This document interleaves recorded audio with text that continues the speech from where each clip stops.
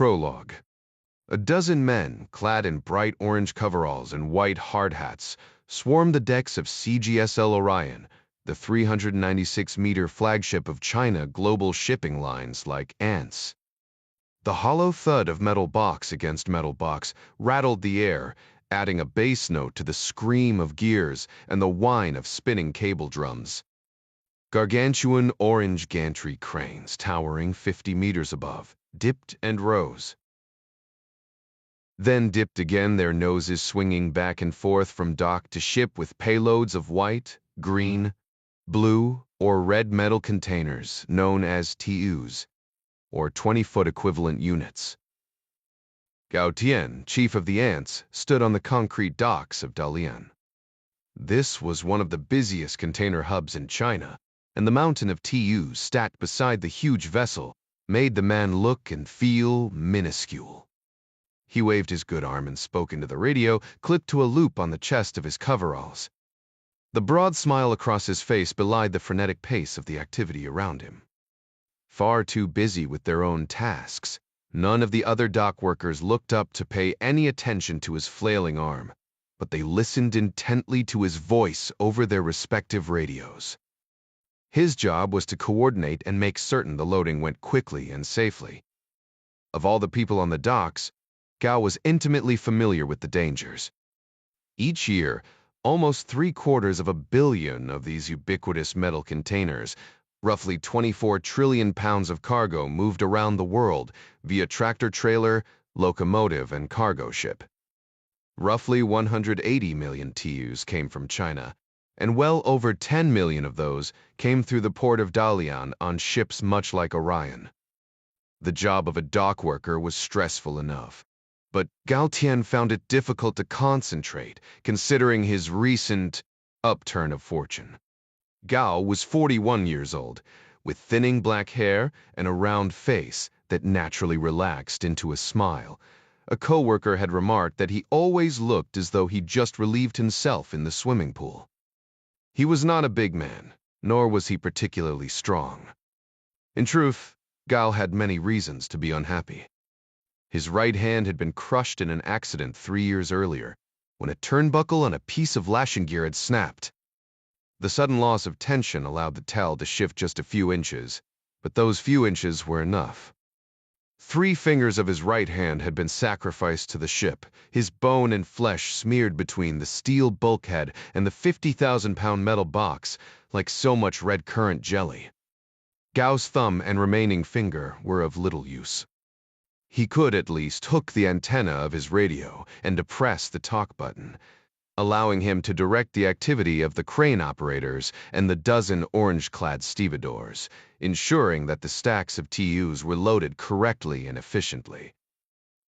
Gao earned no more pay as the chief coordinator, but given his useless hand, he counted himself lucky that the dock manager gave him a job at all.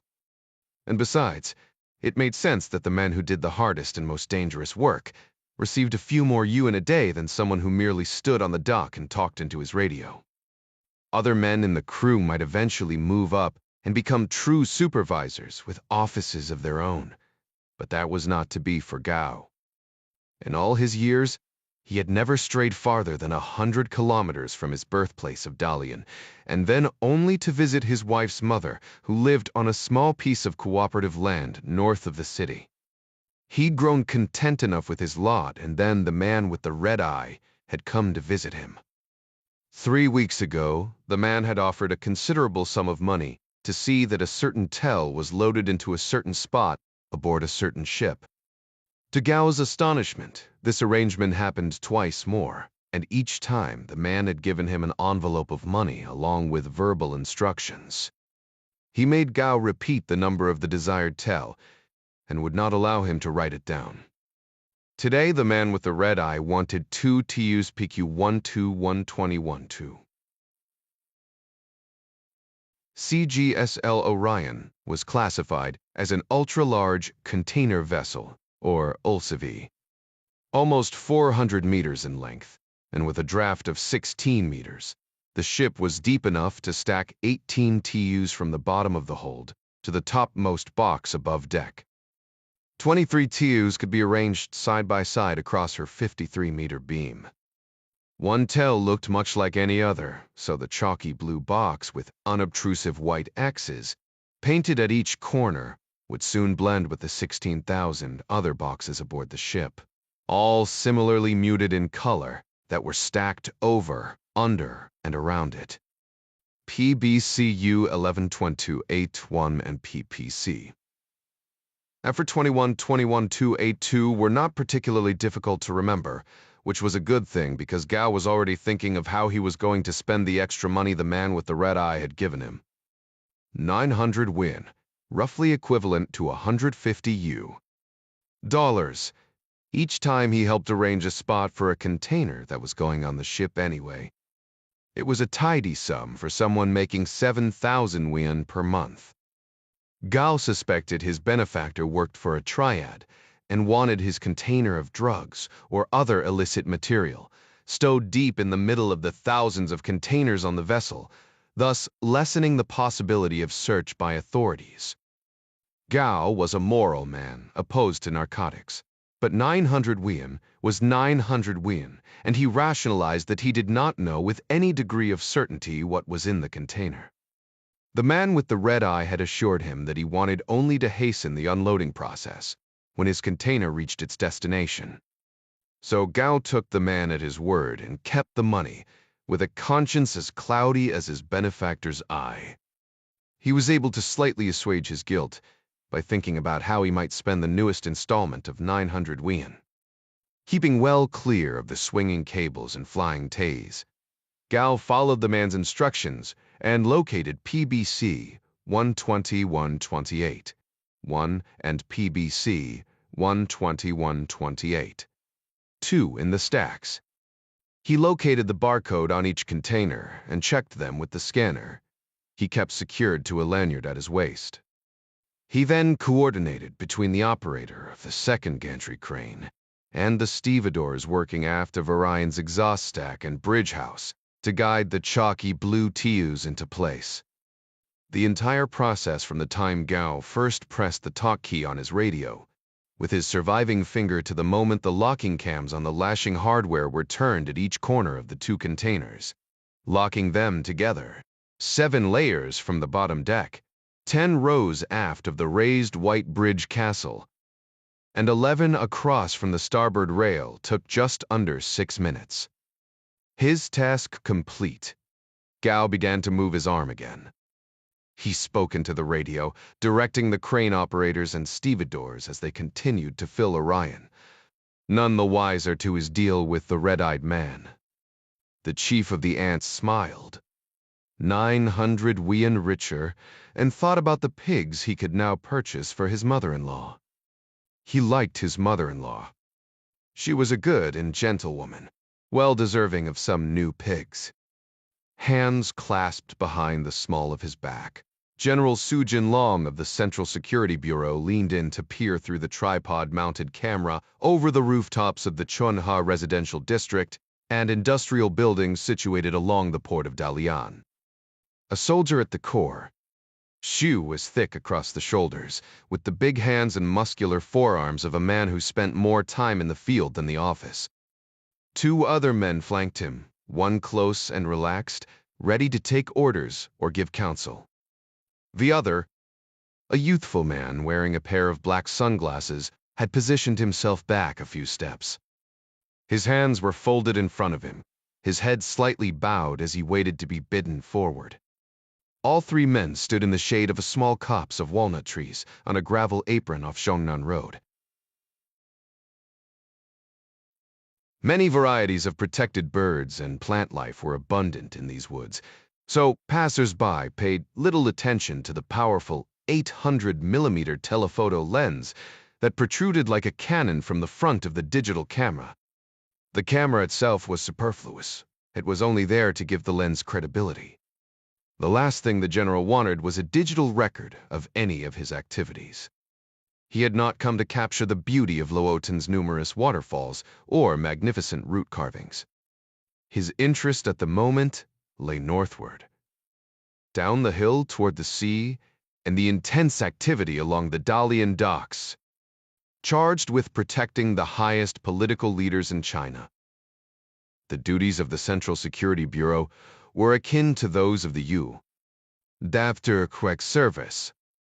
Operatives in the CSB, however, put much more emphasis on the word secret, particularly those operatives under the command of General Xu. Xu stood motionless, eye to the camera, studying the scene with rapt concentration. The dark suit the 56-year-old man customarily wore allowed him to blend in among the hordes of similarly dressed businessmen and government officials around his offices in central Beijing. But Beijing was 460 kilometers away, and the suit would have drawn unwanted attention as he stood on the side of the roadway on the coast of the Yellow Sea. He dressed instead in light khaki slacks and a white shirt with the sleeves rolled up against the unseasonably hot and muggy September. A beige photographer's vest of lightweight nylon hid the Taurus semi-automatic pistol tucked inside the waist of the khakis. The men with him were similarly dressed, but the young CSB operative named Tan wore dark glasses to cover a severely bloodshot eye. All three men were tall and fit, as those tasked with the protection of other men needed to be.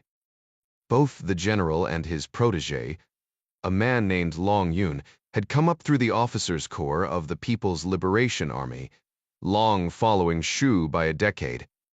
Another 10 years younger than Long, Tan began his professional life in the People's Armed Police. He'd shown great promise until the blood vessels around the pupil of his right eye began to burst every time he sneezed. Rigorous testing revealed his vision was still fine, but Xu found the thing hideous and looked for assignments that would keep the man out of his line of sight. It was the general who had suggested Tan wear dark glasses even on cloudy days or indoors. It would not do to have the general's secretary or some other party dignitary thinking one of the men who protected him was half blind or, worse yet, half drunk. Xu used a handkerchief to wipe the sweat from a high forehead. He spoke without looking up from the camera. "Comrade Tan, do you trust this crippled dock worker of yours?" Tan's shoes crunched in the gravel as he took a half-step forward. "I do, General," he said. "I have conducted 3 transactions in all, 1 week apart. In the first 2, I chose a container at random, each from a lot heading to the United States. Over this 3-week span, Gao Tian has mentioned our arrangement to no one, not even his wife." "Astounding," Xu said, and gasped mockingly, though he doubted that Tan had caught the inflection. What man in his right mind would confide a sudden windfall of money to his wife, of all people?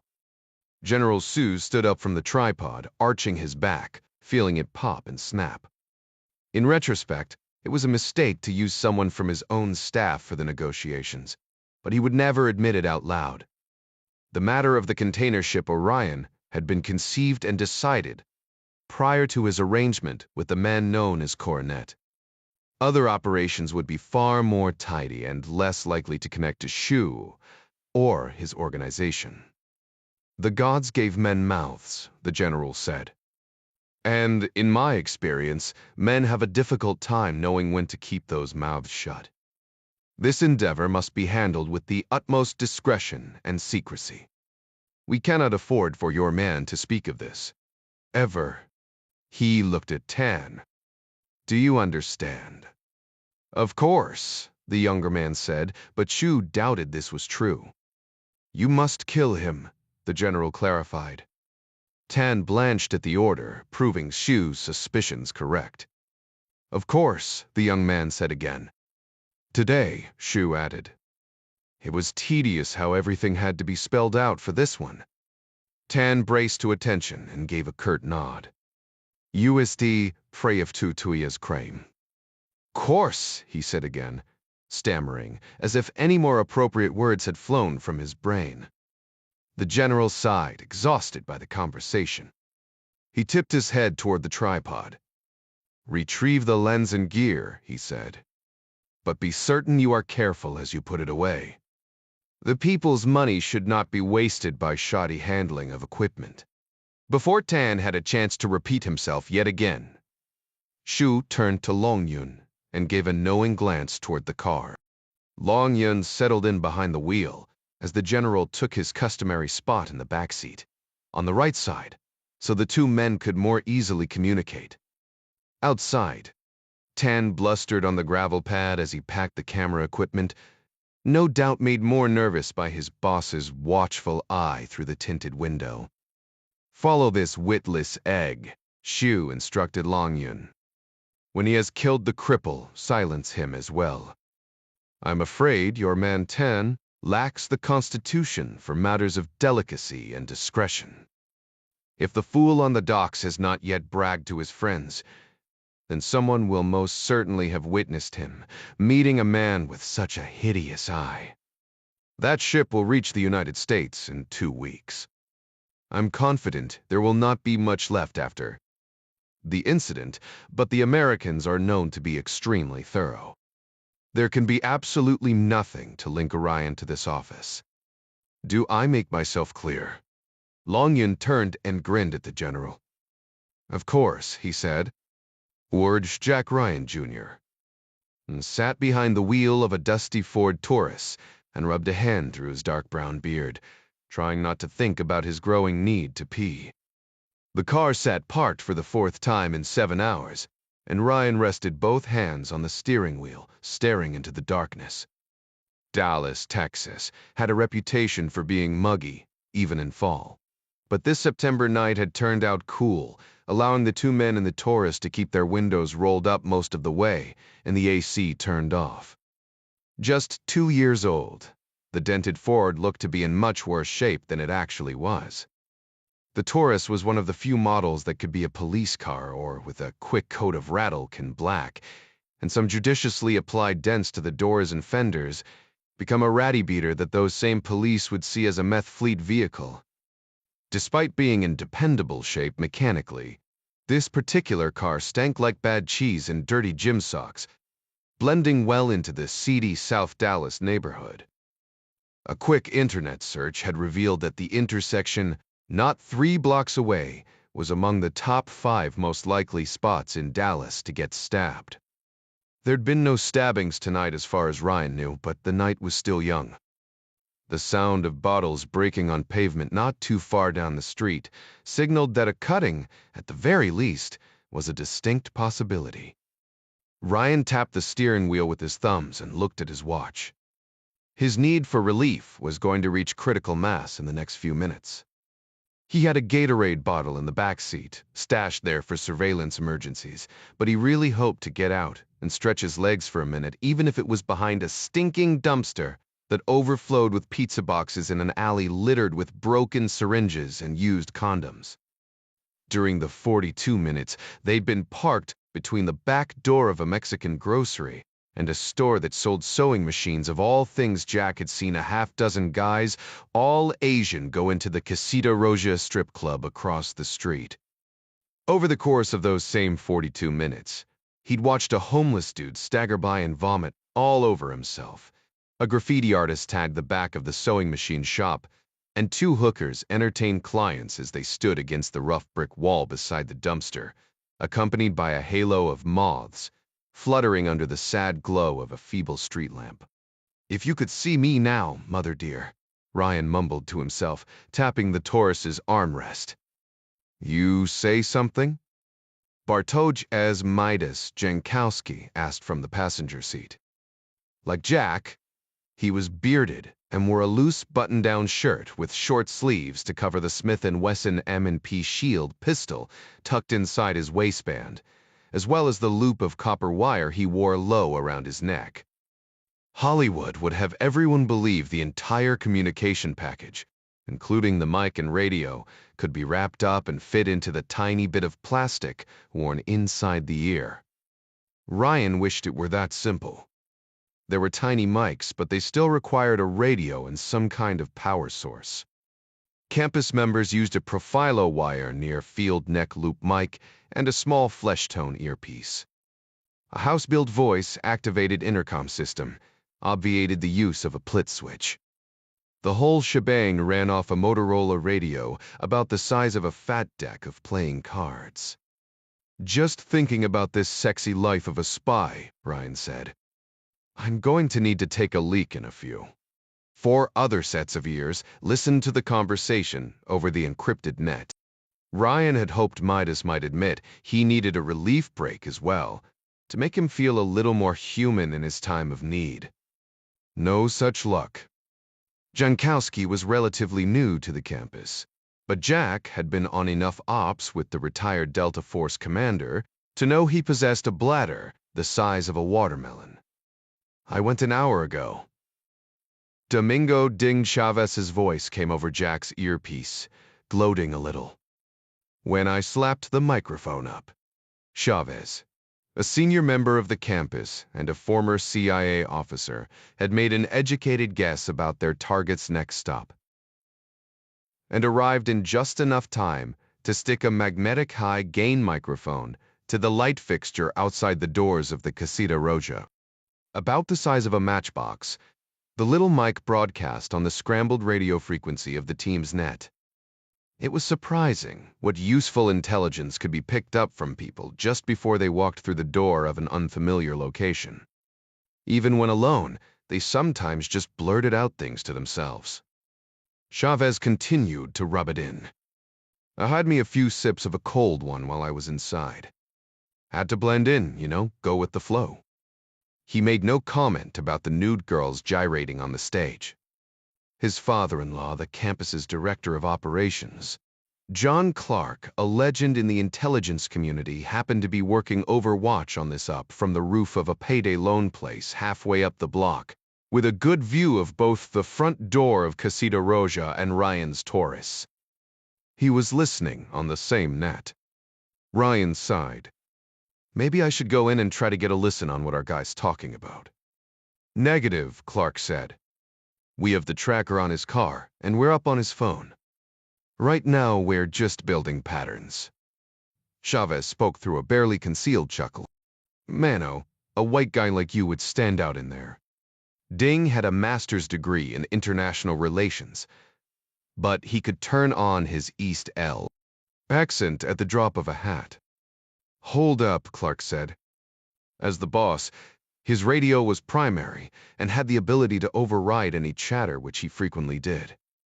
2 Asian males coming out the main entrance now. Jack threw his own monocular scope to his eye and got a good look at the 2 men. In their early 20s, with short-cropped hair, both wore faded jeans. Loose white wife-beater shirts displayed, arms and shoulders covered with tattoos. They loitered by the doors, each lighting up a cigarette. Ryan could make out the print of a pistol stuffed down the front of one guy's jeans, barely hidden under his shirt. The team had already identified several members of the Sun Yi-on Triad. Casita Roja was a strip club run by Tres Equis, a small cell of the Sinaloa cartel, known for the 3 figurative X's, formed by a single bullet hole between the 2 dead eyes of their victims. Since the capture of Joaquin El Chapo Guzman, factions of the cartel were becoming even more bloody if more violence than that brought on by the Sinaloa was even possible. It made sense that everyone in the club would be packing. The men out front spoke in rapid Mandarin, which to Ryan made them sound highly pissed about something. Midas cocked his head to one side, listening. The Chinese men took a couple cursory looks up and down the street, saw nothing to alarm them, and settled in to smoke and joke. They finished their cigarettes, stood outside, and then talked for 2 more minutes before going back inside, as if on a time clock. I'm guessing those 2 are Triad, Ryan said. Midas gave a slow nod. Sounds like these Sun Yi-on assholes are into some heavy shit with Tres Equis. Prostitution, drugs, you name it. According to these guys, they're supplying the Mexicans precursor chemicals to cook up some meth. My Mandarin's a little rusty, but I'm pretty sure I heard red phosphorus in there. Clark concurred. Thought I caught that. He wasn't fluent in Mandarin, but he'd been around long enough to pick up more than a few words and suss out the interspersed English. Any mention of Eddie Fung? Nope, Midas said. Their target, Eddie Feng, was a Taiwanese national. Apart from being addicted to strip clubs and lap dancers, he called himself a reporter for a rag called Zhenhua Ribao True Word Daily. This online journal specialized in juicy exposés about the secret lives of the political elite in the People's Republic of China. The Zerb was, at best, sensationalized clickbait. At worst, it was just plain fake news. Jerry Hendley, CEO of Hendley Associates, the financial arbitrage firm and white sideface of the campus's clandestine activity, would never have approved the unwarranted surveillance of a bona fide journalist. But Eddie Feng was more of an entertainer and propagandist. Feng did, however, appear to have stumbled on something going on with Taiwanese operatives in the pre. Jack had found the tenuous connection while comparing some chatter on an internet forum for the Confucius Institute at the University of Maryland. According to several U of M students, True Word Daily had run an article about the bombing of an unfinished subway tunnel on the outskirts of Beijing. There was a lot of detail in the article, at least, the translation. Jack read details only someone familiar with the investigation or the person or group who did the bombing would know. Ryan happened to be privy to the same information in the form of a People's Armed Police transmission grab by Fort Meade. This Feng guy was getting too much right about events that would be embarrassing to the Chi-Coms to be blowing smoke. The Pre hadn't released anything about the subway bombing to the media yet. There was no chatter of it anywhere but for the NSA Intercept and Eddie Feng's article. Jack had taken his analysis to John Clark, who'd done some research of his own before calling Ryan into a meeting with Jerry, who'd okayed a more intrusive operation. Gavin Beery, IT director for Hendley Associates, would pull up Eddie Feng's bank records, phone history, and anything else he could hack into, which was, according to Beery, every digital jot and tittle there was on the man. It turned out Eddie Feng had made a recent payment of $2,000 to a guy named Fernando Perez Gomez, a car dealer in South Dallas, who the Texas Department of Public Safety Gang Intelligence database said had ties to the Tracy Key offshoot of Sinaloa, and a second $2,000 to a Sun Yan Triad boss, a recent arrival to Plano, Texas from Taiwan. The information was thin, but considering the underworld players involved, and the fact that Eddie Feng had somehow gotten his hands on the information about the Beijing subway bombing, Clark and Hendley had agreed to spool up a short operation and use Eddie Feng as an unwitting agent. Feng would do the hard work, continuing to develop his sources and extracting information from them, while they watched from afar and took notes. The campus team would merely follow him during his investigation, see where he went and who he met, and learn if he came up with any more useful intel from behind the bamboo curtain. Beery had located Feng when his phone pinged a cell tower in Houston, but by the time the team had spun up and the Hendley Associates Gulfstream was in the air from Washington Reagan, Feng had already moved north.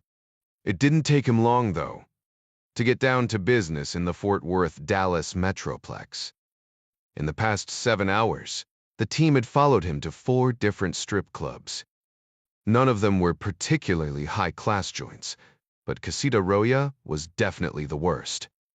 What's more, the club was located in an area of town where a couple bearded white guys like Jack Jr. and Midas Jankowski stood out like bearded white guys in the barrio. Ryan looked at the front door of the club, then back to Midas. They say anything else useful? Not really, Midas said. Other than the meth ingredients, they mostly talked about girls and shit. Adara Sherman, another member of the campus's operational cadre, who was conversant in Mandarin, came over the net. Each of them has a girlfriend who dances in this hellhole, she said. John Clark spoke next. Did the skinny one mention something about a Camaro? He did, Adara said, obviously impressed. Damn, Ryan said. Am I the only one who's not fluent in a bunch of other languages besides English? Ding Chavez, John Clark, Adara Sherman and Dominic Caruso all answered back in turn. Na Kirkatu. See. What da? Oh. Tervtukazam tree. Suasir. Midas turned and looked at Ryan from the passenger seat, giving a little shrug in the darkness. Yup, he said. Looks like I need Rosetta Stone or a multilingual girlfriend, Jack muttered, reaching over the seat to grab the Gatorade bottle. He started to pop off and say something else, but he caught movement out the rear glass as he turned. He froze. John, he said, you got a visual on our 6? I've got movement out our back window. Clark's slightly muffled voice came back a moment later, giving a play-by-play. Ryan could visualize the man's cheek welded to the comb of his suppressed 008 Winchester Model 70, his eye peering through the reticle of a night vision scope. 2 Hispanic males, Clark said. Ooh, female. Males have pistols tucked in their pants. One is carrying a cane or stick. You'll scratch that. It's a golf club. The males just left the girl standing at the wall. They're creeping your way, Jack, 10 meters and closing. We're moving in from the west, Chavez said. He was in the crew cab pickup with Adara, a little more than a block away. Dom was parked farther out, 5 blocks up the street in the direction of the next nearest strip club, with Hispanic or Asian ties. The location was another educated guess, since Eddie Fung had been working, more or less along a zigzagging line of such places all day. Stay sharp, Clark hissed. Tizrin guys are moving slow, tactical. Always a chance they could be undercover cops, hang on. The female decided she's coming with them now. From the tone of his voice, it was clear he remained on his rifle. Clark exhaled fast, like a boxer taking a body blow. What that says souls as cities? Not cops. Guy with the golf club just whipped the shit out of the girl. About time to unass the car, partner, Midas said, drawing his sidearm. Hold up, Jack said, his hand on the ignition. I got an idea. They're coming up on either side, Clark said. He could see the man on his side moving up now, almost at the back of the Taurus. Ryan looked across the center console at Midas. Fling your door open on my mark. Midas grinned. I like your style. Ryan turned the key as the image of a man filled his side mirror. He used his left hand to push his door wide open, while at the same moment using his right to throw the Taurus into reverse. The engine roared to life. Tires chattered on the grimy asphalt, and the car shot backward down the alley. The open doors acted like wings, catching the 2 approaching men, knocking them off their feet and dragging them along with the car. Ryan stomped the brakes just after impact. Physics and inertia kept the doors traveling rearward, slamming them shut and pinching the 2 men between the unforgiving pieces of steel. Ryan and Midas bolted out of the Taurus on top of their respective assailants. Ryan's was unconscious but still breathing. The broken shaft of a golf club stuck from his right thigh. Midas's man was a little more coherent, but the retired Delta operator solved that by bouncing the man's head off the doorpost. Ryan and Midas each secured the pistols and did a quick pat-down for other weapons before calling clear. No movement from Casita Roja, Clark said, his voice cool and detached, as if they were still on routine surveillance. Ryan, Midas, pull those guys back behind the sewing machine shop. Ding, you and Adara check on the girl. Gravel crunched as Chavez rolled up with Adara Sherman and loaded an unconscious Asian female into their ratty 4-door Silverado. Adara's sure voice came over the radio. She'd served as a Navy corpsman in a past life and had seen more than her fair share of wounds and death. The girl's still alive, but that asshole broke her nose. Pretty sure her orbital bone is shattered. Good chance he'll have some swelling in her brain. Parkland Hospital is just south of us, Don Caruso said. It was his job to keep up with things like emergency rooms and police stations during this rolling surveillance. He gave the complete address of Parkland.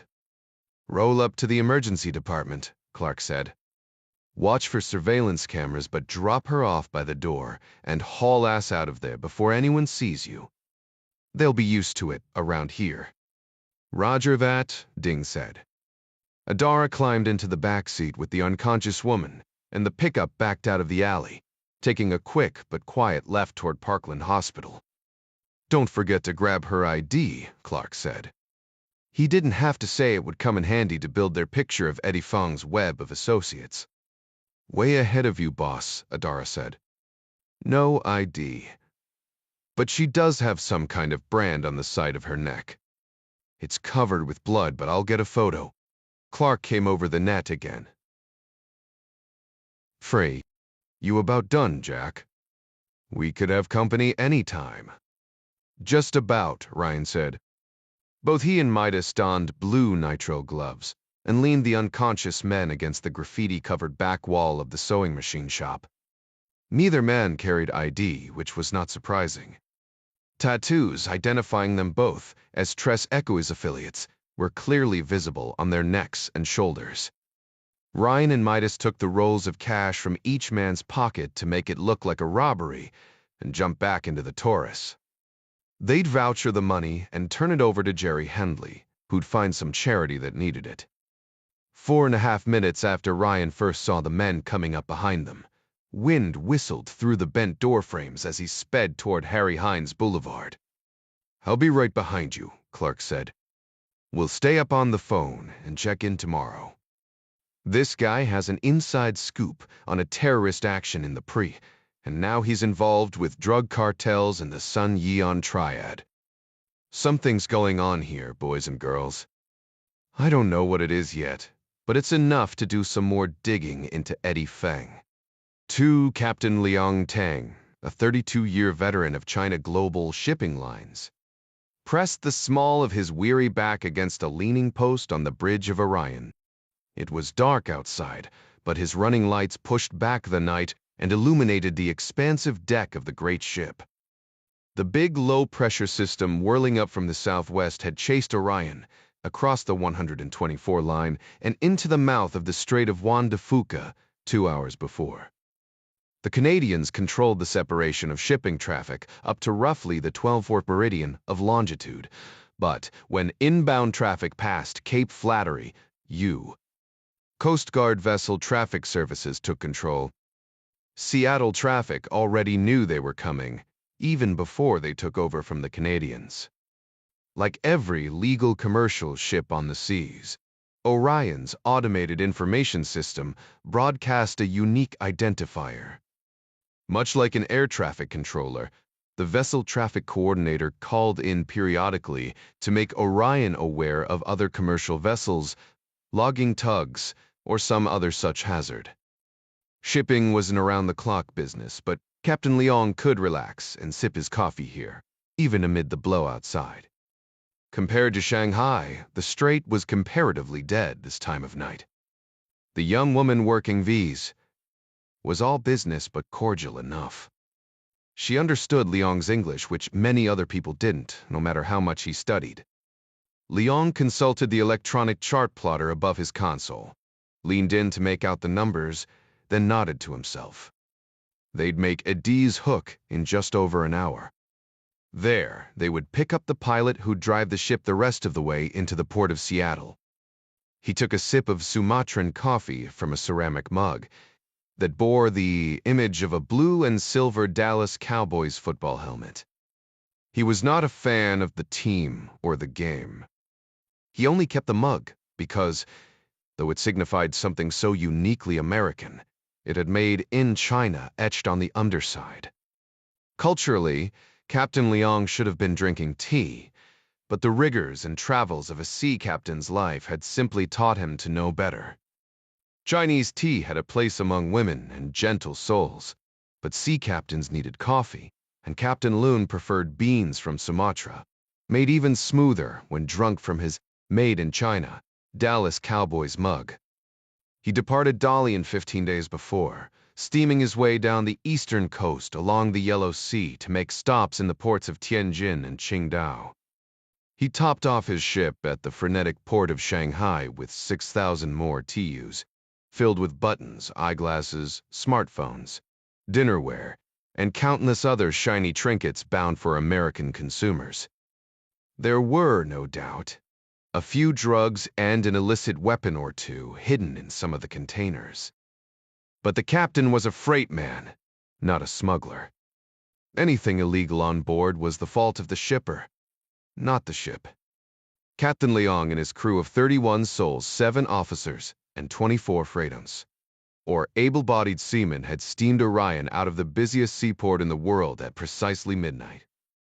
Navigating the heavily used sea lanes was made easier for the monstrous ship by a harbor pilot and 2 tugboats. They left under cover of darkness, not because they wanted to hide anything, but because that's when the last tell was secured to the deck and the final piece of paperwork was signed and stamped by port officials. Captain Liang wanted his ship loading, unloading, or sailing. Anything else was wasted time and money. At 5,000 tons and 50 meters longer than an American Nimitz-class aircraft carrier, Orion required a great deal of space for the basic maneuvers of simply stopping and turning. 2 tugboats worked in concert with the Shanghai pilot on board to assist her in negotiating the crowded waters of the harbor, one ready to bump the side, the other with a steering cable off the ship's stern. They cleared the entrance in less than an hour. The pilot exited through the bunker door below the bridge castle and hopped onto one of the tugs, leaving the huge vessel to her own devices and the crew's good seamanship. Orion's powerful Wärtsilä diesel pushed her northeast on glassy seas at a steady 22 knots. The design of his mammoth container vessel made it impossible for Captain Liang to see the water directly around his ship, but he could imagine Orion's bulbous bow pushing up a frothy white wake on either side. A British sailor would say she'd taken the bone in her teeth. The crew had watched the sparkling lights of Shanghai grow dim and finally wink out behind them, leaving them alone in the purple night. Shortly after sunrise, Orion sailed below the southern Japanese island of Kyushu to catch the dark waters of the Kuroshio Current. Similar to the Gulf Stream of the Atlantic, the Kuroshio flowed up from the equator, pushing her warm waters north and east and saving Captain Liang and his company precious fuel. The massive ship moved through several squalls as it reached the halfway point of the journey. Then, for the next 3 days, Captain Liang watched the radar above his helm as a giant blob of low pressure brought cooler temperatures and confused seas. Exposed to the westerlies of the open Pacific, the strait offered little protection from the wind and waves. By the time they crossed the Tuanfor, gusts were 40 knots and sustained winds had reached 30. Waves were 3 and 4 meters high, but that was okay. Liang's ship was big and cut through 4-meter waves like they were barely even there. It was too dark to see the shore of Washington's Olympic Peninsula or his starboard side, but he could almost pick up the hint of sawdust and sap from the endless mountain forests. He liked the Pacific Northwest. There was a quietness to the place that calmed him, even in heavy seas. Safely tucked inside the heated bridge, the captain yawned in spite of the nasty blow outside. Any fool could drive a boat on calm waters. It took a real seaman to save fuel in a storm aboard a box carrying boxes that were filled with boxes. Liang Tang's supposed boys, in every country that was bordered by a sea, were somehow beckoned by the lure of salt and wind and adventure. But there was no lure in boxes. The captain hardly even noticed them anymore. They were merely gray or blue or red blobs that he looked over and around to try to catch a glimpse of the horizon or the lights of the next port. He had no idea what was in any of the containers. There was, of course, a manifest, but the modern ship's master found himself buried under mountains of paperwork between ports, and Liang simply didn't have the time or the inclination to read it. Dangerous goods were noted, refrigerated containers were stowed together, and Unless another dozen Fujianese stowaways had hidden themselves away in one of the TUs, as they had the year before, there shouldn't be anything alive in any of the containers. While the Tau had changed the nature of shipping, progress had changed the inside of the modern seagoing vessel. Orion's helm was not the beefy wooden wheel of Liang's seafaring forefathers, but high-impact plastic, and most of the steering was done through the computer and a small bump lever. A bank of screens above the helm displayed the radar, the EDSICE electronic charts, a depth sounder, radio frequency, a tachometer, and the eyes. This automatic identification system broadcast the ship's name, speed, and heading to port authorities, passing ships, and if they were savvy enough to have the app for their smartphones, pirates. Fortunately, Seattle had no pirates, but for the company that pumped the shit from the ships holding tanks. Their prices were outrageous. With all the soulless plastic, the only nod toward a more traditional helm was the half-sphere compass, its magnetic correction noted on a metal plate affixed to the plastic beside it. It cost just over 1 American penny to ship a can of beer across the Pacific, but with that efficiency came the loss of soul. Lightning, quick unloading and loading, made it impossible for Liang to give his men liberty, in all but a very few ports. And even then, most of them would not be able to make it past the razor-wire fences that cordoned off the Marsic area of the docks. It seemed to Captain Liang that he'd sailed out of one port when sailing, had provided him an exotic life of adventure, and then, over the course of that single voyage, while he was not paying attention, it had become a job. Storms like this at least made him feel like a sailor. And still, the job did have its good points. He did have a few quiet moments to read. The Chinese government frowned on organized religion, but a decade earlier, a zealous dock worker in the Philippines had gifted him a small copy of the King James Bible, and he'd read it many times. Better to dwell in the corner of a roof than in a wide house with a brawling woman, the proverb said. And when Captain Liang thought about his sniping wife, his life at sea seemed less like the corner of a roof than it actually was. Liang heard the squeak of the hatch behind him and turned to see Goose, the Balinese steward, enter with a platter of fresh donuts. At 17, Goose, short for Bagus, meaning handsome in Bali, was by far the youngest pair of hands on the ship. In Liang's estimation, he was also the brightest. "Captain," the boy said in English, giving him a polite nod.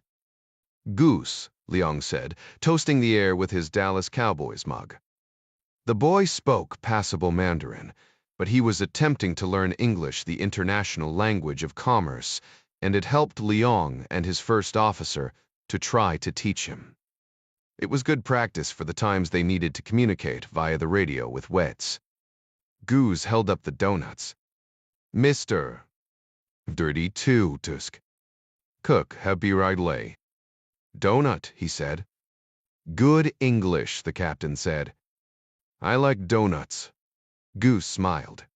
"I like donuts."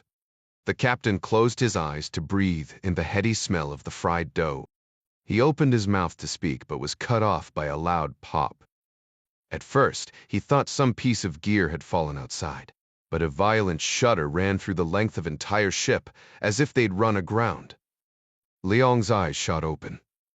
He set the coffee mug in the slot beside his leaning post and scanned the instruments. The depth sounder showed 119 fathoms, more than 700 feet. Perhaps they'd hit something. Countless TUs went overboard each year. Most sank shortly after hitting the water, but some lurked just below the surface like drifting reefs. Perhaps Orion had struck one of them, or even a flotilla of logs. Her hull was thick and made to withstand such an impact, but any strike was reason to worry.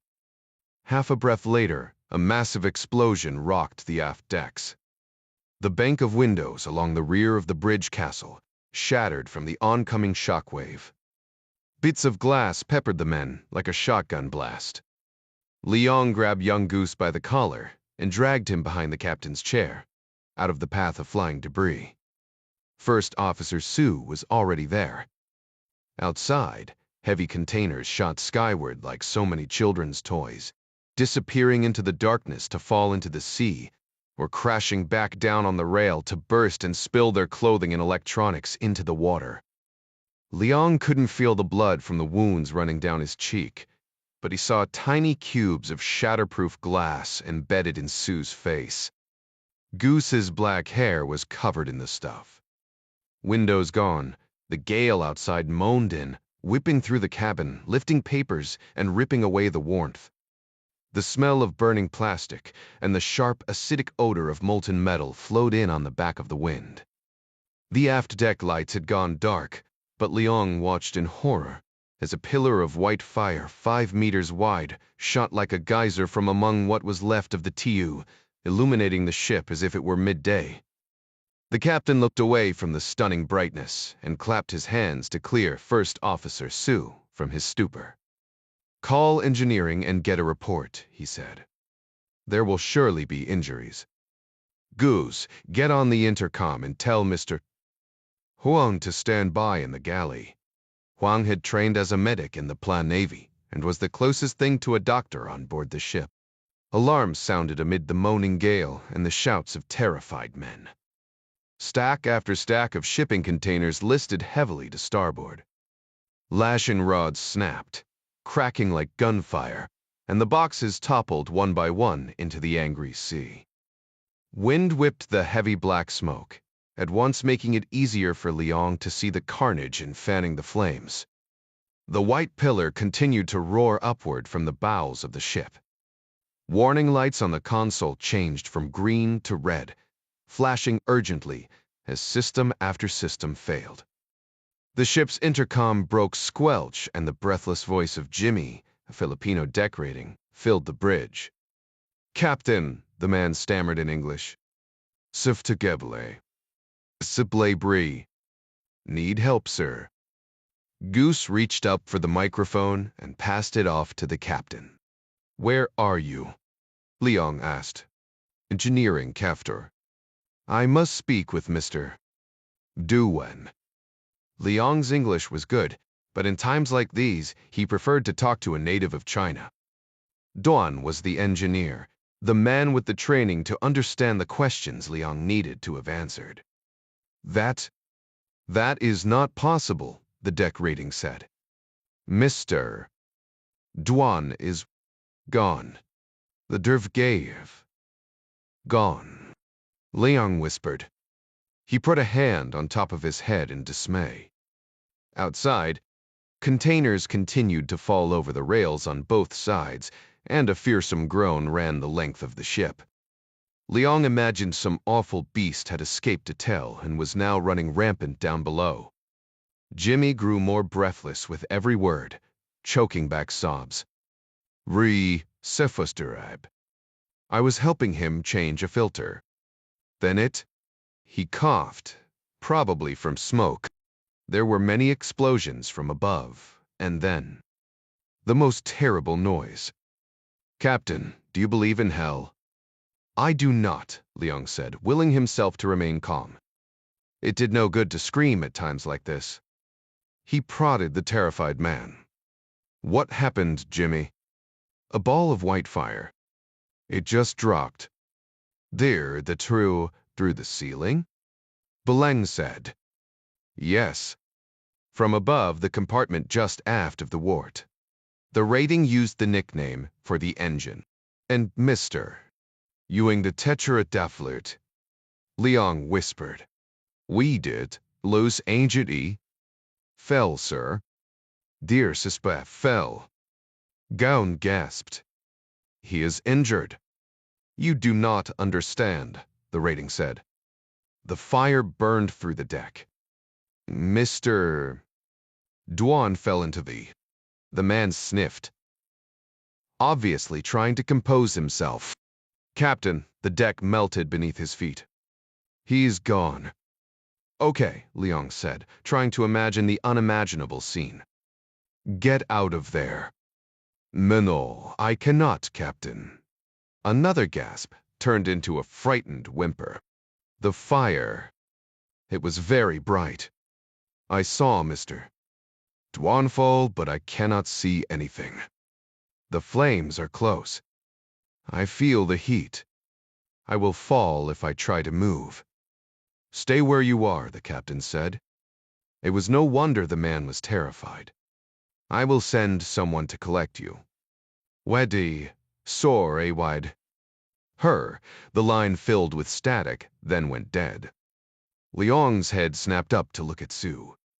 The first officer had pulled a thick binder, labeled fire procedures from below the console, and thumbed through it with trembling fingers. Win, Forian, the captain said, calling the addled man by his given name in an effort to steady him. Put that away and go to engineering. Remind everyone you see to put on their life vests. Some will forget in these moments of confusion. The first officer gave a curt nod. Then, grabbing his own life jacket from a compartment under the navigation table, ducked his head and moved to the hatch leading to the aft deck. Goose looked back and forth from the open hatch to the captain. I will go with him, he said, waiting for permission. The captain nodded, picking up the radio phone. Goose, he said, as the young Balinese steward started down the stairs to the aft passageway. The boy turned, only his head above the deck. A white flame means a metal fire. Make certain to use the dry Class D extinguishers only. Water will make it worse. And put on a life vest.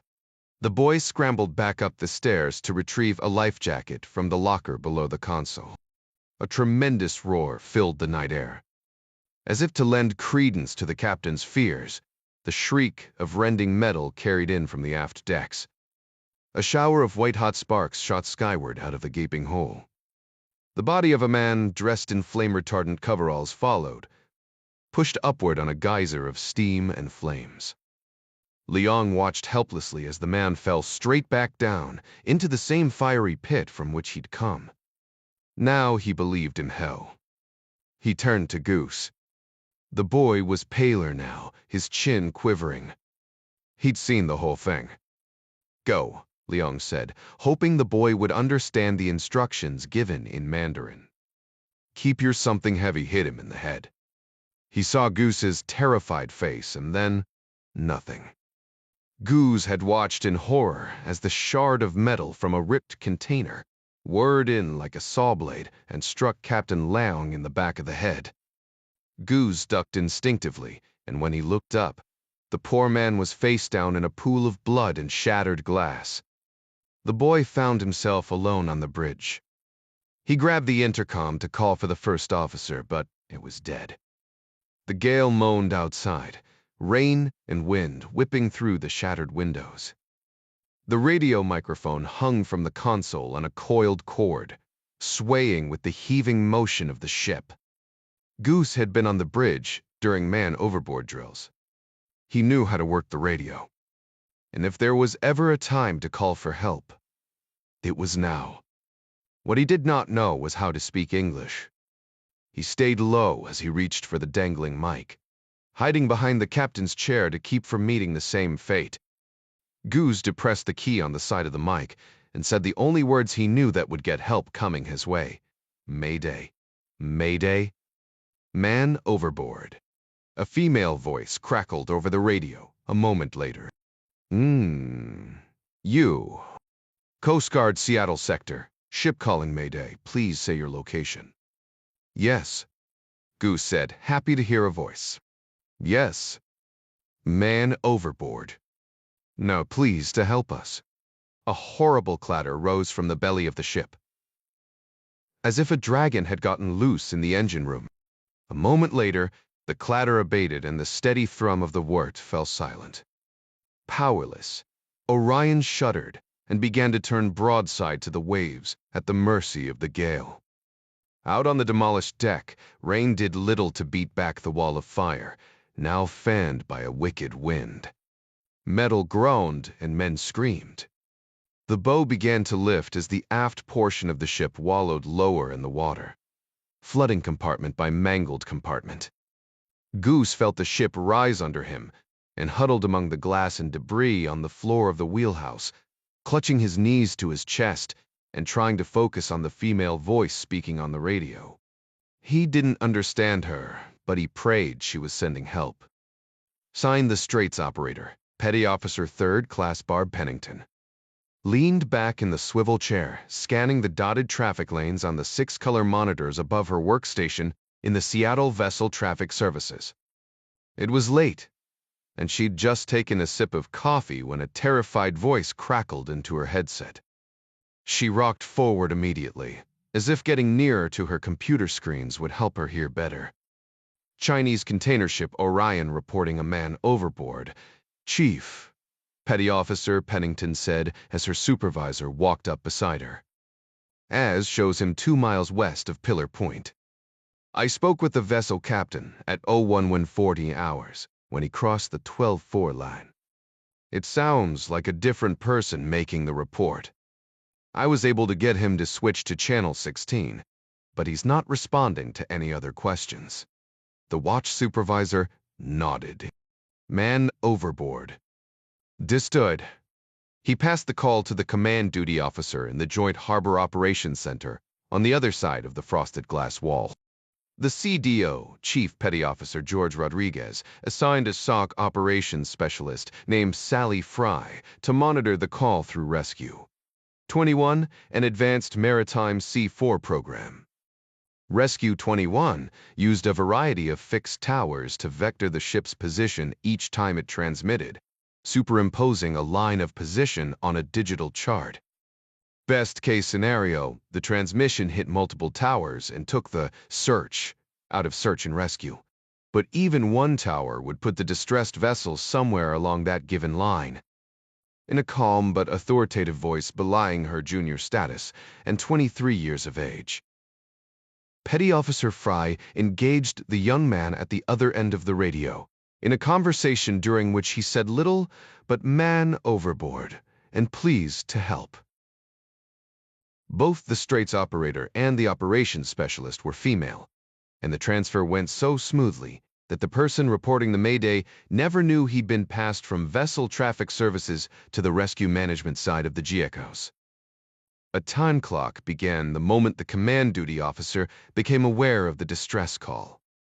Chief Rodriguez looked across his workstation and nodded at the operations unit specialist, who returned the nod, letting the chief know he was already building a case in search and rescue optimal planning system.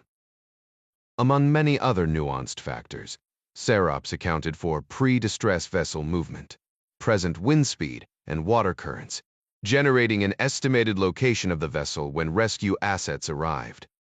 Next, Rodriguez picked up the phone and activated Air Station Port Angeles to spin up their B-0 response crew and get the ready helo flying toward Orion.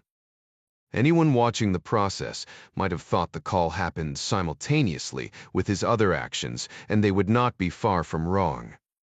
As command duty officer, Chief Rodriguez had the authority to send assets before even notifying his boss, the search and rescue mission coordinator. The SME made it crystal clear. When it came to SAR, the initial response of the U. Coast Guard was to go there. The junior duty officer at Coast Guard Air Station Port Angeles answered the phone on the first ring. Cidu Rodriguez passed on the information to the Joe, who repeated it back, then hung up and pressed the extension for the senior duty officer, Lieutenant Commander Andrew Slasnik, pilot in command of the B-0 response helicopter. Each Coast Guard air station in the United States had at least one B-0 response crew on duty at any given time. They slept next to the hangar and were ready to deploy inside a 30-minute window. Each STO had his or her own way of doing things, and this one liked to be called prior to the SAR launch alarm being activated. The STU answered quickly for so early in the morning. "This is Mr. Slasnik," he said, his words thick with sleep. The pilots were accustomed to these middle-of-the-night calls. Lieutenant Commander Slasnik seemed to live for them. The Doe relayed the scant information regarding Orion's man overboard report, and the Stowe repeated it back to assure the petty officer he was awake and moving. "Let's go ahead and wake up the crew," he added, before hanging up. The SAR alarm wailed a moment later, resting his co-pilot, Lieutenant Becky Crum, from a deep sleep in the adjacent room. Slasnik called her cell phone just to make sure she heard the siren and said in his best Arnold Schwarzenegger voice, "Get to the chopper!" The flight mechanic and rescue swimmer slept in a building closer to the hangar and nearer to the alarm. Slasnik splashed cold water on his face and smoothed the bedhead out of his dark hair. He sat on the edge of his rack while he pulled up local weather and any notices to airmen on the electronic flight bag program on his iPad. Winds gusting to 40 with heavy rain in the strait. He groaned. As a helicopter pilot, he didn't mind the wind. In fact, wind helped him with his hover when the bird was heavy, but it wreaked havoc on the hoist cable and made the rescue swimmer's job all the more difficult. And his swimmer on this crew was a newbie, fresh out of 13 weeks training. They'd gone out earlier that day on a jumper from the Tacoma Narrows Bridge, but locals had fished the body out before they got there, so it wasn't a real call-out. The kid had handled himself well, asked good questions during the cream open conversation Slasnik encouraged during any mission. This was going to be different. The kid was going to get wet. The weather was skosh, but it was a good thing he was going to cut his teeth on a simple man-in-the-water operation. First-hand experience in cold water cajoled the Staub along in his routine. People who fell off ships rarely wore any sort of protective suit, and without any protection, the window for survival began to close at an extremely rapid rate. Slasnik would check the weather again before he launched. Marginal weather at the station often sucked severely farther west in the strait. He pushed a speed dial number on his cell and made his first call the ops boss at home, holding the phone to his ear with a shoulder while he stepped into his Switlik dry suit. It was a goofy thing, and he didn't admit it to anyone other than his wife, but he loved that orange suit. Wearing it along with the black SAR Warrior's survival vest made him feel like a superhero. He didn't mind getting up in the middle of the night. Like his 5-year-old son said, that's when superheroes were needed the most. Andy Slasnik had known he would someday become a pilot from the moment he saw his first crop duster growl overhead, to drop a marker at the end of a row on 400 acres of canola at his grandfather's farm. He was 9 years old, and his family had been visiting his mother's parents in southern Alberta. The Piper, Pawnee Brave, had seemed low enough to reach up and touch.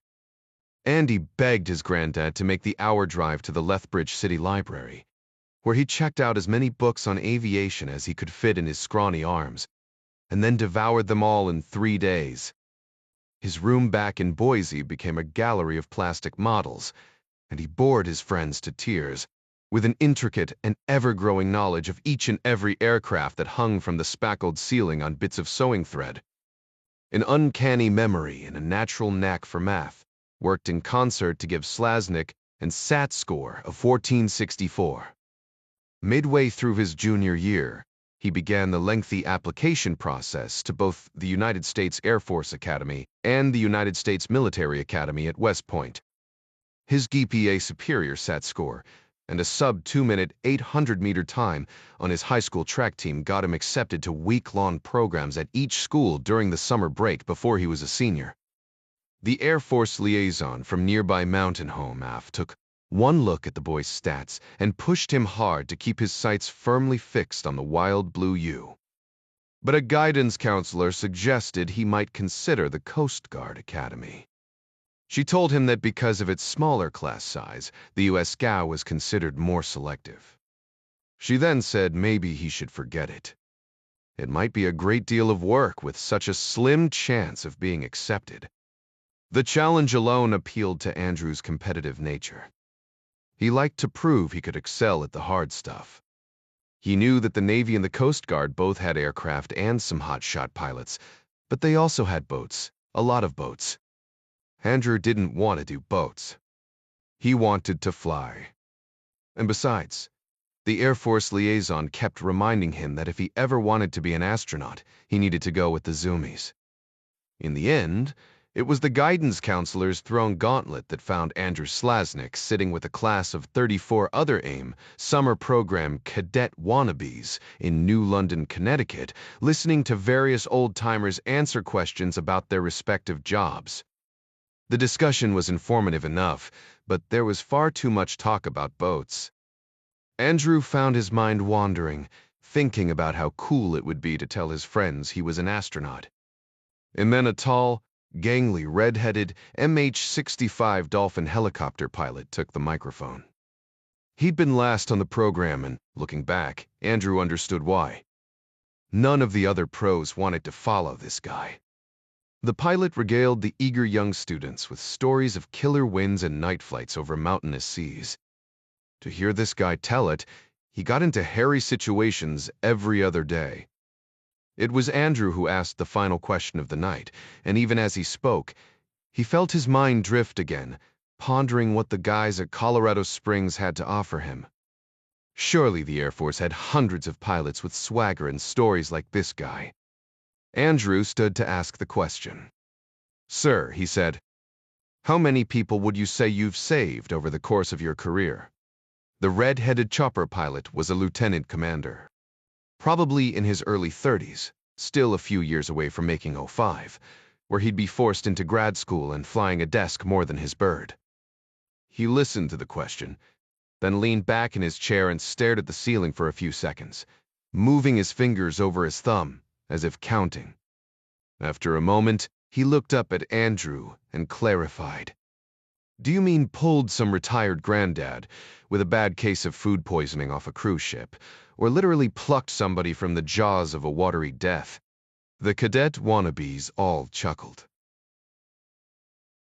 "Let's go with plucked from the jaws of death," Andrew said, thinking maybe he'd hit a nerve. The pilot gave a humble shrug. 37, he said. The room grew quiet as a church. Andrew Slasnik returned to Boise, where, later that year, he received congressional nominations for both USAFA and West Point. He was formally accepted to each school. The Air Force Academy sent an early admission letter in an effort to preempt him from accepting another offer.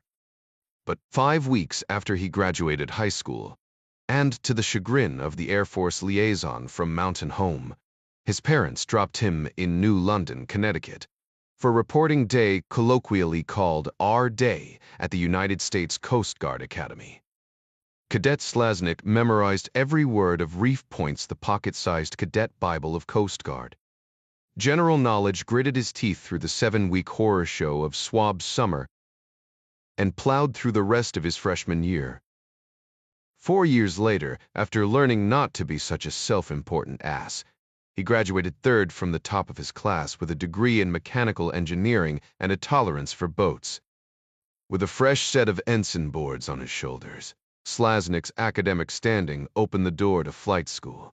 And after a battery of rigorous physical tests and an in-depth background, where OPU investigators asked with complete sincerity if his mother's family had ever urged him to spy for the Canadians, he was admitted to rotary wing training at Naval Air Station Pensacola. He finished up training in his Coast Guard airframe in Mobile, Alabama. And even now, Lieutenant Commander Andrew Slasnik got chills every time he walked with a swagger out to the flight line and his own MH-65 Dolphin, because few weeks went by that he didn't have an opportunity to pluck someone from the jaws of death. Sir, dressed in his orange dry suit, Lieutenant Commander Slasnik logged in to the Aviation Logistics Management Information System across from the watch captain's desk to check maintenance records. The air station had 3 MH-65s, but it was a rare moment when at least one wasn't undergoing some kind of maintenance.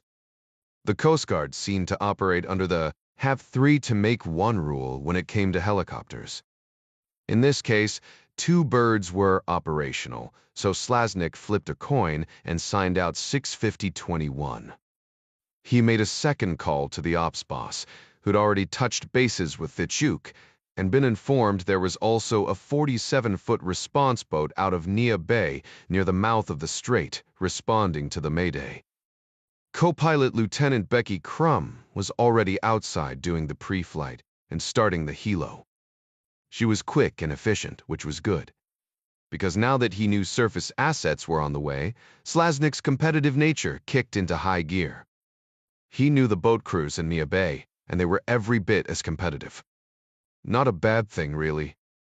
The guy in the water didn't much care who got there first. 18 minutes from the Joe's call, the two pilots walked through a steady rain and climbed into their orange bird, sometimes called Tupperwolf or Plastic Fantastic, by other, less discerning pilots, and began their instrument checks. Slaznik preferred to sit in the left seat and run the radios while he flew, but Crum was new and not yet hoist qualified, so Slaznik took the right side. The flight mech and rescue swimmer got themselves situated in the back. 8 minutes after that, Slaznik flipped down his Amvis 9-night vision goggles and called Whidbey Island Approach to request clearance to take off to the west, advising them he had information Bravo. With flight clearance given, he added throttle and pulled up the collective to bring the Dolphin into a hover. The 70-mile-per-hour rotor wash drove the rain into the ever-present goose crap on the runway, throwing it into the upwash and spattering green slime across the windscreen. "That is so nasty," Lieutenant Crum muttered, before depressing the microphone and transmitting to the soak. Rescue 6521, departing Air Station Port Angeles with 4 souls on board. Eta Pillar Point, 14 minutes. Lieutenant Commander Slaznik checked with the rest of his crew, who each gave him a thumbs up. Nuxi 55T1's tail came up slightly, and she shuddered, like a racehorse in the gates. "Gorge is in the green," Slaznik said, performing one final scan of his instruments an instant before he eased the cyclic forward to scoot down the runway. "This looks, smells, and feels like a helicopter. We're on the go." In the rearmost seat of Rescue 6521, mounted almost flush to the deck, rescue swimmer Lance Kitchen checked his gear for the second time since boarding the aircraft. He was 5 feet 10, 17 pounds. At 24, and a recent graduate of the monumentally strenuous 13-week Coast Guard Rescue Swimmer School in Elizabeth City, North Carolina, he was in the best shape of his life. The darkness was nothing to him now. Dangling on a spinning cable above an angry sea was second nature. Black water and big waves called his name. What he feared was failure, more specifically, any failure brought about because of something he missed. Unlike the other members of the SAR crew, Petty Officer Second Class Kitchen's gear reflected the fact that he planned to get in the water. A scuba mask and snorkel were affixed to the top of his windsurfing helmet, along with a strobe that would allow the pilots to keep him in sight in heavy seas.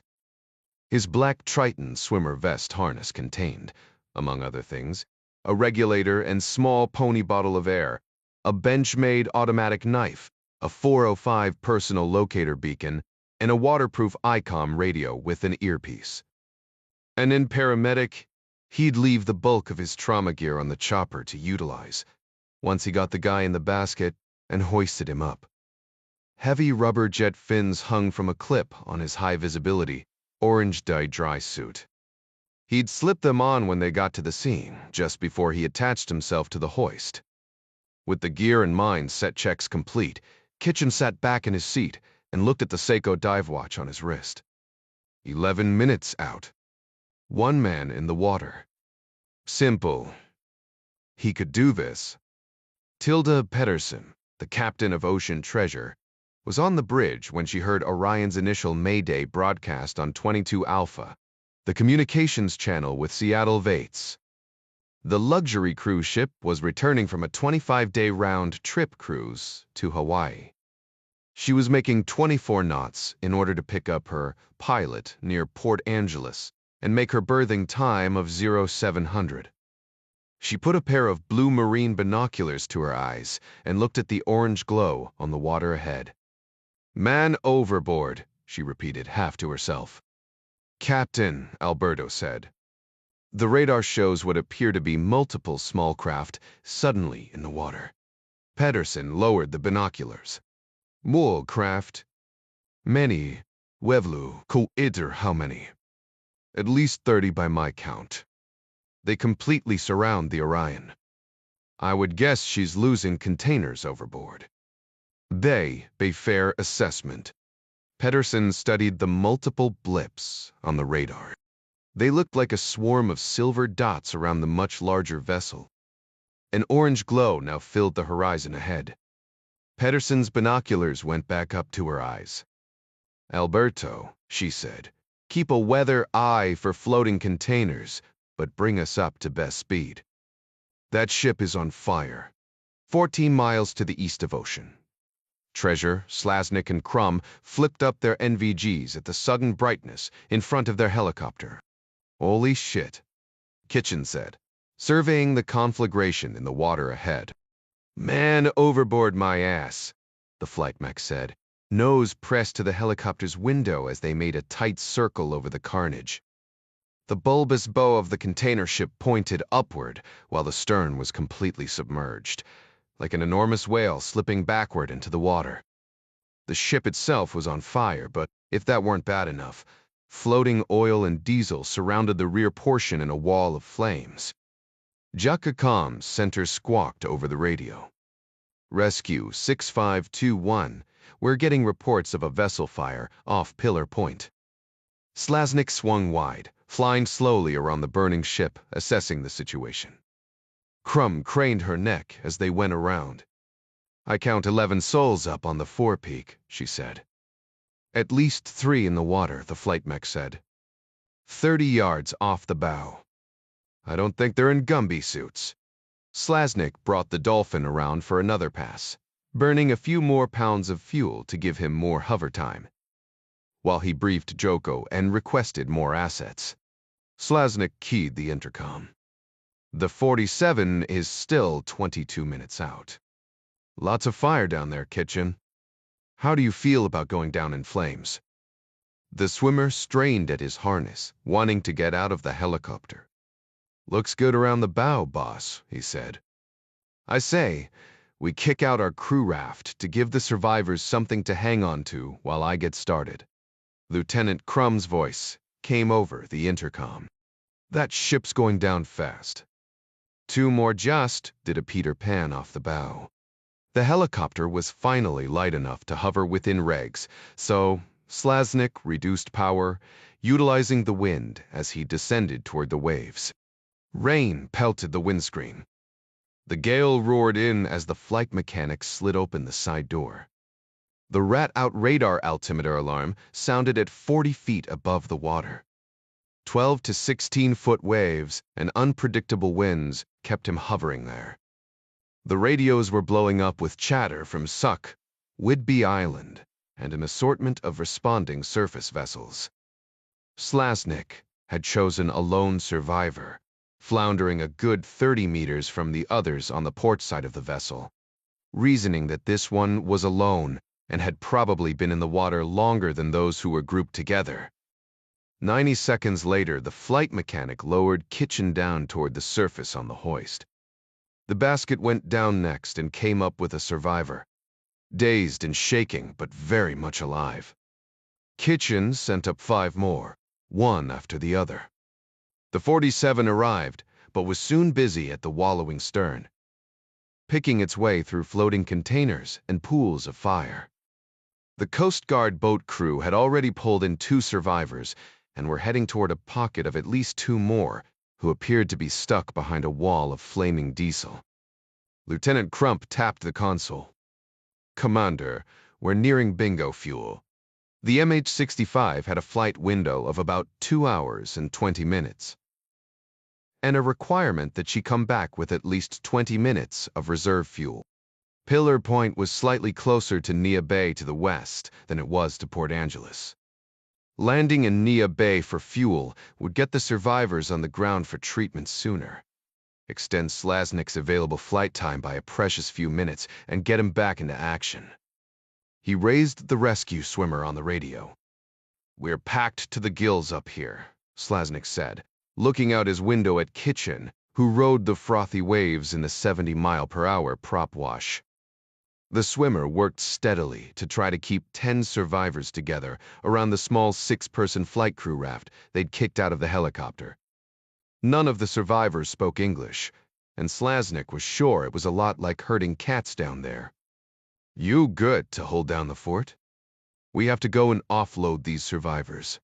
Kitchen didn't hesitate. "Roger that. We'll be here when you get back." Slasnik spoke into the radio as he added power. "Gaining altitude. Coast Guard near bay. Rescue 6521 heading to you with 6 survivors. The flight mech will fill you in on their condition. Break. Gekin, you hold tight. We'll be back in a flash."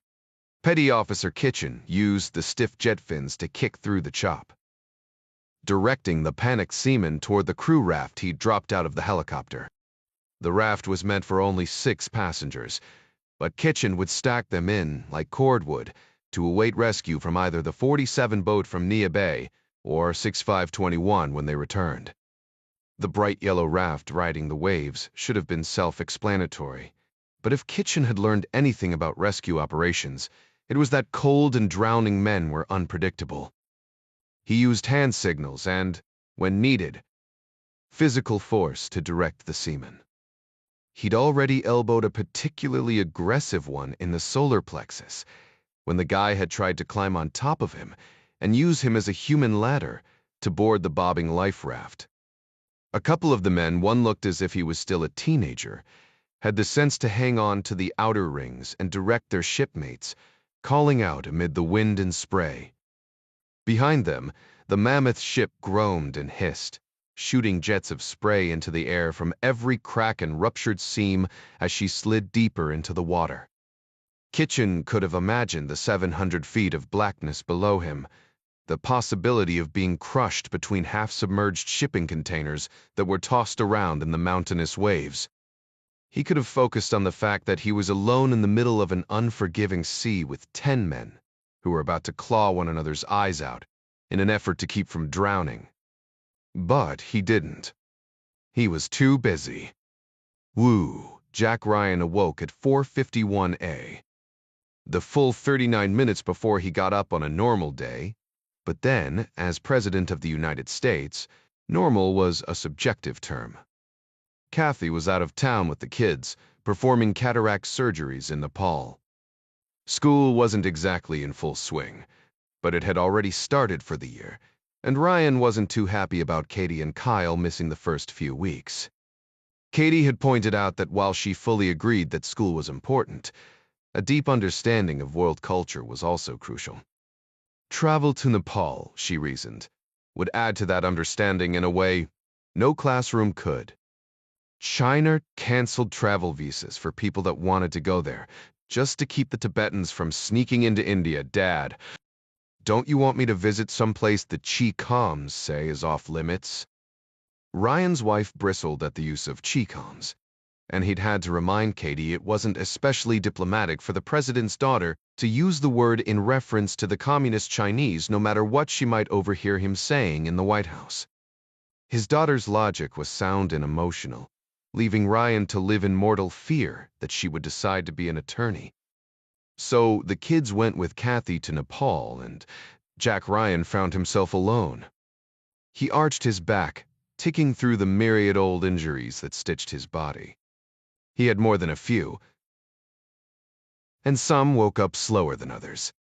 Sitting up against his pillow, he glanced at the bedside table and the 5x7 photograph of his wife and him on the docks at Annapolis. They were standing with his old friend and mentor, the late Admiral James Greer. The photo customarily occupied a place of honor on top of his cherrywood dresser, but it was Ryan's favorite picture of Kathy, so he moved it to the side table whenever she went out of town. Ryan reached for his glasses and stood, wincing when his feet hit the carpet.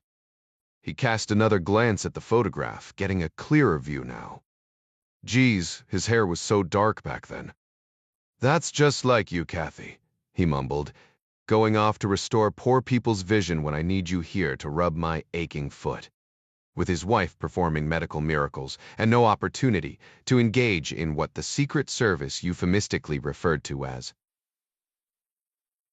discussing the situation in Belgrade. Ryan was up and seated on the rowing machine in the residence gym by 5:05. An hour later found him showered and dressed in a pair of gray wool slacks and a white French cuffed shirt that had been laid out for him while he was in the gym.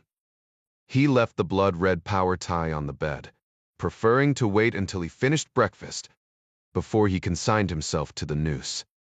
The Navy steward, a young petty officer named Martinez, followed Ryan's location in the residence by watching a lighted panel that indicated POTUS's whereabouts as he moved across the pressure-sensitive pads, under the carpet of the bedroom, gym, shower, and back to the bedroom.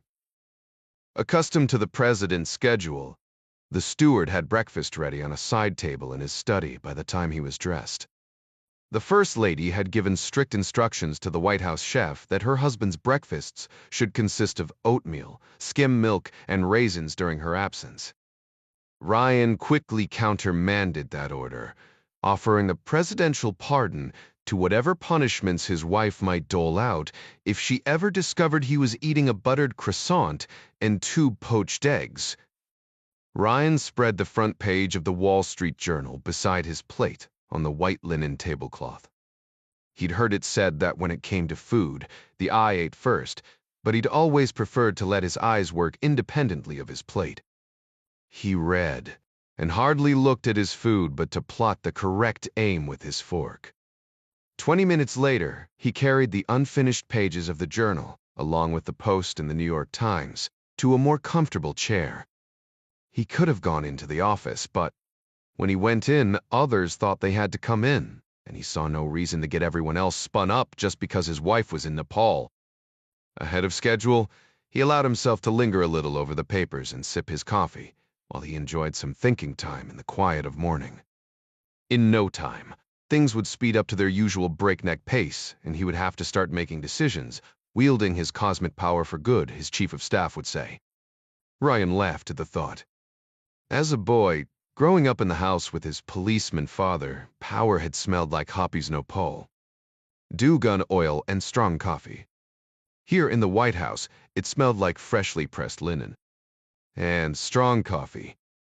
Ryan glanced at his watch, then rationalized away 6 more minutes to limber his analytical mind on half the Wall Street Journal's crossword before digging into the presidential daily brief. The piece d'Ive was a collection of highly classified executive summaries that the Office of the Director of National Intelligence deemed worthy of his review. It contained everything from hard intelligence to rumors that, while patently false, were likely to incite unrest or instability in parts of the world where the United States had strategic or humanitarian interests. Charged with the deconfliction and information sharing between the 17 intelligence agencies, it was the responsibility of the Omni to have a finger on the pulse of important world events and to boil them down into the PSD. Ryan preferred a bluff report, bottom line up front. He wanted a simple executive summary of straight facts, even when those facts were about rumors, and would drill down on the specifics in face-to-face national security briefings. He'd cut his teeth in the intelligence community as an analyst, playing what-if games with world events, and could spend hours delving into the nuances of a single issue and enjoying the hell out of it. But he wasn't in the rank and file of the IC anymore. The problems facing the office of president came at near lightning speed from all points of the compass and at all hours of the day. Ryan was forced into the role of a generalist, relying on subject matter experts to work through the in-depth analysis and strategy. Theoretically, the PGD allowed him to stay a move or two ahead and decide where to put his pieces on the board. This morning's brief was straightforward, with the same parts of the world devolving into their continued spiral toward chaos, while other parts, admittedly fewer than he wished for, continued to emerge into newer, more robust economies. According to the briefing folder in front of him, The world was just as safe, or every bit as dangerous as it had been the day before. At 7:40 A. Ryan snugged his red tie into a semi-uniform single Windsor and stuffed the PZB into the same leather briefcase he'd been carrying for years. He downed the last of his delicious Navy coffee, a phrase that did not come easily to the mind of a former Marine, and walked out of the West Sitting Hall to meet an earnest young Secret Service agent who was posted there. "Good morning, Tina," he said. Special Agent Tina Jordan gave him an exuberant smile, though she was coming to the end of her shift just as he was beginning his. "Good morning, Mr. President." Then, quietly, she raised her sleeve to her lips and whispered, "Swordsman is on the elevator." She stepped into a small alcove and pushed the button on the elevator that would take them down to the ground floor, where they hung a right to begin on Ryan's 3-minute walking commute to the office. Ryan entered the Oval from the Rose Garden, the door opened by the agent who knew how to overcome the security device in the handle. He found his daily calendar printed on a single sheet of paper that was centered perfectly on the middle of his desk, where his lead secretary had placed it shortly after she'd arrived at 7:30. Ryan pressed the intercom button on his phone. She already knew he was there, because she too had a light board indicating his location. "Good morning, Betty." "Good morning, Mr. President," his secretary said. "What can I do for you?" "Director Foley and Secretary Adler should be here in a few minutes." "Go ahead and send them in when they arrive." "D. Foley is here now, sir," Betty said. A moment later, the Director of National Intelligence entered from the secretarial suite outside the Oval. Ryan had known Mary Pat and her husband Ed since their days at CIA together. They dodged innumerable crises, weathered the ones that were unavoidable, and together walked barefoot over the broken glass of some of the most tragic events in recent history. She was more than a member of his inner circle. She was a friend, and, in Washington, friends were as rare as genuine statesmen. They saw each other at least 4 times a week, but Ryan still stood when she entered. He winced when he put weight on his foot, tried to hide it, and failed. Mary Pat gave him a narrow look. She opened her mouth to say something, but Scott Adler, the Secretary of State, came in, followed by Jay Canfield, the director of the Central Intelligence Agency. Arnie Van Dam, Ryan's chief of staff, entered from the adjoining door to his own office, the only person in the White House able to enter the Oval unseen and unimpeded. Arnie had served as chief of staff to 3 presidents. Ryan was the polar opposite of a politician, leaving Arnie to handle the annoying and frankly unfathomable part of the job that allowed him to get elected, so he could make the decisions the country needed him to make. Jack picked his clubs and hit the ball, but Arnie told him the lay of the course. Ryan made his way to his favorite chair in front of the fireplace and waved the others to sit on either of the 2 off-white couches in the middle of the Oval Office. His advisors had all staked out their customary spots for these meetings long ago, and he felt sorry for anyone new to the cabinet who happened to take the wrong seat. The thought of it brought a smile to his face and a question to his mind. "Not national security too related," he said, "but you guys have your ears to the ground out there more than I do. What do you hear about DeHart's nomination?" Ryan had recently put Mark DeHart, senior congressman from Pennsylvania, forward as his pick for Secretary of Homeland Security, an office recently vacated by the resignation of Andrew Zilko. Van Dam gave a slight shrug, the way he did when something was a non-issue. "That guy squeaks, he's so clean," he said. Confirmation sounds like a foregone conclusion. The door opened again, and Bob Burgess, Secretary of Defense, stepped in. He scanned the seated group, checked his watch, and then shook his head. "I apologize for being only 5 minutes early, Mr. President." Ryan smiled, nodding to the Navy steward with the service cart rolling in behind Burgess. "You beat the coffee," he said. "That's something, I guess. We're just getting started." Ryan thanked the steward, who was already his co-conspirator in the less healthy breakfast scandal, and, as was his custom, poured everyone's coffee himself. Rather than standing, he simply held the cups out for his advisors to get up and take. No one appeared to mind. The meeting breezed along, hitting the high points about Russia, the Ukraine, immigration, and on the home front, the possibility that the Fed was going to raise interest rates. "And that brings us to the latest FOM-up," Van Dam said. As co-S, it was his job to keep the momentum going on the meeting, but always with an eye on his boss. FONOP was the acronym for Freedom of Navigation Operation. With China continuing to make what much of the world felt were absurd maritime claims in the South China Sea, the United States in general, and Ryan in particular, felt it important to show that not everyone agreed with those claims. To that end, several times each month, Navy vessels, typically destroyers or literal combat ships, innocently sailed within the 12-mile line surrounding several of the disputed islands and reefs without asking permission. The movements themselves had become almost commonplace. Within the last month, harassment by Chinese vessels and planes had reached new and alarming proportions. "Sounds like the Pre got their feelings especially hurt on this one," Ryan mused, perusing his written brief. The SecDef nodded. "That would be a correct assessment, mister.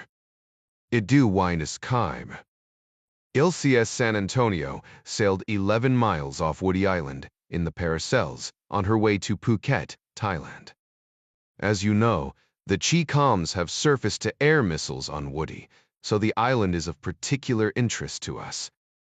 2 J-10 fighters off the Woody airstrip buzzed the LCs a half a dozen times.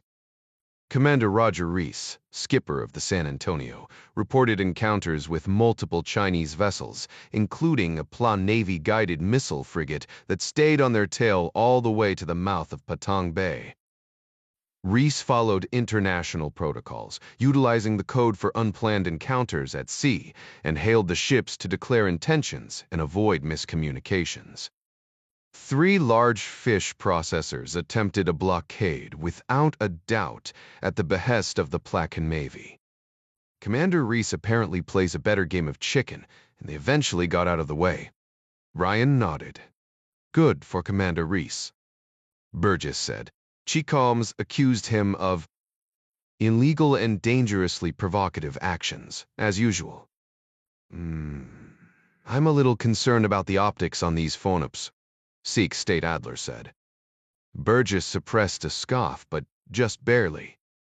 "The optics here are perfect, Scott. These patrols make it absolutely clear to the new Chinese president what the administration thinks of the Great Wall of Sand. He's continuing to dredge up." Ryan looked at the Secretary of State and shrugged. "Bob's got a point," he said. Adler took a sip of his coffee and shook his head. "Don't misunderstand me, sir. I'm referring to the optics presented to the Chinese public, not President Zhao and the party mandarins." "Pun intended," Ryan said, arms crossed, chin on his fist. "Absolutely, mister." "The president," Adler grinned. He too had been with Ryan since the beginning, and his opinion was invaluable, even when Ryan didn't agree with it, often for that very reason. "But, in all seriousness," Adler said, "it's a brave new world out there. Everyone with a smartphone is an on-the-scene reporter. The Communist Party of China has worked very hard to gain back the hearts of the population. After President Wei lost control and killed himself before he could be arrested. They're doing that by whipping up a nationalist fervor. Xinhua is running multiple stories this morning about the illegal encroachment of American warships into their waters over which China has indisputable sovereignty, complete with photographs of the San Antonio that were presumably taken from the Chinese guided missile frigate." Mary Pat raised her pen and conceded the Secretary of State's point. "Weibo is abuzz with nationalist fervor." Ryan mulled that over but said nothing.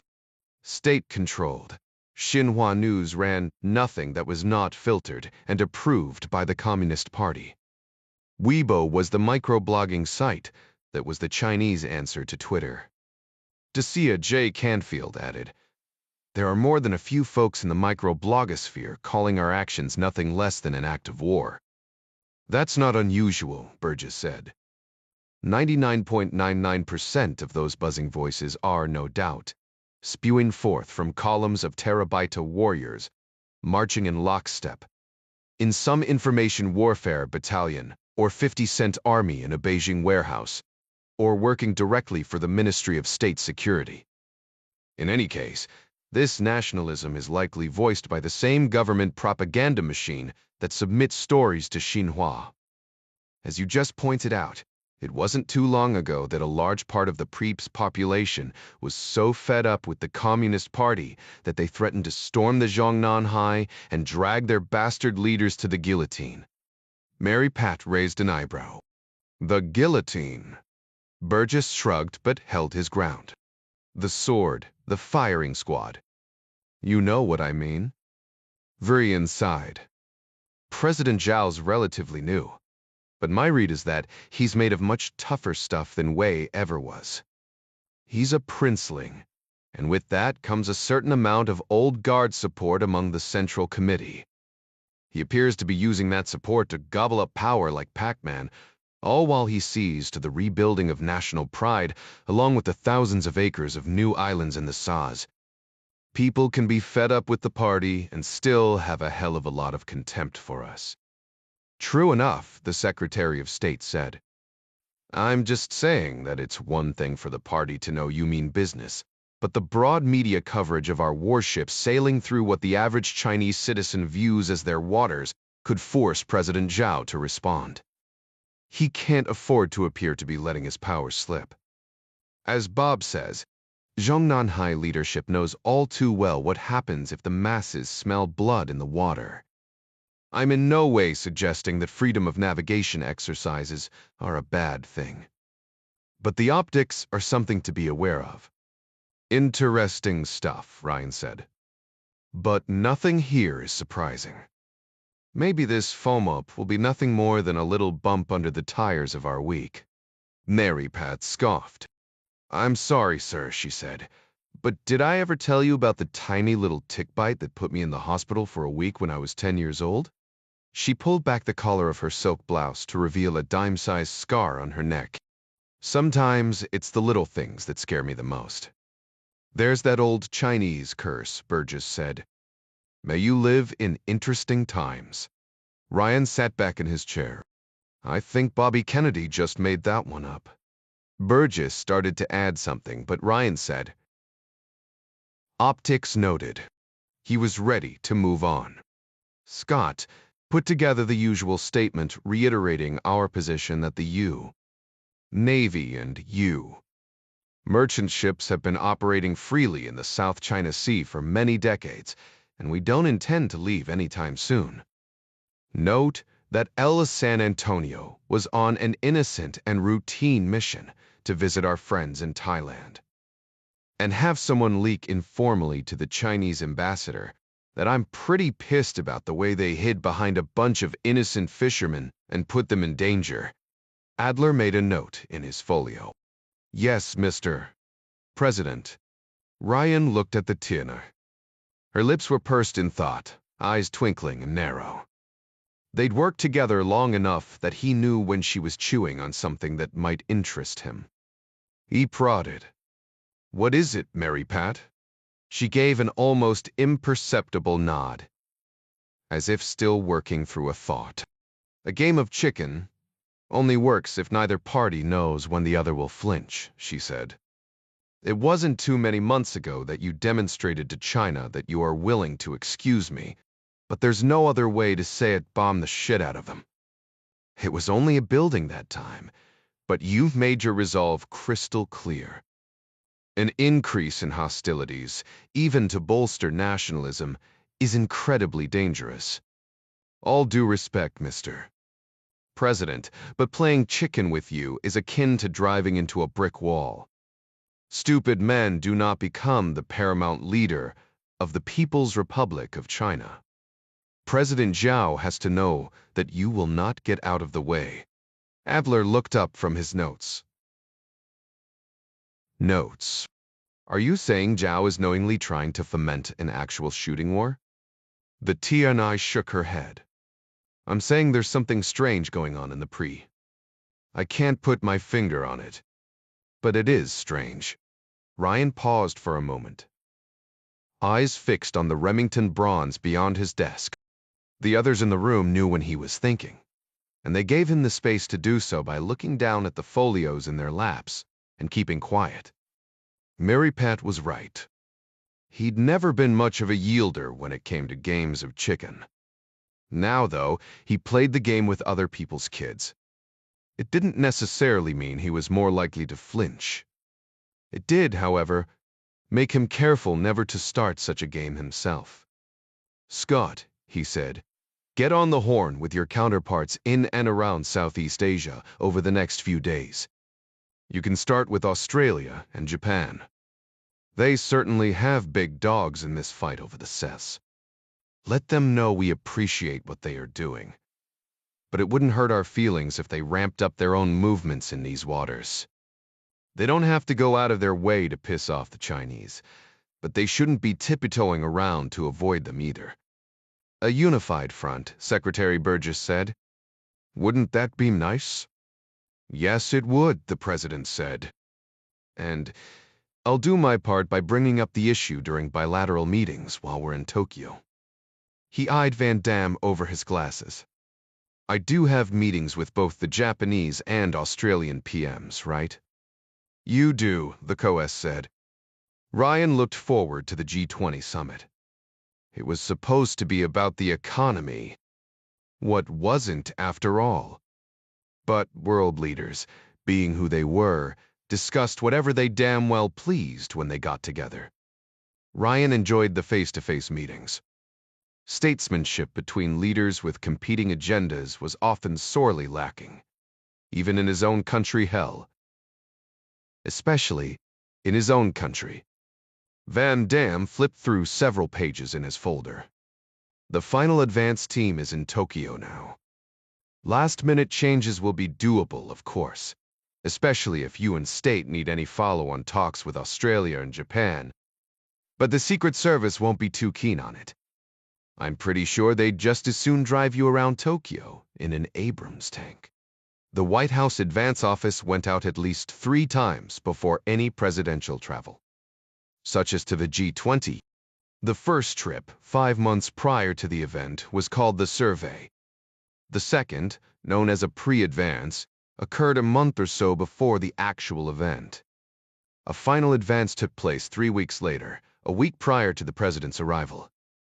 By pre-advance time, the big hurdles, such as where they would park the 19 aircraft and hundreds of vehicles, had all been roughed out, allowing the advance team to drill down on the inevitable crisis issues that always came up.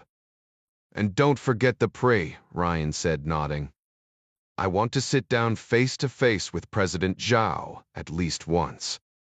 Maybe keep this game of chicken from progressing any further. It would be nice if I could point out our unified front with... Betty's voice came over the intercom, cutting him off. Mr. President, she said. I'm sorry to interrupt you, but Commander Forrestal is here. He says it's urgent. Interruptions like this were not uncommon. When not in the Oval Office, every person in the room was tied to a government-issue BlackBerry or iPhone, the intelligence umbilicus, Mary Pat called it.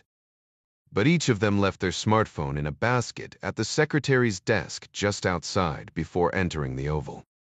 There were secure phones in compartments inside the Oval Office furniture, if anyone needed, to make a call pursuant to a meeting. Betty had a copy of the president's calendar. She knew how long his appointments were scheduled to last, and her ability to ascertain if some issue just absolutely could not wait bordered on a superpower. Nook's Commander Robbie Forrestal stepped into the Oval a moment later, standing by the door until the president motioned him the rest of the way in. Bald as an egg, he had an angular jaw and runner's build that suited his Navy service dress, white's the summer uniform he'd wear through September. The placard of ribbons on his chest said he'd served in conflicts involving Afghanistan, Iran, and China. It never ceased to move Ryan. How much time in action these young servicemen now faced before they were 35.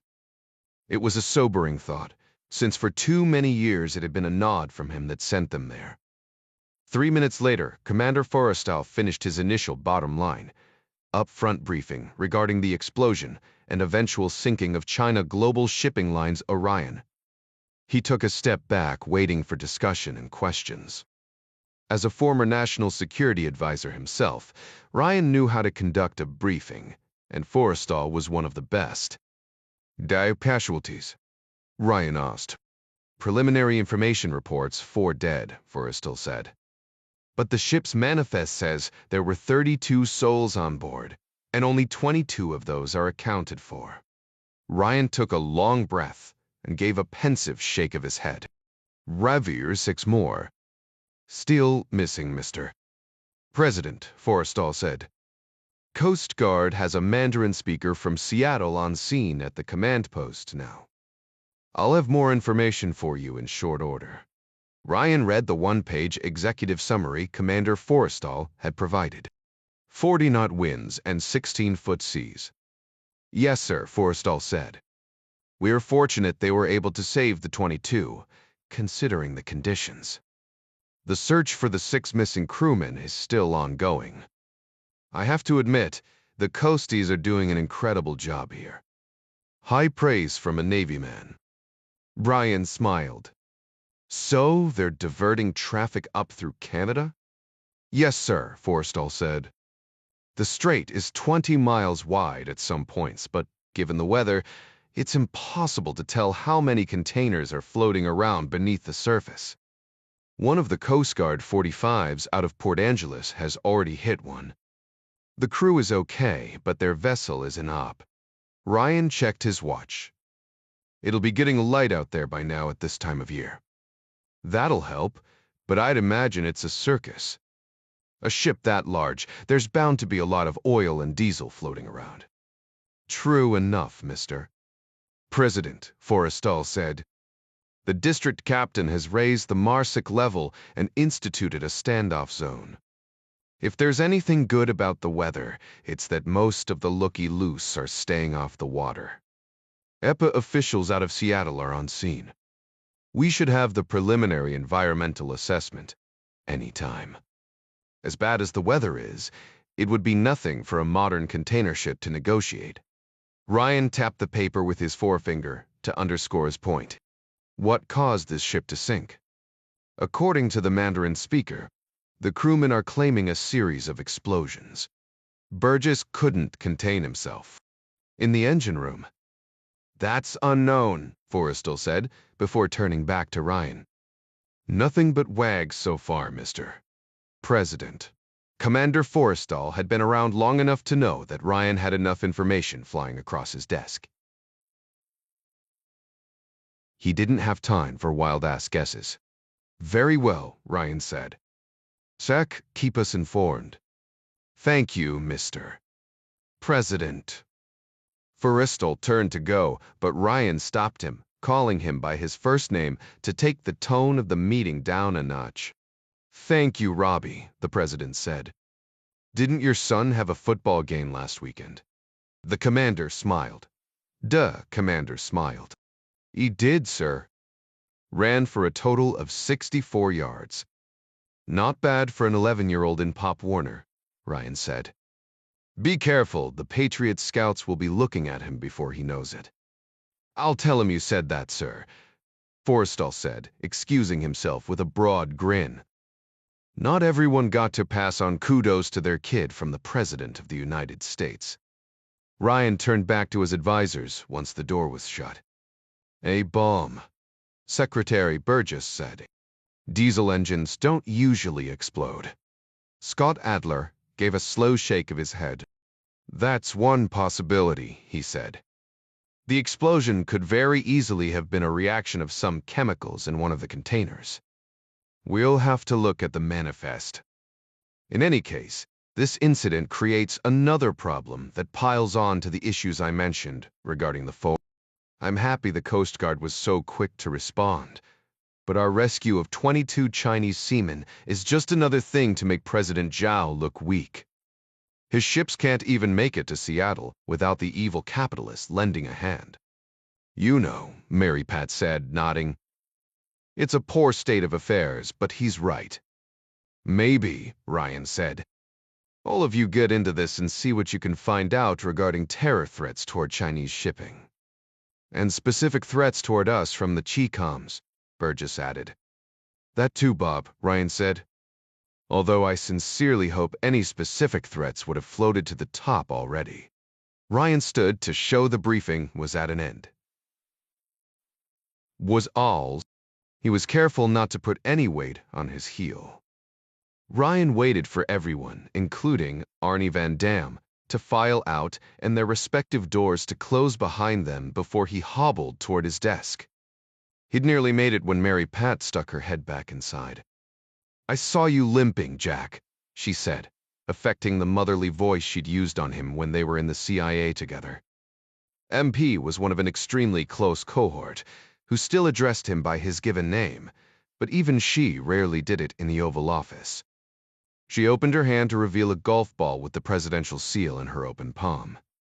I got this from the stash of tchotchkes Betty gives out to visitors when they can't get in to see you. Ed had a bout with plantar fasciitis a couple years ago. It's nothing to be ashamed of. Ryan leaned back in his chair, his eyebrows raised. Getting old isn't for wusses, he said. You're not a wuss, Mary Pat said. You're an invalid. Ryan sighed again. Yeah, well, don't spread that around. Press gets word I have a toothache, and the markets drop 50 points. I will treat your condition as highly classified, Mary Pat said, and then tossed him the ball. You're supposed to take off your shoe and roll this around under the arch of your foot. It works wonders. Ryan looked back and forth from the golf ball to his aching foot. Well, Mary Pat said, glancing at her watch, my boss expects me to get some work done today. I'll leave you to your rehab. Alone again, Ryan glanced at the paper copy of his schedule on the center of his desk. It was not uncommon for the document to be vague, as the president's daily schedule was posted on the White House website. Betty or Arnie usually added a little handwritten commentary for him in the margins of his copy. This morning, his 9 o'clock simply said, meeting. He just pressed his intercom when the door opened and his secretary stuck her head in. The woman's prescience really did border on a superpower. What's next, Betty? Special Agent Montgomery, Mr. President, the new special agent in charge of your protection detail. He asked for 5 minutes to introduce himself, grouchy from the pain in his heel. Ryan dropped the golf ball on the carpet and began to roll it around under his foot. I liked Joe, he muttered. We got along well. He was good at his job. Why couldn't they just leave me, Joe? Ryan glanced up at his secretary's passive face. It was the closest she would ever come to chastising him, even when he deserved it. Lovely dress, Betty, he said, by way of apology for his sulking. Thank you, Mr. President, she said. Special Agent O'Hearn will do a fine job as deputy director. She raised her eyebrows and tilted her head like a mom, telling him to give the liver and onions a chance. This Montgomery fellow seems like a very nice man. Send him in, Ryan said. Betty placed a file folder in the center of Ryan's desk and excused herself with a benign smile. Prepared by the Secret Service, the folder contained the new agent's photo, work history, and biography. Ryan had asked them to include his detailed agent's shooting scores and short bios of their families as well. It was the analyst in him. He'd already read Montgomery's file, but left his copy in the residence on the mile-high stack of briefs, budgets, and political ballyhoo he had to read every day along with the pest egg. Special Agent in Charge Gary Montgomery stepped in a moment later, wearing an expensive gray wool suit. His charcoal-colored hair was cut neat and short, just long enough to part.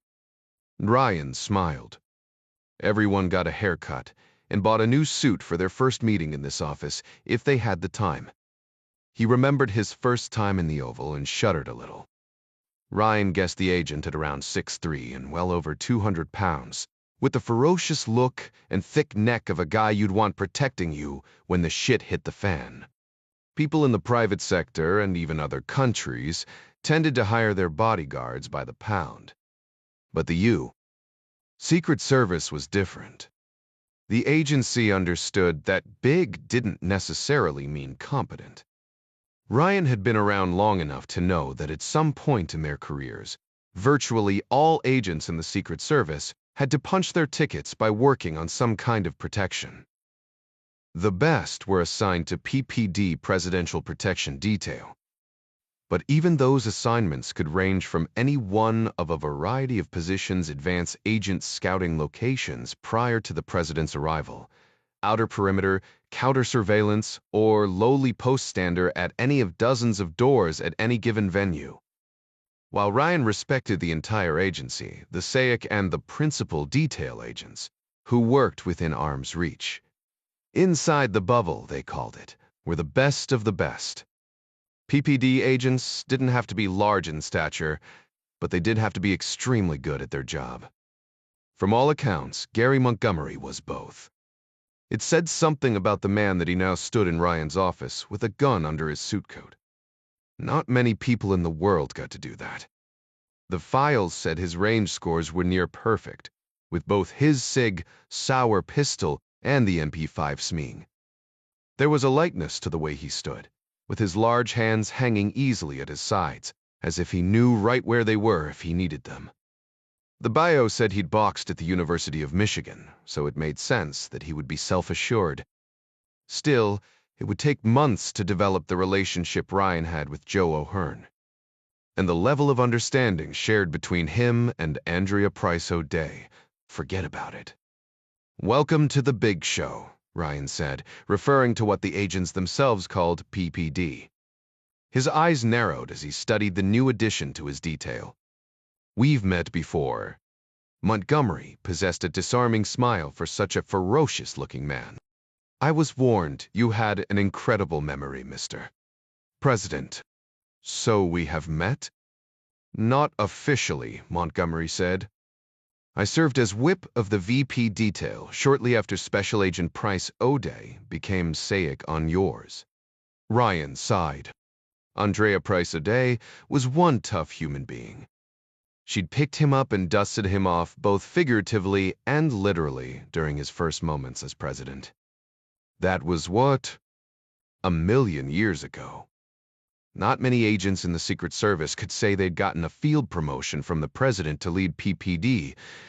But then, considering the carnage that had led up to that promotion, no one wanted that kind of bragging rights. The longtime agent in charge of his detail, Andrea, had retired after injuries sustained protecting him in Mexico City. Ryan was sure Montgomery knew the story. "The VP detail?" Ryan mused, instead of boring the agent with bloody memories. "The little show with free parking." The Naval Observatory, home to the Vapotis, offered agents a place to park something not available to them at the White House. "You know your Secret Service culture, sir," Montgomery said. "Just enough to get me in trouble." Ryan closed the file folder. "Welcome aboard, Gary." Thank you, Mr.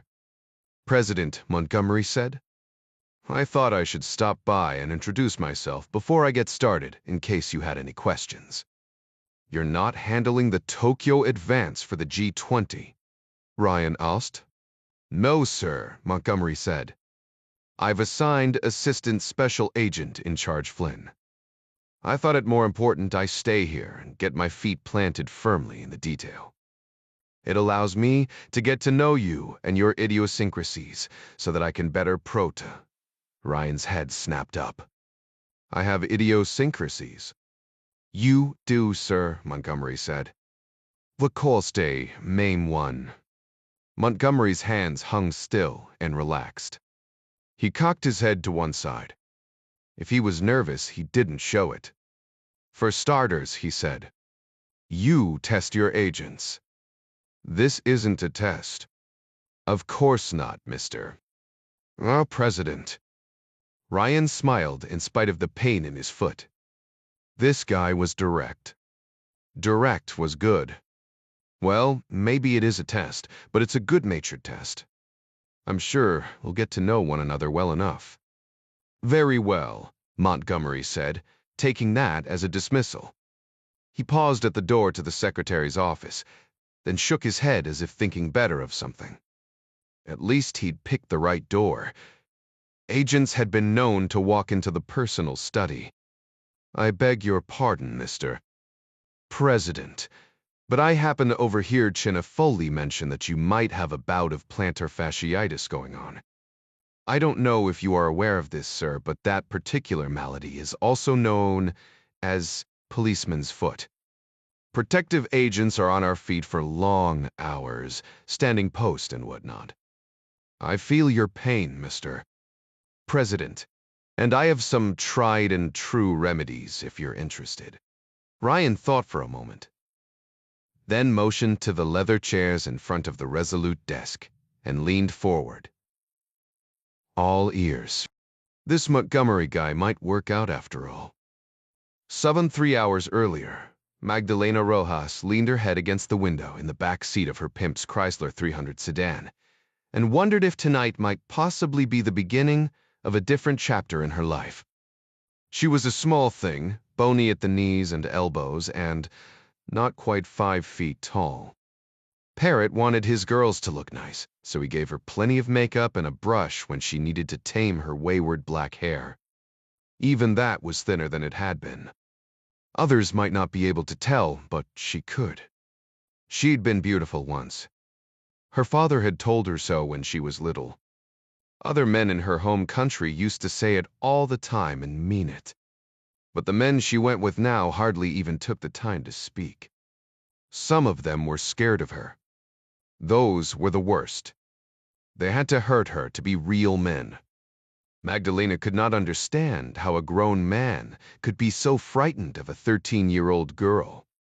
She touched the outline of the item in the pocket of her nylon gym shorts and felt a flicker of hope.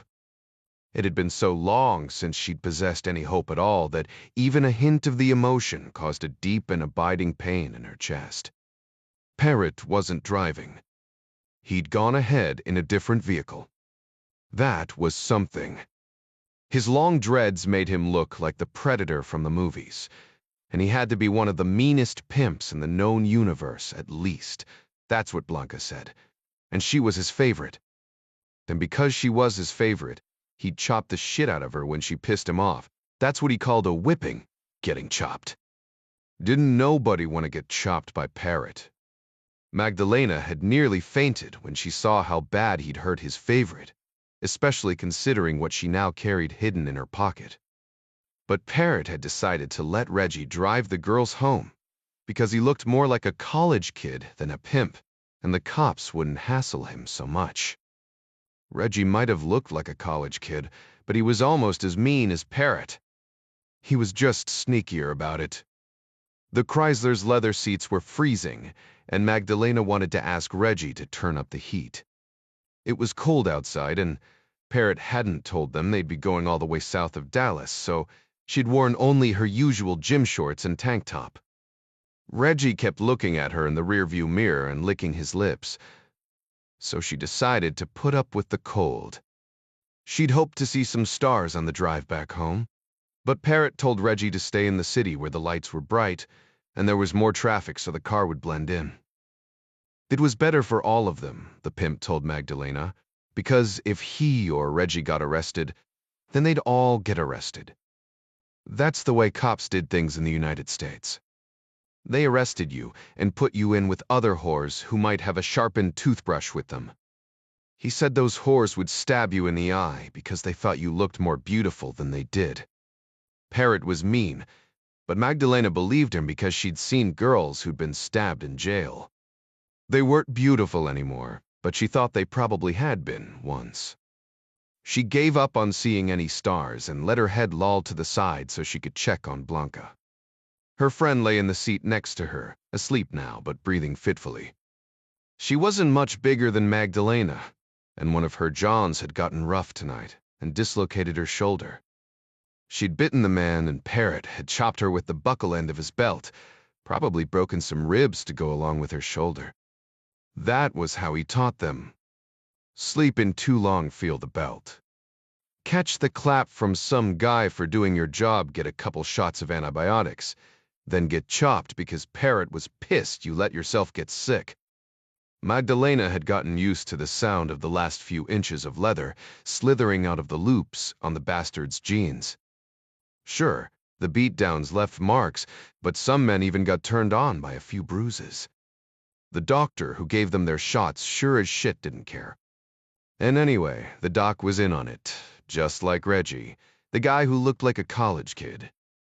Reggie had offered to let Magdalena sit up front with him tonight and even choose the radio station.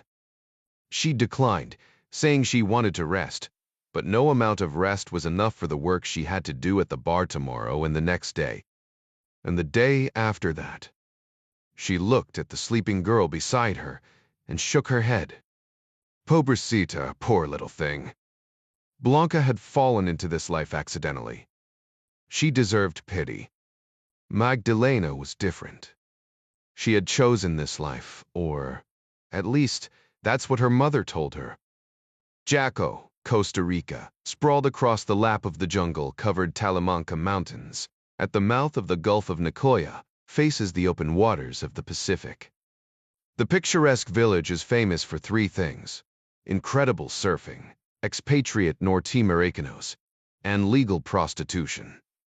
For most of his adult life, Miguel Rojas ran a small zipline business that catered to affluent tourists. It did not make him wealthy, but Miguel could support his family and still have time to walk along the beach with his three daughters, including his favorite, Magdalena, until the cable parted and sent him plunging into the deep jungle gorge below. Miguel had not died immediately. There were many medical expenses, as well as the eventual cost of the funeral. His wife's job cleaning rooms at the Hotel Cocolin Casino was not enough to cover the crushing weight of it all. A month after the funeral, Magdalena's mother sat her down and explained to her that as the eldest of the three Rojas daughters, it fell to Magdalena to open her kitchen, so the family could pay its debts and her younger sisters could continue to go to school.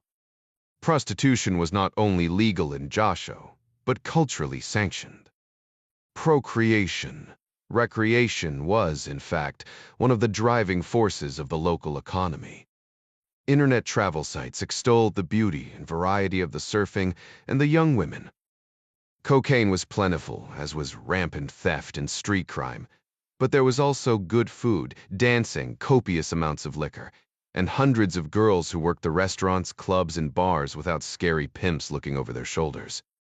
These working girls made enough money during the tourist season that they had savings to spend during the lull, buying food, shopping for clothing, eating at local cafes, until the surfers, or men with more sinister motives, returned to the village.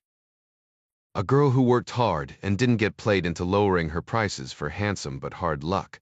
Beach boys could make enough money to support a family and have a few nice things of her own. At her mother's prompting, Magdalena opened her kitchen 4 months before she turned 13. She didn't look any older than she was. In fact, people often thought she was younger than her 10-year-old sister. But the men who hired her seemed to prefer it that way. The age of consent in Jasho was 16, but the authorities were more interested in catching speeders, and they made it clear that they would leave the girls alone unless they were under 12. Magdalena looked like she was 10, and no policeman ever bothered her. Opening her kitchen for business turned out to be grueling work, and she spent the first 3 weeks in constant tears. But a lot of money was coming in, and her mother told her she'd get used to it in time. That is what women did. They got used to it. Magdalena entertained many men, but instead of a pimp, she had her mother to contend with. Where other girls went to the hair salon every 2 weeks and had someone else to do their nails, Magdalena's mother insisted she paint her own nails and do her own hair. Other girls shared apartments and ate at cafés, but Magdalena took her meals at home and tried to sleep during the day while she listened to her sisters argue over their lessons or the handsome boys who talked to them at school. Then Dorian had come to Jocko. He was a businessman with a kind smile. Magdalena was hanging out at a place called the Monkey Bar when she saw him. It was a slow night and he was handsome. He wore no wedding ring. She always added $50 to her price if they had a wedding ring. She offered him an hour for $100 American. He made a counteroffer of $500 for a 3-hour date. She told him he was foolish, so he raised his offer to $1,000 a night, and they ended up spending the entire week together. She told her mother about him, but passed along only $500 to her each morning, and kept the other $500 in her shoe until she got to her room. At the end of the week, Dorian surprised her by asking if she wanted to go to the United States. She was beautiful enough to be a model, and he would be willing to buy her some better clothes and be her manager. He said she could make a lot more money in the United States standing in front of a camera than she did in Jasso lying on her back. Her mother smelled a fortune in the deal and signed a letter to the American immigration authorities allowing Magdalena to accompany their family friend Dorian to the United States on a short vacation. She made Magdalena promise to write every week and, of course, send a remittance home to help take care of her little sisters. All had seemed fine on the airplane. People were still watching. But Dorian put on his wedding ring as soon as they reached Dallas. He hardly spoke to Magdalena at all, instead keeping her prisoner in a hotel at the edge of the city, while he did lines of cocaine and oxy he bought from some guy in the next room. He took back the money he'd paid her in Jock Show and never bought her any nice clothes. The only camera she ever saw was hooked up to the internet, and he put her in front of that a lot. Dorian sold her to another man a week later for enough money to pay for his entire vacation, including the money she'd given her mother, and then went back home to his wife. Magdalena Rojas changed hands 3 times before being sold to Parrot, who already owned Blanca. She knew Parrot reported to someone else and probably gave him a piece of the money his girls brought in. He was mean, all right, but he didn't seem smart enough to run a business by himself. Whoever that other person was, Magdalena never saw him. She was too busy staying alive. The girls spent their days trying to sleep, and their nights bouncing between a biker bar and a couple different massage parlors in South Fort Worth. Magdalena was nowhere near strong enough to give a decent massage, but she went through the motions for the guys that came to get massages mongers, they called them. They got their fake massages and then pretended the rest of it was all her idea. Parrot, or Reggie, took them to the doctor every other Wednesday, where they got checkups and antibiotics. The doctor was old, with very cold hands, and Magdalena hated him even worse than she hated the stinking bikers or the mongers who came to the massage parlors. The doctor was supposed to be nice and only pretended to be. Every so often, Parrot would get a call on one of his mobiles, and they would take a road trip in his Chrysler. Magdalena and Blanca had been to the Super Bowl and Mardi Gras, and even the State Fair. Well, cheap hotels near the Super Bowl and Mardi Gras and the State Fair. The ceiling of one cheap motel room was much like any other, but at least she got a road trip, and sometimes they got to meet a few other girls. Tonight, Parrot had set up a private event with a bunch of Asian guys somewhere south of Dallas. The event had gone long, and there was no traffic to speak of on the roads. Reggie was starting to get twitchy and drove slower than the limit. He kept his eyes glued to the road so he didn't appear to be drunk. Magdalena hoped he didn't get them all arrested. She didn't want to get stabbed with a sharpened toothbrush, especially not tonight. She didn't mind Asians, but her last die of the night was an odd one.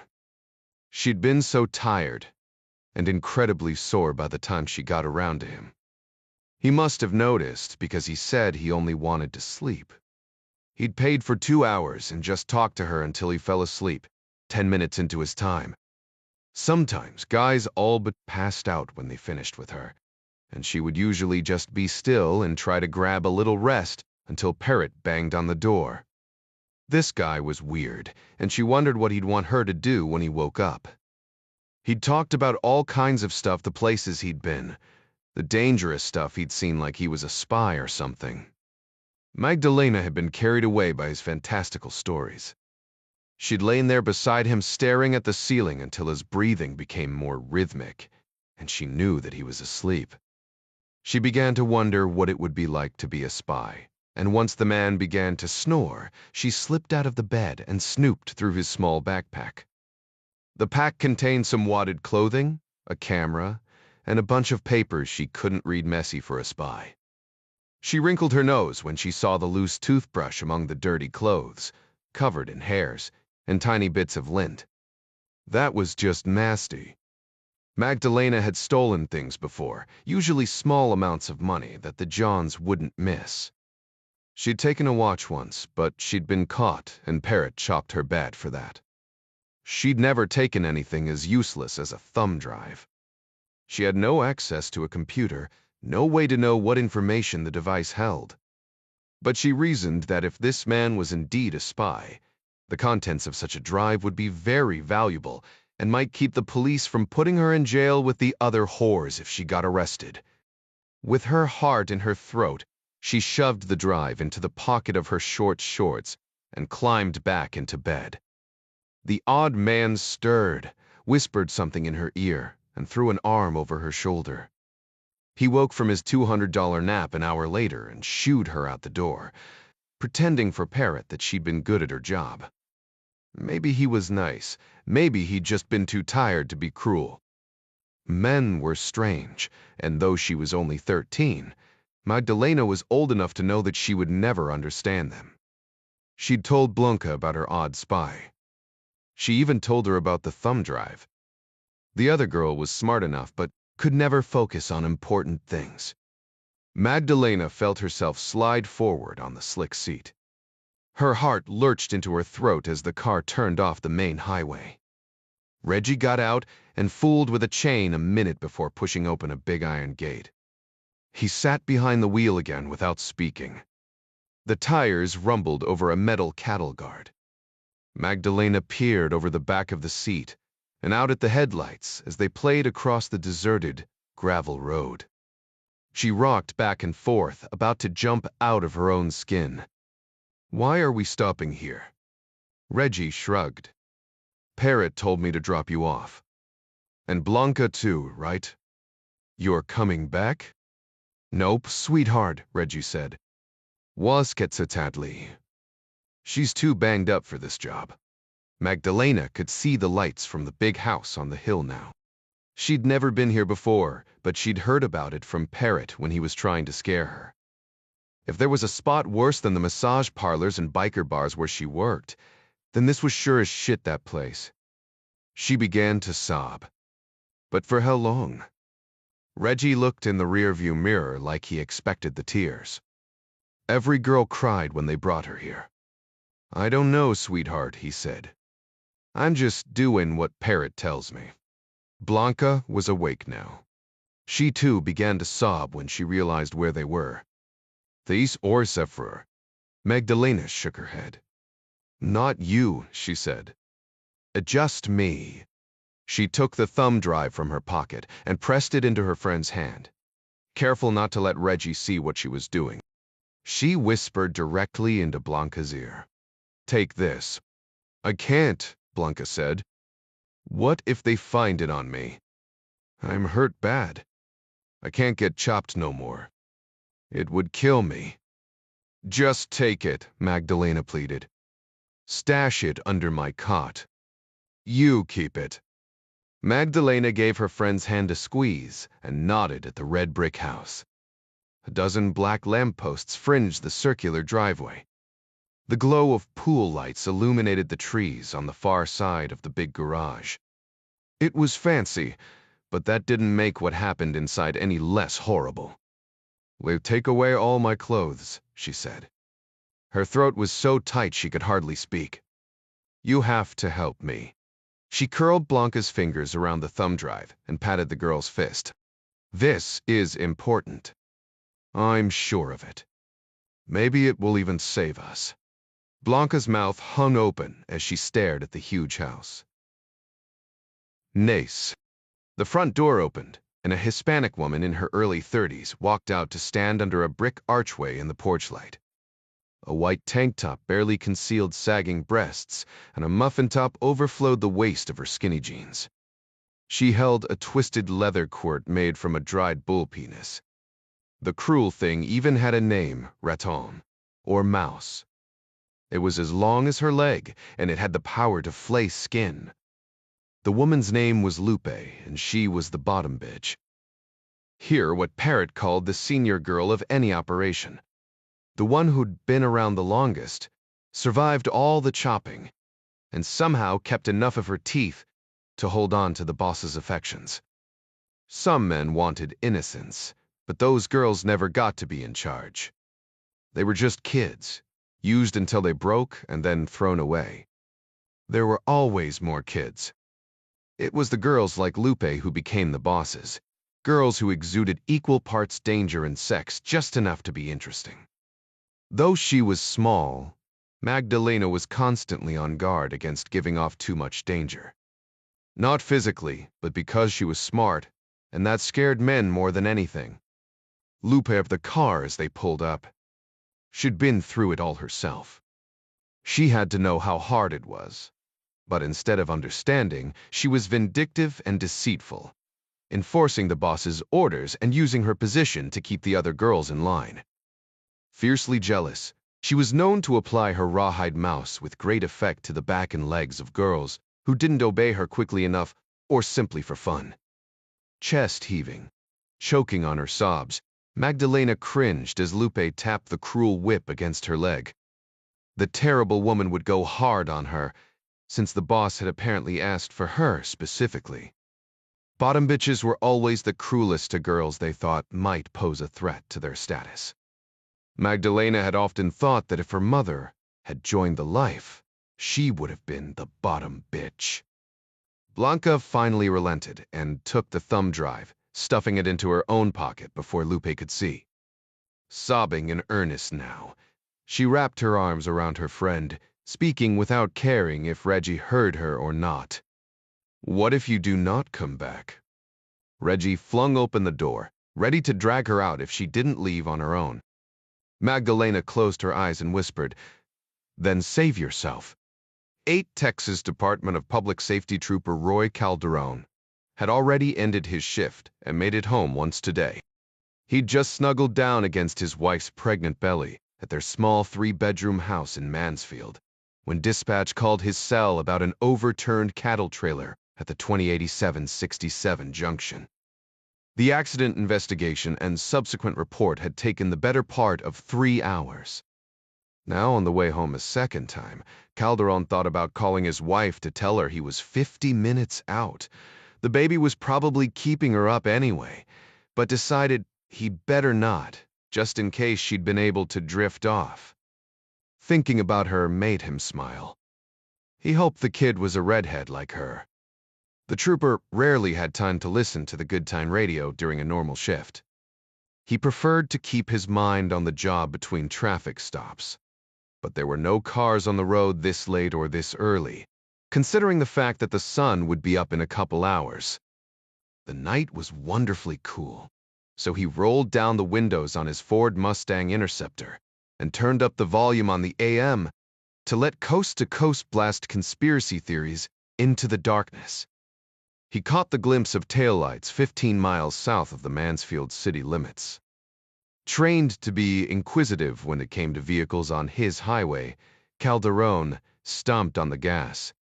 The Mustang's V8 roared to life, throwing him back into his seat like a good interceptor should. The other car was going slow, too slow, really, and the Mustang closed the distance in a matter of seconds. The troopers silenced the good time radio out of habit and fell in behind the vehicle. The car, a maroon Chrysler 300, kept a constant speed of 63 miles an hour. 2 miles an hour less than the posted limit. It bumped the center line a couple times but didn't cross it, and that could have been a function of trooperitis. Nobody could drive a quarter-mile without committing some kind of violation, least of all someone with a black and white staring at them in the rear-view mirror. Still, there was a gnawing in Trooper Calderon's gut that came from one part experience and 2 parts instinct, something about this particular vehicle that made him want to do a little more investigation. He asked Ellis County to run the license plate, gave the dispatcher his location, then decided to follow it for another minute or so. This guy hadn't really done anything wrong. Calderon was exhausted, and he wanted to get home to his wife's pregnant belly. Then the face of a young girl popped up in the rear window. She hadn't given him a long look. In fact, the face vanished as quickly as it had appeared, as if someone had ordered her away. Calderon had 7 years on with the Texas Department of Public Safety. Way back during his field training days, a senior trooper in the Highway Patrol had once told him that only 3 kinds of people were out during the wee hours of the night: cops, paperboys, and assholes. Thousands of violator contacts over those 7 years, many of them after dark, had proven the notion. Ellis County came back over the radio and said the LP was registered to a guy named Carlos Villanueva, aka Parrot. The dispatcher was on the ball and had already run a triple I, checking Villanueva's criminal history as well as any outstanding warrants. He wasn't wanted, but his record showed 2 convictions for driving while intoxicated. Calderon followed the car for another mile, thinking about the girl and whoever it was that ordered her out of the window. "That's too nice a car for a paperboy, asshole," he muttered, and flipped on his red and blues. Troopers in the Texas Highway Patrol are endowed with buckets of swagger by the time they graduate the D Peace Academy in Austin. But swagger could get you killed if it wasn't backed up with good procedure. As tired as he was, Calderon was careful and precise as he prepared to make the stop. He gave Ellis County his new location and followed the Chrysler over to the right shoulder, stopping far enough back that the other car's rear license plate was just visible over the front of the Mustang's hood. He cheated the cruiser over a few feet to offer a little cover from traffic coming up behind him. Instead of walking up immediately, he flipped on the white, forward-facing halogens on the Interceptor's light bar. These takedowns flooded the back of the vehicle with bright light. Never one to engage in a fair fight when it came to his own safety. Calderon did one better and turned the dash-mounted spotlight so it hit the rearview mirror, effectively blinding the driver to his approach. Then, instead of going up on the driver's side, the trooper skirted around behind the Mustang so as not to cross in front of his own headlights and made his approach on the right shoulder. He thought the guy with the peach-colored polo shirt was going to crap himself. He jumped so bad when Calderon tapped on the window with the butt of his flashlight. Once the driver got over his initial shock, he blinked up at the trooper but kept both hands on the wheel. A lone girl was seated directly behind the driver. She was tiny, just a child, really, with long hair hanging down and obscuring her face. This was surely the girl he'd seen in the rear window. She pretended to be asleep, but her breath was uneven. One hand on the butt of his Sig Sauer pistol, the trooper motioned with his flashlight for the driver to roll down the window. It came down with a motorized whine. "Good evening, trooper," the guy at the wheel said. He didn't look like a parrot. "Morning," the trooper said, getting a better view of the Chrysler's interior with the periphery of his flashlight's beam now that the window was down. He didn't say anything else for a long moment. "Is everything okay?" The driver said, right on cue. Nature wasn't the only thing to abhor a vacuum. People, especially guilty people, hated silence. "You tell me," Calderon said. "I'm fine," the driver said. "Are you Parrot?" "It's grade common. Itakarai." "Where did you hear that name?" His hands began to slide down the sides of the steering wheel. Calderon wagged his flashlight at the guy's lap. Scares me when you do that, he said, grinning. The beam of his light illuminated an empty condom wrapper at the driver's feet. Calderon shot a quick glance at the girl in the back seat. The grin bled from his face. Wanzai scares you, the driver said. Do me a favor and keep your hands on the wheel until I tell you. The driver nodded but didn't say anything. Show, Calderon asked again, are you Parrot? Parrot loaned me his car, the driver said. My name's Reggie Tipton. Is this your daughter, mister? Tipton. Reggie gave a forced smile. No. Mather, who is she? Foot of my applause. She's Parrot's niece, Reggie said. I'm taking her to visit her aunt. His hands started to slide down the wheel until Calderon wagged his light again. Parrot's sister. No, Reggie said. The girl's aunt. Parrot's sister-in-law. Reggie shook his head. The trooper raised an eyebrow. Parrot's wife. No, her aunt, Reggie said, looking up toward the ceiling, exasperated. She's not related to Parrot. Calderon nodded. I get it, he said. Reggie finally caught on to his mistake. Ray, even Ivan Tufordie Prane. Parrot just calls her his niece. Okay, the trooper said. That makes sense. The hairs on the back of his neck were already on end. Have anything to drink tonight? Reggie's shoulders slumped, visibly relaxing at the new line of questioning. He shook his head. Not a drop, trooper. This is just a routine stop, Calderon said. You crossed the center line a couple times back there, so if you haven't been drinking, I'll just write you a warning. Thank you, Reggie said, relaxing even more.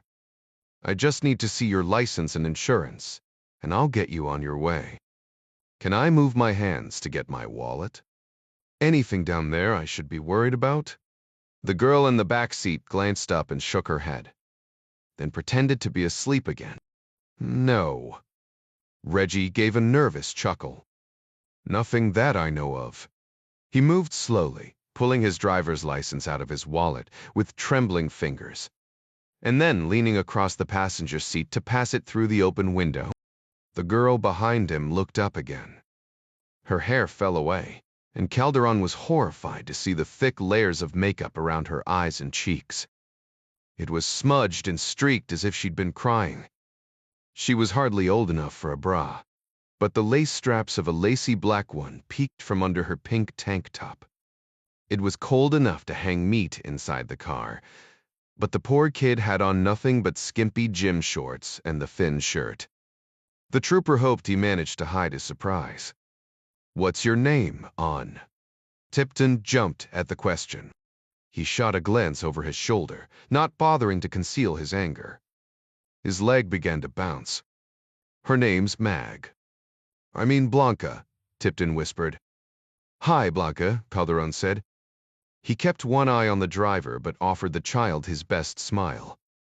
It was difficult enough not to look imposing in the gray-green highway patrol uniform and Stetson. My name's Roy. How old are you? She's 13, Reggie said. She doesn't have a license or anything.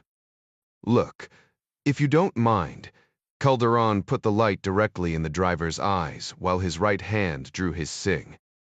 Reggie, he said, his voice raspy and tight. Keep your hands where I can see them. Shut your mouth and get out of the car. Tipton's hands dropped as if to open the door, but went to his lap instead. Calderon saw the black metal of the pistol glint in the beam of his flashlight, and fired 2 quick shots from his cig. Tactically, he should have stepped to the rear to keep more of the Chrysler between him and the shooter, but that would have put the girl directly in the line of fire. So he stepped backward, firing as he moved. Tipton wasn't smart, but he was committed, and he managed to get off 4 shots from his 9mm before the third of Calderon's. Some Civ 7 SIG round struck him below the right eye, ending the fight. Calderon kept his Sig Sauer still trained on the dead man while he reached for his radio with his left hand. Shots fired, dispatch, he said into the mic, sounding more excited than he wanted to. He yanked open the passenger door and pulled the gun out of Tipton's hand. Suddenly woozy, Calderon grabbed the doorpost to steady himself. He looked at Blanca. "Su okayon." "Yes," she said, pointing at him. "But you are bleeding." The Ellis County Sheriff's Office dispatch came back over the radio. "3 SU units rolling your direction," the dispatcher said. "Paramedics also en route." 10-4, Calderon said. He slid to the ground, leaning against the door. "Tell them to hurry. Suspects down. And I'm losing a lot of blood." 3 minutes later found Roy Calderon lying in the dark on the gravel shoulder of the road. The young girl cradled his head in her lap. The odor of road tar and the sweet smell of newly cut hay from the field on the other side of the fence reminded him he was still alive for the moment. Blanca Lemon pressed her hand against the wound in his neck, slowing the flow of blood. "Are you going to arrest me?" the girl asked. Trooper Calderon gave a tired sigh. He was incredibly thirsty, and he knew that wasn't a good sign. "You're just a kid," he said. "I don't arrest kids." The little girl sobbed quietly, her trembling lips set in a grim line, as if she didn't believe him. "Parrot told us all the police would put us in jail with the other whores." Calderon's heart broke. "I would never," he whispered. "Besides, you're saving my life." The girl nodded again at that. "My name is Blanca Lemon." Calderon licked his lips. He could hear sirens now. "Good to meet you, Blanca Lemon." "More police are coming," she said. "Do you think they will put me in jail with the other whores?" "No." Calderon coughed, wincing at the movement. "And you're not a whore." "But I am." Blanca's crying grew more intense as the sirens got closer. "Lisby the Stenthurst, Forst. I have something that maybe I can use to make a deal." "You don't need to deal." "Maybe that is so." She sniffed. "But maybe not. My friend was with a man earlier tonight." The trooper began to cough again, cutting her off. He closed his eyes and regained control. "Sorry," he said. "Go ahead." "You were with a man." "My friend," the girl said, then stopped. She looked down at him as if coming to some conclusion. "Yes, I was with a man last night. I think this man is a spy." "Really, Osfern Zav?" Calderon stifled a smile, humoring her. A little kid telling fantastical stories. "A spy, you say?" The sound of approaching sirens grew louder. "Dear God," Calderon thought, "please let that be the ambulance." "Did this man hurt you?" The girl hesitated, blowing out a long breath as if to regain her composure. "Yes," she said. "They all do." She looked over her shoulder, then back at Calderon. "My father used to watch many spy movies, and this man bragged about doing things I think real spies must do. He fell asleep after he finished. That is when I stole the thumb drive from his computer." "Really?" Calderon coughed again. "You do not believe me," Blanca said. Calderon groaned. "Of course I believe you." "Well, I did steal it," Blanca said. "Maybe I can give it to you, and you will help my friend. Awful people have her now, and I am worried for what they will do to her." Calderon felt himself drifting off. He licked his lips, willing his eyes to stay open, to stay awake for the ambulance. "Not a very good spy, if he lets you steal his thumb drive." Blanca slumped. "She told me he was a spy." The trooper coughed. "What?" "Nothing," Blanca said. "I'll tell someone to help your friend," Calderon said. The paramedics rolled up, and just like that, it began to ring cop cars. "And I promised to check out that guy for you." "What's his name?" A tear rolled down Blanca Lemon's filthy cheek. "Eddie Fong," she said. The large earth tone painting of the Great Wall above the paramount leader's head hit a single bullet hole in the wood paneling. The thick beige carpet, too, concealed evidence of violent death. Everyone in the room knew the story of the previous president, including Colonel Huang Zhu of the Central Security Bureau, but they rarely spoke his name. Standing against the wall, out of the way but close enough to act, the colonel sensed there was something very wrong in the room, something that went far beyond any violence from the past. No, this was a new threat, and like a good, protective officer, Huang could smell danger in the air. A Chinese container ship had sunk in waters, and it was the feeling of some in this room that America was somehow to blame. Tensions were high among the advisors, and when tensions ran high around the General Secretary, the man he was charged with protecting, Colonel Huang Zhu, paid close attention. The commander of the 1st Squadron of the 1st Group of the Central Safeguard Regiment, sometimes referred to as Regiment 608-90-89, stood to the right of the polished mahogany doorway inside the paramount leader's spacious office. His senses were raw, as if they'd been rubbed with coarse sandpaper. Huang was tall and trim, with thick black hair long enough to part yet short enough that the gray around his temples was difficult to notice.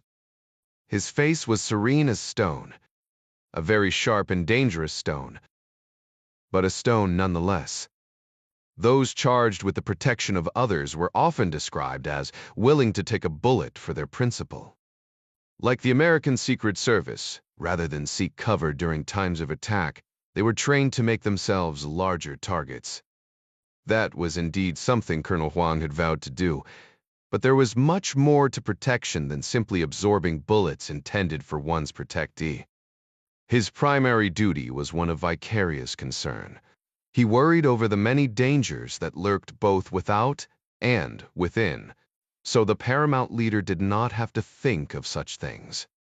Though officially a member of an army regiment, Huang wore a white shirt and dark suit nearly identical to the white shirts and dark suits worn by 3 of the other 5 men in the inner office. Everyone else in the room ranked exponentially higher than Colonel Huang, but under his dark suit jacket was a Taurus PT 7099mm pistol. None of the other men were armed, and as Chairman Mao had so rightly pointed out, political power grows from the barrel of a gun. Some 20 feet from Colonel Huang, beyond the seated guests, the paramount leader sat behind his expansive desk. Zhao Chengji was at once the General Secretary of the Communist Party, President of China, and Chairman of the Central Military Commission. Thick black hair, normally combed up in the front, hung down over a pallid forehead. It was late evening and his long workday was beginning to take its toll. Zhao's mahogany desk was cluttered with file folders. There was a white telephone for general calls and a monstrous red phone with twin handsets that he used to contact ranking ministers of government as well as any one of several dozen state-run businesses. A photo of the General Secretary's wife sat to his immediate right, though this and the unruly stack of files had been removed when Zhao had given his New Year's address to the nation. Huang could not help but notice that the General Secretary, normally a quiet and serene man, shifted a great deal in his seat, as if he were uncomfortably warm. General Ma, the Vice Chairman of the Central Military Commission, and Admiral Qian, Commander of the Plan Navy, each wore the uniform of their respective office, festooned with enough medals as to form protective breastplates for the 2 men. The general and the admiral were both possessed of the heavy jowls and swollen bellies that seemed to go with high command, attributes Huang swore he would never possess. At 42, Huang Zhu was a working colonel, still striving to be out in front of his team instead of slumped behind a desk preparing schedules and checking paybooks. It was his responsibility to guard the life of the most powerful man in China. That meant he could not afford the frequent banquets and trappings of office life that other men of his station might enjoy. The General Secretary kept long hours, and so did those who protected him. Huang led by example, and he made certain Every close protection officer under his command was given the opportunity to exercise and practice weekly to stay proficient in both firearms and defensive tactics. This meeting had been going on for an hour. President Zhao shifted often in his seat, but listened intently while his advisors offered up their counsel. In addition to the two military men, State Premier Cao and Foreign Minister Li were also present. Huang did not trust any of the men, but he trusted no one beyond himself when it came to the safety and security of his charge. His job was to suspect, and he came by it naturally.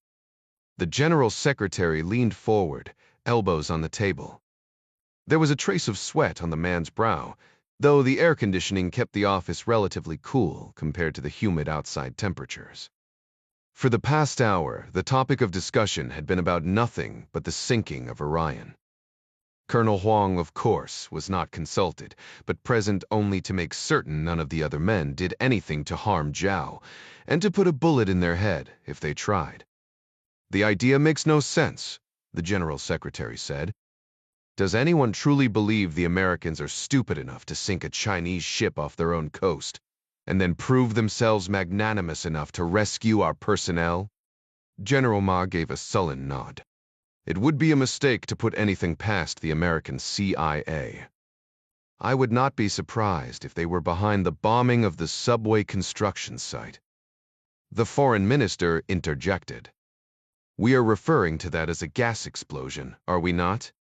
Of course, Ma said. "But we in this room are all aware Uyghur separatists were behind it, financed by the Americans, no doubt." The General Secretary raised an eyebrow.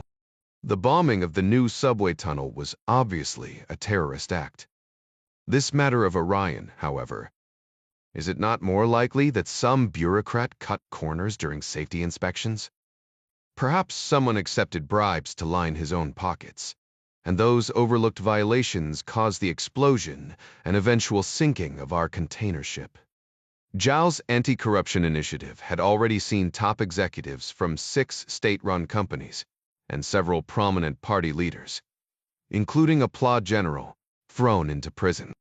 3 of the executives had been convicted of crimes stemming from the shoddy workmanship of an apartment building in Shanghai that collapsed, killing 49.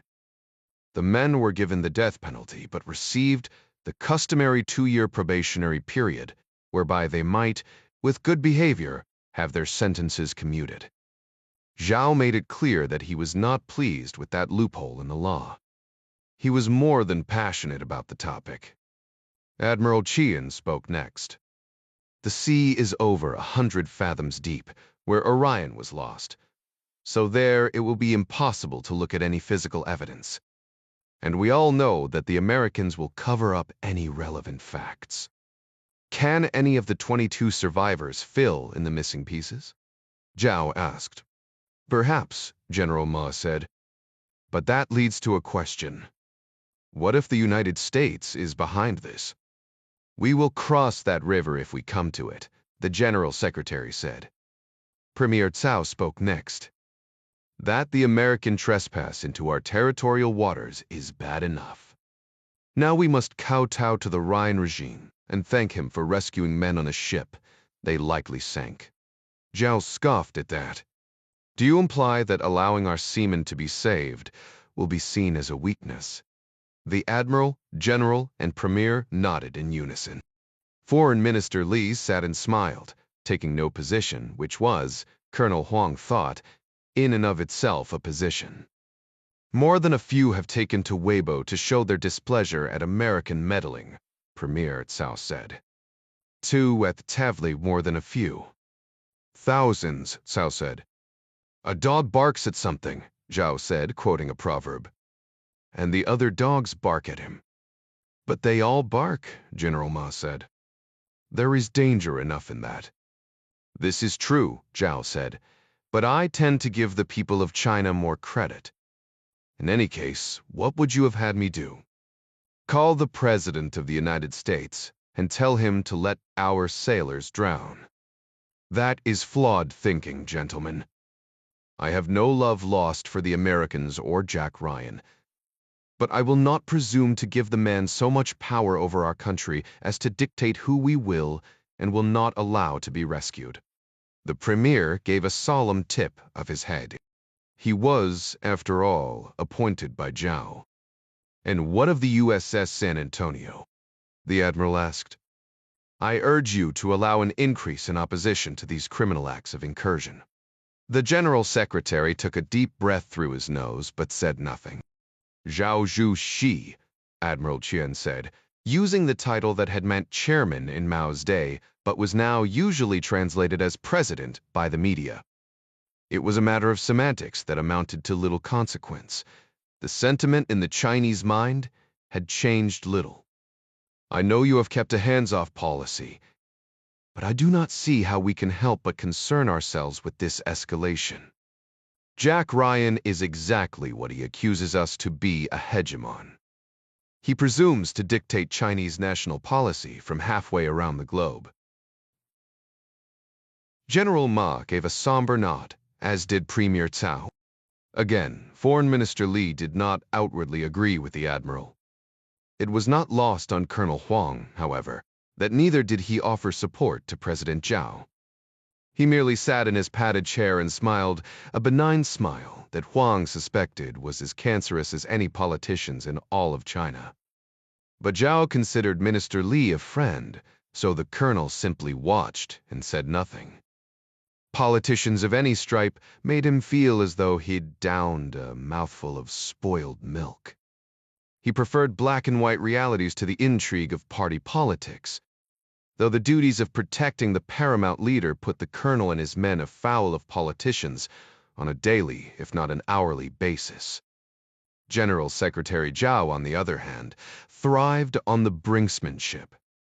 He was obviously skilled at it, having gained the attention of Deng Xiaoping and his faction of princelings within the Standing Committee of the Politburo.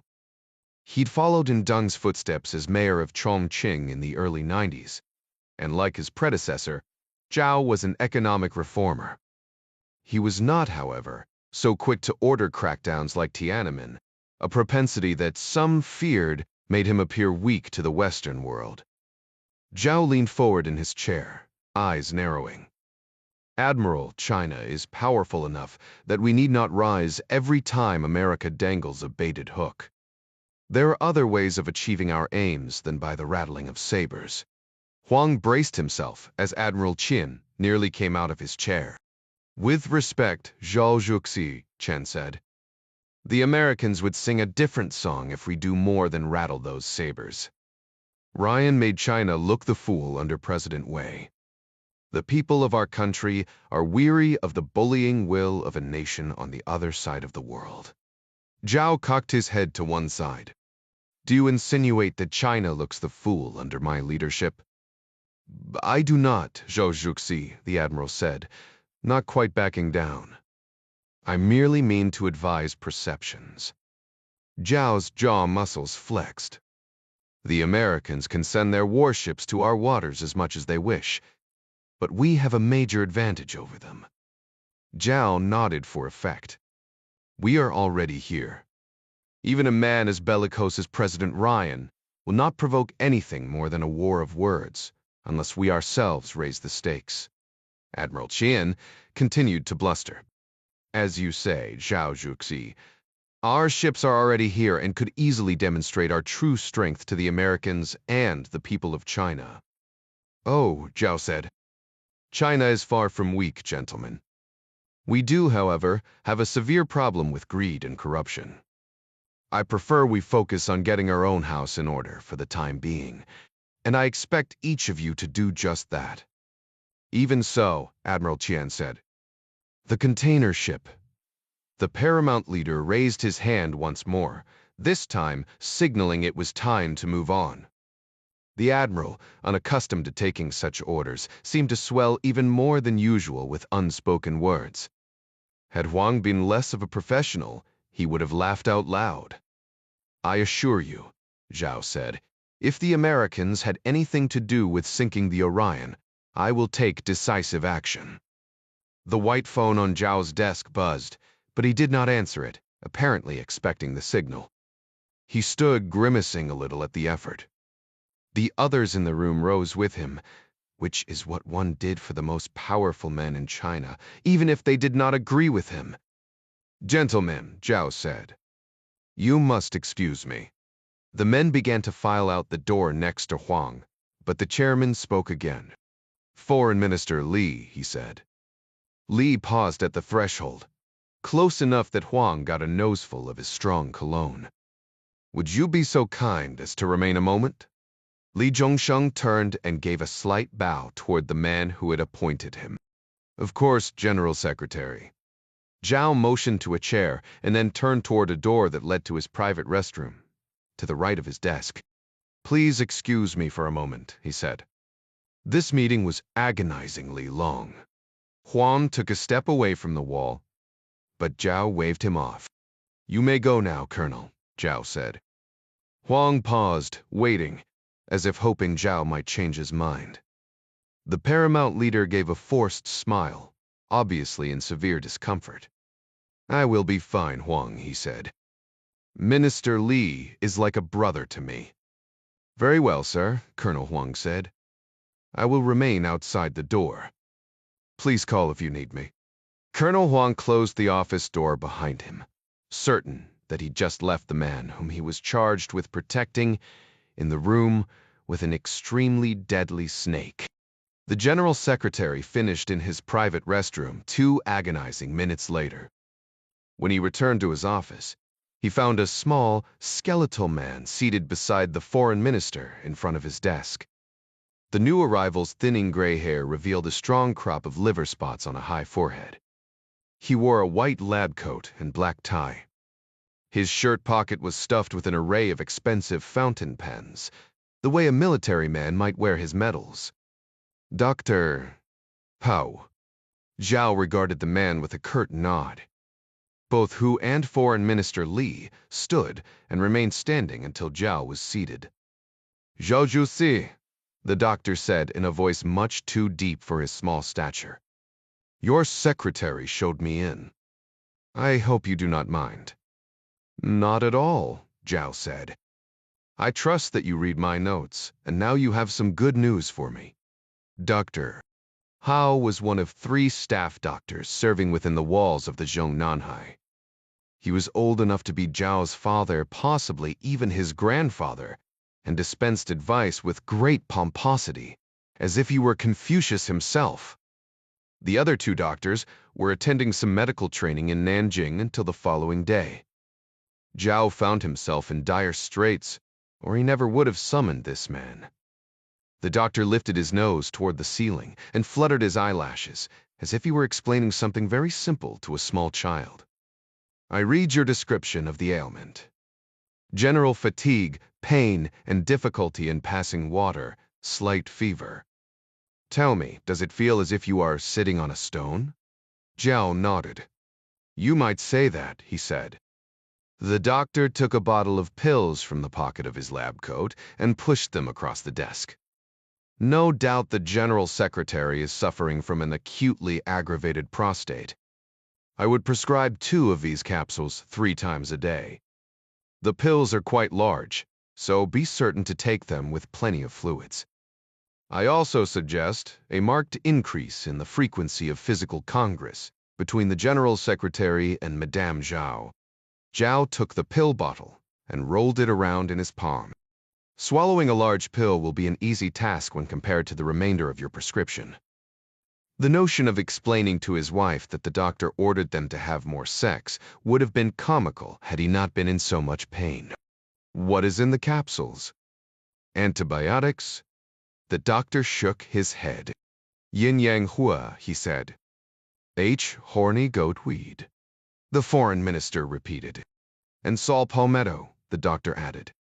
"A very effective remedy when combined with the increased—" "Thank you, doctor," Zhao said. Foreign Minister Li looked away, as if biting his tongue. All 3 men were silent for a long moment, and then the doctor said, "Was there anything else, General Secretary?" Zhao shook his head. "No," he said. "That will be all. I appreciate your diagnosis." The doctor shut the door as he left. I am all for Eastern medicine, Comrade Zhao, the foreign minister said, offering a friendly smile, but I will see to it that my doctor prescribes you some antibiotics. I would appreciate that, Zhao said. This is a perfect example of how we must move forward. Herbs have their place, but there are times when one needs actual medicine. If I may be so bold as to ask a question, Li said. Of course, Zhao said, swallowing 2 capsules of horny goat weed to hedge his bets. Do you think there is any chance the Americans are behind the sinking of the Orion? Zhao sighed. It is possible. But to what end? True, Li said. Truthfully, though, I would not put anything past Jack Ryan. He is, I believe, a man with much guile. I do not think it is guile, Zhao said. It is determination. And that is sometimes more dangerous. You're right, Li said. There is something else on your mind, my friend. You are an astute observer, Zhao Juxi, Li said. Now tell me, I hesitate to bring it up, but I am concerned about your push against the wealthy of the party. Zhao waved that off. I am not interested in wealth. You yourself are one of the wealthiest men I know. I am prosecuting corruption. You know best, of course. I will see to your antibiotics. I hope your health improves quickly. He gave a sly wink. In the meantime, I must remind my wife of her conjugal responsibility to my health. Zhao gave a polite chuckle, letting the bawdy comment slide. He preferred to keep things on a loftier level when dealing with members of his cabinet. I understand you are hosting a dinner party tomorrow. Li shook his head and shrugged. Nothing special. General Ma will attend, as well as General Xu and a few other minor guests. Such periodic functions allow me to keep a finger on the pulse of Beijing. General Xu of the Central Security Bureau. The foreign minister nodded. Yes. Be wary of that one, Zhao said. He gives me cause for concern. Is Grace Blake Trafso? Zhao narrowed his eyes, studying the man across his desk. Wirtz has prake as, how shall I put this? Might smell. I intend to make changes in that organization in the near future. The Central Security Bureau is, after all, tasked with your protection. I don't want to see it turned into a personality cult. You should be watchful. I appreciate your concern, Zhao Shux, and I will be careful. See that you do, my friend, Zhao said. I am very rarely wrong about my sense for a person's character. The foreign minister gave him a passive smile. That is interesting to note, mister. Chairman. General Ma Xianian exited the great hall that housed the general secretary's office and turned left to make his way along one of the many wide pathways inside the high walls of the Zhongnanhai. His office was on the far side of the lake known as the Middle Sea, and he had to walk across a bridge to reach it. His status was such that he could have taken a cart, but the weather was dry and warm, and in any case, the walk allowed him to burn off some of his contempt for the young upstart who was now in charge of the party. Dong Wenyuan, secretary of the Central Committee for Discipline Inspection, met the general before he reached the bridge. It was a well-known fact in the intelligence world that people stopped to chat on bridges, making them perfect spots in which to hide listening devices. People who wanted to speak openly avoided them, as well as any of the many benches that graced the park-like setting. Secretary Deng was impeccably dressed in a dark business suit tailored especially for him in London on a recent junket. The CD oversaw the propaganda and organization department, and as such had the power to sway and even direct public opinion. The two men exchanged greetings, bowing slightly to each other. They kept their tones civil and their faces passive. Because they were senior members of the party, there was no doubt that passers-by would pay them close attention, even while pretending not to do so. And that? Secretary Deng asked. It went as you might expect, Ma said, keeping his words vague. He was thinking pitiful, disastrous, unconscionable, but he said, disappointing. Something must be done, Deng said. And it is, Ma said. Even as we speak. Something drastic. General Ma smiled. Something final. 1:10 Jack Ryan Jr. parked the maroon Dodge Avenger across a side street from a weathered brick building in a sad parking lot tucked in off Harry Hines Boulevard. He and Chavez had purchased the car with cash from a dealership in East Dallas on the off chance that someone had seen the Rattlekin Taurus. Ryan now wore a shaggy wig with bleached blonde surfer tips pulled snugly over his dark hair, just covering his ears.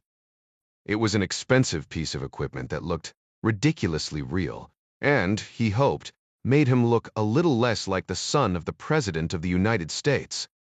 A large sign above the windowless building bore the red neon outline of a busty woman, bending over and peeking around her own thigh. Ryan nodded toward the sign and mused. Chicas peligrosas, he read. Ding Chavez translated from the passenger seat of the Dodge. Dangerous girls. Ryan rolled his eyes. Even I could figure that one out. Chavez held a 2-foot Yagi directional Wi-Fi antenna out his open window, toward the front door of the Dangerous Girls strip club. The simple device resembled a miniature ladder made of a single aluminum bar with short aluminum cross-sections running along its length. Chavez fiddled for a few moments with the connected laptop, scrolling through a string of 12-digit Bluetooth addresses, searching for Eddie Fong's phone. A tango's in there, all right, he said over the net, and then shot a glance at Ryan. Don't beat yourself up because you're not multilingual, Mano. You're a damned savant when it comes to analysis. Thanks for that, Ryan said. But I've decided I'm going to start working on my Russian. Chavez shut his computer and set it and the Yagi antenna on the floorboard at his feet. He opened the door and grinned. We all got our individual strengths. You can't help it if yours is staring at spreadsheets. Ryan laughed as he followed Chavez toward the double front doors of Chicas Peligrosas. You know I'm joking, right? Chavez said. Ryan patted Chavez on the back. I learned a long time ago, if you're not giving me shit, and something is terribly wrong. Jack knows you love him, Clark said over the net. How about you guys go get us some intel on Eddie Fong? Copy that, Chavez said. Gavin Beery had a GPS proximity notification on Eddie Feng's phone, allowing the team to grab a few hours of much-needed sleep after he stopped moving for the night. But Feng was apparently a man on a mission. He was up and at him again just after noon. Mal Midas Jankowski and Dom Caruso were in the truck a half a block away. Adara Sherman was going it alone today, another block down Harry Hines Boulevard to the south. The daylight hour made climbing onto a rooftop problematic, so John Clark sat behind the wheel of a primer, gray Pontiac Firebird, around the corner in the parking lot of a Pep Boys auto supply store. He did not have physical eyes on like he'd had the night before, but each team member's location was transmitted via a small GPS tracker to his iPad, giving him a common operating picture of everyone involved, as a color-coded icon representing each one moved around a digital map of the vicinity. Successful surveillance operations took several teams to do them correctly and safely, especially if the subject decided to run SDR's surveillance detection routes, which Eddie Feng did not. In fact, he'd committed the OPSEC fail from hell by never looking behind him, and seemed completely blind to the possibility that someone might want to follow him. Ryan couldn't figure out if the man was stupid or merely bad at tradecraft. Clark decided Ryan and Chavez would go into Chicas Peligrosas and get an eyeball on Feng. Note the lay of the land inside. They would rotate out with Midas and Dom if Feng stayed too long. Midas's years working with the unit in Central and South America had made him conversant in Spanish. Dom spoke Italian, which allowed him to grab the gist of Spanish conversations going on around him. Adara spoke passable Spanish as well, but while females were not unheard of as patrons of strip clubs, her blonde hair and athletic build were sure to draw unwanted attention from the very people they were there to watch. As team leader, Clark took his job of oversight seriously, even with a goofball like Eddie Fung. "Everyone stay alert," he said. "Don't let the daylight lull you." "Roger that, mister." "See," Ding said to his father-in-law. "Here we go," Ryan mumbled as they approached the door. "You're too young to be tired of looking at naked girls," Chavez said. "Not naked girls per se," Ryan said. "Just the kind that hang out in places like this." "I hear you there, Mano," Chavez said. The odor of an old carpet stewed in cheap booze and stale cigarettes hit Ryan in the face as soon as he opened the door. "Well, this sucks," he said under his breath as soon as he stepped across the threshold. He'd fully expected to see a handful of triad or cartel types, but was startled to find one of the largest Hispanic men he'd ever seen sitting beside a magnetometer, presumably to check IDs. Pushing 7 feet tall, the big guy had to weigh in at a good 350 pounds.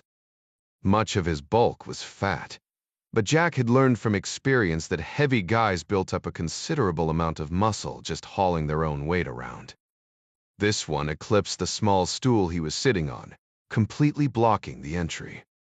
A tattoo of what looked like a female version of death stuck up from the collar of his t-shirt. He hadn't shaved or showered in a long time, and Ryan was surprised they hadn't gotten wind of him outside. He half expected fee-fee-fo-fum to be the first words out of the guy's mouth. Instead, the big man grunted and asked, "Of armas?" giving Ryan, and then Chavez, the evil eye once over, "Guns." Ryan hunched his shoulders, slouching some to look less threatening than his 6'1" frame would normally indicate. There was a time to be intimidating, and this was not it. Bouncers paid a hell of a lot more attention to tough guys than they did to nervous pushovers with bleached tips. Both men were indeed strapped, each carrying a Smith & Wesson M&P Shield 9mm. The small, single-stack pistols were virtually invisible under the men's shirts, but even so, guns could be explained away. Dopers carried guns. Hell, half the people in Texas did. The wire neck loop mics and the rest of the comms package, however, would likely earn them each a hole in the head. Jack assumed the dozen Asian and Hispanic men in the place were armed, but management evidently wanted to double-check any new faces. Chavez started to say something in Spanish, but Jack noticed just in time that the cord at the base of the magnetometer was unplugged from the wall. He gave his partner a quick elbow in the ribs. "No armas," Ryan said, eyes on the dancers as if he was enthralled, trying his best for a lecherous college boy look. "We're all about the girls, not the guns." He peeled a couple $20 bills off a roll from his pocket and gave the big guy an embarrassed grin. "To tell you the truth, this is my first time in a titty bar. Do we pay the cover charge to you, or what?" The 20s looked like Monopoly money in the big guy's massive hands as he snatched them away. He lifted his chin and grunted toward a trio of skinny Asian girls swaying on the stage. "They dance better if you give them a little cash, but hands off the merchandise, unless you work out an extra arrangement with me or Manolo the bald guy in the white shirt at the end of the stage." "Got it." Ryan gave a compliant nod and gulped for effect, his eyes wide and seemingly transfixed on the poor gyrating women. A dozen low tables ran in front of the stage, some occupied by small groups of Hispanic or Asian men. Triad or cartel according to their significant ink, each stuck with his own ethnicity. 2 rosy-cheeked white guys in City of Dallas municipal worker coveralls occupied the nearest table. Ryan counted 16 patrons in all, counting Manolo and the Asian man with the ridiculous faux hawk sitting at the table beside him. That one had to be Eddie Fung. The North Texas Crimes Against Children Task Force was housed in a nondescript hangar leased by the Federal Bureau of Investigation on the northeast side of Dallas Love Field Airport. The three agents that made up the IC, or the Internet portion of the Crimes Against Children Task Force, worked at a bank of computers in a windowless area with their backs to the far wall. These two women and one burly man, all parents themselves, spent much of their workday posing as children, engaged in online conversation with some of the sickest minds on the planet. It was a target-rich environment, with the National Center for Missing and Exploited Children estimating 75,000 would-be traders in child pornography online at any given time.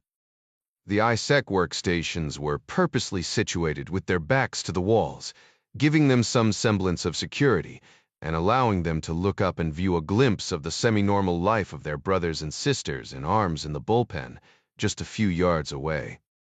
The CACA Task Force Commander, FBI Special Agent Kelsey Callahan, didn't believe in separate offices.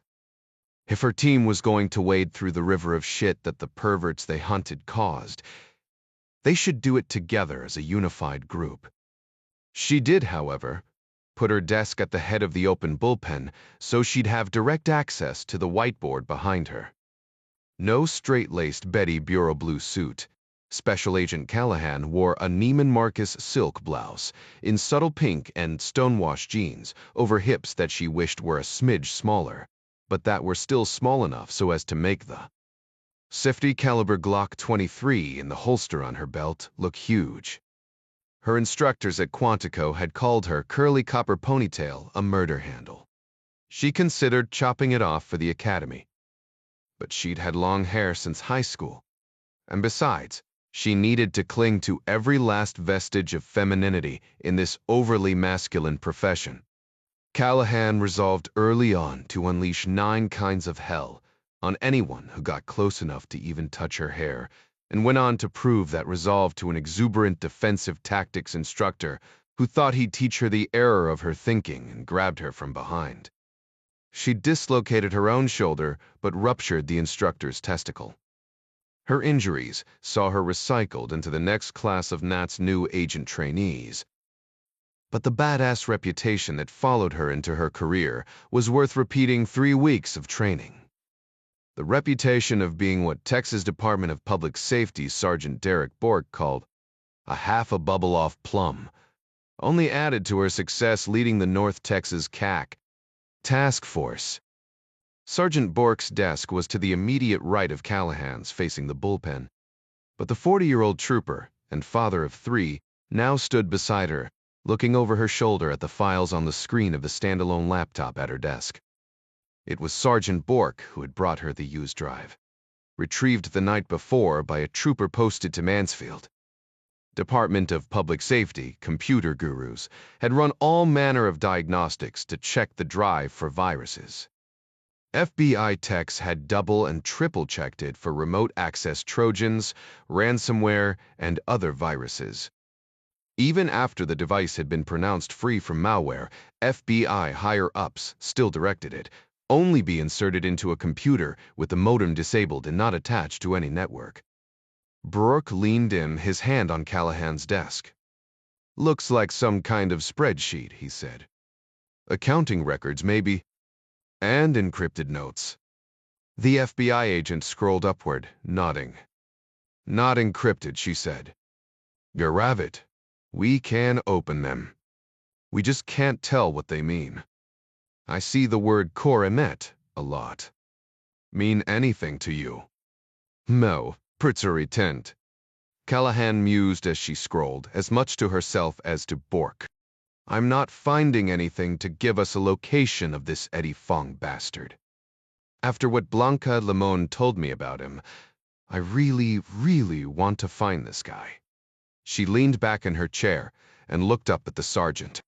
"I'll let the organized crime squads figure out the rest of the trash on this thumb drive. What I do need is to have a little chat with the guy who pays for sex with a little girl as young as Blanca. According to her, there's another girl, a friend of hers named..." Callahan looked at the printed FBI 30302 beside her laptop. "Magdalena Rojas."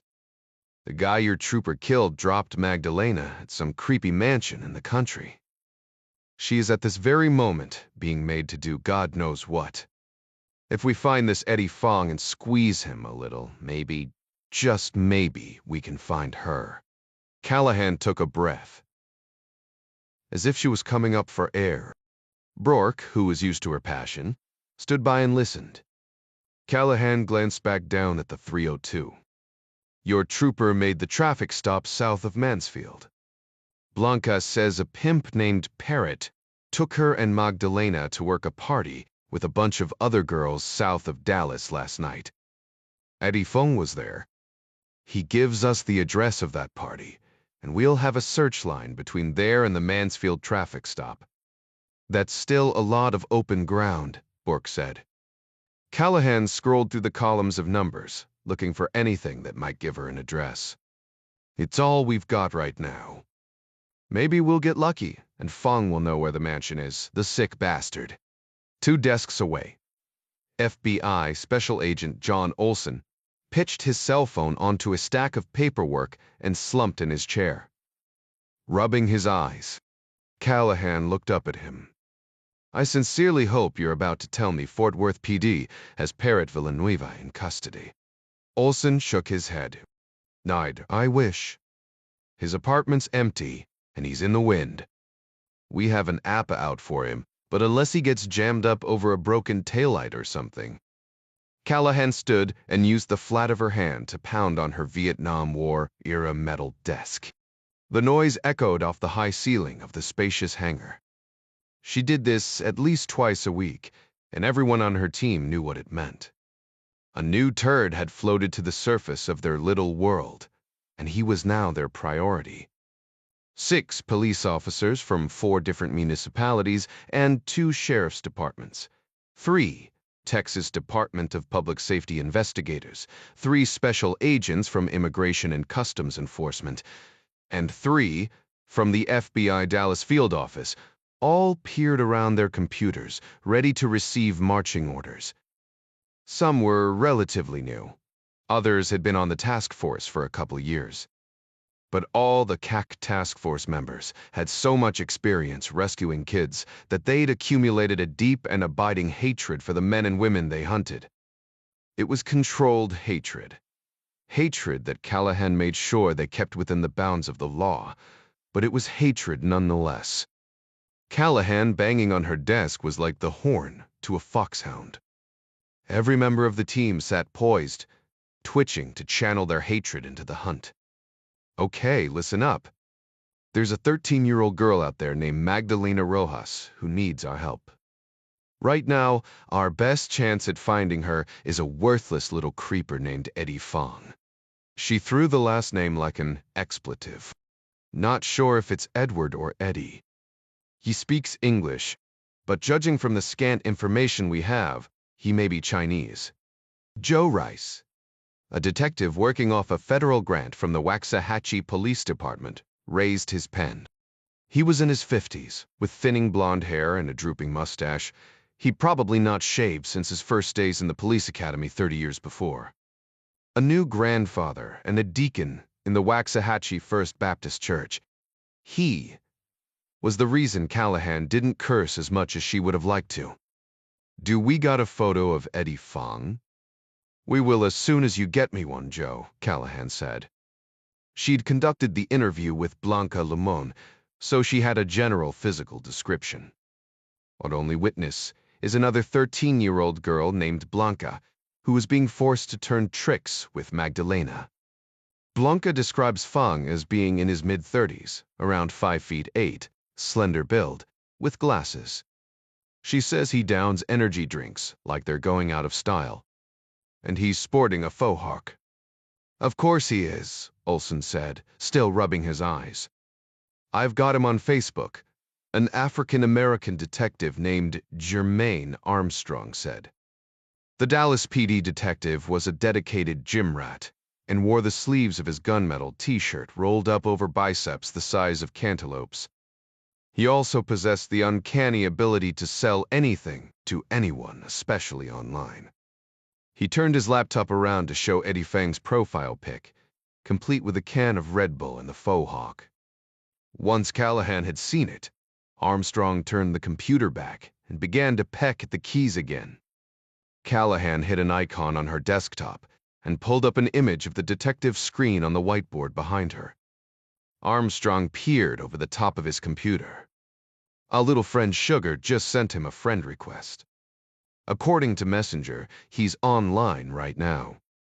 He should be getting back to her shortly if he likes what he sees.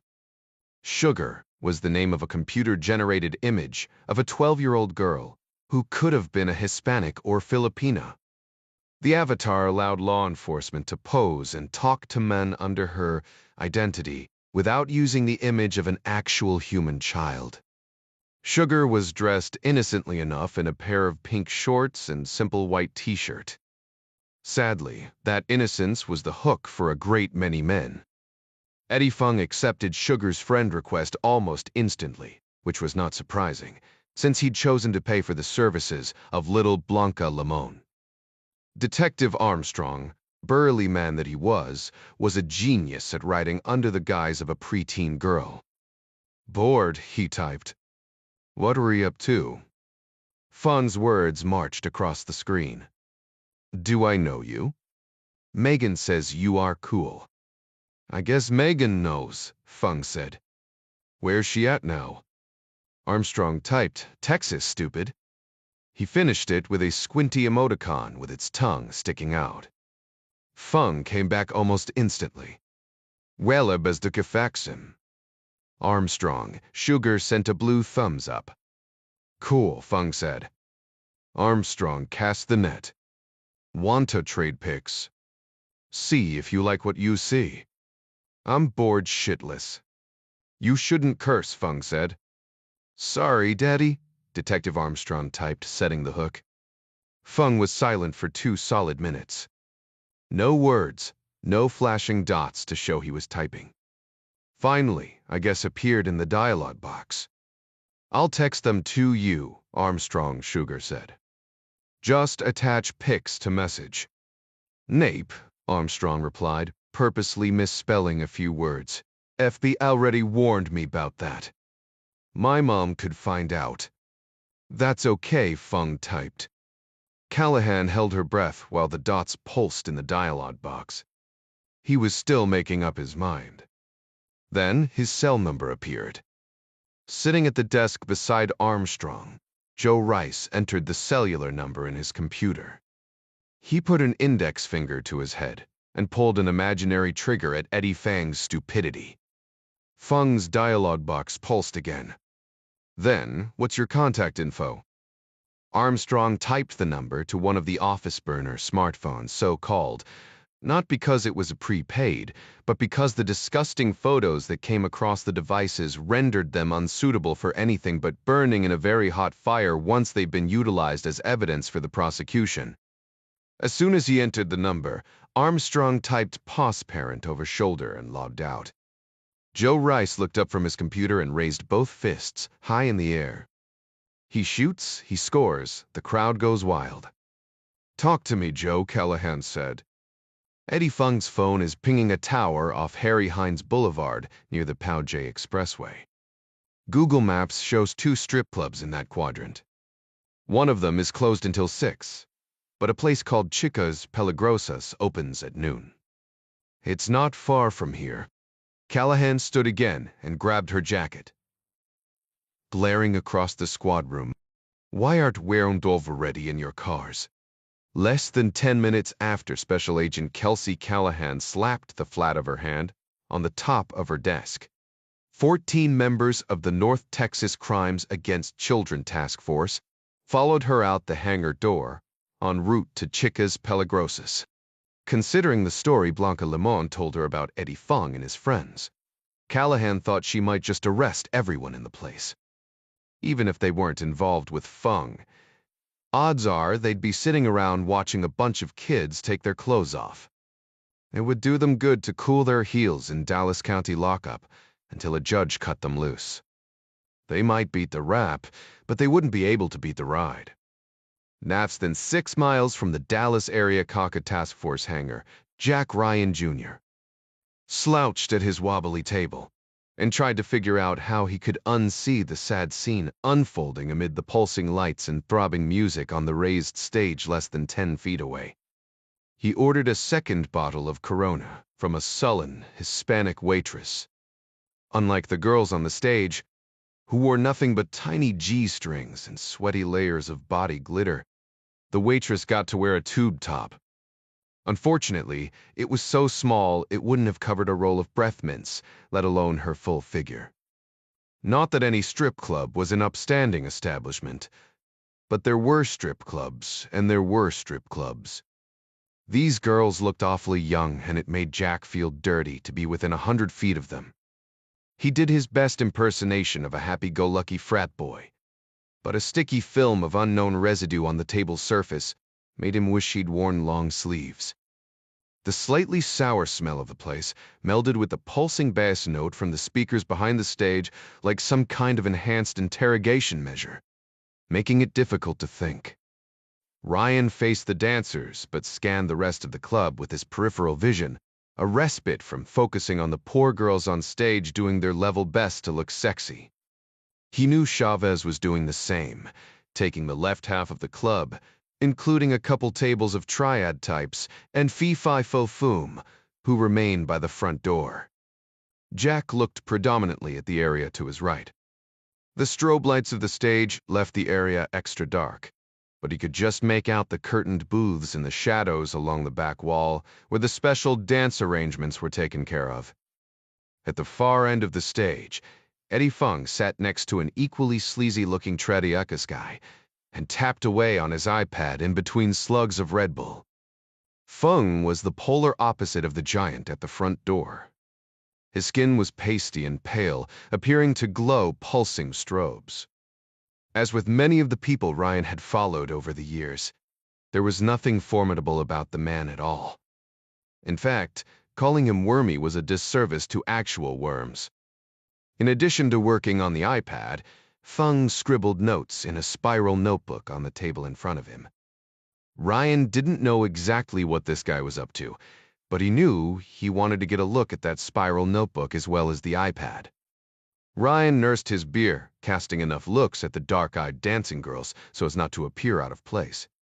He leaned sideways toward Chavez and spoke under his breath, hoping the mic on his neck loop would pick up his whisper and broadcast it to the rest of the team. "A friend has a tablet computer I'd like to get my hands on." "Due time," Clark said. "Does it seem like he's being protected? Guarded by the cartel or triad?" Ryan fought the urge to shake his head at the question coming from his earpiece. "No," he said, still gawking at the stage and tilting his head as if speaking to Chavez. "There's a Hispanic guy at his table chatting him up, but everyone appears to be guarding the girls." "He's right," Chavez mumbled. "I'd lay odds that there's enough firepower in here to hold off a small army." "Good enough," Clark said. "Keep eyes on for another half hour. Sing out if it looks like you're starting to get stale." Adara's voice came across the radio. Calm, but direct. "That small army you mentioned," she said. "I've got 8 plainclothes officers coming your way from a half a block south. I'm betting they're feds, and not trained counterintel types either. They're too overt covert." Jack nodded to himself, as if in time with the bass beat from the speakers. He knew exactly what Adara meant. Men and women who'd spent long careers carrying large and heavy firearms on their belts often tended to walk holding their arms slightly away from their bodies, even when they transitioned to a smaller, more concealable weapon for different duty. It took practice and concentration to overcome the effect of being a beat cop or even a suit-wearing detective. Simply wearing plain clothes did not make one covert. Dom broke squelch on the radio. 6 more of the same moving in from the north. There's a redhead leading the pack. She's Bureau, no doubt about it. I saw her belt badge when she got out of her car. I'm guessing this is some kind of task force." Clark's voice was tight, agitated. "Ding Ryan, haul ass out the back. I don't want you caught up in some whorehouse raid." "Copy that," Chavez said, nodding toward the dark hallway at the rear of the building. "You lead the way, Minot," he said to Ryan. "I'll be right behind you." Jack was already on his feet, slouching between the row of tables and the stage toward the back door, as if he was looking for the restroom. He wasn't the sort to run from a fight, but his getting caught in a place like this would cost his father a great deal of political capital. Not to mention the fact that the resulting media attention would severely damage Jack's ability to continue working in a covert capacity. Even so, he turned to Chavez as they reached the end of the stage, stopping in his tracks. "What about fee fi fo fum?" Chavez groaned, having already reached the same conclusion. "He's gonna hurt somebody." The two men had worked together long enough that they generally knew what the other was thinking. In any tactical situation, neither wanted to leave approaching law enforcement to stumble into the strip club blind and come face to face with the armed behemoth. The task force agents would eventually gain the upper hand, but one of them was bound to get injured and possibly even killed in the process. Ryan and Chavez each took a $20 bill from their pockets and stepped up to the stage. The two tired-looking girls turned, lowering their gyrating bodies to allow the men to stuff the money into their G-strings. The girl nearest Jack looked even younger up close. She had to be in her teens, probably the reason the cops were here. Throwing a quick look over his shoulder to make sure the giant by the door was watching, Jack gave an exuberant cat-calling whistle, then put both hands flat on the stage as if to climb up and dance with the girl. Though not unheard of behavior in a titty bar, it was exactly what Fee Fi Fo Fum had warned them not to do. They had not paid for the privilege. The giant sprang from his stool by the door with surprising dexterity. "Rasu pendeco," he roared above the throbbing music, lumbering toward Ryan. His bullish neck was arched and his head down, as if he intended to bowl Ryan over. Extremely big men may have doled out countless beatdowns, but they rarely had much real experience with anyone fighting back. Unfortunately for the bouncer, both Chavez and Ryan had plenty. Ryan yanked a wad of assorted bills from his pocket and pitched them onto the stage, hoping the investment would keep the girls busy doing something besides kicking him in the head. Chavez stepped deftly aside as the giant chugged by, giving him a stout two-handed shove from behind and causing him to go faster than his legs could carry him. Jack caught the man mid-stumble, grabbing him by the shaggy hair with both hands and directing his forehead toward the lip of the stage. Inertia and gravity did the rest. The resulting collision of bone against wood cracked like a rifle shot. Fee Fi Fo Fum piled up on the filthy carpet at the base of the stage, moaning, both hands on his gashed forehead, trying to stanch the flow of blood. Chavez gave Ryan's arm a tug. "Ne du kite," he said without looking back. The nearest cartel guys sat at their table and blinked. It was inconceivable that anyone could knock out the big bouncer. Everything had happened so fast, it took them a moment to process what this white kid with the frosted hair and dark beard had done. Ryan turned to run, but came face to face with Eddie Fung, who was now on his feet, clutching his tablet computer in crossed arms. A commotion at the front drew the Taiwanese man's attention toward the door. Ryan took that moment to dip into his pocket and then reach under the edge of Fung's table. A strong adhesive held the Gisum slap mic in place, leaving Ryan free to run down the hallway and out the back door, joining Chavez in the alley at the same moment law enforcement poured in the front door. 14 members of the Crimes Against Children Task Force button hooked through the double doors 2 at a time, moving quickly as they came in to make room for the person behind them. They hadn't knocked or announced, so they'd seen no reason to cover the back door. With their sidearms drawn, they divided areas of responsibility as they scanned for danger. Chica's was a cartel joint, so it was a given that there would be guns inside. Joe Rice, the Waxahachie detective, had suggested they call Dallas PD SWAT. Callahan had demurred, though she knew it was probably the smarter call.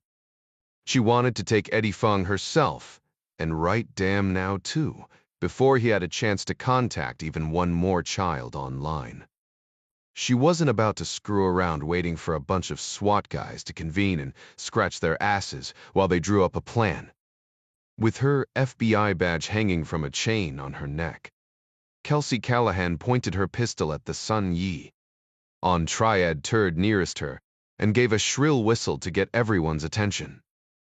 On cue, Special Agent Olsen cut the music and turned on what lights there were, which still didn't brighten things up much. A dead quiet fell over the club. The triad and cartel pukes just blinked, sizing up the task force like dogs consider a piece of meat. They were starting to get twitchy. "The deserteur stop," Callahan shouted, staring down a skinny Chinese gangbanger beside the stage. She lowered her voice slightly in an effort to diffuse the situation. "I only want Eddie Feng."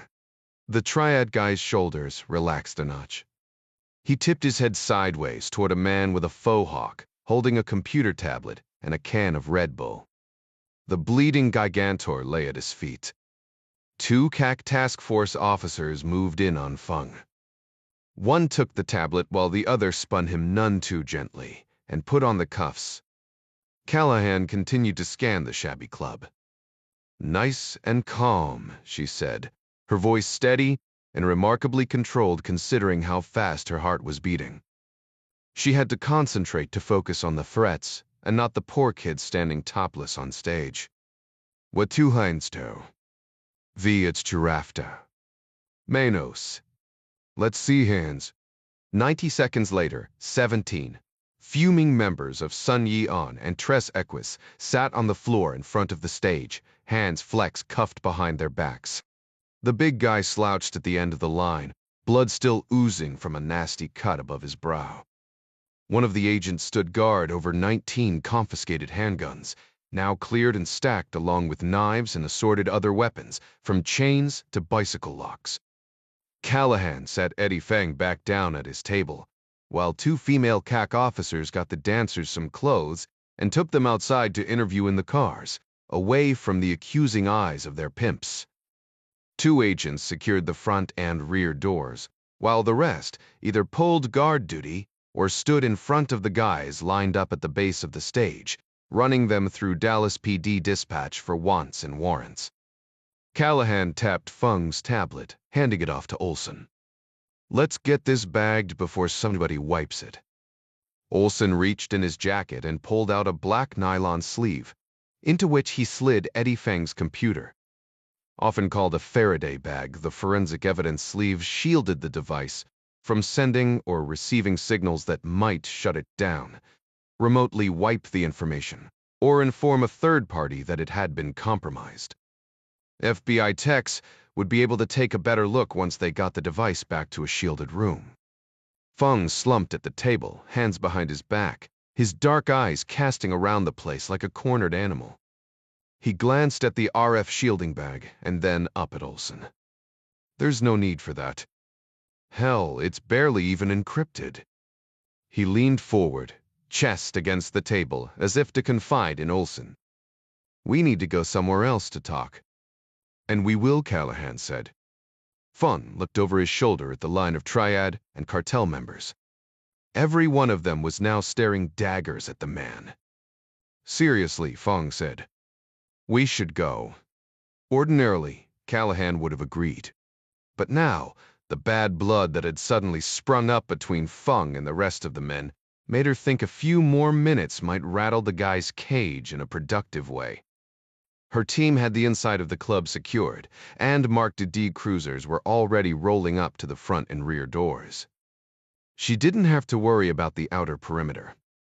Sticking around was safe enough. And even if it didn't turn out to be incredibly productive, it did Callahan's heart good to see this little prick squirm. "You have the wrong man," Feng whispered in accented English. "I'm one of the good guys." "You seriously need to shut up," Callahan snapped. Feng was the type who would talk, but she wanted to get the tap flowing good and strong of his own accord before she read him his Miranda warning. Often, the best way to do that with people like him was to tell them to be quiet. An Asian man with a buzz cut and full sleeve tattoos craned his neck from his position at the base of the stage. He began to shout maniacally in Chinese, eyes wild, spittle flying from his drawn lips. Feng went pale, shrinking sideways in his chair to put even a few more inches between himself and the screaming triad soldier. A task force officer gave the tattooed man a shove with the toe of his boot. Instead of going quiet, the man rolled on his side, scrambling to his feet. He continued to scream in Chinese as he rushed toward Feng. Arms behind his back, the screaming triad puke fell flat on his face when Armstrong simply stomped on his foot. Feng suddenly stood, nearly knocking over the table, but Callahan shoved him back down. He seemed awfully frail, and it wasn't very difficult. She nodded to Armstrong and then the screaming triad guy. "Get him out of here, Germain." She looked at the rest of her team. "Tase the next shitbag that so much as twitches without my permission." Olsen held up the bagged computer, unfazed by the commotion. "Is this going to be more of the same stuff?" Feng's face fell. "Same stuff as what?" Olsen shrugged, leaning back to rub his eyes. "Record of payment, maybe. Most of it is in code. Coronet gets mentioned a half a dozen times or so." "Shh," Feng said, nearly apoplectic now. "Don't discuss that in here." Callahan looked over Olsen's shoulder. They would need to get back to the office to concentrate on the data, but this was big stuff. She already knew the triads were running underage girls, but if they'd linked up with an offshoot of the Sinaloa cartel, that took this ballgame into a whole new league. The information on this guy's iPad could nail down a major human trafficking ring. "I'm begging you," Feng whined. "Just get me out of here." "You're in an awfully big hurry to go to jail," Callahan said. "Having sex with a minor is a pretty big deal here in Texas, Ed. Even the guys on the inside don't take kindly to child rapists." "What are you talking about?" Callahan decided to play a portion of her hand. "We have a thumb drive that came from you." Feng's face went slack. "Me Z-Spispith 2 Prime." "We'll get to that," she said. "Can we get to it somewhere else, officer?" "Special agent," she corrected. "Callahan, FBI." "Okay, Special Agent Callahan," Feng said, chewing on his trembling bottom lip. He'd become wooden, his words barely audible. "There's more going on than you realize. Take me somewhere safe.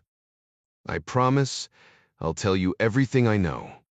Ryan and Chavez moved their rented Dodge to a cracked asphalt parking lot, behind an abandoned warehouse 3 blocks from Chicas Peligrosas.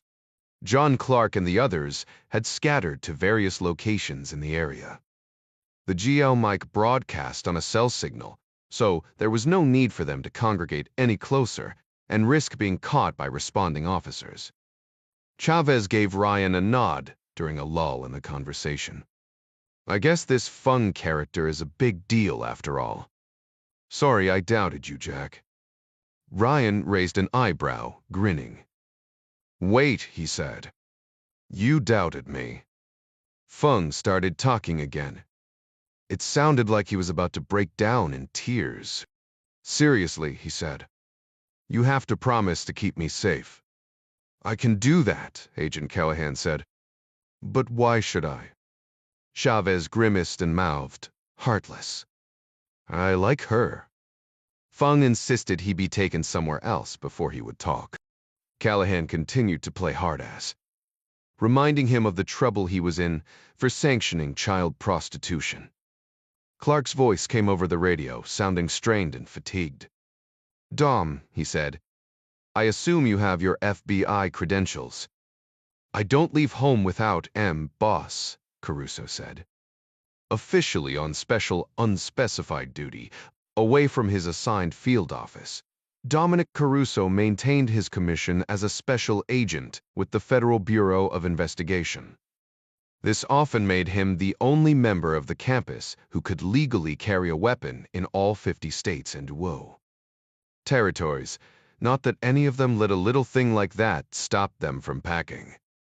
Many of the things they did overseas were, in point of fact, against the law. It was the way of counterintelligence work. The fact that one's government sanctioned an action in no way made that action legal in another country, no matter how moral or right it might be. Clark continued, "The human trafficking is bad enough, but there's more going on here than that. Eddie Fung is a piece of shit, but he knows something as evidenced by Jack's earlier discovery about the Beijing subway bombing. We need to find out what that something is. Dom, I'll get Gary to pull a few strings with the Bureau so you can insinuate yourself into Special Agent Callahan's investigation. Stick with her and find out what she knows. The rest of us will back off a bit and do more research into the unholy union between the Sun Yi-On triad and the Tres Equus men." "Copy that," Caruso said. "I'll follow at a discreet distance when they come out, and then introduce myself to Special Agent Callahan in an hour or so." "That should give me enough time," Clark said. "I'll let you know." Over the radio, Feng's voice changed from whining to demanding. "If you don't get me out of here, I'm going to have to ask for a lawyer." "You do that," Callahan said. "We'll see then what kind of protection you get." "Book." Fong was sobbing again. "I was bluffing about a lawyer. Just put me in solitary. These animals would kill me 5 minutes after I go into general population. I swear, I'll give you everything I've got." The voice of a male agent came across now, including whatever code you're using. "Yes. Sniff, sniff. And what all the numbers mean in your data." "Yes. And who they correspond to." "If I know." "Malba Coronet," the male voice asked. "Who or what is that? What is wrong with you people?" Feng spoke so quietly now that the Giedzem mic barely picked up his words. "I said I'd tell you, but you have to get me out of here." "So tell," Callahan said. "Show some good faith." "Okay," Feng whispered. "This guy, Coronet. I think he's some kind of spy. The man with La Santa Morete tattooed on his neck. Sat down the street from Chicas Peligrosas in his 1994's 10 pickup. He ground his teeth, discolored from years of smoking hand-rolled cigarettes. The man's name was Javier Goya, but everyone called him Moco. At 29, he'd spent more than a third of his life behind bars, and he decided, after he got out the last time, he wasn't going back. His leg bounced on the floorboard, rocking the little truck and drawing a look from Gusano, the man who sat beside him. "You got the need for weed," Gusano said. "Shut up, cabron," Moco said, knowing his partner was right. Gusano had once eaten a worm on a bet, earning his name, and Moco thought him just about as smart as one of the slimy creatures. Moco pounded his fist against the steering wheel, causing dust to rain down from the headliner of the S10 pickup. He had to be the luckiest son of a bitch in the world. A schooled female figure with scythe and beckoning bony fingers, was a prison job he'd gotten while incarcerated in Huntsville's Eastham unit. The guy running the block had suggested the design as long as Moco was ready for what went along with it, and sent him to another guy who worked in the kitchen. This other guy was a crazy old Mexican artist from Reynosa, who used ink from the soot of burned baby oil mixed with pages from the Bible. That ink must have been some potent shit, because La Santa Morte had protected Moco well over the years, if you didn't count the nickel he did in Darrington for selling a tiny bit of black tar heroin to an undercover cop in Bridgeport, Texas. The state was serious about punishing drug crimes. But nobody shanked him while he was inside, and that was saying something in a place as bloody as Darrington. La Santa Morte was sure as hell looking out for him today. At first, he'd been pissed that his truck had broken down, but If the alternator had not gone out, he and Gassano would have been inside Chica's Pelagrosos when the feds showed up, which meant they would have tried to put him back inside, which in turn meant he would have shot it out and very likely ended up dead. But that hadn't happened, thanks to La Santa Muerte. Now he watched, as his friends were Frog marched one by one, out the front door of the strip club, hands cuffed behind their backs and stuffed into waiting cop cars. A tall Hispanic and a pissed-looking redhead, both wearing FBI raid jackets, came out last, flanking that asshole Eddie Fung. Moko had never trusted that guy. He was always snooping around, paying good money for girls who weren't worth a dime bag and asking questions about things that were none of his business. One way or another, he was behind this. Moko used his cell phone to snap photos of as many of the cops as he could, paying special attention to the ones in the FBI jackets. The curly-haired bitch was in charge. He could tell by the way she carried herself, all haughty and nose in the air. Goya hated girls like that, and so did his boss. Oh yeah, the Petrol would be most interested in this one. Moko grinned at the thought of what they'd do to her. The boss had some very special methods to deal with bitches who got in the way of his operation. 12. The man known as Coronet sat on the flimsy plastic chair on Roxas Avenue. He would have liked to put his back against something more substantial than a wooden utility pole, but it was the best he could do. He was working, after all, and in his line of work, danger was a given. Davao City, Philippines, was familiar to security experts and foreign policy wonks because of its crime and the mayor's brutal crackdown to curb it. Attention spans being what they were, interest waned until someone set off a bomb in Davos Roxas night market, killing 15 and wounding 70. The radical Islamic terror group Abu Sayyaf, based in the southern Philippine islands of Jolo and Basilan, had claimed and then denied responsibility. There had been arrests, but none of those arrested had been affiliated more than tangentially with Abu Sayyaf. Coronet made it a priority to find out who was behind the bombing. In his business, bombers who did not get themselves captured were good people to have on the payroll.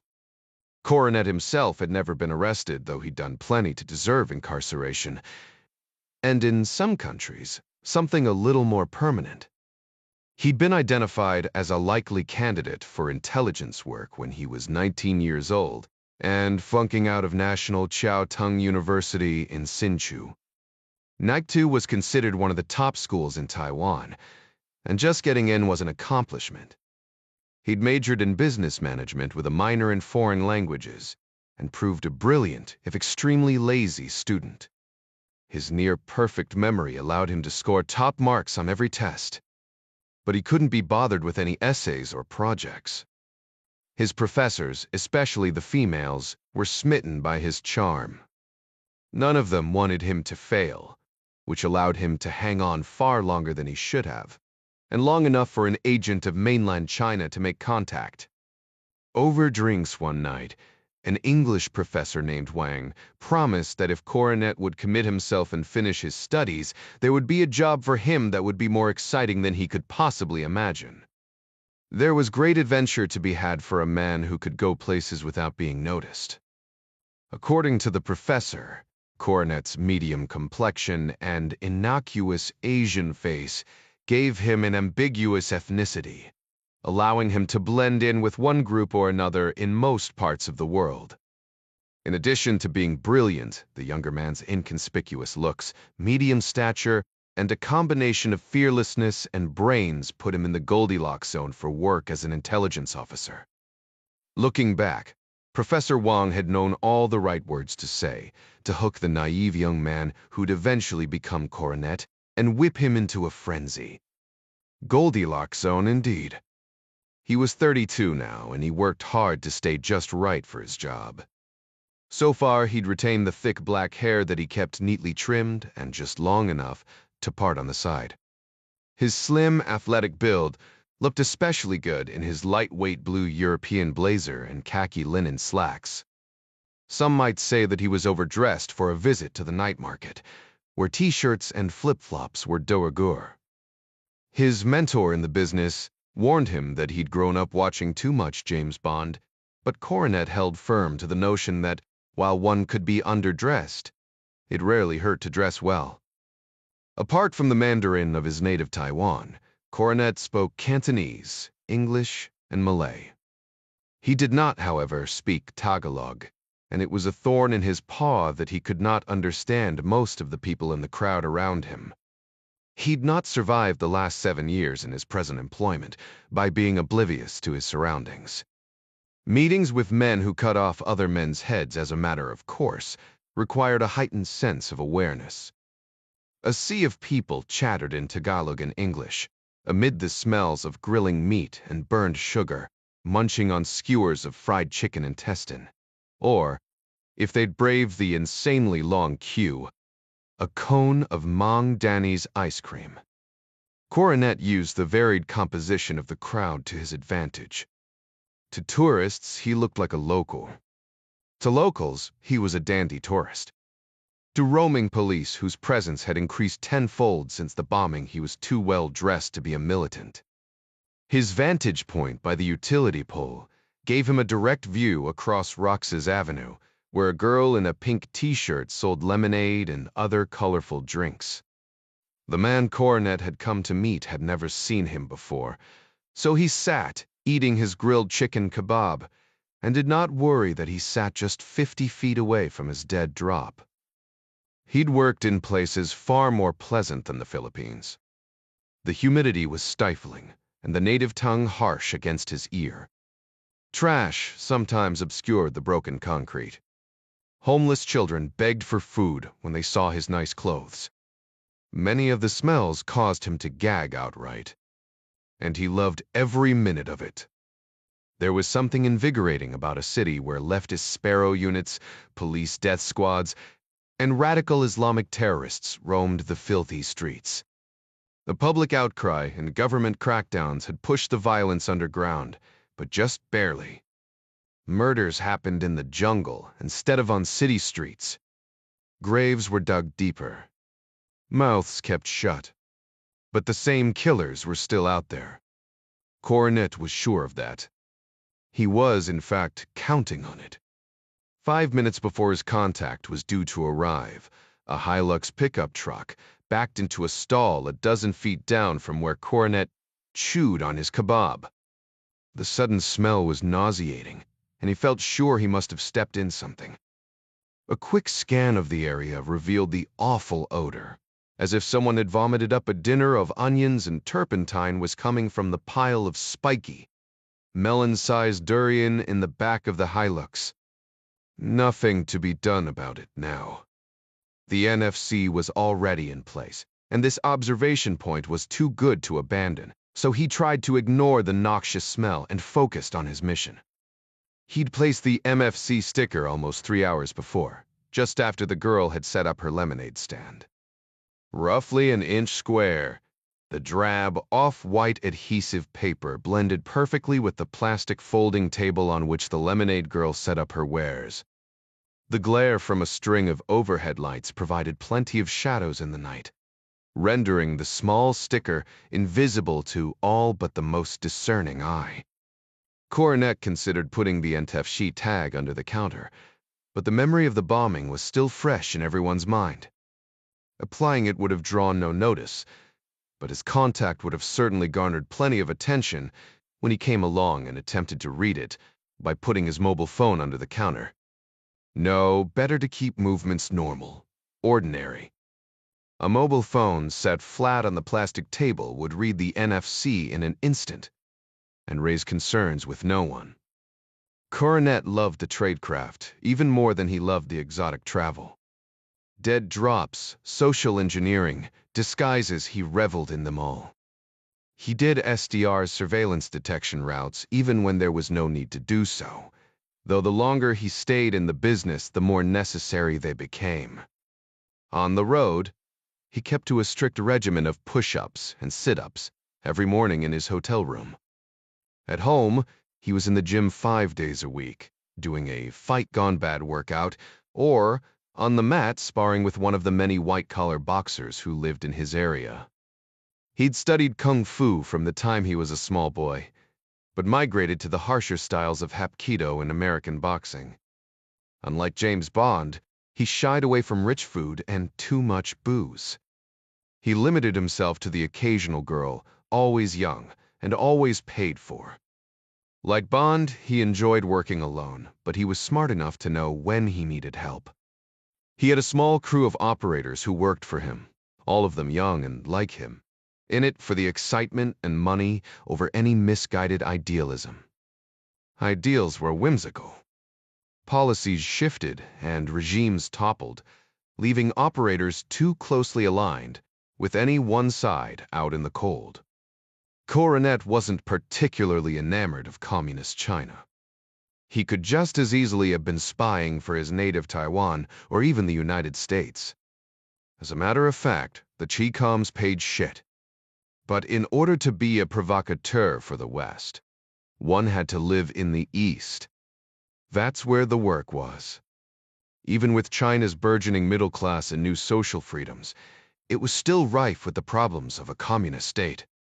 It was one thing to visit Beijing for a quick meeting or zip in and out of Kashgar to chat up some enraged, eager separatists.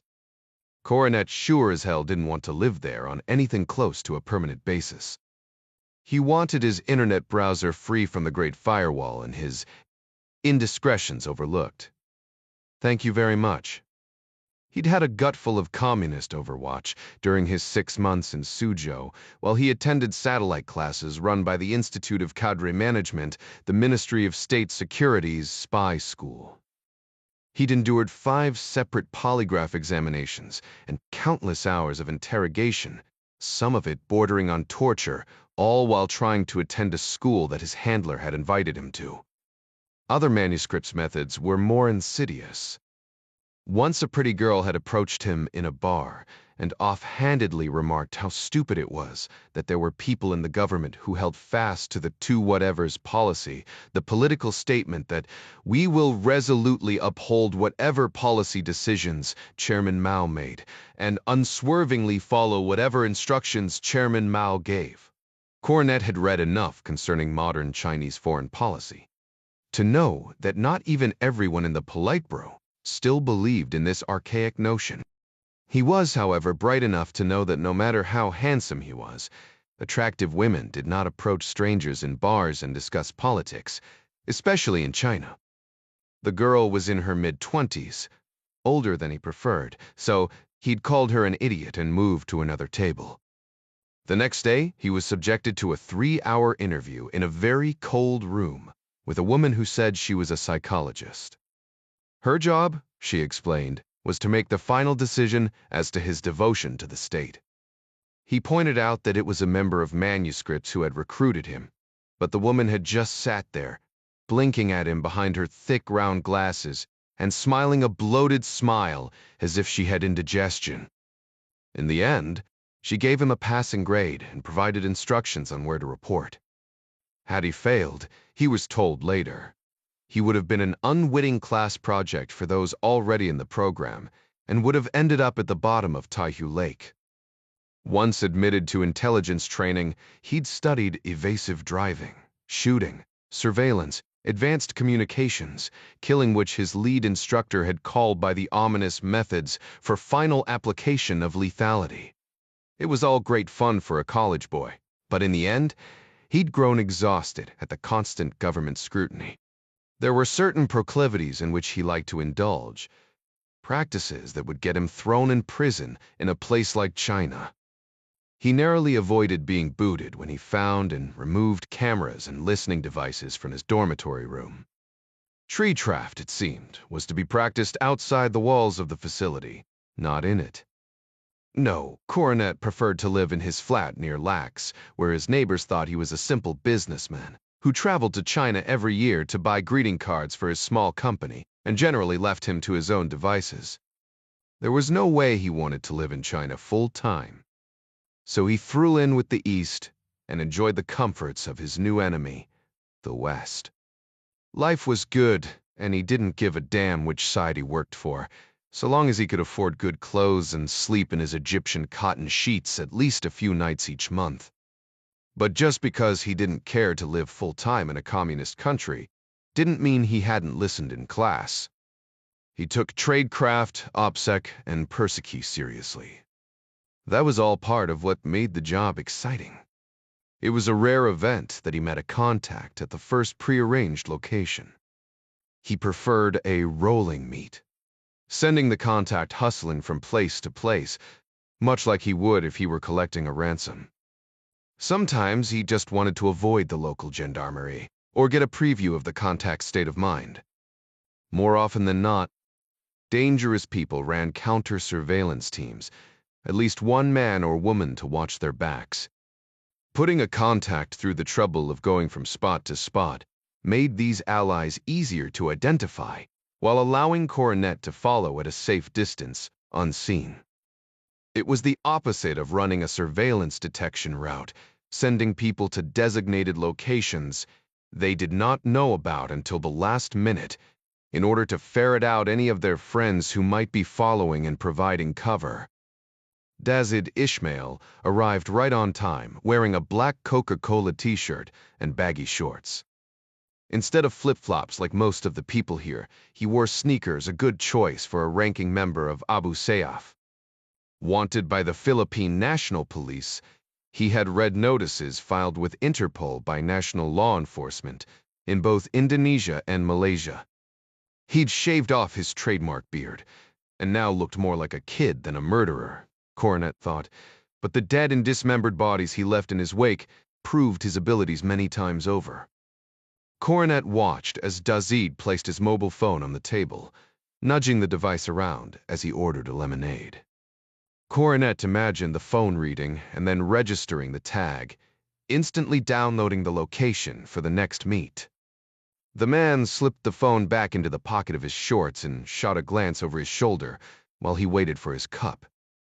Coronet glanced away, not wanting to seem overly interested, though there wasn't much chance of him being seen at all, across the street and in the dark. The near-field communication tag made for the perfect dead drop. Working on the same principle as a touch key for a hotel room or a subway pass, the inconspicuous F's tags contained nothing but a simple set of GPS coordinates, with the latitude and longitude transposed. Dazid would know to reverse the numbers before attempting to go to the next location.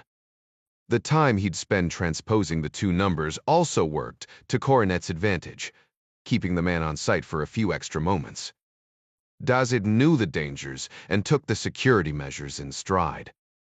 The incredible sum of money Coronet's handler had authorized may have had something to do with his easygoing temperament. At first, Coronet noticed no one but Dazid. But when the bomber finished up with his mobile phone and headed southeast on Roxas Avenue, a man who looked suspiciously like an off-duty policeman did a double-take. He was standing at a food stall with his chubby wife, a small boy of 2 or 3 clinging to his leg. The policeman obviously thought he'd seen someone important but could not be sure in the darkness. His eyes locked intently on Dazid, and he leaned in quickly to whisper something to his wife, peeled his little boy off his leg, and then walked into the darkness to investigate. It was an extremely foolish thing for him to do. Coronet had 2 choices. He could disappear and let Dazid be arrested, or he could act as the wanted man's counter-surveillance. He looked at his watch and realized he truly had only one choice. There was no time to develop another asset. Groaning within himself, he got to his feet. He grabbed a paring knife from the stall next to him while the owner was busy fanning away the smoke. It was a small blade, not quite 4 inches long, but he'd watched the man cut chicken and knew it to be razor sharp, perfect for his purposes. Coronet dropped the knife into the pocket of his jacket for the moment and fell in behind the policeman.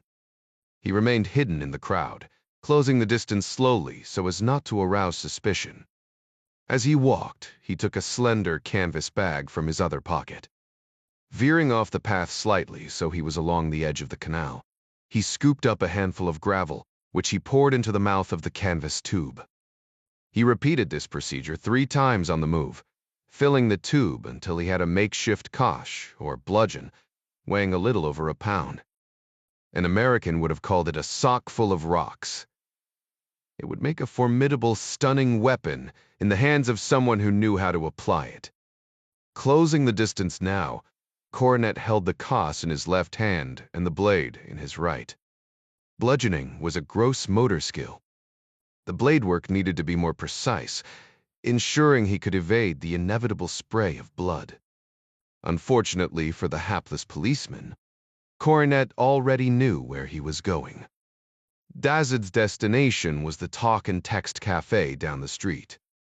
It was the location of the next NFC tag. He'd guessed correctly that the policeman would want to keep his distance and would likely remain across the street near the canal while he summoned backup. Considering the army of law enforcement at the night market, it would not take long for help to arrive. Coronet would have to act without hesitation, which was fine. He'd done this before and knew the entire process would not take long.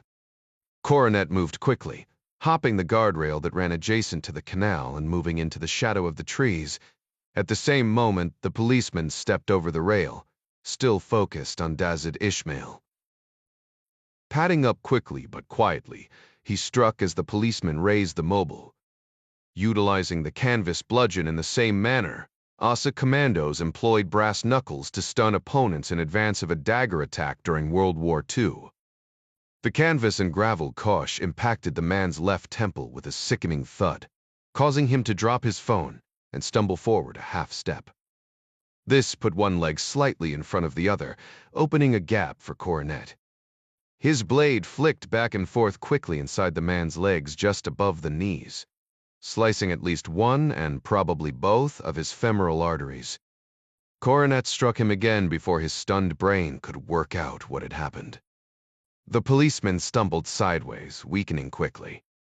Coronet gave him a solid shove, careful not to soil himself with the man's blood, pushing him into the canal. The canvas kosh and the paring knife followed him in. Coronet cried for help. At the same moment, the man splashed, pointing into the shadows as bystanders rushed to help. Instead of moving closer with the crowd, he melted backward, letting the press of people swallow him up and hide his movements until he was across the street in front of the Talk and Text, where passers-by were just realizing something was going on at the canal. Taking one of the NFC stickers out of his pocket, he held it up by way of identification as he approached Dazid Ishmael. The terrorist looked up at him, confused. Then, his hand dropped into the pocket of his shorts. Coronet raised both hands. "You had company," he whispered. "Off-duty Pim." "Okay," Dazid said, still suspicious. "Did you bring the money?"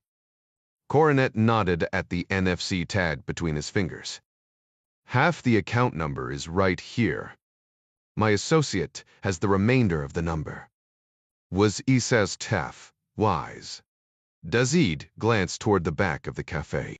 Coronet shook his head. There was only one policeman, and he did not make a call. We should go out the front as if nothing is wrong. And with that, Coronet made contact with one of the most dangerous terrorists in the Philippines. The provocateur glanced at the date on his Rolex.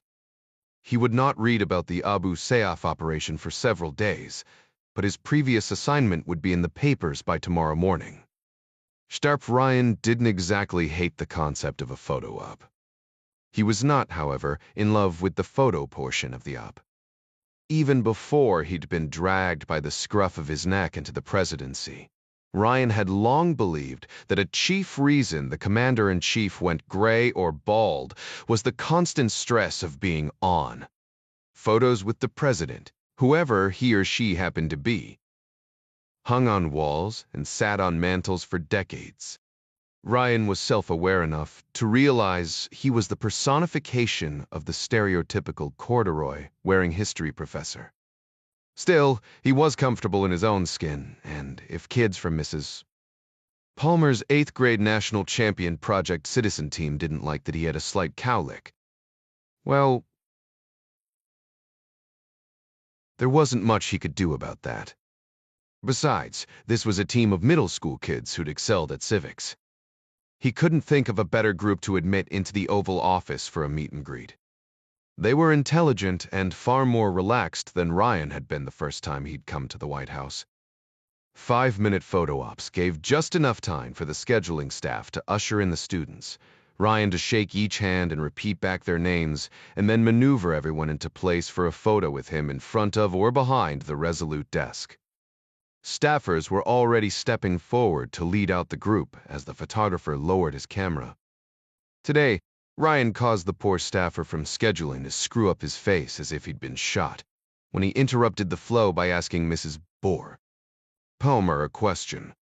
Ryan gave him the presidential eye, which was an unspoken order to realign priorities with the boss, and then turned back to Mrs. Roller.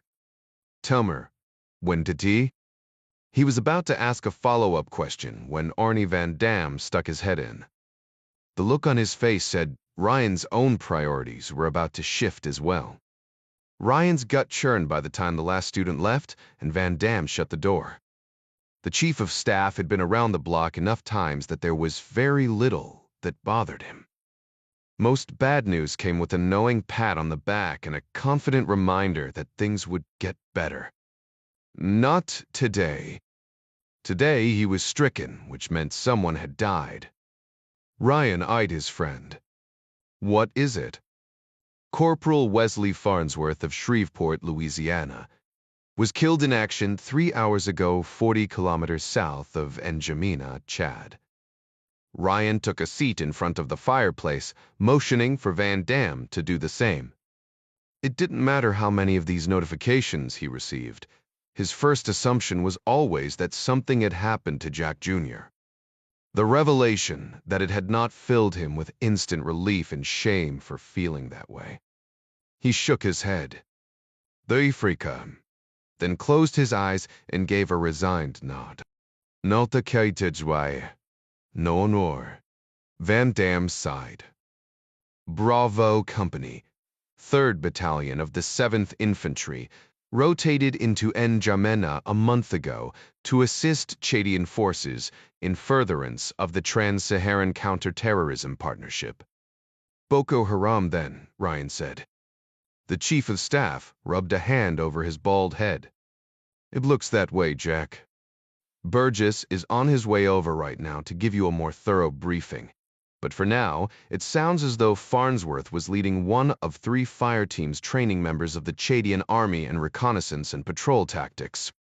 30 Boko Haram attacked an oil drilling operation outside Kujuai, just south of our guy's position. A Chinese oil platform. Much of southwestern Chad was designated a Chinese oil exploration zone. That's correct, Van Dam said. Australian security personnel at the drill site were seriously outgunned and put an emergency call into the Chadian authorities for assistance at the first sign of an attack. The COS shrugged. Men were dying, the government asked for help, and our guys were close. Exigent circumstances. Ryan took a deep breath, seething. Van Dam shook his head. Damn shame, he said. Ilivars died protecting Chinese. Stop it. Ryan pointed a finger at his chief of staff. It's a damn shame that Corporal Farnsworth died. Period. I do not give a shit about the ethnicity of the lives he was trying to save. Of course, you're right, mister. President, Van Dam said. I don't mean to minimize this young man's death in any way. Ryan turned in his chair, looking toward the windows and the rose garden. I know you don't, he said, already moving on. To what end, Arnie? Why does Boko Haram attack an oil platform? Crude oil is worthless as fuel and impossible to transport if you need to move quickly, as they would have to do after something like this. Why not hit a refinery? At least there's something there they can use. Was it payday or something? Van Dam shook his head. I'm afraid there is an answer to that question, Jack, but you're not going to like it.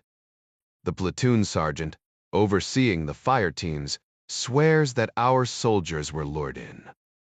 Ryan turned to face his friend, sitting up straighter. Bait lured in. He says the Boko Haram forces were strong enough to completely overwhelm the much smaller security team at the drill site, but only engaged with enough force to make them call for support. Who knew our soldiers were nearby? Van Dam let out a deep breath. UPSEC is fine on our end, but the Chadian army colonel likes to give interviews about the cooperative efforts. So Boko Haram would know we were going to be there. Virtually everyone with a radio knew the Chadian army was going to be training in that area. It's not uncommon to let the tribal chiefs know in advance. We've warned them, but it still happens. It doesn't take much to figure out that if we're in country, our guys will be with the army when they train. So it was a setup? Van Dam nodded. The platoon sergeant feels sure American personnel were the real target. His CO believes him enough to kick the sentiment up the chain of command. China again, Ryan thought, but he didn't have to say it. East 14, Magdalena Rojas pulled her small knees to her bony chest and held her hands over her ears. She clenched her eyes shut, took small breaths, trying to block out the stench of fear and death. There were other girls in the room. 6 of them. There had been 9 when Magdalena arrived, each chained by the ankle to a metal eye bolt, fixed to a 5-gallon bucket filled with concrete. The buckets allowed the girls to move around, dragging them from the thin mattresses at one end of the windowless room to the other, where there were more 5-gallon buckets to use as toilets. Magdalena's ankles had been so small, Lupe had been afraid she'd slip out of the regular leg irons. In a fit of red-faced frustration, the cruel woman had smacked her across the buttocks with raton, the bull penis whip, and stormed out. She returned a few moments later with a pair of handcuffs. They were too tight, but Lupe locked them down anyway, hooking the free side to the leg irons in the bucket of concrete. Magdalena's foot began to turn purple and swell before the woman left the room. 4 of those original girls were gone, dragged through the big red door at the other end of the wide room. Lupe brought in a new girl a short time later, through the normal-sized door. Girls never came in through the red one. They only went out. The new girl was tall, with broad shoulders, and had many freckles on her nose. Magdalena thought she must have been new because her blonde hair was still full and shiny. Apart from hope, healthy hair was always the first thing to go.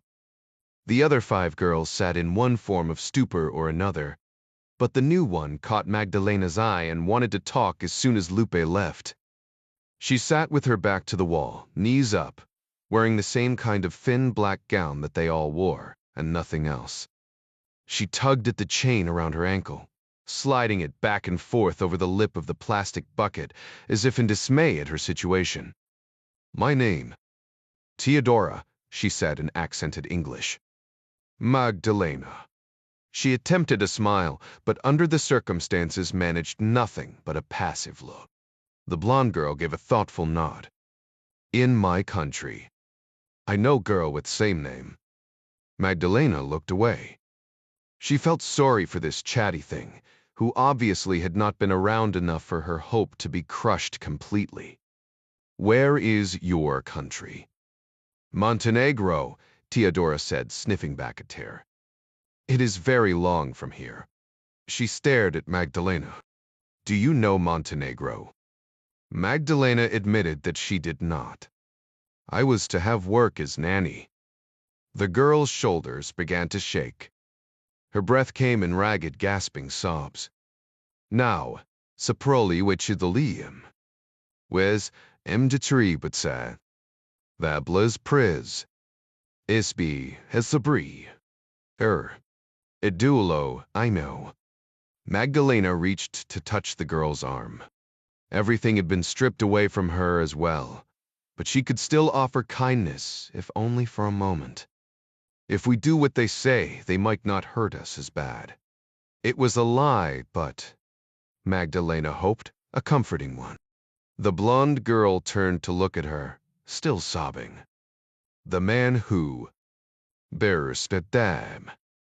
had me before. I come here. He tell me they make us girls to fight sometimes. Magdalena shivered. She'd heard no mention of fighting. She'd never been in a fight in her life, not even with her sisters. Theodora cleared her throat. Her hair hung down over her face like a curtain. You say we fight to death. What, for the cameras? Magdalena's words caught hard in her chest. I can't. She shook her head. I do not think that is true. Theodora coughed, clearing her throat. The man say it is true. She sniffed back the tears and sat up straighter as she composed herself.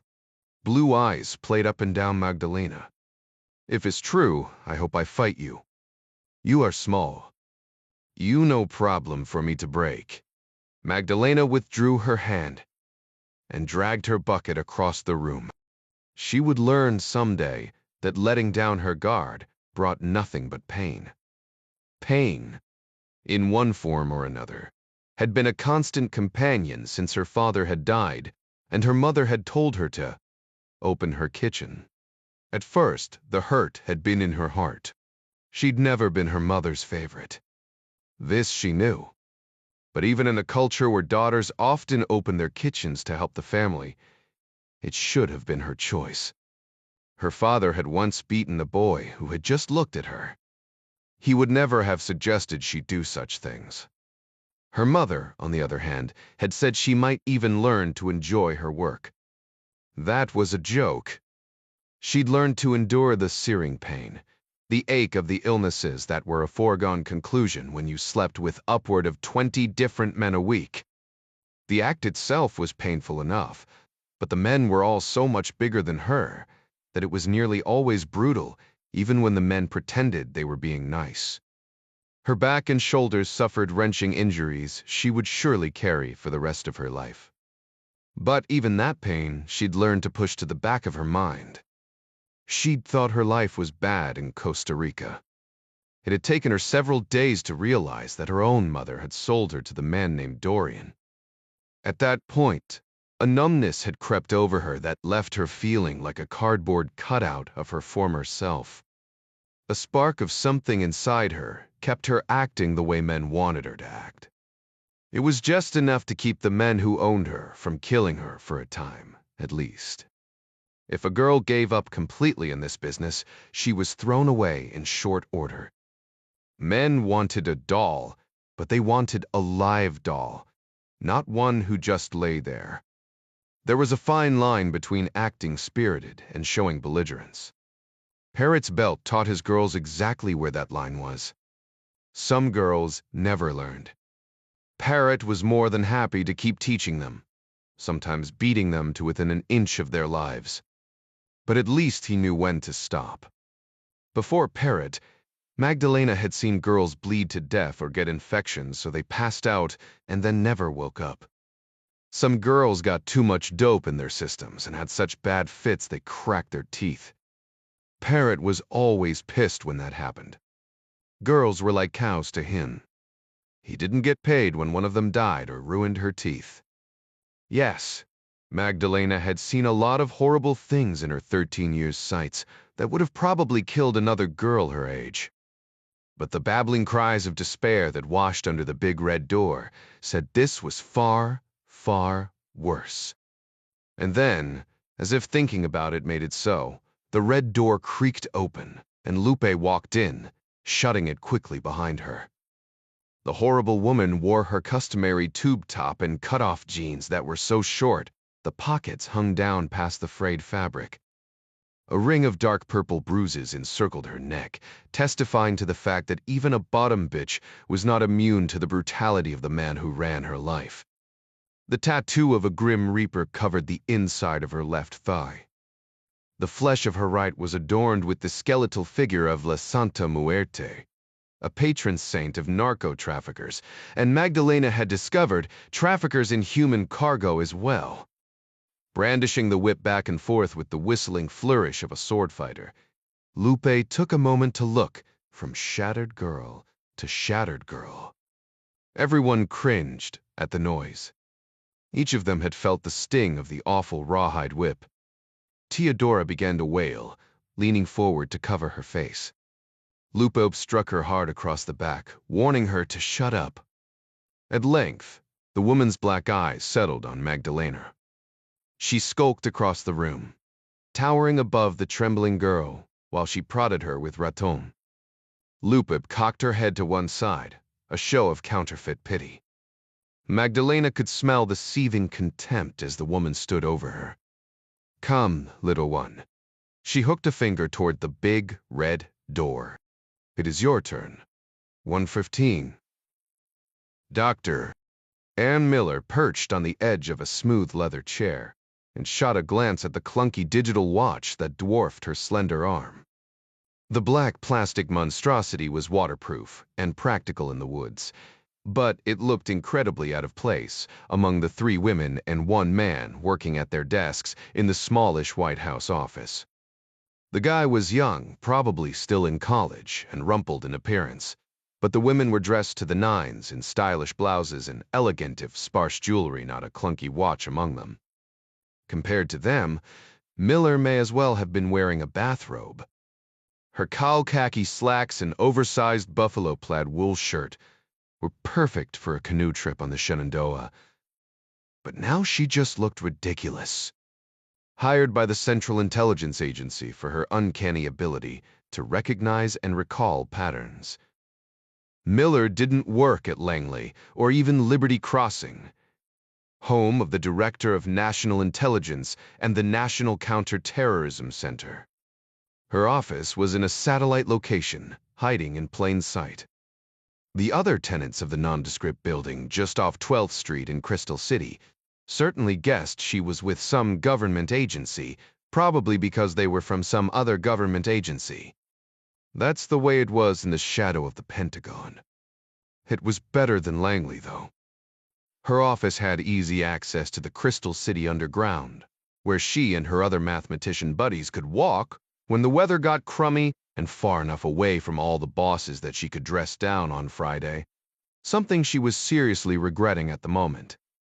Miller had a doctorate in applied mathematics from Duke and was certainly smart enough to realize that the information she'd found regarding payments made by a Hong Kong investment firm through an Australian mining company to a bank in Central Africa with accounts linked to Boko Haram would eventually garner her a meeting with some muckety-muck in the intelligence community. Gears, indeed.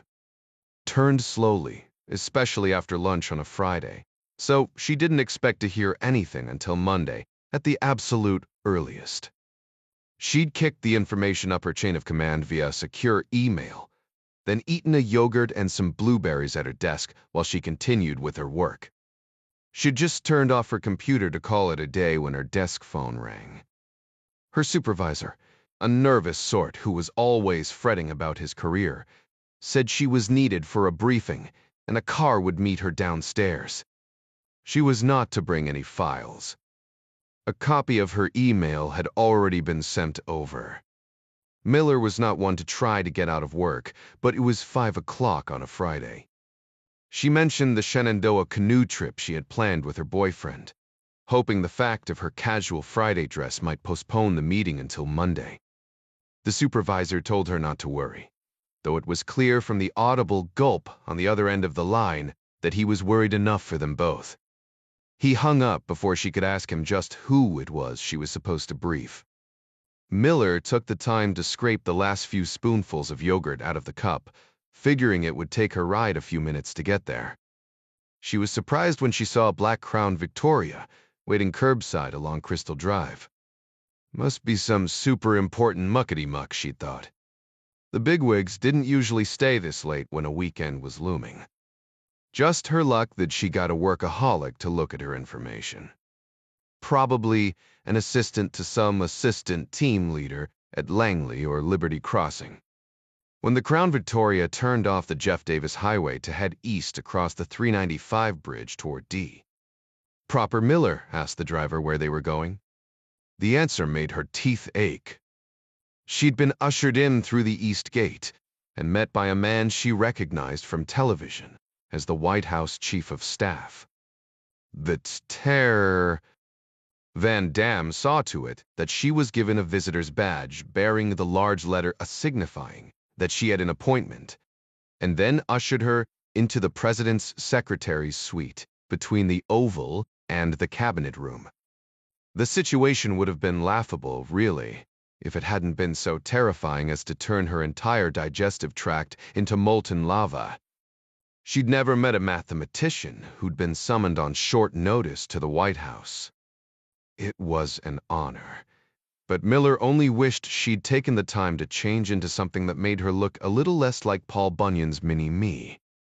The secretary, who was seated nearest the door to the Oval Office, must have noted her discomfort, because she offered a motherly smile.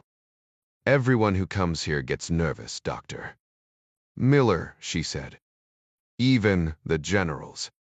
"Thank you," Miller said, licking lips that had not been nearly so chapped a half-hour before. The secretary leaned in, keeping up the perfect smile. "The president really is a kind man," she said. "You are here because you're an expert. Tell him what you know, but don't be afraid to tell him what you think." Miller was thinking that she didn't know if the president was kind or not, but he sure hired kind people, and then the high muckety himself opened the door to the cabinet room. "Thanks for coming, Doctor." "Miller," President Ryan said, smiling and motioning her into the room with a wave of his hand. "I understand you've found something interesting." She couldn't help but notice that he looked very tired. Ryan leaned back in his chair after the mathematician left the room and looked at the 4 folders on the mahogany table in front of him. The problem with time bombs, political or otherwise, was that they seemed so benign until the moment they blew up in your face. And we're certain Flick telephone is linked to the Zhongnanhai. Mary Pat Foley tapped a closed fountain pen against her legal pad. "The Hong Kong firm Marshall, Phillips, and Simons is definitely a Preak front. We haven't linked President Zhao personally, but he would certainly be aware of it." "That's what piqued Dr. Miller's interest in the first place. Decta Cromwell Telecom Alliance appears to be nothing but a shell." Ryan reached under his reading glasses to rub his eyes with a thumb and forefinger. His suit jacket hung over the back of his chair. His tie was loose, top button undone, and his sleeves were rolled up to his forearms, signs that he considered this a meeting where everyone would get down in the analytical weeds. The actual head of the table was on the east side, with the president's back to the rose garden windows and the wings of the long oval extending on either side. The room was virtually empty today, with just 6 other people in attendance. Ryan preferred to think of it as a strategy session rather than a meeting. The Oval Office would have been more comfortable, but the cabinet room gave everyone space to spread out their paperwork, and Ryan knew that the Can liked to doodle with her fountain pen when she put on her analytical hat. The location also afforded him the opportunity to leave the others to their work, rather than disrupt a fruitful discussion by kicking them out of the Oval. Sec-State Scott Adler sat in his usual cabinet room spot to Ryan's right. Arnie Van Dam occupied the chair to his left. SecDef Bob Burgess and CIA Director Jay Canfield sat across the table with Foley. Supervisory Special Agent Gary Montgomery stood just inside the door by the wall. Customarily, Ryan asked the Secret Service to give him space inside the Oval and the Situation Room. But it was not uncommon for an agent to be within lunging distance during other meetings in the White House. Ryan pondered the information for a moment, tossing it around with what he'd learned from Dr. Miller. He asked, "How hard was this to find?" Mary Pat looked up. Fountain pen poised above the pad. "Try the Chuang Can." Dr. Miller said she found this connection easily, Ryan said. "But she's obviously downplaying her intelligence." "True," Canfield said. "She's one of our brightest. If it was too easy, I'd worry the information was worthless." Ryan looked up at the ceiling and groaned. "We need to handle this quietly." Mary Pat. "How well do you know the Director General of ONA?" Rodney Henderson, Foley said. "What tref de kreatibistev." But our interactions have been positive. Australia's Office of National Assessments was often considered a combination of the ODNI and the Department of State's Bureau of Intelligence and Research. ONA's Director General could tap into intelligence data from the Australian Secret Intelligence Service, its domestic intelligence counterparts, the Australian Security Intelligence Organisation, other members of the intelligence community, and, to a lesser extent, the Australian Federal Police. "Very well," Ryan said. "Reach out to Mr. Henderson and let him know we're interested in this Cromwell telecom." Burgess's right hand formed a clenched fist on the table, an outward expression of his desire to hit China hard. "This makes a damn good case that Zhao was responsible for orchestrating the attack in Chad." Ryan nodded. "It's Finn," he said. "But it does look that way at first blush. I'll be interested to see what Director Foley finds out about that telecom." The president turned toward Van Damme before Burgess could convince him to kick President Zhao in the nuts the next time they met, which, admittedly, would not take much at the moment. "Let's switch gears and talk about the Orion for a minute," Ryan said. "Any more evidence that there was a bomb on the ship?" The chief of staff looked at his notes. "Nothing concrete. The ship is setting in 600 feet of water. The Navy intends to send a mini-rove down tomorrow when the seas calm. That should give us a preliminary look at the hull until they get a larger submersible on scene." "Update on injuries?" Ryan asked. 10 dead, Van Damme said. "The remaining crew members suffering from various injuries, badly shaken, but alive." "Butcher's bill would have been a lot higher but for the response of the Coast Guard," Ryan said. Jay Canfield looked up from his copy of the latest Coast Guard situation report. "A Filipino seaman who was in the engine room during the explosions reported an object the size of a car melting through the roof. He describes it as a huge ball of intensely white flame." "That makes sense," Burgess said, also reading. "The poor guy is blind now. A magnesium fire would account for the welder's fever. He's suffering from chills and gastrointestinal distress." Mary Pat whistled low under her breath. "Magnesium would burn hot enough to melt right through the deck of a ship?" "It would indeed," Ryan said. "I read just the other day about a firefighter near the eastern shore of Maryland who had half his body burned when he responded to a car fire. The heat of the magnesium breaks up the water molecules and releases hydrogen, not good stuff to have around an open flame. My dad used to warn me about that when he was trying to teach me to hold on to my blue-collar roots." "That's exactly what it sounds like, Mr. President," Burgess said. "Chinese ship, Chinese oil rig, Chinese money. That's no coincidence, sir." "I know what it's not, Bob," Ryan said. "Sho, let's have some theories on what it is." Ryan stood and rolled down his shirt sleeves, grabbing his coat but not bothering to put it on. "I know it's Friday, but I'd like some ideas on my desk by tomorrow morning." Special Agent Montgomery opened the door and followed the president out of the cabinet room and into the Oval, just long enough for Ryan to grab his briefcase. He wasn't done for the day by a long shot, but things happened fast around here, and he didn't like to be too far from his notes. Montgomery opened the door to the rose garden, and Ryan stepped out, hanging a left toward the residence. He looked over his shoulder at the hulking form of his lead agent. "Walk up here beside me so I can talk to you," Ryan said. "I'd prefer to stay back a step, Mr. President," Montgomery said. "Of course," Ryan said. He'd been under protection one way or another for decades. First from John Clark and Domingo Chavez in the CIA, and now the Secret Service.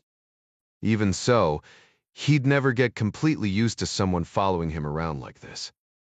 Jim Langford, another agent on the day shift, joined them before they reached the residence elevator. Only then did Montgomery move forward, as Ryan had requested. "What can I do for you, Mr. the Zuzent?"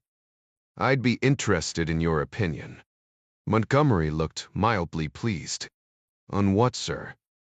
To secrete Jew. On what? Ryan frowned. You were there in the meeting. China, the recent events in the news. Whether I should invoke the Ryan Doctrine, and you get the picture. Some people under protection may figure the Secret Service is wallpaper, but you hear things. You have ideas. I can see it in your eyes. Special Agent Langford stared at the elevator buttons, unwilling to catch the eye of his boss. Or his boss's boss. Montgomery gave a sly smile. I'm just a knuckle-dragger, Mr. President. You have some supremely intelligent people in your cabinet. Cut the shit, Gary, Ryan said. You guys are worthy of a lot more than trust and confidence. There's at least one of you in half the meetings I attend. You can't tell me you agents don't sit around down there below the Oval Office in W16 and talk about how you would handle things if our roles were reversed. Montgomery nodded slowly, exchanging a look with Special Agent Langford as all three men stepped on the elevator. What? To Primer, Ryan asked. You're thinking if the roles were reversed, I couldn't protect you? Montgomery shook his head. Not at all, mister. Boo, President. I was just thinking that I've been doing this job for 19 years, and no one I've protected has ever asked my opinion about anything other than their own security. Ryan gave him an isn't it obvious shrug. You're a smart guy, he said. I'm always interested in the opinion of smart people. That's kind of you, boss, Montgomery said as the elevator door opened. But it doesn't mean I'm going to go easy on you in the gym. 16 Kelsey Callahan pushed her chair away from the table, if only to put more distance between herself and the slimy little shit on the other side. Unlike the dark concrete and steel rooms depicted by Hollywood, the interrogation room at the Dallas Federal Building was carpeted and well lit. The table was veneer rather than real wood, purchased off a list of approved vendors by the General Services Administration. In this instance, the table and 4 chairs that surrounded it came from prison industries at the Federal Correctional Institution in Sheridan, Oregon. The taxpayers saved a little money, federal prisoners made a little money, and Callahan's ass hurt from sitting in a piece of crap chair that threw her back into a helpless and uncomfortable knees-up position. Trooper Sergeant Derek Bork sat next to her at the table. If the angle of his chair bothered him, he kept it to himself. Eddie Fung was handcuffed in front and chained to a steel ring, lag bolted to the concrete floor underneath the institutional carpet. Callahan's line of questions had seen his ashen pallor go nearly purple. Saliva foamed at the corners of his lips, and his left eye twitched as if he were sending messages in Morse code. I am telling you, Fong said for the 10th time. I didn't sleep with that girl. Callahan rolled her eyes. But you already admitted that you did. Fung threw his head back, rattling his cuffs beneath the table. How long do you really think anybody spends with one of those kids? 15, 20 minutes tops. I paid Parrott for 2 hours, just to keep her away from the other guys at the party. How gentlemanly of you to keep her for yourself. I told you we didn't do anything. Callahan gave a little shrug. She had the upper hand now. That's not what Blanca says. Well, she's lying. Fung wagged his head. And anyway, she told me her name was Magdalena.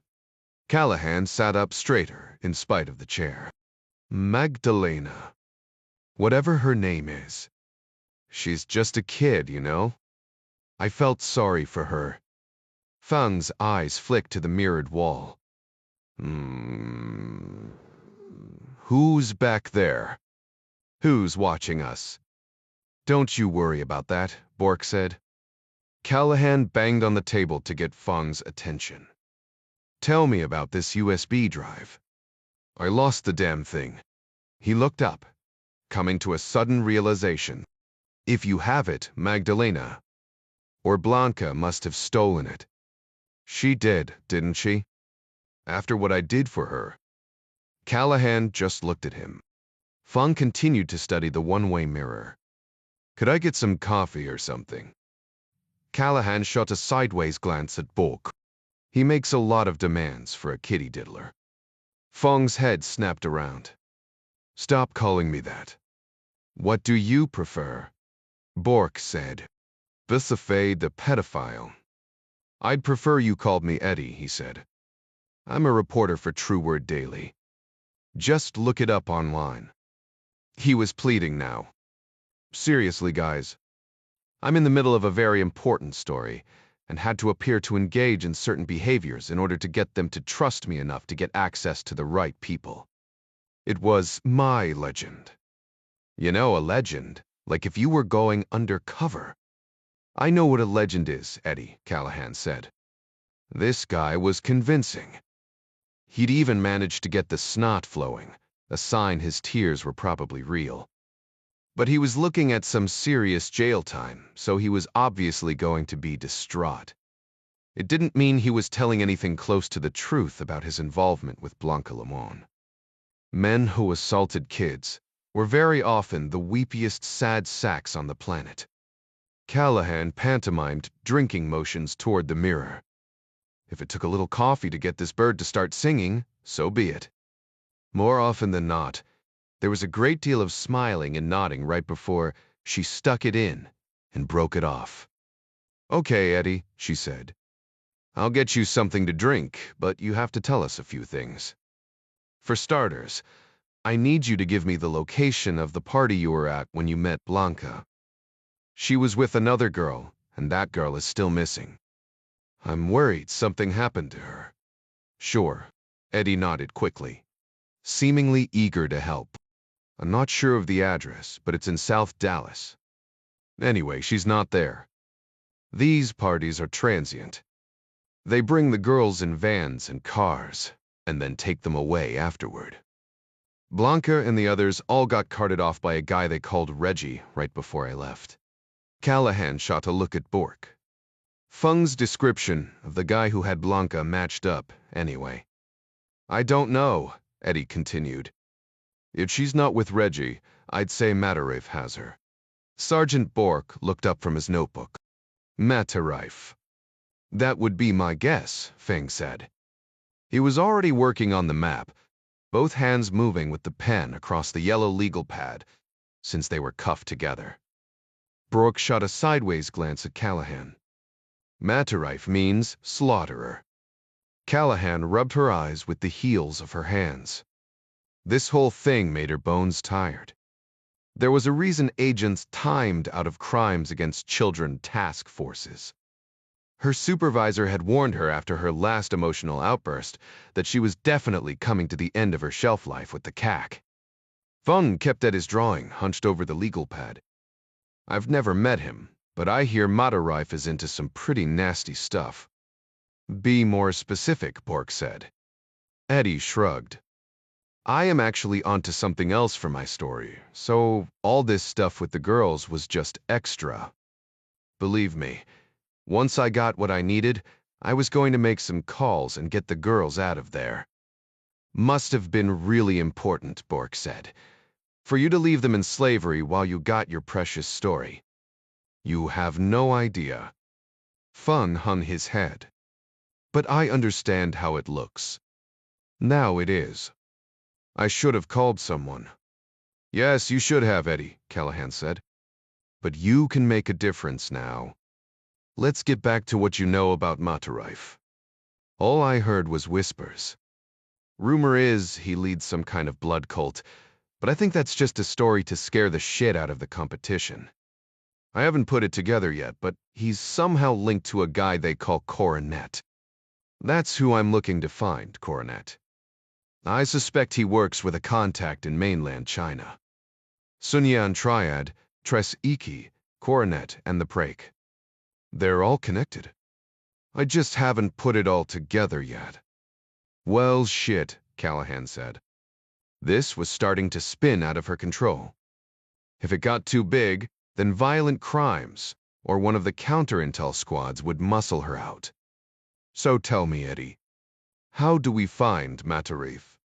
Feng looked up from his map, which was incredibly detailed considering that he was drawing it with his hands cuffed. He's supposed to have a big house out in the country. Callahan pounded the table again. Where is this big house? Vang shrugged. Still working on that, he said. I haven't managed to get myself invited out there. Until you arrested me, though, my next stop was a mid-level guy named Naldo Cantu, who owns a string of massage parlors in South Dallas. He's a real piece of work, just brutal to his girls. He keeps them strung out to keep them under control. Burns them with cigars for entertainment. Feng shook his head, as if to clear away the image. I know he pays a fee to operate in Matarif's area. He'd have to know how to get in touch with the guy in order to pay him. Cantu will have some girls on hand. He always does. Could be this friend of Blanca's is with him. I can tell you where he lives. You can, Callahan said, surprised at a glimmer of positive news.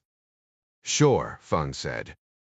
Callahan patted her hand on the table. Hurry up then, she said. I'm not done with you yet, but if you know where Naldo Cantu is holding girls, I want to act on it right damn now. Good, Feng said. Because there are probably some other things you need to know.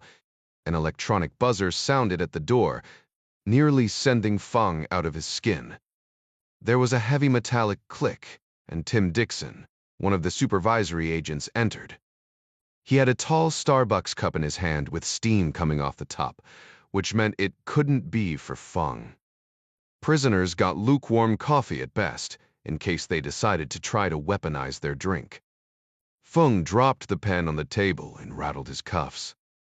What's going on? Bally-eyed Feng.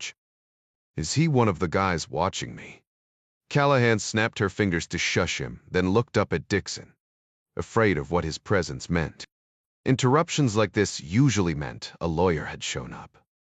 The news turned out to be even worse. Dixon leaned in to whisper in her ear. There's an agent named Caruso here to see you. Apparently, he's out of WL. Okay, Callahan shrugged. What does somebody from the Washington field office want with me? He knows you have Feng in custody, Dixon said. Callahan gasped. We just scooped him up 2 hours ago. Dixon gave her a knowing nod. Fancy that. And get this. The old man got a call from the office of the director about 5 minutes before this guy slithered in here, telling us to show one Special Agent Dominic Caruso all possible courtesy. He didn't say it, but I'm thinking he's got to be counterintel. You have to admit, Kelsey, this whole case has a CI stink to it. Dixon had surely read Callahan's 302 summarizing the interview with Blanca Lemont. And now there was Eddie Feng's reference to the People's Republic of China. All this talk of spies and geopolitical competition brought spooks swarming around like blowflies to putrid meat. Callahan wallowed up out of the prison industry's chair, knocking it over and hoping she smashed it in the process. What the hell, Tim? You know this is all wrong. We're saving kids here, not working on spy shit. All possible courtesy, my ass. Dixon sipped his coffee. He's standing right outside the window. I don't care where he is. Callahan yanked open the door. I will not hand over this investigation to a bunch of Washington counterintel weenies. She nearly ran headlong into a dark-haired man wearing faded jeans and a face full of stubble over a passive smile. He gave her a wink that made her want to punch him in the nose, then said, I think I can help you with that last part. The contract security officers in the lobby of the fortress-like Dallas field office had checked Caruso's credentials and assumed he was armed. The magnetometer beeped when he walked through, which was not surprising to the guards. He wasn't local, but he was an agent, so everyone assumed he would be armed. They did not, however, Know that he wore a wire neck loop and microphone connected to the small radio hidden under the tail of his loose shirt and tucked inside the waistband of his jeans. The tiny earpieces campus operatives wore were designed to blend in, but he'd removed his to be on the safe side. FBI agents were trained to be highly observant, and wearing an obvious wire into the lion's den was sure to earn him a case of the third degree from the old man, the notoriously territorial and protective special agent in charge of the Dallas office. This left Caruso blind to any communication coming from other campus members, but still able to feed pertinent information to them through the mic just out of sight below his collar. He knew it wasn't quite sensitive enough to pick up everything that was being said around him, so he strategically repeated the important stuff, while trying not to sound like too much of an idiot. "Seriously," he said, shaking Callahan's hand as they stood in the hall outside the interrogation room. "You and I have the same goals here." Callahan took a step back and folded her arms, giving him an up and down once over. She was attractive in an I'll-kick-your-ass sort of way. Her stylish blouse was unbuttoned one button farther than she probably realized. At first glance, her ponytail gave her a look of innocence, but one look from her green eyes warned that she was anything but. At length, she held out her hand and snapped her fingers. "Let's see your creds." They checked them downstairs. Callahan scoffed. She reminded Caruso of his mother, checking his hands for dampness to make sure he'd actually washed them before dinner. "Well, I want to check them again." He passed the black leather case to her and shot a glance at Tim Dixon while he waited. "Don't look at me for aid and comfort," the supervisor said. "She just happened to ask you before I did." Callahan studied the ID card and the badge, obviously disappointed that they weren't fake.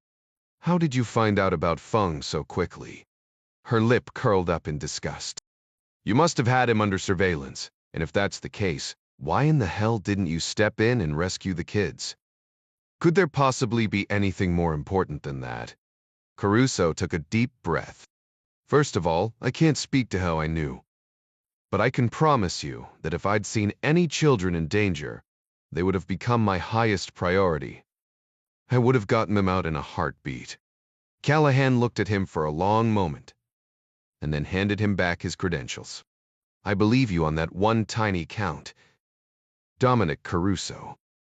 But that doesn't mean I'm all giddy about having you attached to my hip.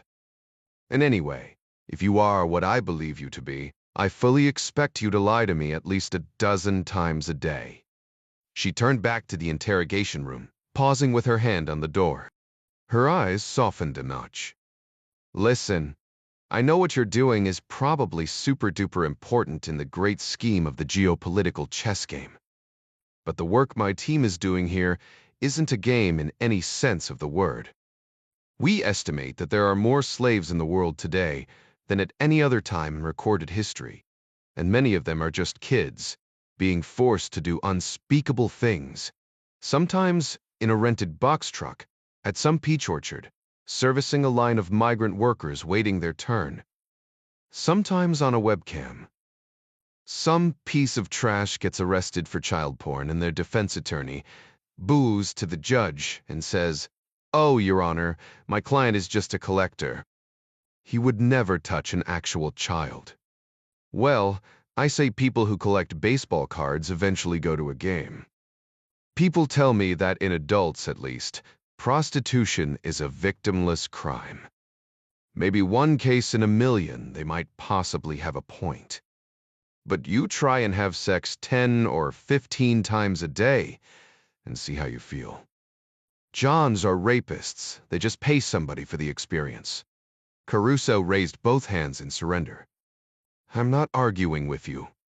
Really, I am on your side. I just wanted you to know why I'm so bitchy right from the get-go," Callahan said. "There is so much inertia in this ocean of evil shit that I have to push back or I'll drown, you know. Anyway, I haven't quite figured out Eddie Feng's angle yet.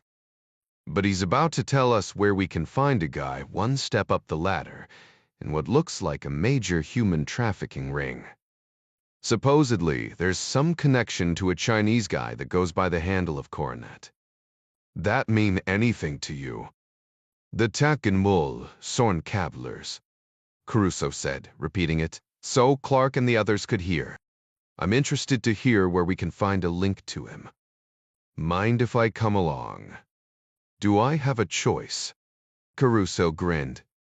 Not really. 17. John Clark's voice crackled over the radio immediately after Caruso repeated Naldo Cantu's address. We've got about 20 minutes, if we're lucky with traffic, Clark said. Tafty, everyone jump. I want to see what kind of intel we can grab before they get there. Copy that, Ryan said. The rest of the team confirmed they'd heard the transmission and were immediately en route.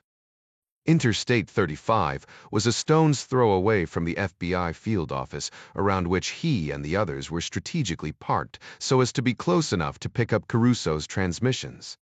His signal was garbled but readable. I-35 ran directly from Dallas to Red Oak, roughly 18 miles away, which meant Ryan and the rest of the campus could reach their objective in a relatively short time as long as the evening traffic didn't snarl.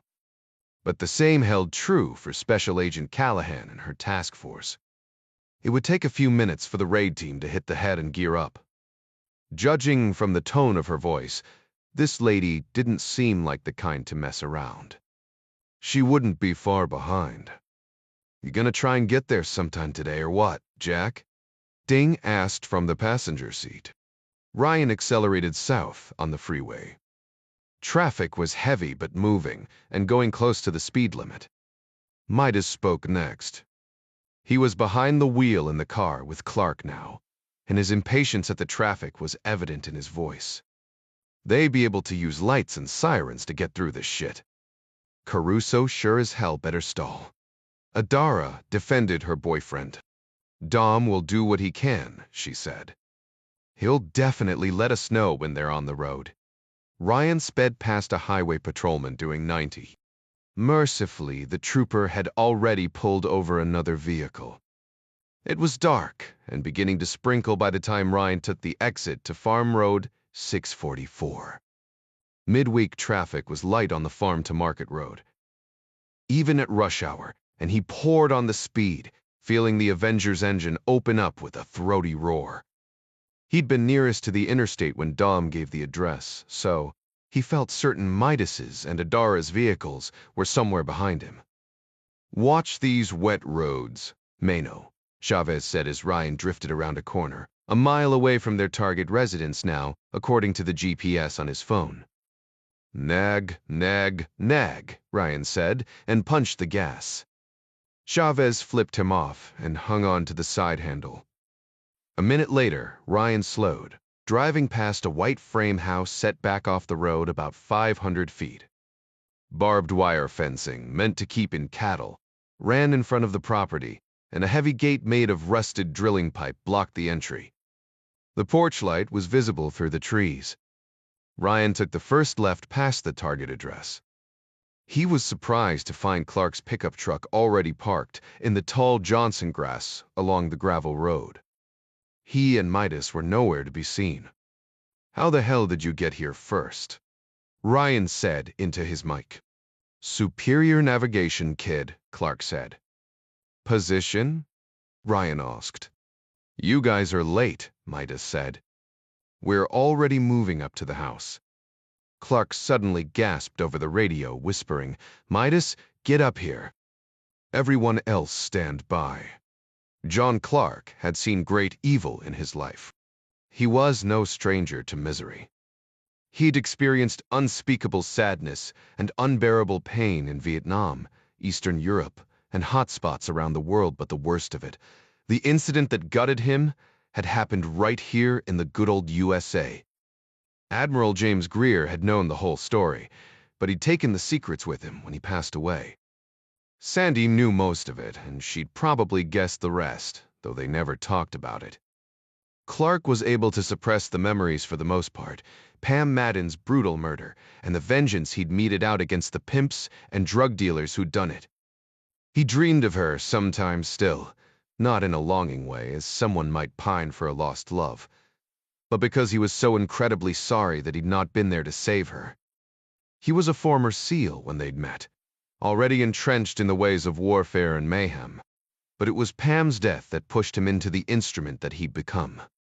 Knowing her, watching her turn her life around, and then seeing that life snuffed out, had changed him forever and left a mark on his soul that could not be erased. His hands shook with pent-up rage when he peered through the window into Naldo Cantu's house and saw the girls. There were 3 of them, curled into fetal positions and chained by their ankles to filthy mattresses on metal army cots. 2 wore short baby doll nightgowns. Another wore nothing but a gray t-shirt and bore obvious track marks. She'd been there a while. All 3 of the girls had ugly burns on their arms and legs. An overturned garbage can beside one of the cots revealed several used condoms, some syringes, and a wad of candy wrappers probably all the girls had had to eat. He could make out 2 Hispanic men lounging on the couch in the adjacent room, watching television and drinking beer. He didn't have a view of the entire room, so there was a possibility of more men inside. Memories of Pamela Madden and the men Clark had killed course through his veins. He fought the urge to rush in and shoot these men in the face. He didn't care how many there were. Caruso's voice in his ear startled him, not an easy thing to do to John Clark. "I'm not very familiar with Dallas. Any guess on our ETA?" Callahan gave a muffled response that Clark couldn't hear. There was the sound of car doors slamming, then Dom said, "I hear you. Traffic like this, we'll be lucky to get there in 25. Clark nodded at this new information. The girls would be safe soon enough, but he wanted to get his pound of flesh. Prison was too cushy for men like these. Clark backed away from the window and into the live oaks that surrounded the house. Midas met him there. "How do you want to do this?" the former Delta soldier asked. "Drag them out and beat the hell out of them until they talk. Then beat them some more after they talk? You gotta look inside?" Midas gave a somber nod. "Through the living room window," he said. "I counted 3 males, 2 on the couch, 1 in a recliner. 2 handguns on the coffee table, but no long guns that I saw. I could only see 1 female through the open door from my vantage point, but she looked in pretty bad shape." "She is," Clark said. "I counted 3 girls. Not sure about the other rooms." He shook his head to clear it, willing himself to calm down and think. Rage would only blind him. In situations like this, he needed to be calculating and calm. He didn't completely rule out killing an enemy inside the United States, but he'd try to avoid it if possible. These men had crucial intelligence. If he had to wait and let Caruso get it, then... The sound of a screen door slamming pulled him out of his thoughts. There was laughter, and then someone said, "Cerveza." Gravel crunched. A car door slammed. Midas smiled in the darkness. "Somebody's going on a beer run." Clark spoke in a hoarse whisper, giving orders as he moved back toward the fence. "Jack, move to the east end of the road. Adara, you set up to the west." Clark checked his watch. "Whichever way this guy turns, let him get down the road far enough they can't see him from the house. Then box him in. Cautious but quick. Keep in mind, we have about 18 minutes to do what we need to do before we have to exfil." 90 seconds later, Ryan pulled the Dodge in front of a blue Subaru Rex and stepped on the brakes. The driver, a skinny Hispanic male, attempted to go around him, but Ryan put his foot on the gas and nosed the Dodge into the much lighter vehicle, shoving it back into Adara's waiting pickup truck. The skinny kid's eyes flew wide, and he raised his hands as Ryan, Chavez, and Adara bailed out of their vehicles. All of them wore black balaclavas and pointed their pistols at his face. "Damn it," Sherman said as she yanked open the door while Chavez and Ryan covered her. "I was hoping you'd fight." They had him bagged and gagged and trussed in the back of a Dara's pickup by the time Midas and Clark rolled up with their lights off. Clark lowered his window and motioned for everyone to follow him back around the corner, just in case Special Agent Callahan and her crew showed up sooner than they thought they would. The skinny kid said his name was Flacco. He started slinging snot and sobbing the moment Clark dragged him out of the truck and ripped the bag off his head. Clark shoved him into the ditch on the side of the road. He knelt there, pleading for his wife. The sharp odor of urine filled the night air. It wasn't surprising. If John Clark threw him in a ditch and pointed a gun at him, Ryan was pretty sure he'd lose control of his bladder too. Clark wore a balaclava as well, but there was enough hatred burning out of his eyes to make his intentions clear. He gave Flacco a brutal kick to the ribs, knocking him over, and then stepped on his neck. "Okay, asshole," Clark said. "You have exactly one chance to stop me from turning your head into bits of skull and goo. Full answer my questions as I ask them to you. Don't pause. Don't beg for mercy. Just answer the questions. Do you frejdistivride is stand?" Clark bore down with the boot at each word, grinding the man's face into the ground and muffling his reply. "Uses," he said, sounding like a deflating tire. "Who's the top guy?" "Quite a pro this having tanned." It turned out to be harder to get the tattooed gangbanger to shut up than it had been to get his car stopped. "Cantu is boss of the girls around here," Flacco said. "But Zambrano is the top guy in Texas. Everybody who runs girls gotta pay him." "Zambrano," Clark said. "Same name as the Cubs pitcher?" "Same name," Flacco said. "Different dude. This one's from Mexico." "Where is he?" Flacco shook his head. "He's everywhere, man. He moves all the time." Clark nodded. "How about Matarif?" "That dude's evil as shit, man," Flacco said. "Where is he?" "I don't know." Clark bore down again. "Seriously, man," Flacco whined. "I never been to his house. I've been places where he does his stuff, though, and it's pretty damn sick. Who would know where to find him?" "On my mother," Flacco said. "I got no idea." Clark looked at his watch. "There's a Chinese guy been hanging around." "What's his name?" "Yevor Eddie." "Another Chinese guy." Flacco began to hyperventilate. "Man, since the triad moved in, there's like 100 Chinese guys hanging around. I'm not trying to lie to you, man. I swear it.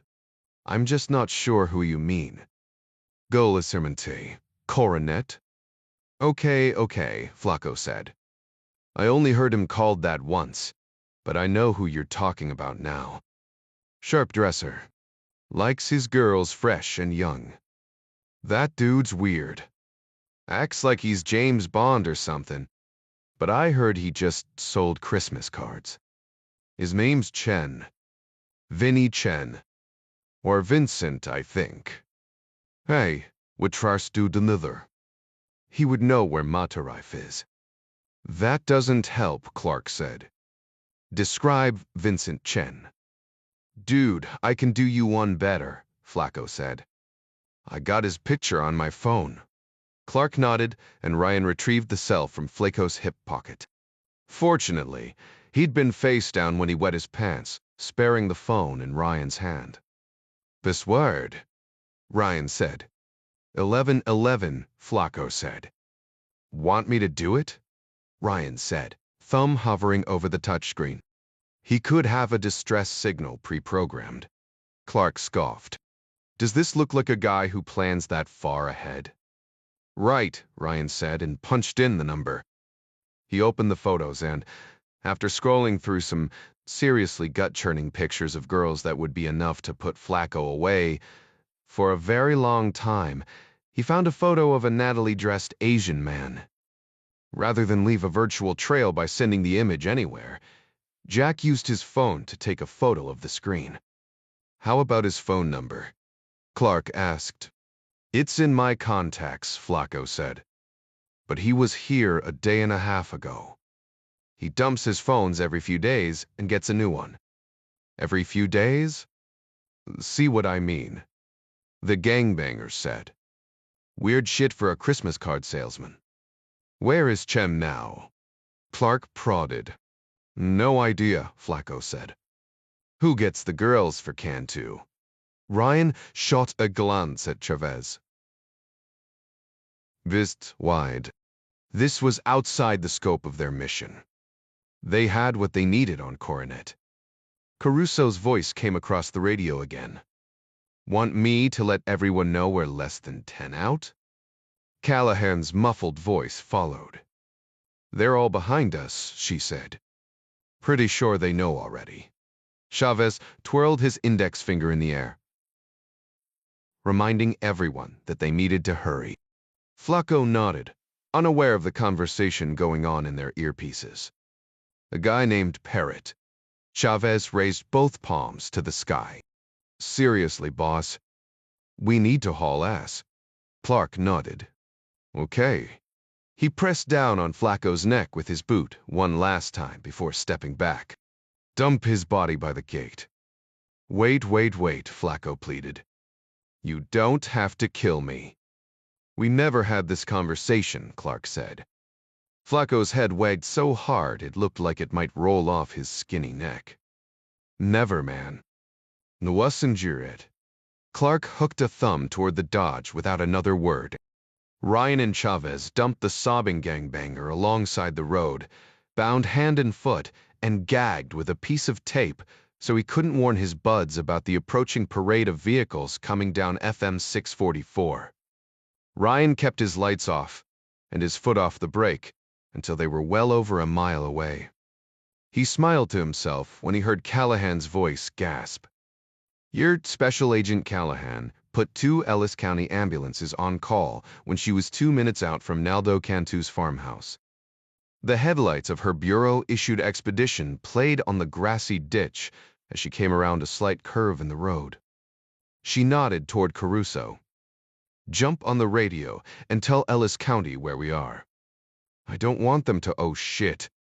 Callahan yanked the wheel hard left, narrowly missing a slender Hispanic man kneeling in the middle of the gravel road just in front of the gate. His arms were fully sleeved with tattoos, and his hands were taped behind his back. A pillowcase had been pulled over his head. Sergeant Bork and Special Agent John Olson were in the car behind her. Bork had turned his lights off earlier on the approach and narrowly avoided rear-ending the expedition. Callahan reached for the radio in Caruso's hand, snatching it away. Listen up, she said. At the same time, she pressed the gas to drive around the hooded man. Ellis County Sheriff's Office came back. The for a unit calling. Damn it. Callahan said, disregard Ellis County. She pressed the button on her radio, flipping it back to the encrypted frequency.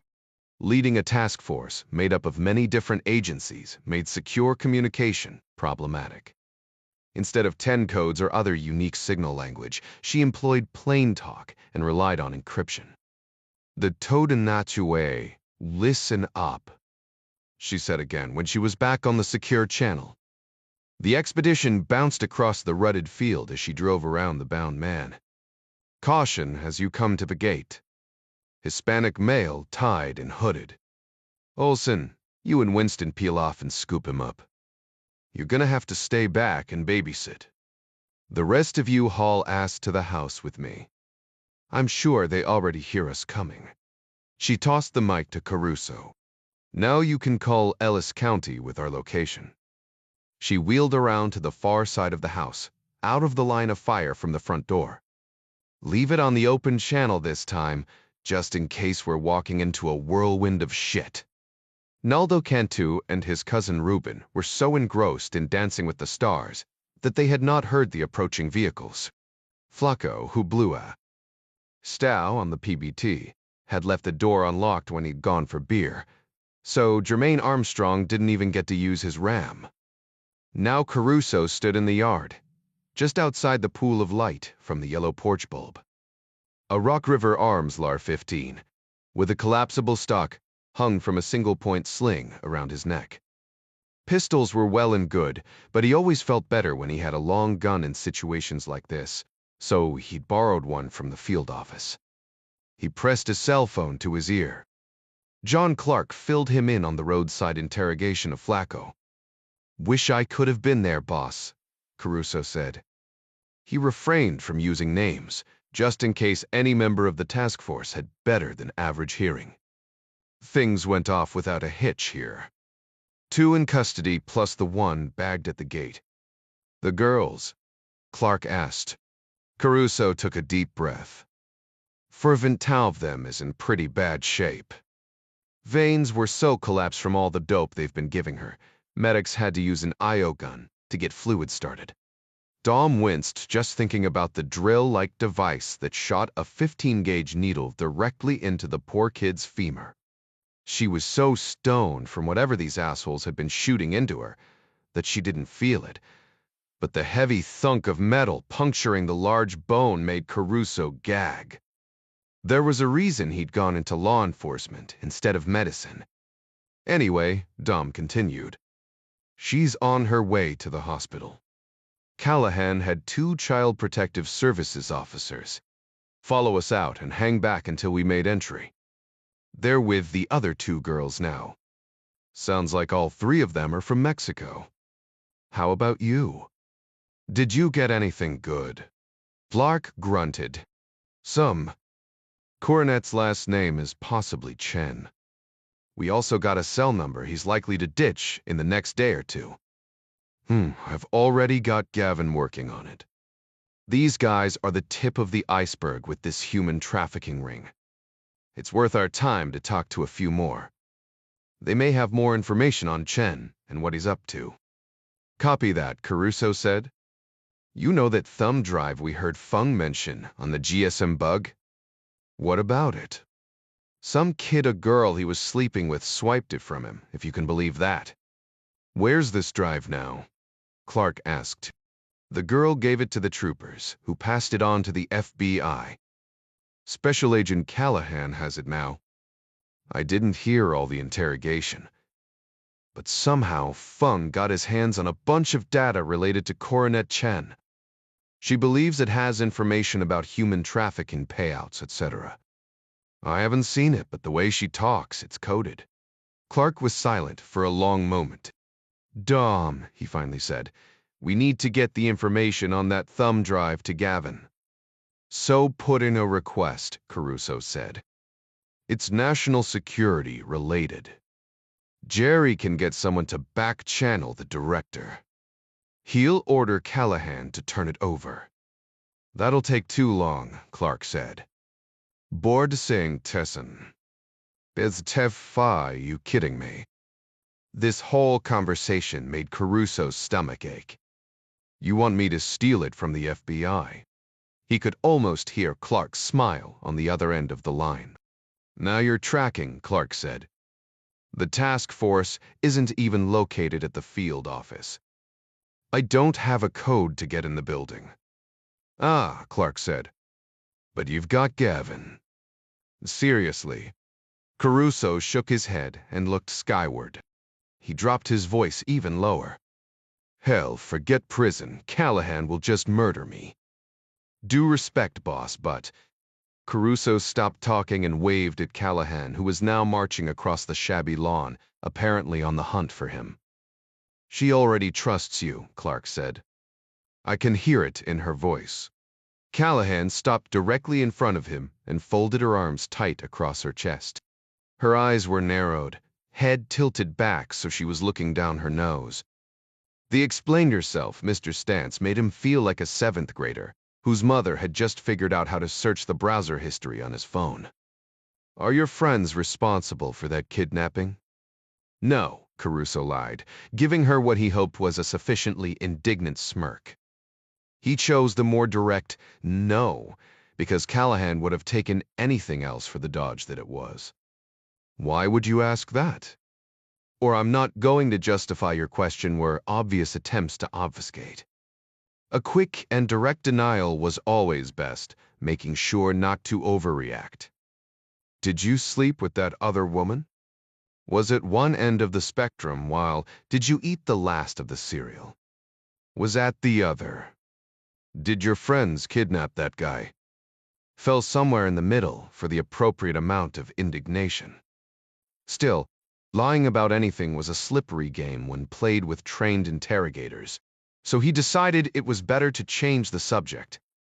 Good job tonight, he said. Callahan nodded. It was obvious that she still didn't believe him, but she unfolded her arms. That was something. Still no Magdalena, though, she said.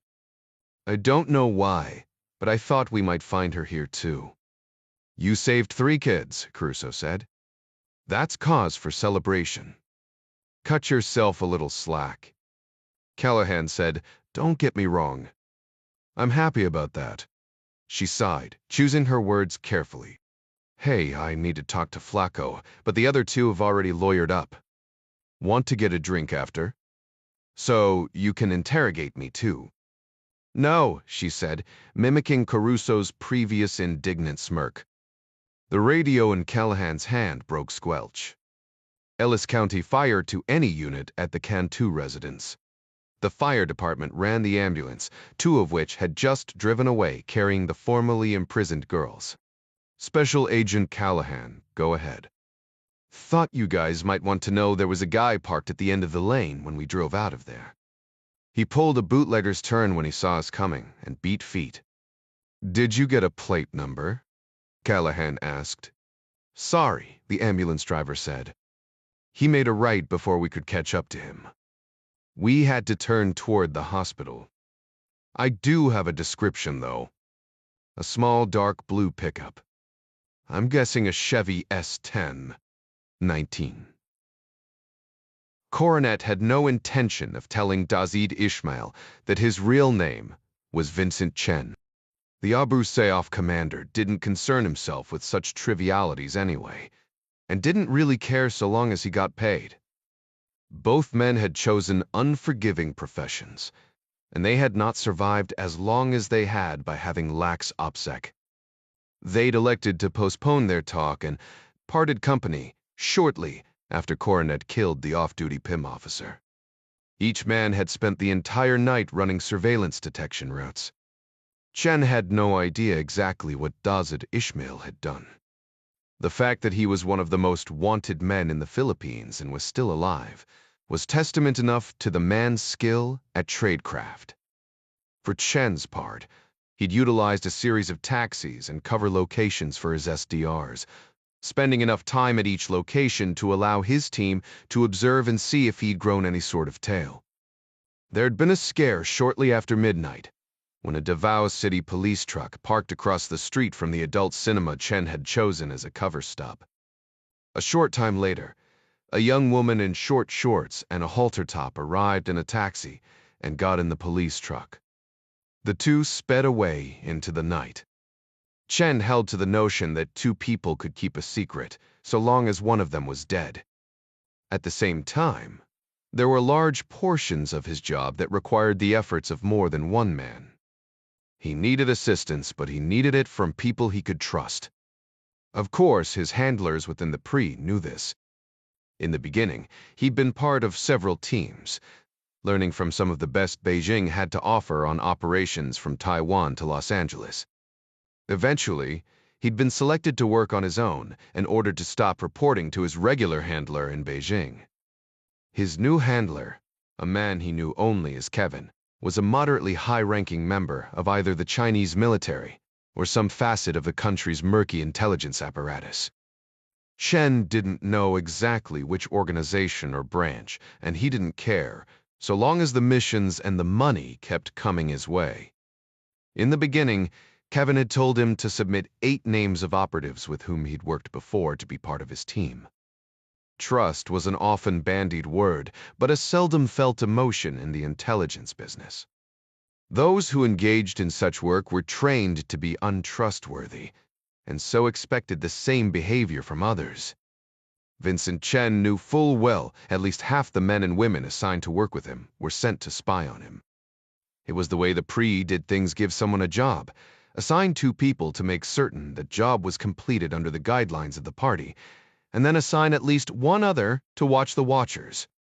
At some point, all involved knew they were watching and being watched.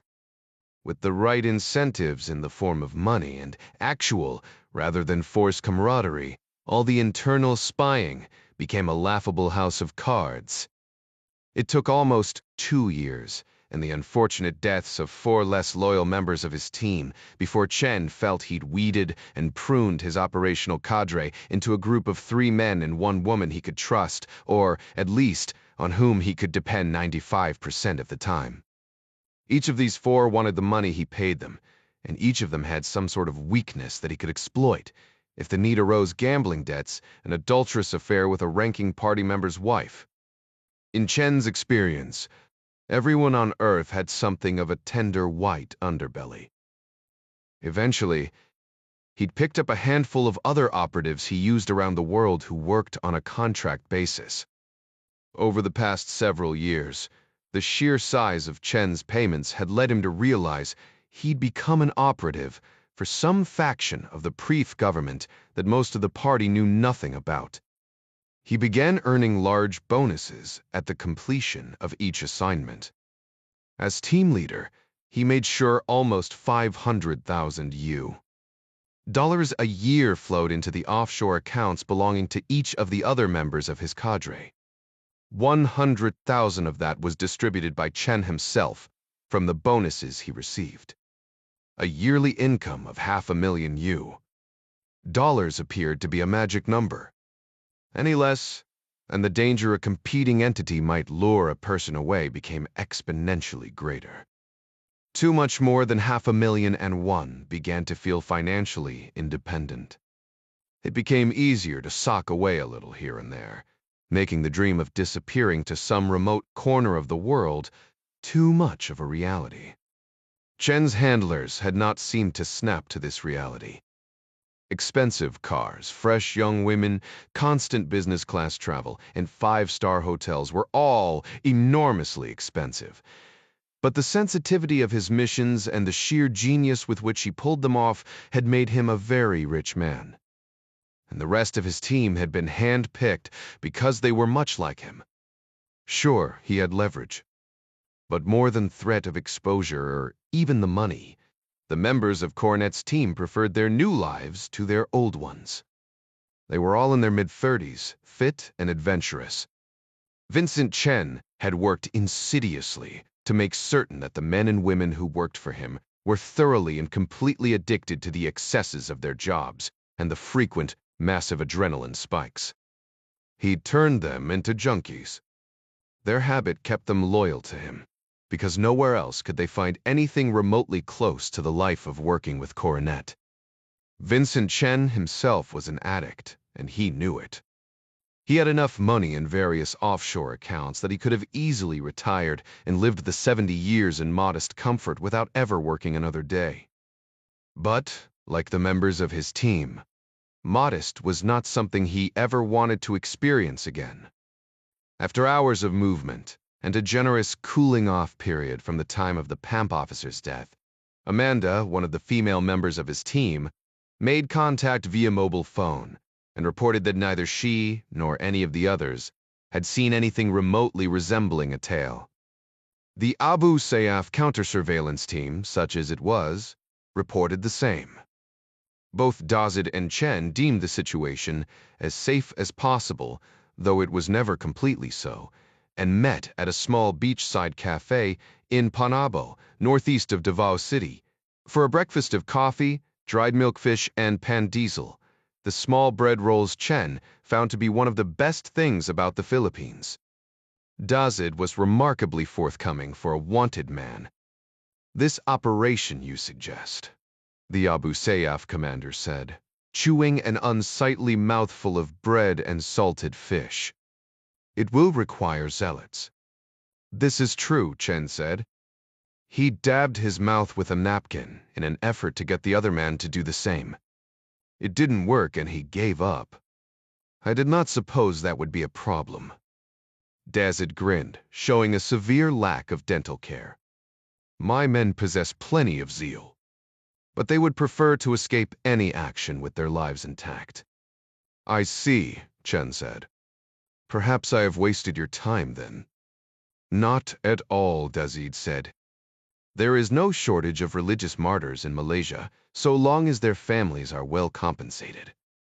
And you would see to it that they receive the compensation? Dazid grinned again, nearly losing a mouthful of fish. He ate and spoke with gusto. Such would be my great honor. Chen considered the man for a long moment. He knew the man's honor was tied to the large sum of cash coming his way. More mercenary than religious extremist, Dazid Ismail was, however, exactly what Chen needed. A zealot might veer off and attack a more attractive target for his cause. A mercenary would complete the task he'd been paid for so as to make himself employable in the future. Finally, Chen said, "Excellent. Then we may move forward." "By all means," Dazid said. "You are paying me well. I will provide the weapons, transport, and the men." He paused, sitting back as if to chew his cud while staring at the sea.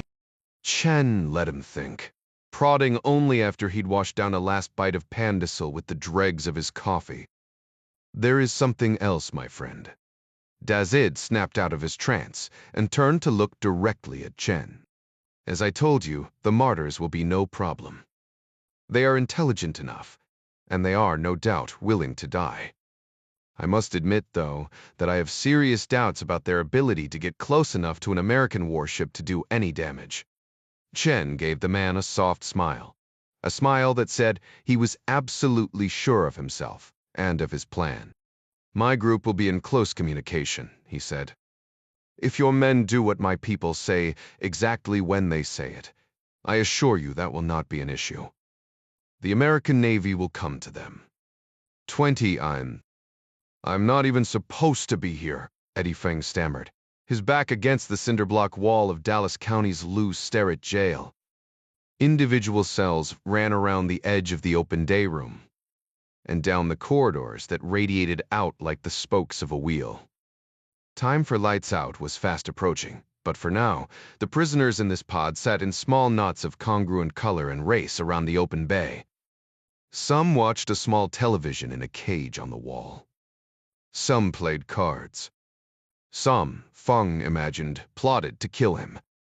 There was a control room at the far end, staffed by 2 DSOs who faced in opposite directions, dividing their time between a set of far too many monitors and the day room of a different pod. Feng doubted they would see a triple homicide if it went down right in front of them. The place smelled like farts and Lysol, but it didn't matter. He was so scared he could hardly breathe anyway. The African-American Detention Services officer standing beside him was nice enough. She was about the same size as Feng, with hair buzzed as short as humanly possible, but that could still be called hair, and an oval face that said she would have been attractive out of the formless green uniform. The tag on her chest identified her as Officer Lincoln. Feng thought she'd smiled at him once while he was standing on the red line at the book and counter. But the more he talked to her now, the more he thought maybe she just had indigestion. "I'm not kidding," Feng yammered on. "I really should be in solitary. I'm helping out the FBI on some high-level stuff."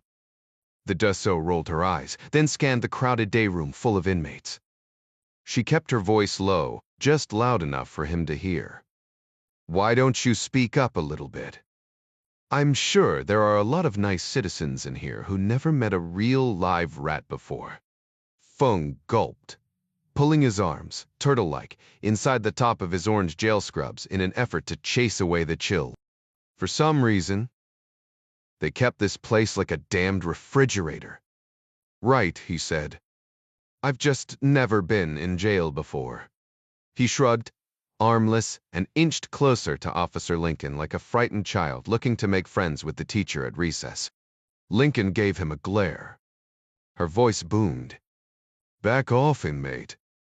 A husky DSO with a blonde porn star mustache glanced up. Lincoln shook her head and raised a hand to let him know she had the situation under control. He went back to watching the inmates as they lined up at the payphones. Fung took a step back, grimacing at her sudden outburst. She gave a slow nod. "You're welcome," she said. "What?" She continued to look out at the day room. "I just gave you some undeserved street cred in here, inmate. These animals think you popped off to me, and they'll give you a little space for a minute. People in here smell fear. Know what I'm saying?" "Got it," Fang said. "Thank you. Would you mind making a call to the FBI for me? Tell them something's messed up." Officer Lincoln turned now and gave him a disgusted stare. "Seriously, inmate, you really need to back off." Across the day room, DSO Tony Chang stepped out of the control room and made his way across the open floor. A couple other correctional officers rolled their eyes, but the inmates moved out of his way. He spent a lot of time in the gym and was proud that his girlfriend had taken up the sides of his size 17 uniform shirt, so it formed a tight V from his lats down to his 32-inch waist. The inmates needed to see they weren't the only ones who could do pull-ups. Reaching the 2 East corridor, Chang gave a quiet nod to an Asian inmate lined up at the bank of payphones. The young man at the phones, who had a Sun Yi on triangle tattooed on his neck, was a recent initiate, and Chang knew he was eager to prove his devotion to the Brotherhood. Chang had been the one to handle Eddie Feng's booking. A simple tick in the wrong computer box saw to it that he didn't end up in solitary like the FBI requested. Chang tried to get the guy thrown in with the Triad brothers who'd been arrested at Chica's, but they'd all been put on lockdown, so it was all up to him. On cue, the tattooed man spun in line and punched the nearest inmate in the throat. This man, who happened to be a short but extremely muscular member of Le Aram, staggered backward just long enough to catch his breath. The Mexican mafia soldier recovered quickly and rushed the lighter Asian who had dared to disrespect him, driving him into the concrete wall. 4 other Triad members, unaware of any arrangement with Officer Chang, jumped to the defense of their embattled brother, piling on in a flurry of fists and elbows and teeth. Their presence drew more La Aram foot soldiers into the fight. Ethnic and rival gang tensions boiled just below the surface of these men, incarcerated nose to nose with people who they'd just as soon see dead on the street. In prison, gang members might be segregated. County jails did what they could, but space was at more of a premium. Alarms began to sound, echoing off the concrete and steel enclosure. Inmates not involved in the fight reluctantly stepped away from the free entertainment, as the bored-sounding intercom announcement that accompanied the alarms ordered them to their cells. Seconds later, heavy boots slapped the tile floors. Detention officers poured into the day room from various points around the jail. Officer Chang stayed where he was, glancing up at the control room. The 2 officers inside stood up so they could see over their screens. Inmates filed by, returning to their assigned cells. When Eddie Feng shuffled past, arms tucked inside the sleeves of his scrubs, Officer Chang fell in behind and followed him to his cell. "Hold up," Chang said, pulling Feng aside to give the other inmates time to move to their own cells and get out of earshot. "Aren't you supposed to be in solitary?" Feng's mouth fell open. "Where Condi, finally." "We," he said. "Somebody's got their shit together." "Thank you." "Seriously, man, thank you." Klaxons still raged, not quite drowning out the free for all that had broken out in the day room.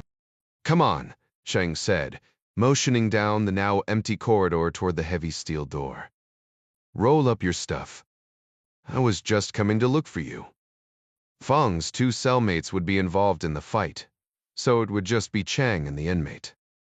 The inmate was so happy about moving to solitary, he was humming when he walked into the cell and didn't see Chang place the small rubber wedge that would keep the door from closing all the way. All Feng's personal belongings had been taken, either by the FBI or at booking. He'd been issued a wool blanket and a stubby pink toothbrush made of flexible rubber. It wasn't much, but when nothing is all you have, even a toothbrush that looks like a kid's toy is a treasure worth guarding. Chang took the small syringe from his shirt pocket and stepped forward, jamming the needle into the back of Feng's thigh. At the same moment, the singing idiot decided to turn around and thank him again.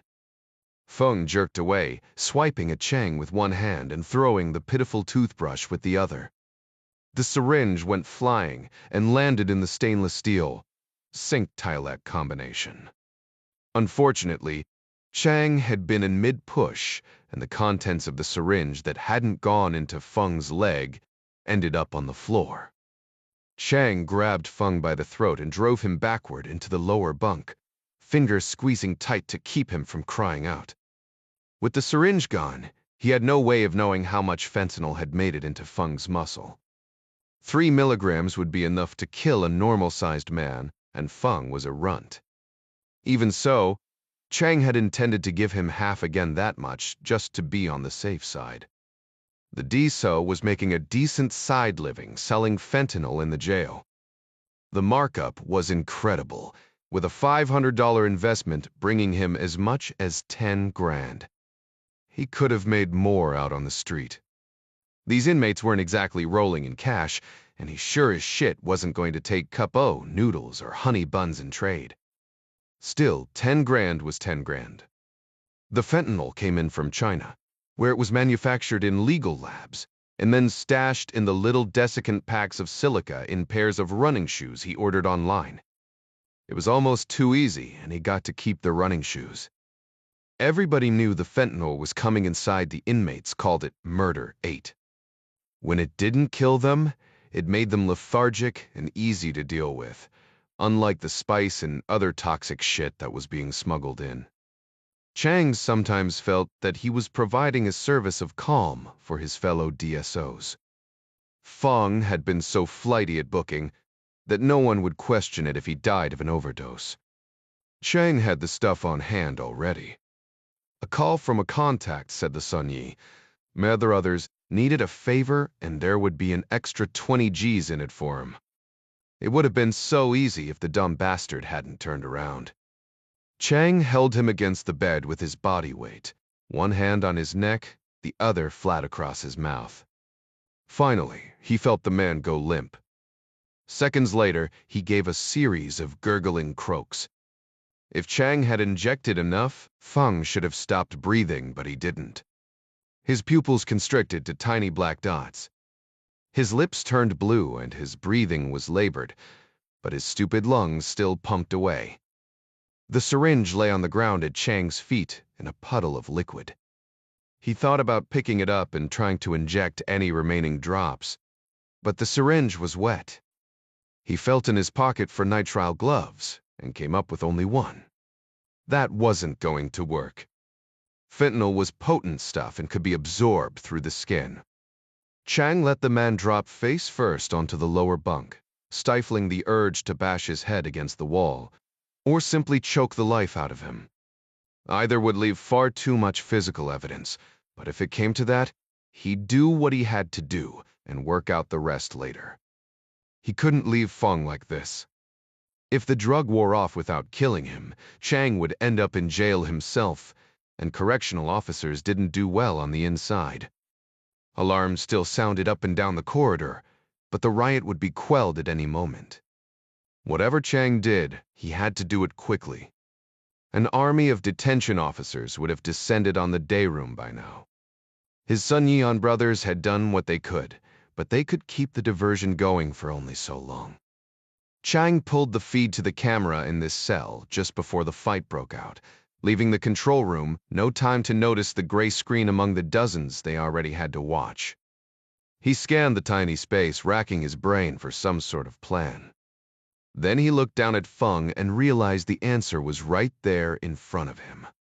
Jail administrators went to great lengths to keep inmates from harming themselves, but if someone was determined to die, they found a way.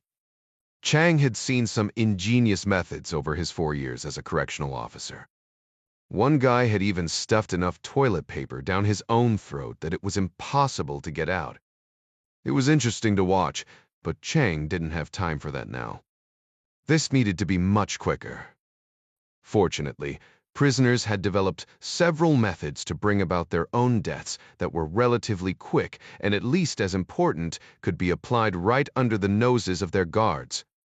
Chang slowly released his grip on the near, catatonic Feng. "Lucky bastard," he whispered. "On the outside, they'd kill you with an axe." Chang rolled the lolling man onto his belly. He stepped back long enough to grab the cuffs of Feng's inmate uniform trousers and pull them off in one quick motion. Feng's head was turned sideways, and Chang could see a flash of panic in his eyes as he pulled away the man's pants. Immobile and exposed, there was absolutely nothing Feng could do.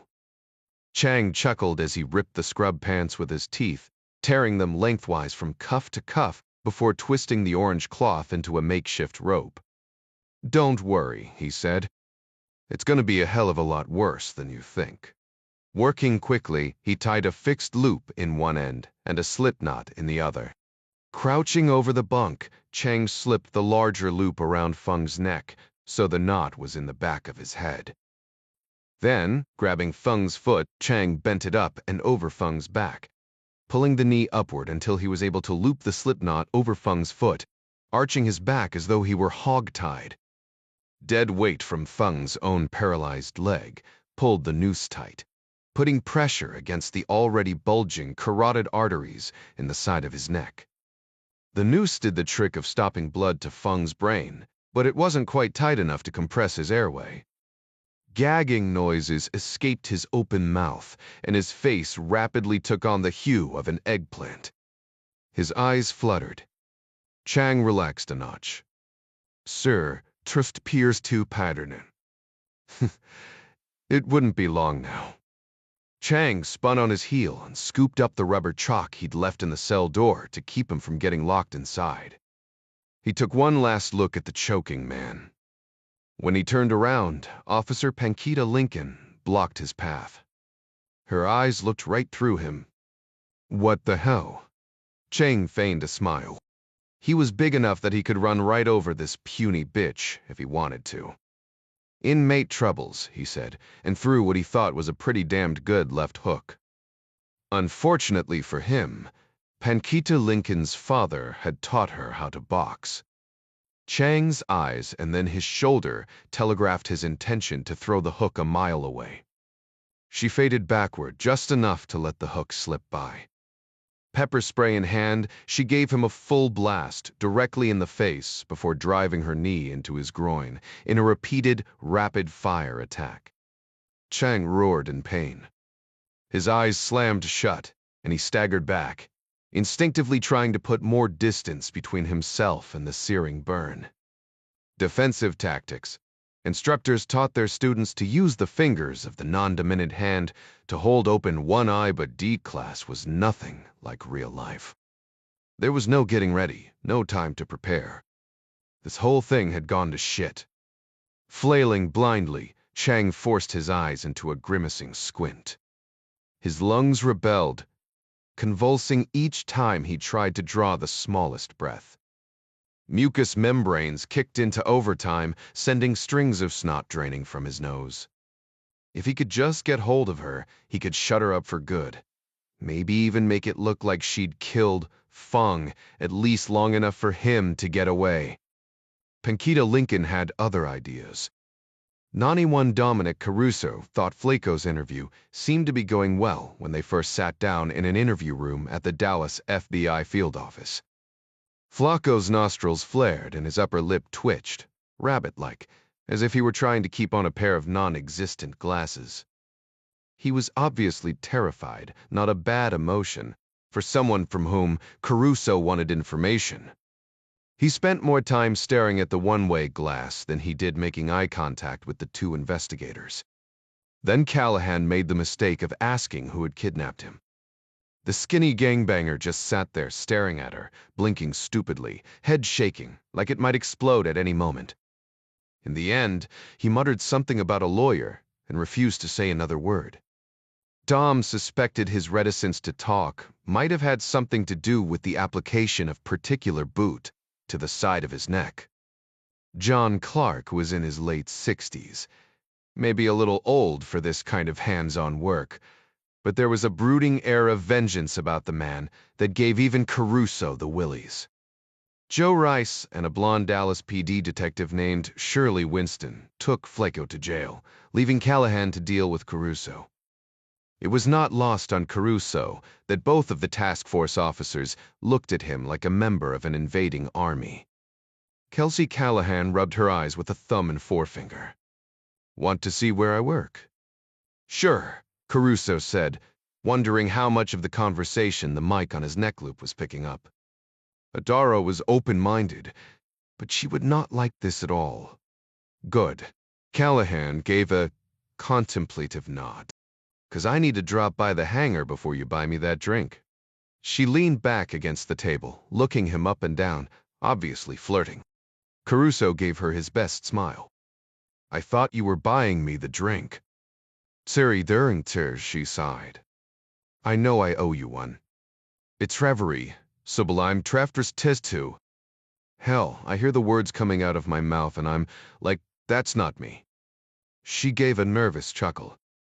"Did you know that I make every boyfriend let me run a diagnostic on his computer and phone? That kind of trust is a real turn-on, let me tell you.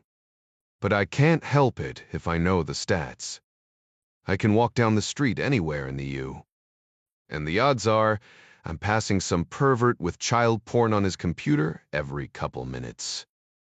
She breathed out hard, puffing her cheeks as if trying to keep from crying. "This job, it can turn you into a real bitch, you know." Caruso shook his head and said softly, "A carne de lupo." "Zandicane." Callahan raised an eyebrow, waiting for him to explain.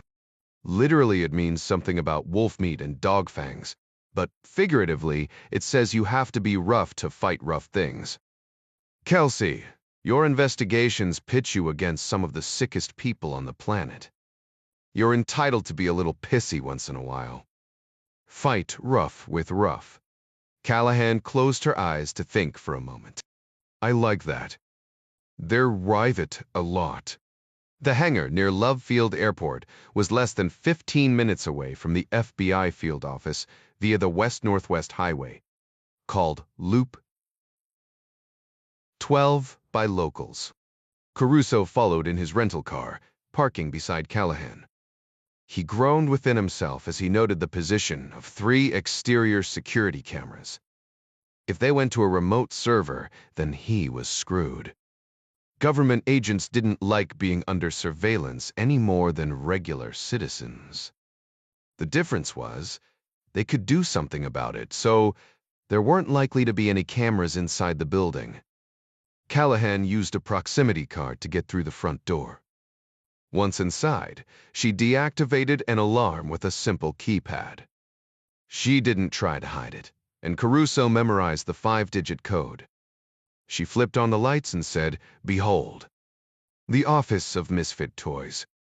"Nice," Caruso said, surveying the bullpen arrangements of all the desks in the cavernous hangar.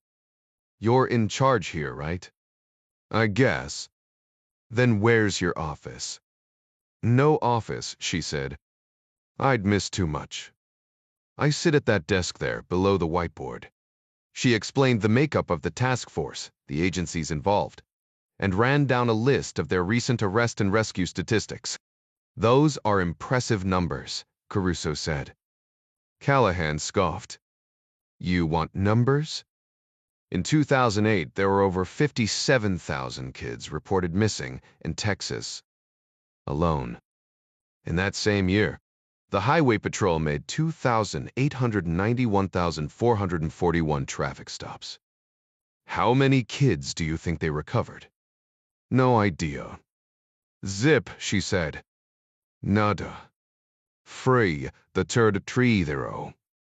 So they developed a program called Interdiction for the Protection of Children, which lines out a set of behaviors law enforcement should look for in trafficked children. and the traffickers themselves. So, it's working? Callahan closed her eyes. 54 kids were rescued last year. Better than 0, but we still have a long way to go. Human trafficking is a $35 billion a year gig. There are places in the world, hell, there are places right here in this state where women and kids are sold and traded like horses. And we're barely making a dent. Caruso was thinking, you haven't met John Clark, but he said, and you still don't think you're doing enough? Honestly, I'm overcome with guilt for standing here talking to you now instead of trying to save another one. She ran a hand through her hair, redoing the scrunchie that kept her ponytail in place. Anyway, sorry about bringing you down. I'm sort of used to having to make my case all the time. No worries, Caruso said. It's good to see someone so dedicated who's not completely burned out. Who said I'm not burned out? She took his hand and turned toward the back wall, behind her desk. Come on. There's something I need to show you. Caruso pulled his hand away as gently as he could. I'm in a relationship, he said. Callahan gave him an honest laugh, continuing to walk toward her desk. I've figured, she said. Men who can quote Italian proverbs don't stay unattached for long. She sat at her desk, found a pair of reading glasses, and then bent to spin the dial on a gray metal safe under her side table. She hit the combination on the first try and turned a handle before pulling open the heavy drawer with a loud thunk. To be honest, she said, looking up at him, I'd intended to bring you here and engage in my own little version of a honey trap. You know, try and trick you into admitting what it is you're really up to. But I guess I already know. When Flaco decided not to talk, I realized we had nothing to go on but the thin stuff Eddie Fong is giving us, and that's likely just to save his own skin. He's hiding more information, I know it, but in the meantime, I'm open to whatever help you guys at the Counterintelligence Division can give us. She took a small yellow envelope from the safe and handed it to Caruso. He could see from the outline it was a USB drive. Callahan took a deep breath. I'm not an idiot, Caruso. Headquarters drops you in here on top of me, and then one of my arrests shows up duct-taped and hooded with a muddy boot print on his face. She nodded to the envelope. I don't know who you are exactly, but I think you should take a look at this. There's obviously something on it that I'm not seeing. Caruso opened the envelope and dumped the USB drive into his palm. Not saying your theory about me holds any water, but we're on the same side, I promise you that. I wouldn't mind having a look at this. It's been checked for malware. She nodded. FBI techs assure me it's virus-free. You'll need to sign for it. And I do want it. Callahan's cell phone began to chime, cutting her off in mid-sentence. She looked at the caller ID, then shook her head. It's Joe Rice, she said.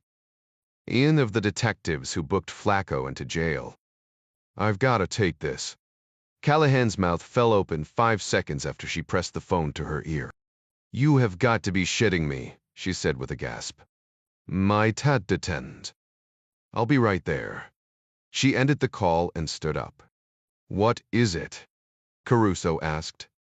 Apparently, Callahan said, somebody thinks Eddie Fung has information that is too important to let him live. Is he dead? Not quite, Callahan said. She reached behind her desk and grabbed a black 5. A tepak, which presumably she used instead of a purse. Listen, Fung is in the hospital now, surrounded by a protective detail of very jumpy FBI agents. I'm going to try and get some kind of information out of the detention officer who attacked him. Sounds like he got a snoot full of pepper spray, so maybe he's been tenderized a bit. You go on and do what you need to do with that thumb drive. Tears welled in Callahan's green eyes. She sniffed and wiped them away. I know there are hundreds, even thousands more kids out there. I've never even met her, hell. I barely even know what she looks like. but for whatever reason, it feels important that we find Magdalena Rojas. I'm good with using your sketchy counter-intel methods if it helps us find Madarife and rescue this kid. She stopped at the door, finger poised above the pad to arm the security system. Tell me how you say that Italian proverb again. A carne di lupo, zan di cane. Callahan looked at him and nodded. Hell yeah, she said. That. 45 minutes later, Caruso sat with the rest of the campus's operators in Clark's room at the Omni Hotel in downtown Dallas. Caruso and Adara leaned forward on the love seat, shoulder to shoulder. Jack slouched in an overstuffed chair, and Midas leaned back in the office chair he'd swiveled around from the desk. Both men leaned as far back as their respective seats allowed, staring at the ceiling. Chavez sat on the floor, his back to the couch. Clark perched on the end of his bed. The team was used to such meetings in cramped hotel rooms, and were all too tired to care about the furniture or lack of it. Caruso's cell phone lay face-up on the coffee table with Gavin Beery on speaker. The campus IT wizard sounded congested, like he had a cold, which was surely a function of the fact that it was nearly 2 in the morning in D. Beery coughed. I found a guy named Donnie Lau with an Australian passport, who looks a hell of a lot like the photo you sent of Vincent Chen, who happens to have a passport issued by The Rock. I'm betting Donnie Lau's not really Australian, Ryan said, stating the obvious. You think? Byri's eye roll was almost audible over the phone. Vincent Chen has school records in Taiwan and the U. Sounds sinister, I know, but he owns a greeting card company that has him taking trips between his home base in L and China several times a year. I've sent everything I've found to you. How did you come to find this Donnie Lau? Jack asked. His brain was exhausted, but not asleep. Yet. Barry chuckled. The United States required friendly nations to add biometric data to their passport photos over a decade ago. Once I had Vincent Chen's photo, it was a matter of stepping behind the firewalls of those nations and running a comparison program. Australia is part of the Five Eyes. So much of their information is available through CIA and NSA data links. Still, must have taken hours. Jack yawned. Now he was falling asleep. Not really, Beery went on. I wrote some code that worked on it while I did other things. I had 2 hits within the first half hour. Looks like your man Chen has bona fide passports issued from Canada and Australia, under the names of Todd Lee and Donnie Lau, respectively. He was never discovered because, up to now, no one was looking for Vincent Chen, just another face among millions. That's good work, Clark said. Thank you, Beery said. Also, Mr. Lau happens to be booked tomorrow on the 3:30 p. Delta flight from DFW to Buenos Aires. Well, technically this afternoon at 3:30. Chavez gave a low groan. You couldn't have led with that. I might actually be able to close my eyes for a couple hours. Don't want to hear it, Gavin said. I'm passing you off to Lucen. She's got some information for you about flight. Hold on, Clark said. What about the thumb drive? I need you to take a look at it ASAP. Bivory heaved a sigh. So, who's willing to risk a potential infection of their laptop to send it to me? I'll do it. Caruso raised his hand, despite the fact that it was a voice call. The agent I got it from assured me this thing's been checked by FBI computer techs. Have I taught you guys nothing? Bivory snapped. Do not even get that drive close to anyone's machine until I get there. Chavez's head snapped up. Wait, what? You're coming here? Jerry approved it. This USB is obviously important to you, but I'm not letting it near one of my machines until I run some of my own diagnostics. FBI techs. Please.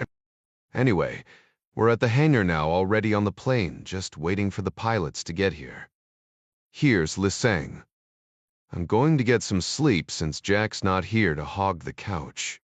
Listen Robertson was the new Adara Sherman Director of Transportation for the campus. Jerry Hendley had recruited the energetic former Marine after she pulled him over for speeding on the Jeff Davis Highway. Her Lebanese mother had raised her to be fluent in Arabic. She had 2 tours in Iraq under her belt by the time she was 27. After separating from the military, she'd spent 4 years with the City of Alexandria Police Department. Both jobs gave her the chops she needed to transform from uniformed flight attendant to effectively become a one-person Phoenix Raven unit, pulling security on the Hendley Associates Gulfstream when it was parked at less secure airfields, which seemed to happen all the time. "Hey, guys," Lisanne said in her usual chipper voice. Dom could imagine her blue-black hair bouncing as she spoke. "We're estimating wheels up out of Reagan in an hour with an ETA into Dallas Love, field of 4:35 BIS Central Time." A collective groan ran around the room. Clark shot a glance at Dom. "You're staying in Texas with me," he said. "The rest of you will get to Buenos Aires well ahead of Chen and set up a reception. Follow him and see what he's up to. There's still a hell of a lot to find out about him and his operation on this end." 22 Bomb-Ealing braced, her small chin tucked, narrow shoulders pinned, along with 6 other servants in the slate-tiled entry of Foreign Minister Lee's home. Dressed in black slacks and crisp white shirts, they stood with hands folded and eyes locked to the front. Minister Lee did not like to be gawked at. The butler, Mr. Fan, stood beside Mailing under the harsh light of the crystal chandelier. Beads of perspiration coursed down the side of the man's ashen face. A recent addition to the household, Mr. Fan had been brought on shortly after Minister Lee had seen an episode of Downton Abbey. It was a whispered joke among the staff that the minister was a Chinese man who owned a German car and lived in an Italian villa with an English butler, or at least a Chinese butler. He dressed up like an English one. Mr. Fan should have been in bed, but was too frightened of the foreign minister to admit that he was gravely ill. The Lee home was located northeast of Beijing, outside the 5-ring road. It was just far enough to escape the worst of the enormous cloud of yellow haze that choked those unfortunate enough to live in the city. The 30-kilometer distance between home and office gave Lee's driver plenty of time to alert the staff, providing them a chance to convene for his arrival. The thud of the big BMW sedan's door caused Mailing to jump. Silence crept over the entry. No one breathed, which was good, because all the air seemed to have left the room. Mailing willed her employer to hurry. These inspections were worse than a mere annoyance. They kept her from doing her job. She was an accomplished chef, a graduate of the Culinary Institute in Hong Kong, but the foreign minister disliked the term chef. He was the only chief in any area of his home, and that included the kitchen. Mailing and her assistant, a young woman named Yubi, should have been prepping for the dinner party, but when the foreign minister arrived, all else was put on hold, the immutable laws of science and cooking notwithstanding. The front door flew open as if blown by an evil wind, and Foreign Minister Lee strode in. He stepped out of his shoes so easily that Mailing wondered how he'd kept them on all day, and into a pair of slippers that were waiting directly in his path. Mailing had seen the minister on the television news, where he appeared to be so temperate and even-keeled. In his own home, even one step out of his desired routine, to slip a toe into a slipper could send him into a spitting rage. Slippers slapping the tile floor, Lee removed his suit jacket. He dropped it as he walked, certain that Mr. Fan would be there to catch it. The poor man was so sick he nearly toppled over in the process. If Lee noticed his butler was ill, he made no mention of it. One of the 2 girls Lee called hostesses handed him a Gibson martini, with 3 cocktail onions, while the other exchanged his day glasses for a pair of less flattering readers and 4 evening newspapers. Mailing watched the way the minister looked at the 2 younger women. Had either of them been able to cook, she would have been sacked. Their skin was alabaster, while she was darker. A tiny mole above her upper lip stood out in stark contrast to their flawless oval faces. An American college student had once called the mole a beauty mark, but Foreign Minister Li looked as if his stomach was upset each time he saw her. Mei Ling dismissed it as the will of the gods. Minister Li doted on his wife, but everyone knew the hostesses had not been hired for their ability to mix a perfect Gibson martini. Minister Li paused at the bottom of the stairs, taking a sip of his drink. The staff, even the hostesses, who surely had his ear and more, held their collective breath. Li peered directly at Mei Ling. Add 2 more to the guest list. Minister Ip and his lovely wife will join us. Mei Ling teetered in place. She grabbed at her assistant's shoulder for support as soon as Li turned to continue up the stairs. 2 more guests. That was impossible, the worst of all catastrophes. The chef wasn't worried about the food. It was to be a British feast, and as with all feasts, there would be far too much roast lamb and too many side dishes for anyone to eat. But Mrs. Ibe was going to pose a problem. Yubi's mouth hung half open, like she was about to be sick to her stomach. Mei Ling understood the feeling.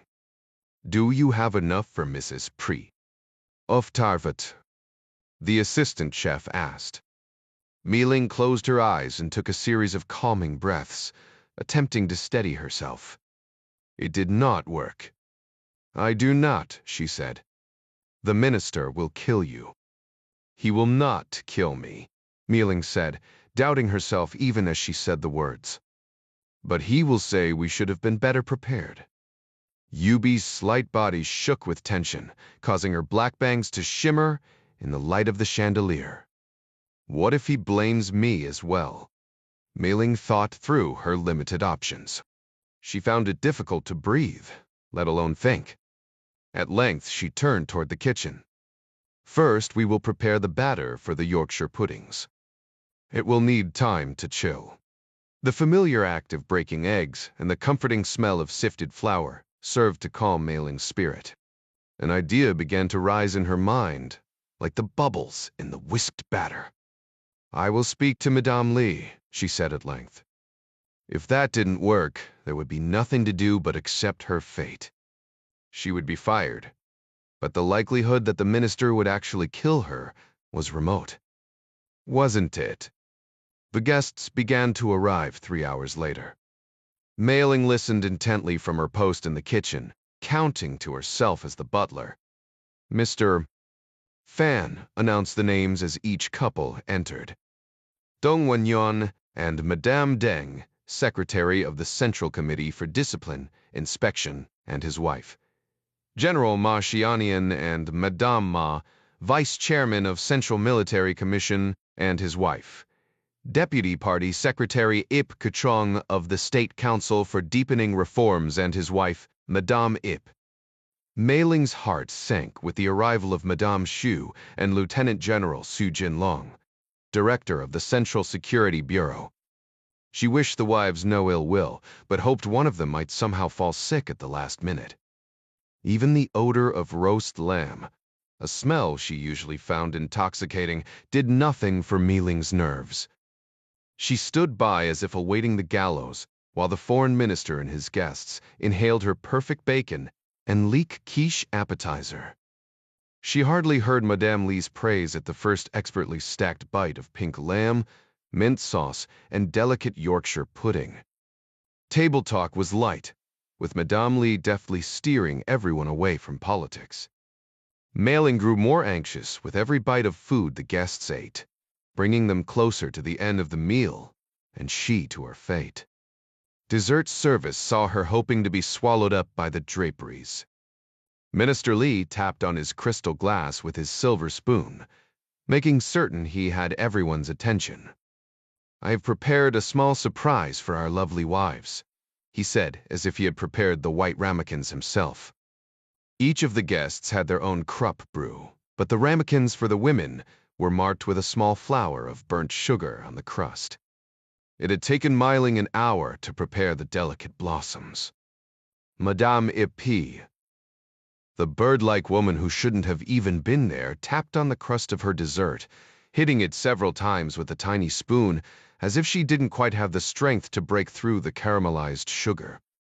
She squealed when she finally cracked it and, forgetting about the creamy custard, used the spoon to dig around in the dessert like it was a playground sandbox, until she found the diamond bracelet. It was a mystery where the foreign minister got his money, but each of the bracelets cost 11,000 yuan, more than $1,500 U. Meiling knew.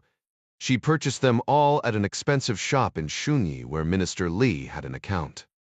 He took great pleasure in showing off to his friends, at his frequent dinner parties, by having her bake pieces of expensive jewelry into the desserts meant for each wife. The women would fawn over their husbands, proud of them for associating with such a powerful and generous man. The husbands, in turn, would scrape and bow to the minister for making them look so good in front of their wives. Minister Li would always smile benevolently and help his own wife put on her bracelet. She always received jewelry as well. Except tonight, that was not the case. Meiling had planned on only 4 guests, and there were not enough bracelets to go around. Madame Li had graciously given her bracelet to Madame Ip, telling Meiling not to fret. But the minister's eyes had gone positively black the moment he saw his wife had been left out. Madame Ip had only made it worse when she sucked the custard off her new trinket, and then held it up to Madame Li, saying, "Such a shame you don't get one too, my dear." Minister Li turned to give Meiling a saccharine smile. "We will retire to my study," he said. "Please see to some brandied pears." "Yes, Mr. Foreign Minister," she said, backing away. "And Meiling," he said, the smile fading from his lips, "bring in the fruit yourself." The Ips excused themselves shortly after dinner, citing a previous engagement. But Meiling suspected they'd been told it was time for them to leave. Only 3 men were ever invited into Minister Li's private study. The crystal goblets of brandied pears rattled and clinked on the lacquer tray, in Meiling's shaking hands. She took small breaths, afraid she'd cough from the pall of cigar smoke that filled the study. "Thank you," the minister said. "Navor, please leave at once." "Of course, sir," Meiling said. Perhaps he had forgiven her for not being prepared. "Will there be anything else?" Minister Li cocked his head, puffing on the awful cigar. "You misunderstand me, child," he said. "I mean, leave my house. Your services will no longer be needed." Tears welled and then fell from Meiling's eyes. "But, sir, there was no," Li held up his hand. "I have made it very clear that I value preparedness over excuses." His eyes crept up and down. At length, he nodded as if reaching a conclusion. He looked beside the door at a terrifying man, with dark eyes and the bulge of a gun under his suit jacket. Then back at the weeping Meiling. "Lieutenant General Xiu's driver will take you." "If that is all right, General." Xiu gave the man an almost imperceptible nod. "Go ahead, Long Yun." General Ma Xianian took a series of puffs from his Cuban cigar and held it to one side, studying the glowing coal. "Killing the young woman seems harsh, even for you. It seems a terrible waste of a good cook. To forget to include your wife's bracelet is—" The foreign minister waved away the notion. "That was my fault," he said. But it was not the primary concern. She was not at all surprised that Ip and his bitch wife were not asked to stay after dinner. It would not have been long before she said something to someone about the meetings of our new Gang of 4. They never uttered the phrase outside the security of their little group.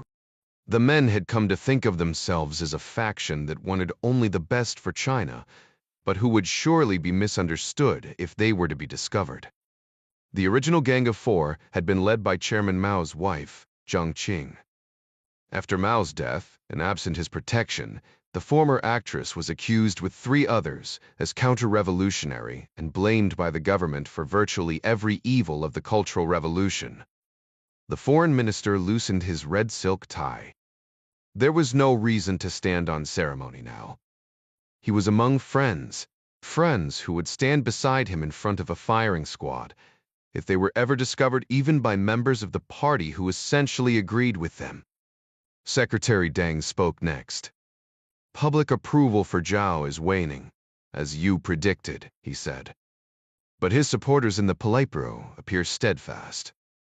I have even heard it said that he has the brains to hold the same progressive economic policies as disgraced President Wei, but the balls to implement them. That may be true, General Ma said. But I know more than a few in the party who find themselves gravely concerned with Zhao's misguided corruption probes. It is as if he is completely blind to the origin of his support. Blindness is among the least of his disturbing qualities, Deng said.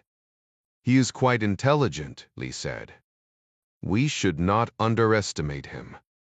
General Xu, I believe. A metallic chime sounded at the study door, cutting him off. The foreign minister raised his hand to quiet everyone. A moment later, Madame Li appeared with her arm around the shoulders of a handsome boy in his early teens. Qingpi, she said. The term was akin to dear or darling. Our son has had a long day and would like to say goodnight to his father. Li put the cigar in the ashtray beside his chair and took the boy's hand, holding it in his. Good night, my son. Rest well. The other men in the room looked away, embarrassed by this uncustomary outpouring of emotion from the leader. I will leave you men to talk your treason, Madame Li said, smiling as she escorted the boy out. Secretary Deng winced before the door was shut, and they were alone. Does she know? Li took up his cigar again, then picked a fleck of tobacco off his lip. Course not. It is merely something she says. Women chatter about the household, and men talk treason.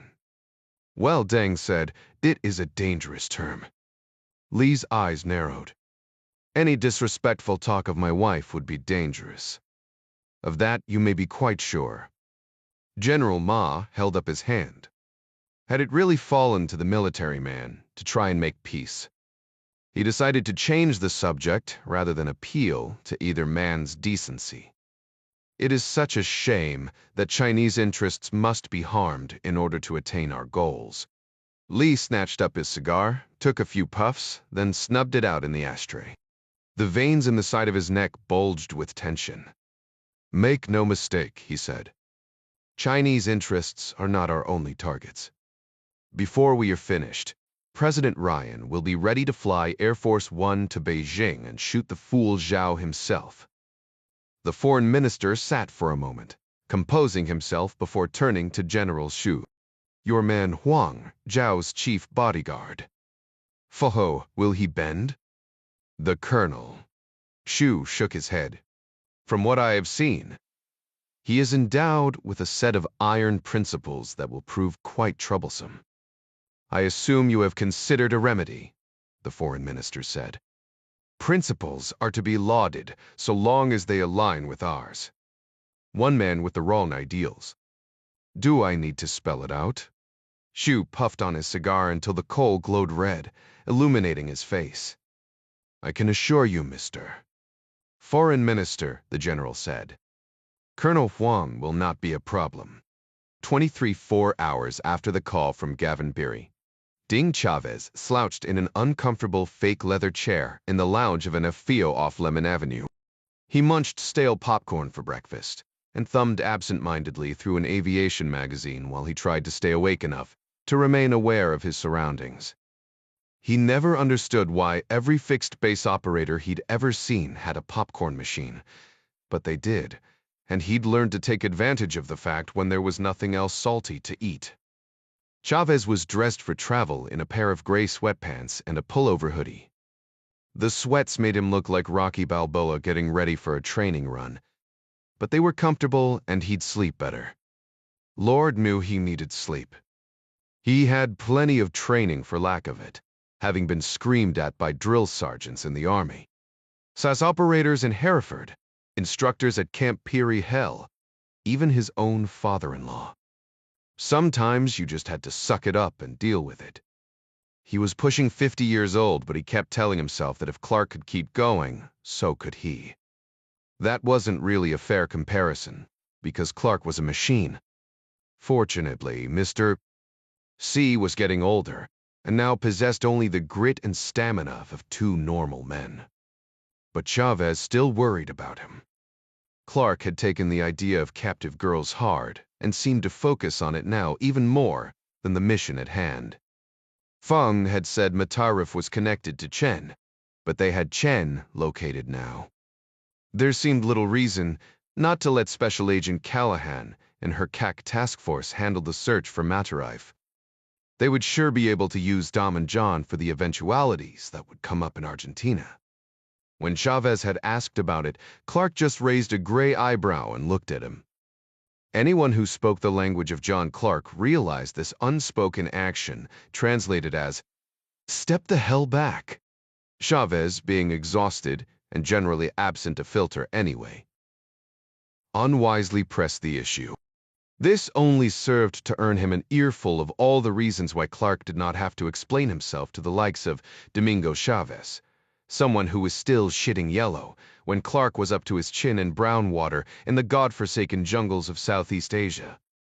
Ding was no stranger to harsh language, even from his wife's dad, but the rest of Clark's tirade would have melted the ears off a lesser man.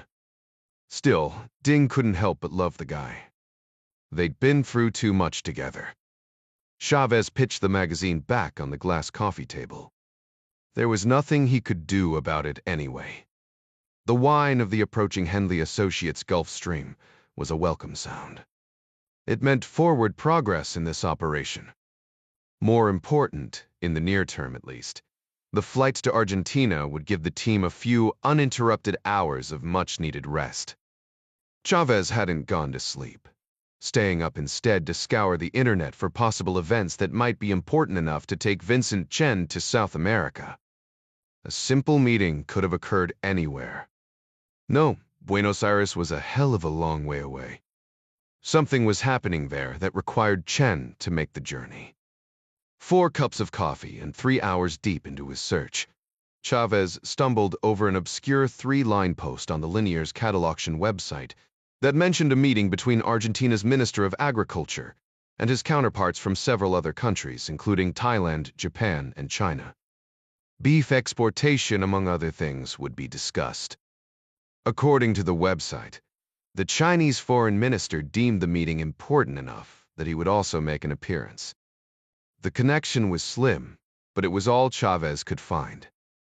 The team members would make it to Ministro Pistarini International Airport outside Buenos Aires proper, a full day ahead of Chen, giving them time to sort out customs and immigration details and get accustomed to their rental vehicles before setting up to follow Chen in the ungodly traffic.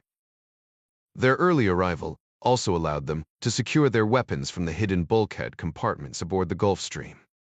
Argentina was an emerging country, but the extremely rich and the desperately poor lived literally across the street from each other in Buenos Aires, making the place sometimes feel like a powder keg set dangerously close to the campfire. Chavez watched through the pro's picture windows as the Gulfstream 550 turned off the taxiway. He couldn't help imagining the soft leather seat on board that was calling his name. He tossed the rest of the popcorn in the trash and grabbed his soft-sided bag. Outside in the pre-dawn darkness, the airplane came to a stop and the door yawned open. Gavin Byrie held onto the rail as he made his way carefully down the jet stairs.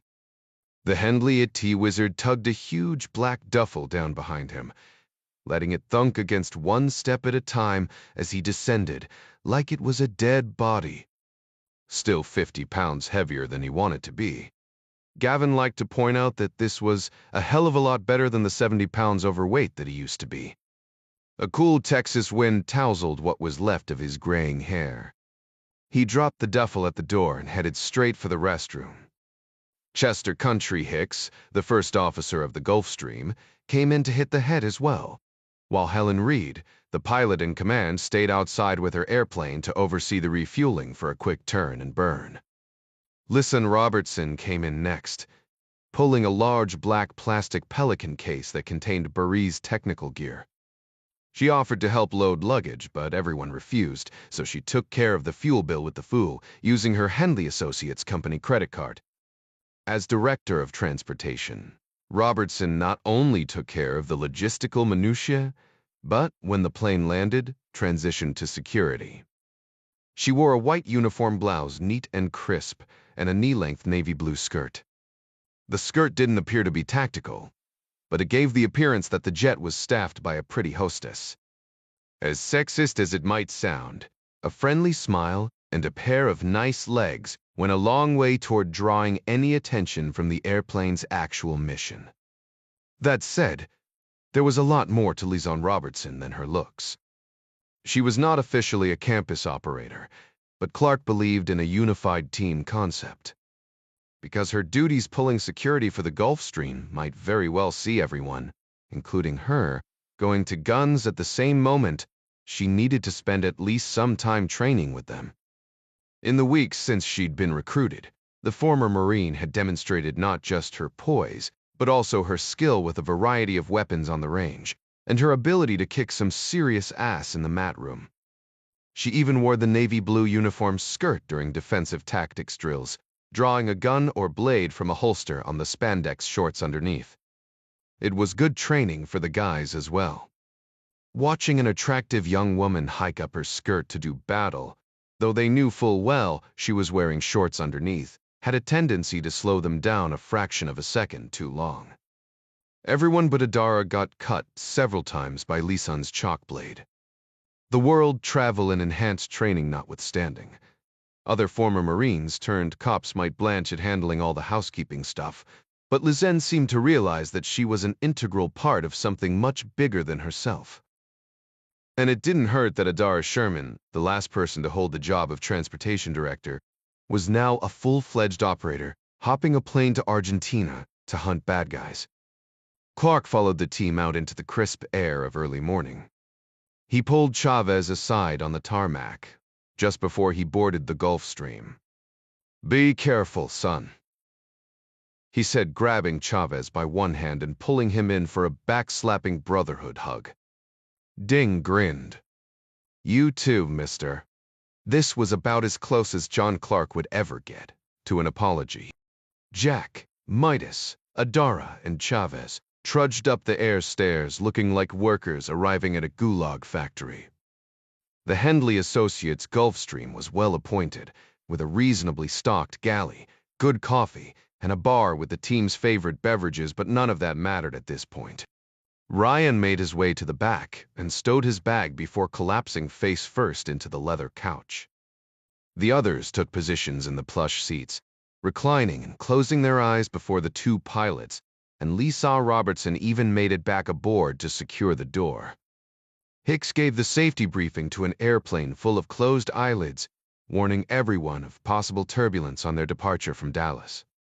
"We were looking at a 5,300-mile flight," the first officer said. "Depending on winds aloft, we anticipate 11 hours and 36 minutes in the air."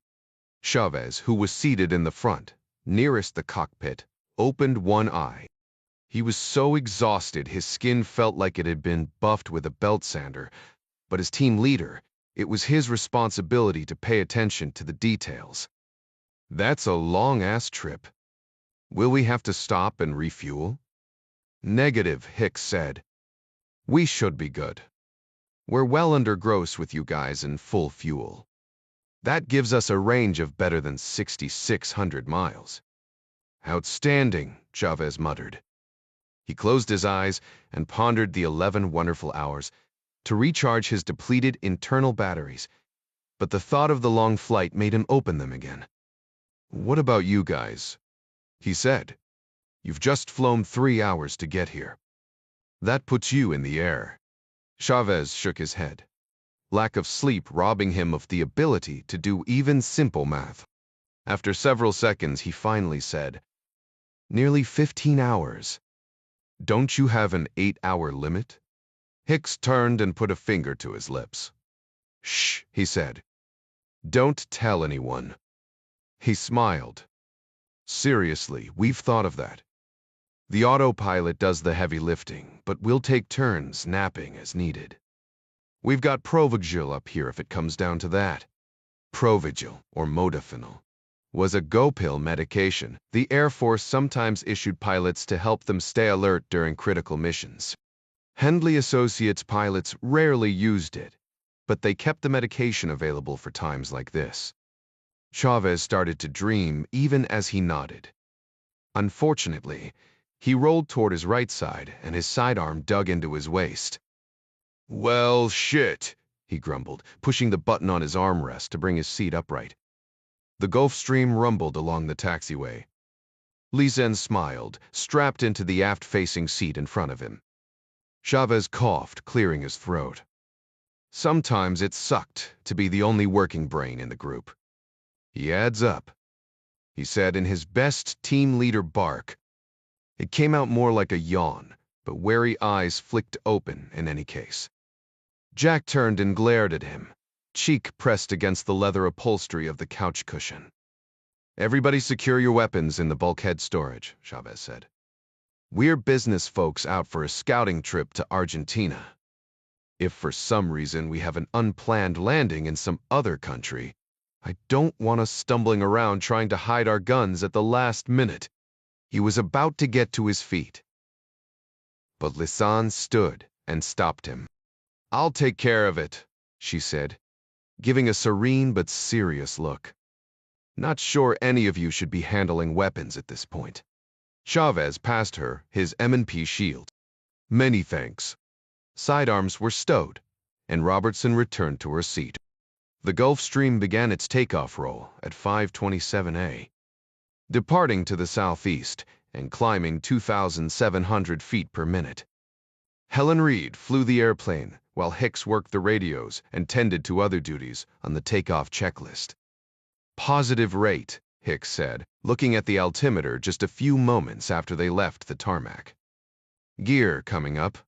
The landing gear settled into the airplane's fuselage with an audible thud, but Ding Chavez didn't hear a thing. It was almost 6 by the time Caruso and Clark made it back to the Omni Hotel with Gavin Beery in tow. They helped him get his duffel and the big Pelican case full of computer gear up to his room, which was directly across from Caruso's. Barry had slept on the flight and promised to get right to work on the USB drive.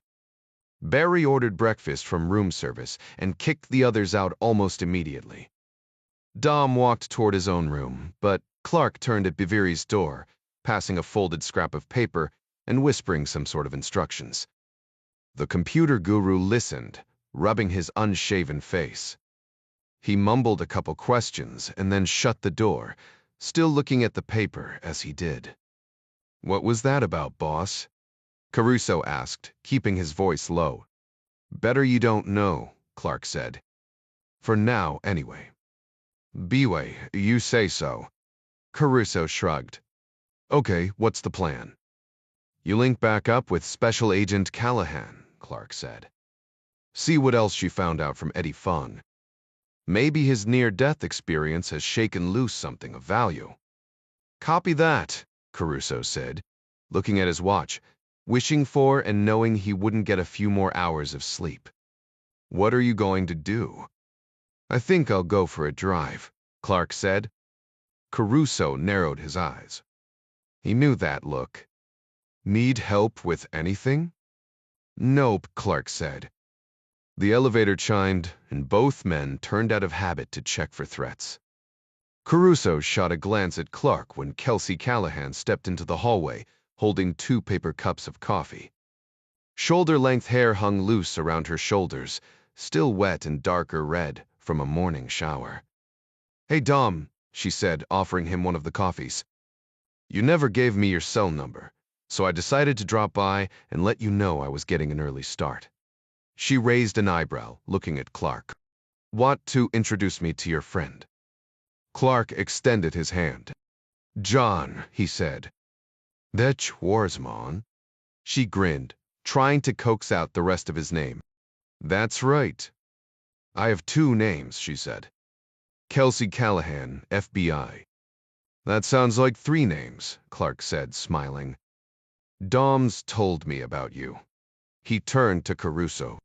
"Listen, it was good to talk to you. We'll catch up later." He turned to go, speaking over his shoulder as he walked away. "Nice to have met you, Kelsey Callahan, FBI." Callahan watched Clark disappear into an elevator before turning back to Dom. "I don't remember telling you where I'm staying," Caruso said. The look of surprise was evident on his face. "You must have some friends in pretty high places to find that out." Callahan smirked. "Do you even remember who we work for? And anyway, you're the one with friends in high places, getting dropped on me like this. Is John one of them?" "He's a normal low places friend," Caruso said. "Well, your friend looks like he bites the heads off baby birds for lunch." "Nah," Caruso said. "He's harmless. He's just got one of those resting bird eating faces." Callahan took a sip of her coffee. "I thought we were past all that. What's the news on Eddie Feng?" Caruso asked, hoping to steer the subject away from John Clark. "Did he pull through?" Callahan sighed. "Seems one of the corrections officers gave him a near-lethal dose of the same stuff that killed Prince. Wind it up right, fentanyl," Caruso said. Yep. Looks like he put up a fight, but the detention officer still got enough injected to knock him out.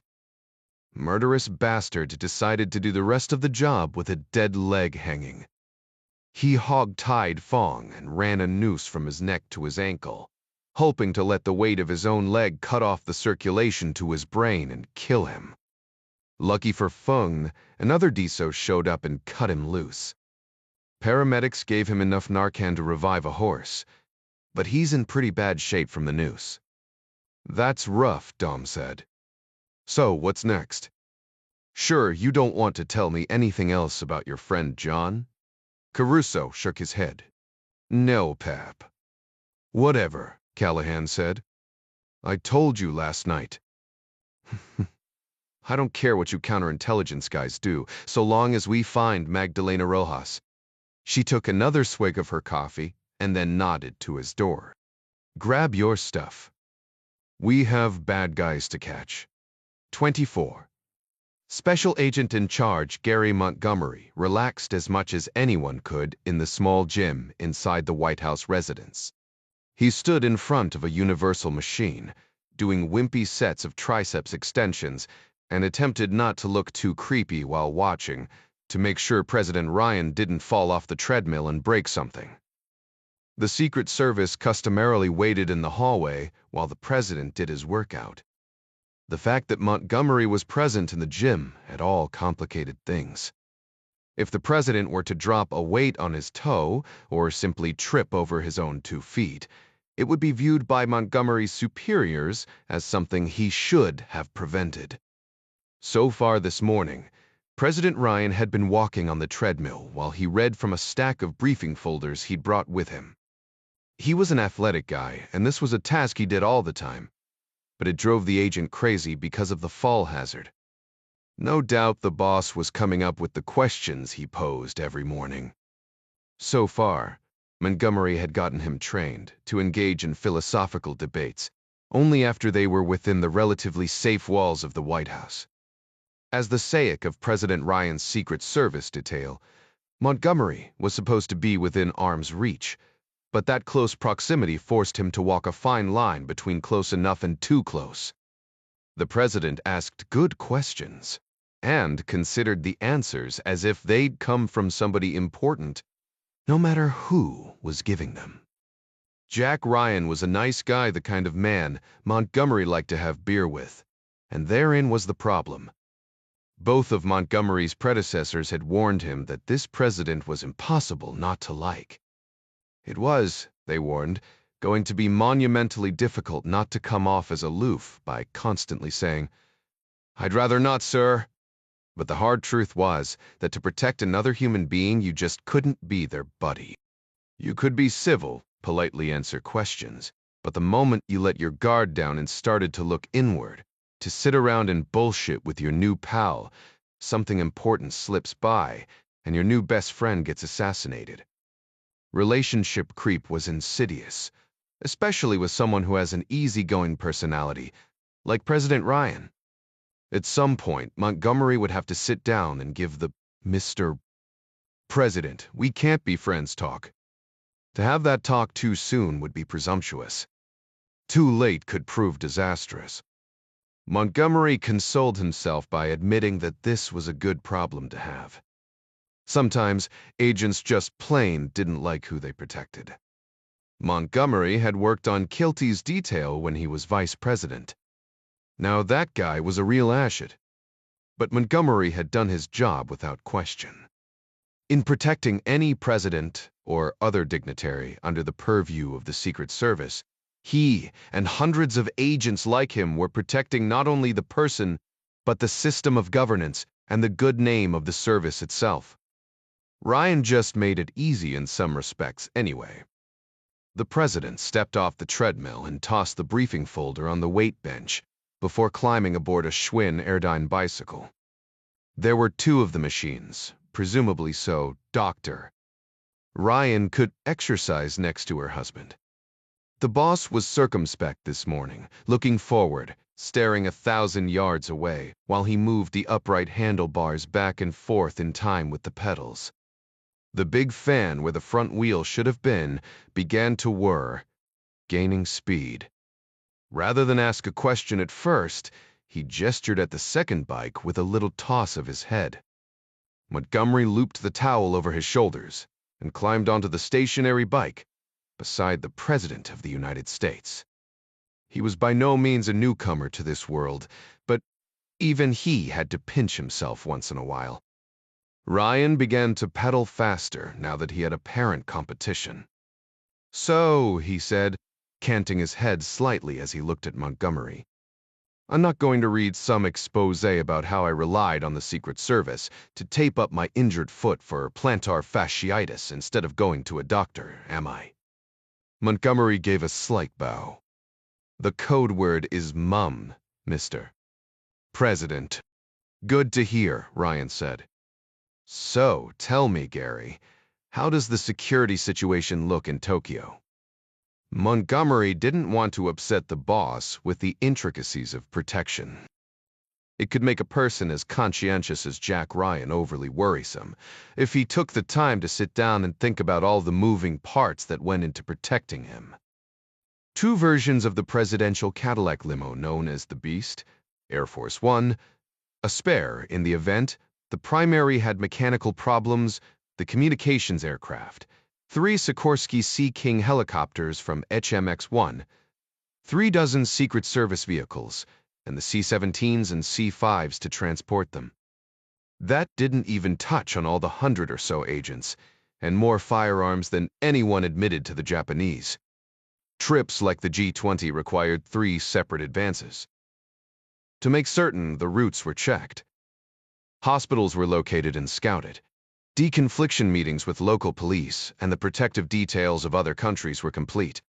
And at least 3 floors of Hotel 1 below and 1 above the president's suite were procured. And the staff cleared and credentialed. Equally important, parking for the Secret Service Armada had to be arranged well in advance. President Ryan had enough to think about without burdening him with the monstrosity that was his protective detail. So Montgomery merely smiled at the question and said, Stellar, Mr. President. Ryan gave him a thoughtful nod, then chuckled. Are you sure that's not what you say when you have something to hide? You sound like Jack Jr. when he was in high school, and I asked him about his English classes. A lot of unanswered questions packed into your few words. Seriously, sir, Montgomery said. It's all set up. Very well, Ryan said, looking forward, unconvinced. He pedaled for a time in silence, then turned, half leaning on the upright handlebars as he spoke. Tell me your impression of President Zhao. The agent thought about that for a minute. Ryan wanted honest answers, but he didn't want flippancy. I'd say he's an old-school communist. Hard line enough to keep the support of most of the party's old guard.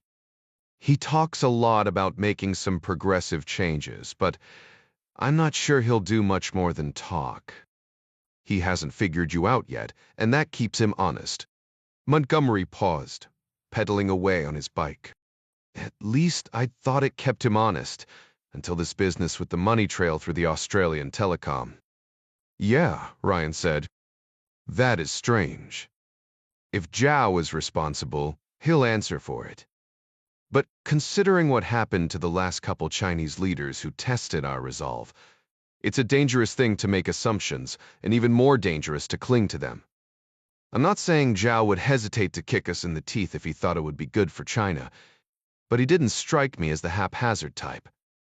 With Bitcoin and other cryptocurrency mechanisms for hiding one's money matters, he has his people run payments through a shell corporation in one of our Five Eyes partners. Montgomery opened his mouth to speak and then thought better of it. Knock it off, Gary, Ryan said. Stop holding back. You had another thought.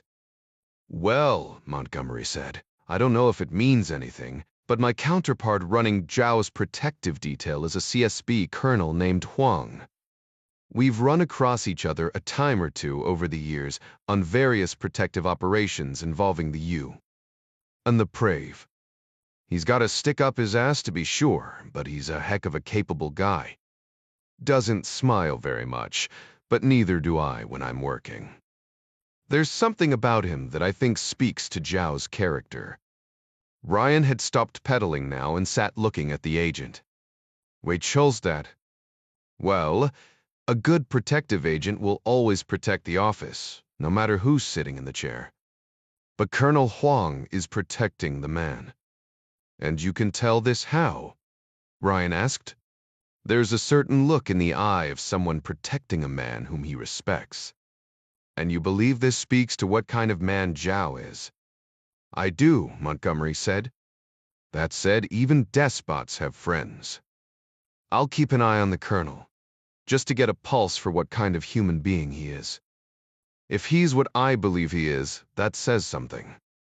I get the feeling this guy would walk through fire to protect Zhao Chengji, even if he was not the paramount leader of China. Montgomery glanced at his watch and grimaced at the time. The workout had gone longer than he'd planned.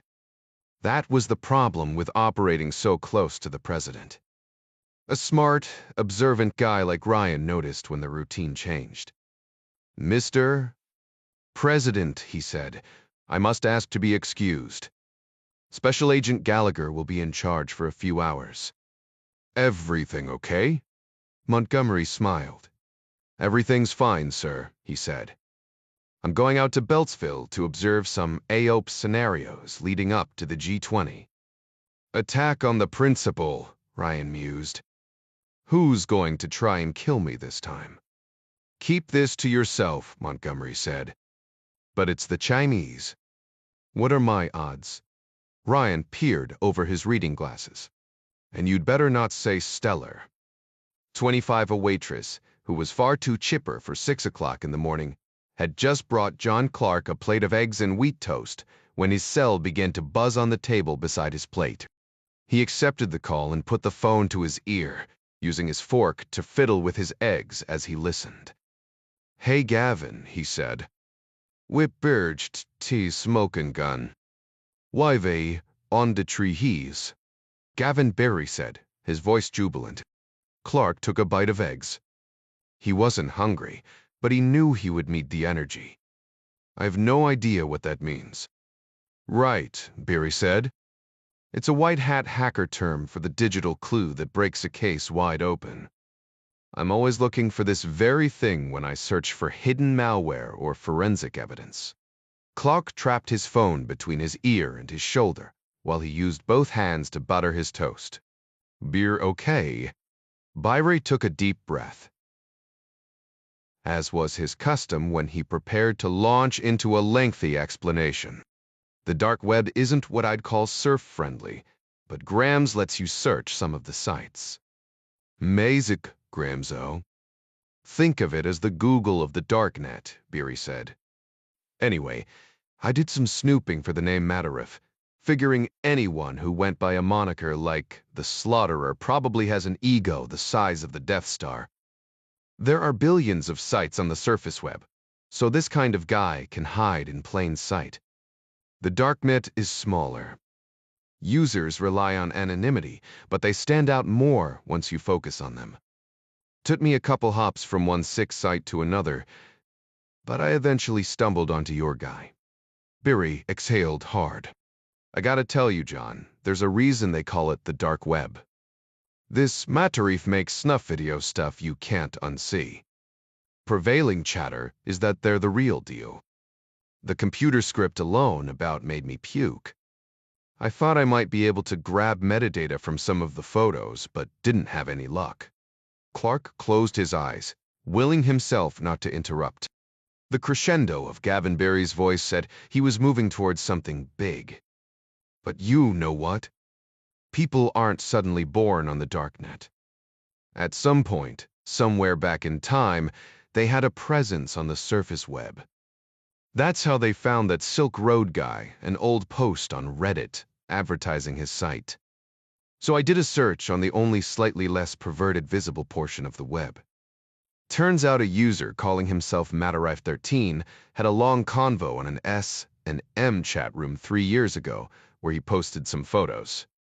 He was running decent OPSEC even back then, using a VPN and an anonymizer program to scrub the metadata. What? Clark said, biting his tongue.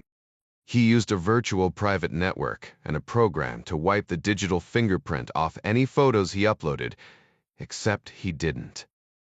Matarif chose a sloppy anonymizer that left behind EXIF data on a couple of his posted photographs. And that means... It means, John, Gavin said, that you need to get a pen because I'm about to give you the GPS coordinates to this filthy piece of shit's house. Outside the United States, crime bosses employ sizable armies to guard against the almost inevitable attack from rival gangs.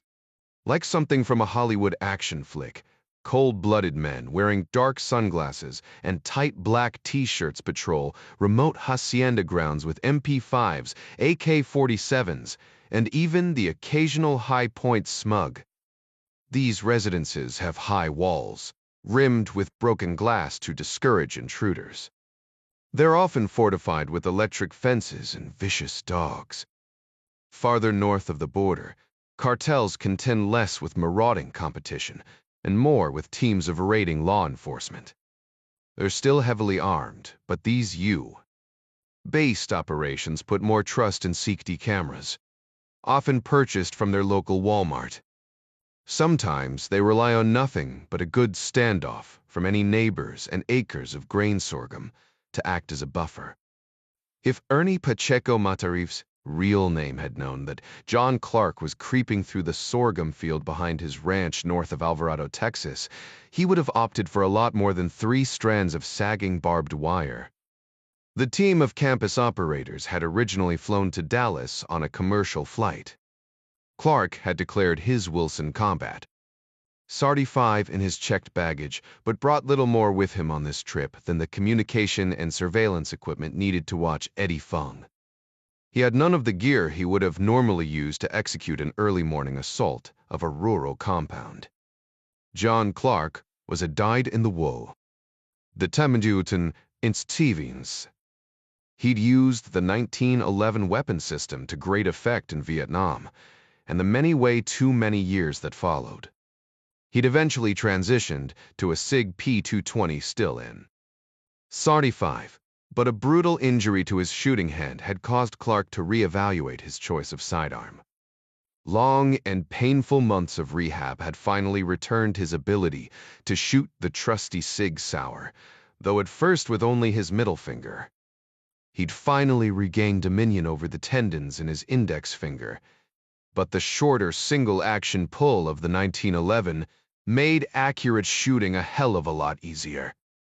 Plus, it was the excuse he needed to buy a new gun and revert to the firearm system that was so ingrained in his muscle memory. The Wilson combat professional felt like he was reuniting with an old friend. Still, he'd regained proficiency with a variety of weapons. Necessities of the mission and common sense made him grab a Glock 19, a spare 15-round magazine, and a Gemtech GM9 suppressor from the Gulf Stream before the others departed for Argentina. He wanted to have a little deeper pockets when it came to ammo loadout. The argument of Sortie 5 versus 9mm went out the window when you were out of bullets. Even so, he didn't abandon the Wilson in favor of the Glock. He carried them both.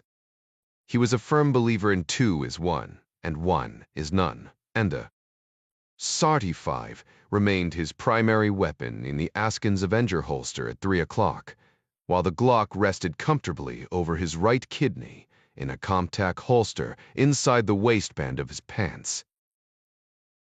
Along with the pistols, Clark carried a Benchmade folding knife, a small roll of Gorilla Tape, and a pocket Streamlight flashlight. It wasn't much, but he'd done more with less. His rules of engagement made the job a little easier. If anyone fought back, he intended to kill them. From the looks of the waist high, Johnson grass and dry stalks of grain sorghum, little else but mourning doves and rattlesnakes, had spent much time in the fields behind Matarife's house in years. Clark stayed low as he moved, crawling when the stalks were short, stooping in a fast duck walk when the plants gave him better cover. Earthtone 5. Iblee slacks and a black sweatshirt helped him blend well into the long morning shadows. The field was damp from recent rains, but the day promised to be a hot one for September, and the ground was already beginning to steam. The humidity and muggy odor of wet earth, not to mention the fire ants and the high probability of coming nose to nose with a pit viper, brought back so many memories that Clark found it nostalgic. Juanist. Din Chavez hadn't exactly been wrong in his earlier assessment. John knew full well he risked becoming far too focused on the human trafficking aspects of this op. The sight of the girls at Naldo Cantu's, covered with track marks and surrounded by used condoms, brought back memories he'd suppressed for decades. Memories that made him who and what he'd become. Just looking at the poor drugged kids made him feel like his teeth might shatter. He was nearing 70 years old. Still a tough old bird, no doubt, but old was fast eclipsing tough as the operative word. For as long as he could remember, something inside Clark had pushed him to check out danger, to go and see, to help. Some accused him of being addicted to violence. If he was honest with himself, there had been a time when he relished a good fight. When there was going to be violence on his watch, he certainly didn't want to miss it. But the fight wasn't the main thing. His wife Sandy had summed up his sentiment best when she caught him coming back in from his private range early one morning on their Emmitsburg, Virginia, farm. "John," she'd said, sipping her morning coffee and looking even more beautiful than she had the day he'd met her. "Don't worry, sweetheart. You'll still be relevant." It was at once the kindest and most pitiful thing anyone had ever said to him. Maybe that was it. Relevance. His workouts were less intense now, his runs slower. His hair was thinning. No, it was just plain thin. Even worse, each passing year saw him get a little more emotional. Hell, he got choked up when his grandson caught a pop fly at a baseball game. And all that blubbering just served to piss him off. He abhorred the idea of going soft. But a guy past his use-by date wouldn't be inching through a dry sorghum field behind a murderous bastard's house. Pound for pound and year for year, he could still hold his own against most threats. He was the personification of the sentiment. Never underestimate an old man in a dangerous profession.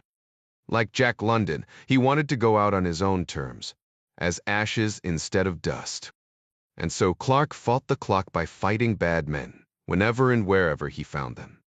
The sorghum was thick enough now that he had to drop back down and belly crawl.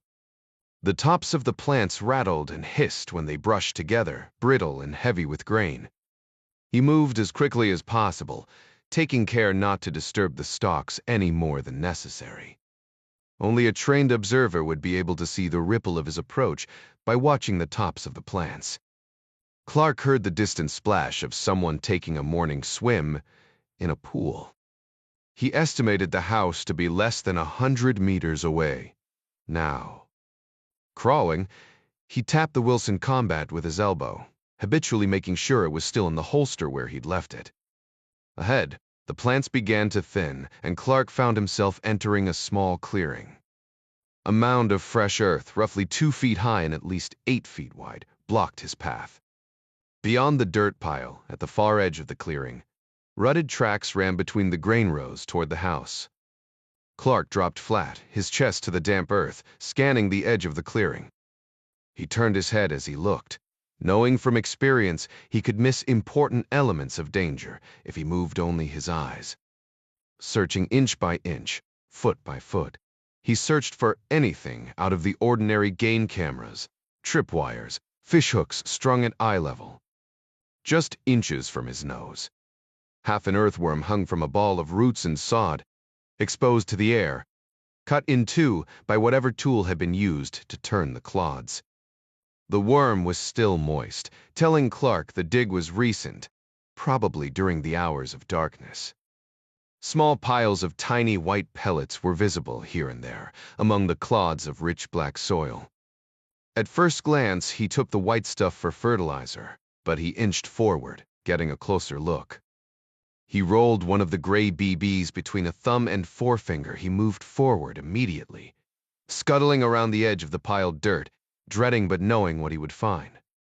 He fought the urge to vomit as he came to the lip of a hole dug in the middle of the clearing, 8 by 8 feet square and 4 or 5 feet deep. At the bottom of the pit, from beneath a layer of dirt and pellets of kitty litter, the pale fingers of a delicate hand reached toward the sky. Mehmet bin Ahmad sat on an overturned wooden crate with his back to the trunk of a tall coconut palm, gazing out to sea, when the satellite phone in his lap gave a startling chirp.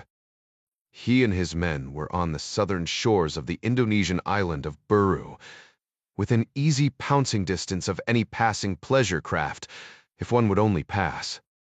The window for their operation was small. He'd already received an earlier call informing him that the USS Rogue had passed Timor-Leste hours before. The American Cyclone-class patrol ship was steaming north from a recent stop at Apis Coonawarra, the Australian naval base in Darwin, where it would join the Philippine and Malaysian military vessels in a joint anti-piracy patrol of the Sulu Sea. Mahmud had been expecting the second call and kept the satellite phone's plastic antenna extended and oriented toward the sky.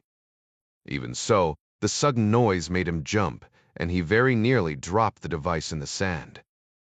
All his men were jumpy. It was understandable considering their mission, but they needed leadership and mercifully did not seem to notice his fumbling. Mahmud was a young man, not yet 25 years old. Had he been a happier sort, his intensely white teeth would have shone through a broad smile. But since his father had died, his family had known nothing but poverty. His older sister had run off with a Dirty Joe, one of the older American or European men who came to Southeast Asia looking for a wife. His mother cleaned hotel rooms for wealthy tourists in the Indonesian city of Manado, but she was perpetually sick. Mahmud's father had fully expected his son to follow his path. Men in his family had fished for generations. Mahmud learned about boats and became a better-than-average sailor, but the tenets of Jemaah Islamiyah lured him away while he was in his teens. Jihad provided stability and, even more important, a cause higher than living hand-to-mouth as a simple fisherman. Mahmud's parents were both devout Muslims, observing a strict Ramadan, or meticulously making up missed days when illness made fasting impossible. But even they saw things in moderation. Moderation bored Mahmud almost as much as fishing did. The leaders of Jemaah Islamiyah taught him, that the one path lay in complete devotion, a religious zeal that allowed no room for moderation or compromise. Yes, Mamat knew boats, but his true skills lay in other areas. Recent interactions with members of Abu Sayyaf had made him witness to enough bloodshed that a surprise chirp should not have startled him, but it did, because this was no ordinary call. He did not recognize the number. The men who would call this phone rarely used the same phone more than a few times. Still, he knew Dazid Ishmael would be on the other end of the line. He could almost feel the man's uncanny energy coming through the handset. Mamat had seen Ishmael behead 4 different Abu Sayyaf captives, each time with an American Kabar knife.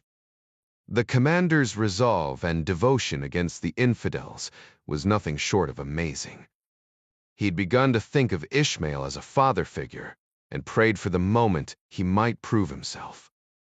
That moment had come with this satellite phone call. "Wenatuimi?" the commander asked. Mamat looked at the 6 men sitting in the shade on either side of him along the deserted length of beach.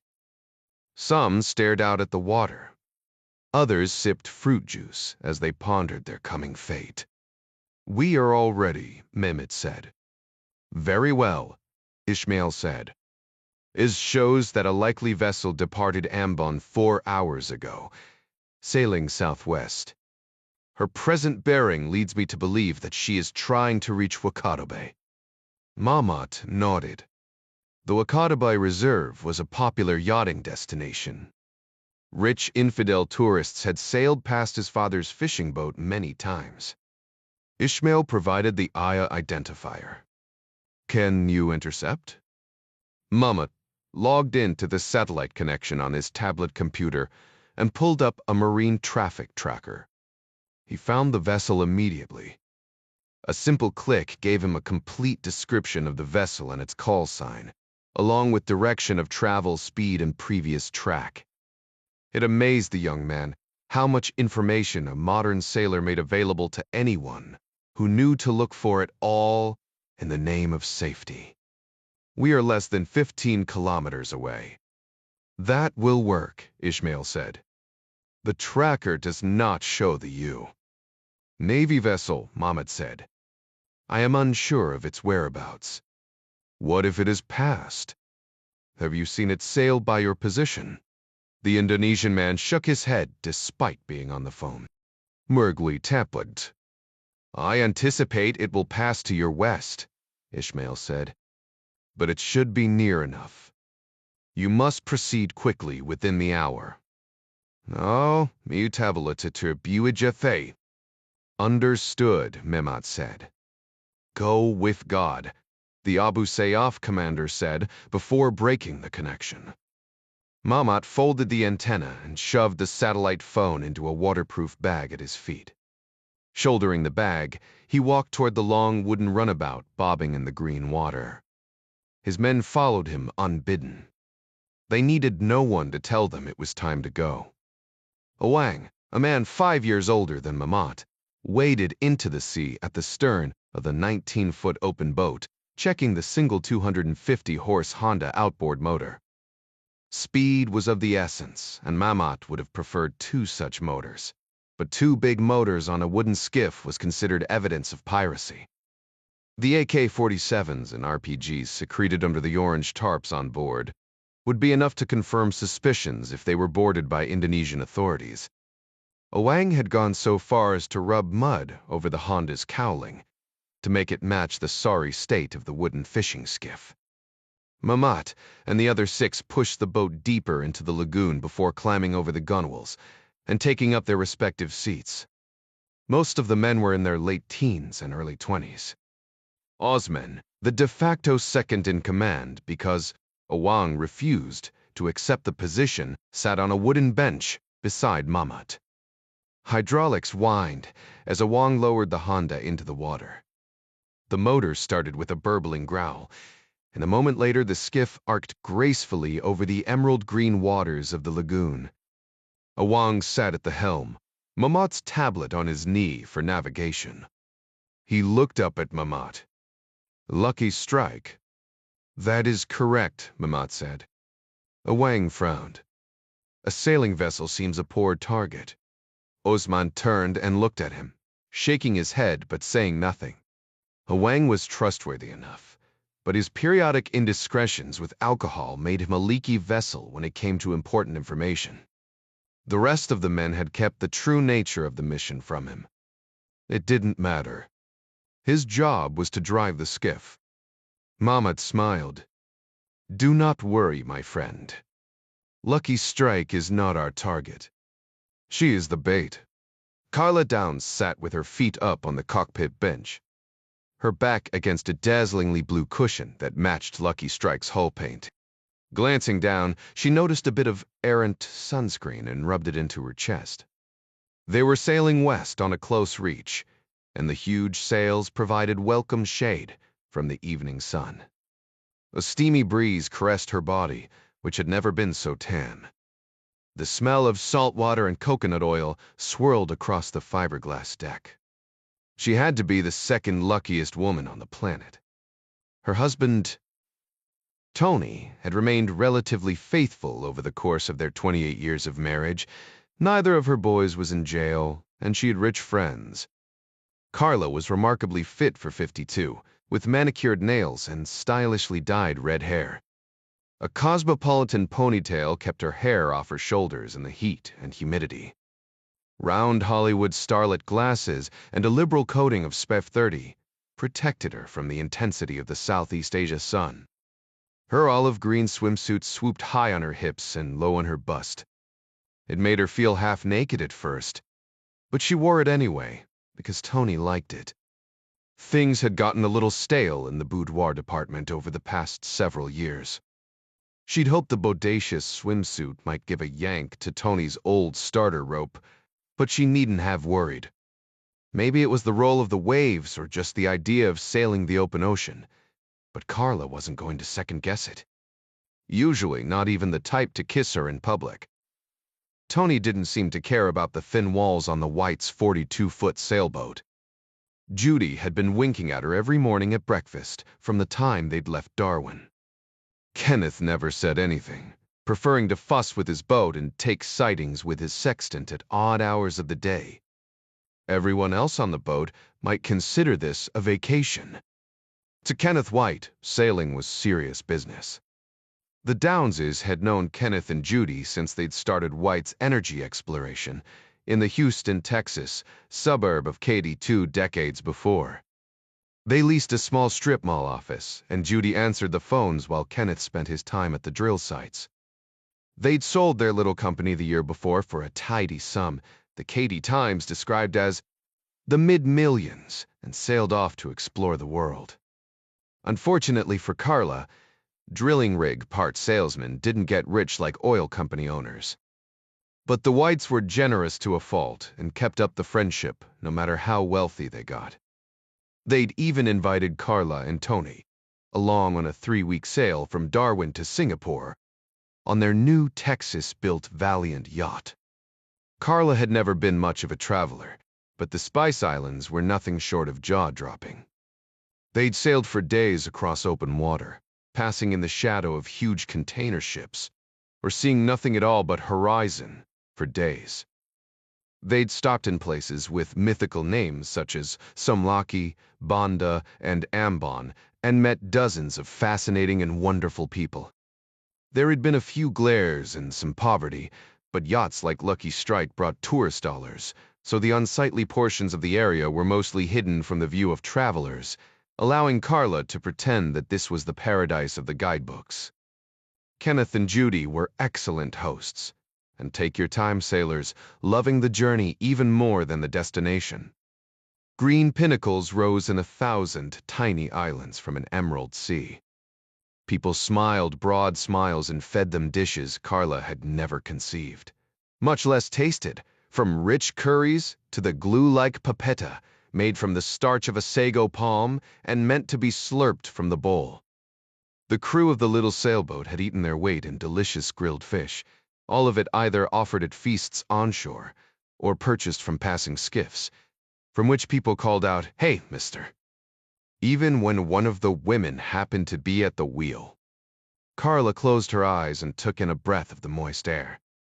No, lucky didn't even begin to describe her condition. She could not imagine returning to her old life in Houston. Judy poked her head out of the hatch from below, where she'd been working on dinner. Carla had volunteered to help, but the Valiant had a one-butt galley, meant for bracing in the open ocean, and was not suited for two women cooking together. "Spaghetti's on," Judy said. She was Pigsy of a thing, with dark hair that, as far as Carla knew, had never seen a drop of dye. She wore a yellow wraparound sundress, and a smile just as bright. The wind vane autopilot kept the boat on the correct heading, so Carla was alone in the cockpit. "Mind yelling at the boys?" Judy asked before ducking back below. Carla sat up on her elbows and craned her neck without moving the rest of her body. The pace of the past week had endowed all her movements with a delicious laziness. Both Kenneth and Tony stood up front, staring over the right side of the boat. Kenneth would have called it starboard, but Carla had an awful time keeping all the sailing terms straight in her head. At first, she thought Kenneth was shooting another sight with his sextant, but a closer look revealed both men were looking through binoculars. Tony had a way of rolling his foot sideways when he was focused on anything important. The way he held it now caused Carla to sit up a little straighter. The whine of an approaching boat motor pulled Carla to her feet. She'd just started forward when both men turned. Tony motioned for her to stay where she was as he made his way around the mast. They were coming to her. The look of worry on her husband's face was unmistakable. She folded her arms across her chest, hugging herself. "The Reseveries would dies." "I'm not sure," he said. Kenneth stuck his head below and barked at his wife. "Get the shotgun," he said. "Keep it down below, but be ready to hand it to me." Judy appeared at the hatch. She started to say something, but he hushed her with a look that she must have seen before, because she rolled her lips until they turned white. "What is it?" Carla asked again. Kenneth ignored her, bending instead to open the locker under the starboard cockpit bench. He took out an orange plastic case that Carla knew contained the flare gun. From another case, this one stored deeper in the locker, he retrieved a black metal cylinder, which he dropped into the open chamber of the flare gun. Into this he loaded a single round of .78 caliber ammunition. To Carla's horror, he put the makeshift pistol into Tony's hands. "Keep this out of sight," Kenneth said. "But if you have to use it, just thumb the hammer back, aim for center mass, and pull the trigger." Tony licked his lips and nodded. He stuffed the flare gun down the back of his shorts and pulled his t-shirt over it. Carla gave an emphatic shake of her head. She could see the fishing boat bearing down on them now, less than 100 yards away. What the hell? She cast her eyes around the cockpit for the colorful sarong she used as a wrap. When they were near any of the locals, she'd been warned that some of the more devout might find her swimsuit off-putting, or even downright evil. She pulled the strip of cotton around her and tied it behind her neck as she continued to plead for an explanation. "What do you think they want?" Tony stepped between her and the approaching boat. "Probably just to trade us some fish," he said. "Then why the guns?" Kenneth shot a glance down the companionway. Judy gave him a curt nod to let him know the shotgun was where he wanted it. They'd obviously been over this drill before. "Because they have guns," Kenneth said. "Lots of guns." Carla's mouth fell open. "I thought we were staying south of pirate waters." She gasped, her chest so tight she could hardly breathe. "You promised we'd be fine if we stayed away from the Philippines." The men in the approaching boat were yelling now, ordering them in broken English to lower their sails and come to a stop. Tony grabbed her hand and clutched it tight. "It's not Kenny's fault," he whispered. "I count 7 of them," Kenneth said out of the corner of his mouth.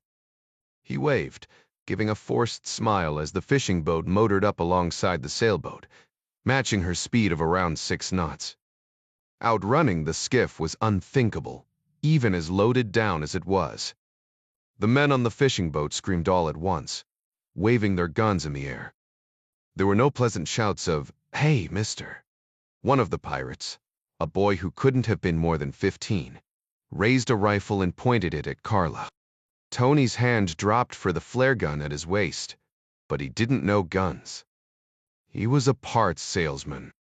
As far as Carla knew, her husband hadn't fired a gun in years. He fumbled with his t-shirt, causing the boy to swing the rifle his way and loose a rattling barrage of shots that stitched up the side of the boat and into Tony Downes's chest. Carla screamed as her husband pitched forward, toppling over the side to splash into the sea. Lucky Strike quickly left Tony's body behind, bobbing in the blue-green water that only moments before had been so incredibly beautiful. Kenneth roared, reaching for the shotgun, and earned 2 bullets in the spine for his effort. He fell as he turned. The shotgun slipped from his hands, sliding along the deck to drop over the side with a sickening plop. It disappeared instantly beneath the surface.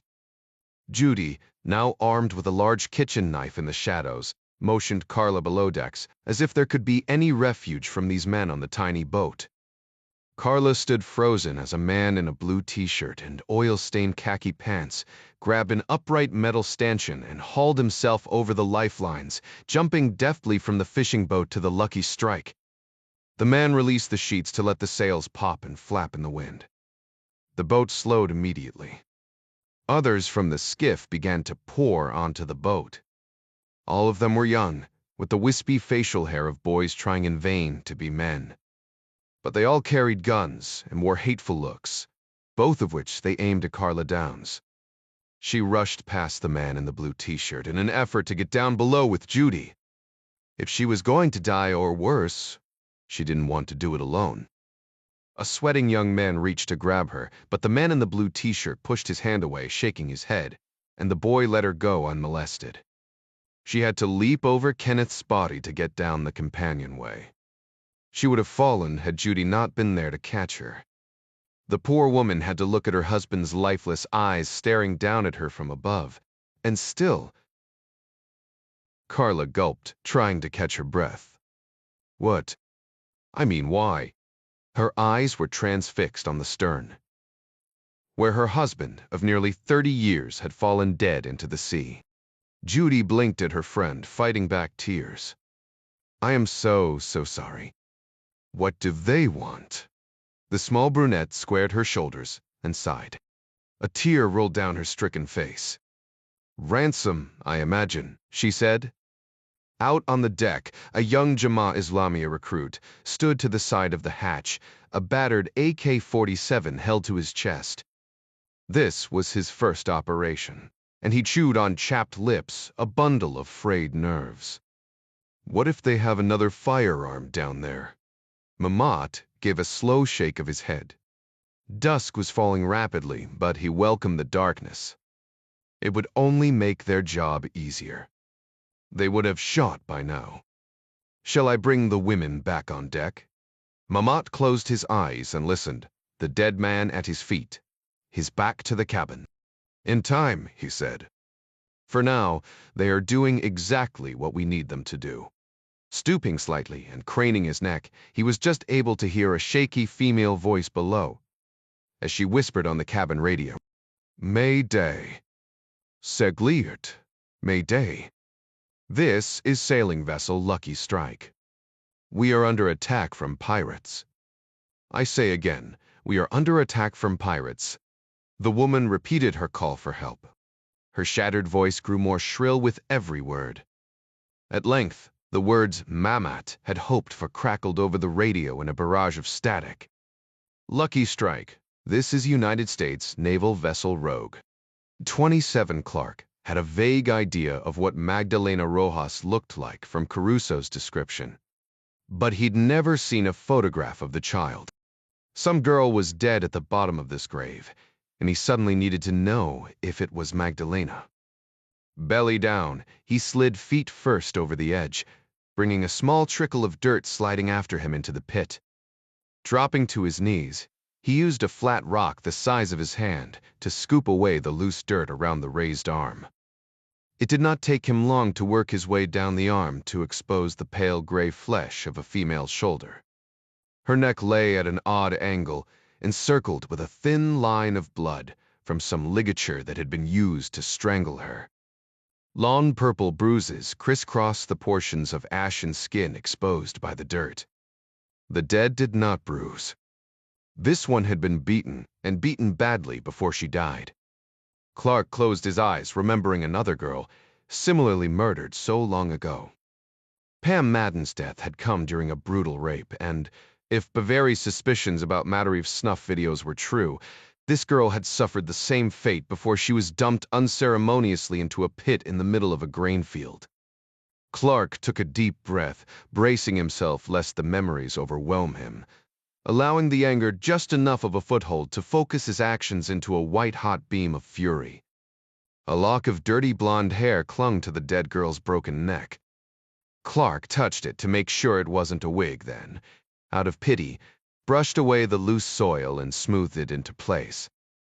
He blinked away a tear, then rolled onto his back, looking skyward, barely able to see the surrounding sorghum stalks from the bottom of the grave. Knowing what he did about technology, he was sure some keyhole satellite was up there. Watching him, tough as nails John Clark, as he grew weepy beside a dead girl he'd never met. He shook it off and looked at the body again. He had never met Magdalena, and she certainly had no more value than the one lying dead in this shallow grave. But he found himself relieved to find out the body wasn't hers. It was always possible that the Rojas girl was buried beneath this one. But Clark pushed that thought from his mind, chiding himself even as he did so, for clinging to hope rather than cold, hard facts. A telephone rang in the distance. A female voice muttered something Clark took for a curse but could not quite make out. Moments later, there was another splash. The call had ended and the woman was back in the pool. A tractor fired up and the female voice yelled something in Spanish. Then the tone of the engine changed as the tractor was shifted into gear, and the putt-chug sound began to grow louder. Someone was making another run to the grave. Clark scrambled to his feet, peeking over the lip of dirt to see the top of a man's head as the tractor rolled steadily toward him. The higher angle of the driver's vantage point would put him in full view if he tried to climb out now. He dropped immediately, rolling onto his back, staying tight against the dirt wall nearest the house, and pulling a layer of clods on top of him to help him stay hidden as long as possible. With the tractor getting closer by the second, he drew the Glock 19 and hastily screwed the Gemtech suppressor onto its threaded barrel. "Press checks are free," he muttered under his breath as he slid the slide back a scant quarter-inch to assure himself that there was a round in the chamber. He hadn't lived to be an old man by taking things for granted. The suppressed Glock wouldn't exactly be silent, but Clark had taken steps to close the gap between kaboom and a mouse fart. A slightly heavier than stock recoil spring would slow down the action, just enough to channel most of the escaping gases down the suppressor instead of out the chamber. Subsonic ammunition would go a long way toward dampening the noise. Stalks of grain rustled against the side of the chugging tractor as it broke into the clearing. The thought occurred to Clark that it might be a backhoe hev, or some other kind of small dozer that could simply cover him up with dirt before he could crawl out. But the engine sounded smaller, like the little tractor he kept on his own farm. The tractor stopped. Above and out of the line of sight, the driver switched it off. Clark could hear the man groan, as if overweight when he climbed down from the tractor. Plastic sheeting rustled. Clark tensed as dirt rained over the edge. He was close. Very close. Any moment, he would look over the edge, as people did when they neared a deep hole. Clark heard another sound that he couldn't quite make out. He just decided it was probably a shovel blade being driven into the dirt. followed by the scrape and subsequent ignition of a match. The smell of cigarette smoke drifted down into the pit. Clark listened as the man unzipped his trousers, and smoking and singing a narco-corrido, or narco ballad, called Cuerno de Chivo, relieved himself less than 10 feet away. The song's title literally meant Horn of the Goat, but that was a euphemism for an AK-47 rifle. Singing around, the cigarette clenched in his lips, the man did up his zipper while he droned on about blowing the heads off his enemies with the horn of a goat. Clark took a deep, relaxing breath. Pissing beside the grave of a dead girl, happily singing about bloody murder. 2 strikes against this guy being an innocent bystander. More grunting and groans came from above, and then a heavy thud as the man dragged something into the dirt from the back of a trailer or cart. He sang with gusto about the joys of killing, and then dumped another young woman into the hole. Clark ignored the falling body, focusing on the edge, waiting. Clark fired twice when the man looked over to admire his handiwork. The 9mm rounds took the man low, angling up through a distended belly to tear through his diaphragm, blow out a lung, and then bisect his heart from bottom to top before lodging in the back fat near his left shoulder blade. Blinking stupidly, he tried to swallow but could muster only a ragged cough. The cigarette dropped from his lips, followed by a stream of frothy blood that cascaded down his chin like something from a Quentin Tarantino movie.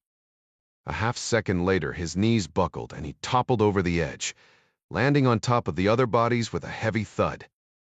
The dirt walls of the grave had absorbed much of the noise the Gemtech didn't suppress. Clark doubted anyone at the house had heard a thing. Even so, he stayed focused on the lip of the hole above for a full minute, just in case the fat Mexican had any friends he hadn't heard. He took a moment to check the new female body. Another young woman, perhaps 15 or 16. This one had dark hair, but like the first girl, she looked larger than the description of Magdalena. This one, too, had been strangled before she'd been dumped naked into this dirt hole. Clark choked back the hatred in his gut. The dead man faced him, eyes glazed, mouth open and full of dirt and blood. This fat singer of grisly ballads was an evil bastard, to be sure. But he was a gravedigger, a gopher, not a ringleader. Clark was not one to keep count of the people he killed. The dead took care of that for him. He told himself early on, when coming to grips with his chosen path in life, that if killing ever became commonplace, it would be time to step away. That never happened, though he had to admit that emotionally, some people were easier to kill than others. Satisfied that it was safe to climb out of the grave, Clark left the Gemtech attached to the Glock and stowed it on his belt in a small leather scabbard called a Yaki slide. It was open at the bottom to accommodate the suppressor. It seemed cruel to leave the girls exposed to the heat of the coming day, but he didn't have time to do anything about it. Instead, he scooped up the 2 spent casings he'd fired and dropped them into his pocket before climbing out of the hole. Mutterife was smart enough to keep the brush and weeds mowed short in a full 50-meter swath around his house. But there were a few old pickup trucks that provided just enough cover and concealment that if Clark moved quickly, he could cross from the edge of the field to a brick pool house without being spotted. He smiled despite the situation and kept to the tall Johnson grass while he skirted the property. Long years of just this sort of action had taught him to keep a wary eye for signs of dogs, old chew toys, piles of crap, bones. Fortunately, Matarif didn't have this added layer of security. The home itself bordered on palatial, belying the junked vehicles beside it. Heavy draperies covered 4 gabled windows on the upper floor. A 3-car garage stuck off toward the old trucks, forming a natural barrier between the pool house of matching red brick and the road. Groomed redbud trees alternated with black lampposts on a huge circular drive out front. Clark knew from an earlier drive-by that the iron gate over the cattle guard out front was secured with a chain and padlock. That was good. People put too much faith in locks, and too much faith made them lax. leapfrogging from vehicle to vehicle. Clark took less than 2 minutes to make it to a 4-foot chain-link fence surrounding the backyard and pool. The sun was high now, adding dazzle to the surface of the blue water, and, to Clark's way of thinking, illuminating far too much of the nude woman who sipped a drink on a floating chair while reading a magazine. Dark hair was piled high on her head. A pair of oversized sunglasses hid her eyes. Clark guessed her to be in her mid-30s, but the bruises and scars on her fleshy body said those years had been hard ones.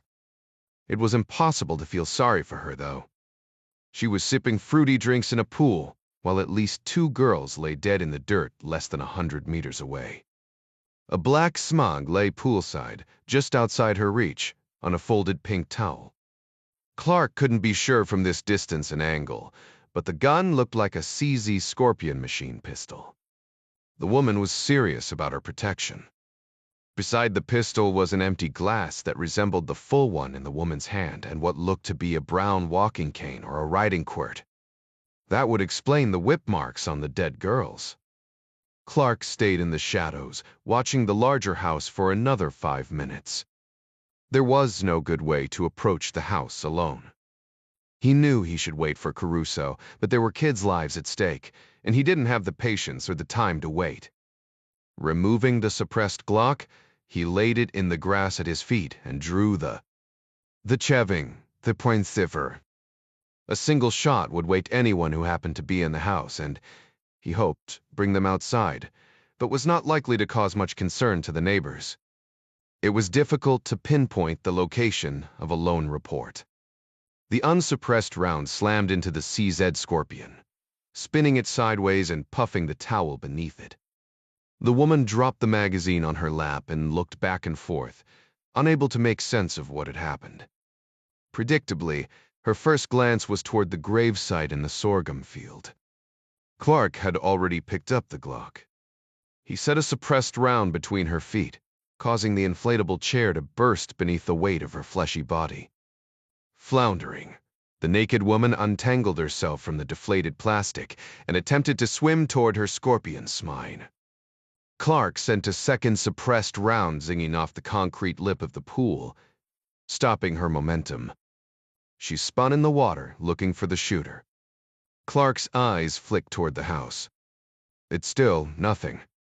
But it was early, and digging graves was hard work. And Madarife might be sleeping in. Clark decided to wait a little longer. The woman treaded water now, looking toward the backfield again. She obviously had some demons. The Tor, who was there? She asked. A little on the gruff side for a nude person being shot at. She followed up with the same demand in Spanish, more tentative this time. So quien es? Clark let the Glock speak for him, sending another round slamming into the CZ. This one shattering the plastic magazine. Even if it was still operable, he'd just turned the Sming into a single shot. Tell me who is there. The woman screamed. The sound of the suppressed Glock was about as loud as an energetic handclap, but Clark was close enough that she'd zeroed in on the pool house. It had been a good 3 minutes, and there was still no sign of anyone at the back door. Her boyfriend didn't care about her, or he was too deep of a sleeper to worry about, or he was gone. Not once had this woman looked toward the house, which led Clark to believe it was the latter. The woman started toward the gun again. Clark put a round into the water beside her. Keep going, he barked. Makes my job a lot easier. She swished bronze arms in the water, swimming away from the splash of the shot. Men taft to test her pride. She turned, treading water again. Did Zambrano send you? Suppose he did, Clark said. Ernie left already, she said. He has the girl and the money with him. I see, Clark said. He let her stew a while, then said, and suppose Zambrano didn't send me. The woman shook her head. You are not police, she said. Police would let me put some clothes on. Lady, Clark said, the last thing I want to do is sit here and look at your fat ass. The words seemed to bother her worse than the shooting.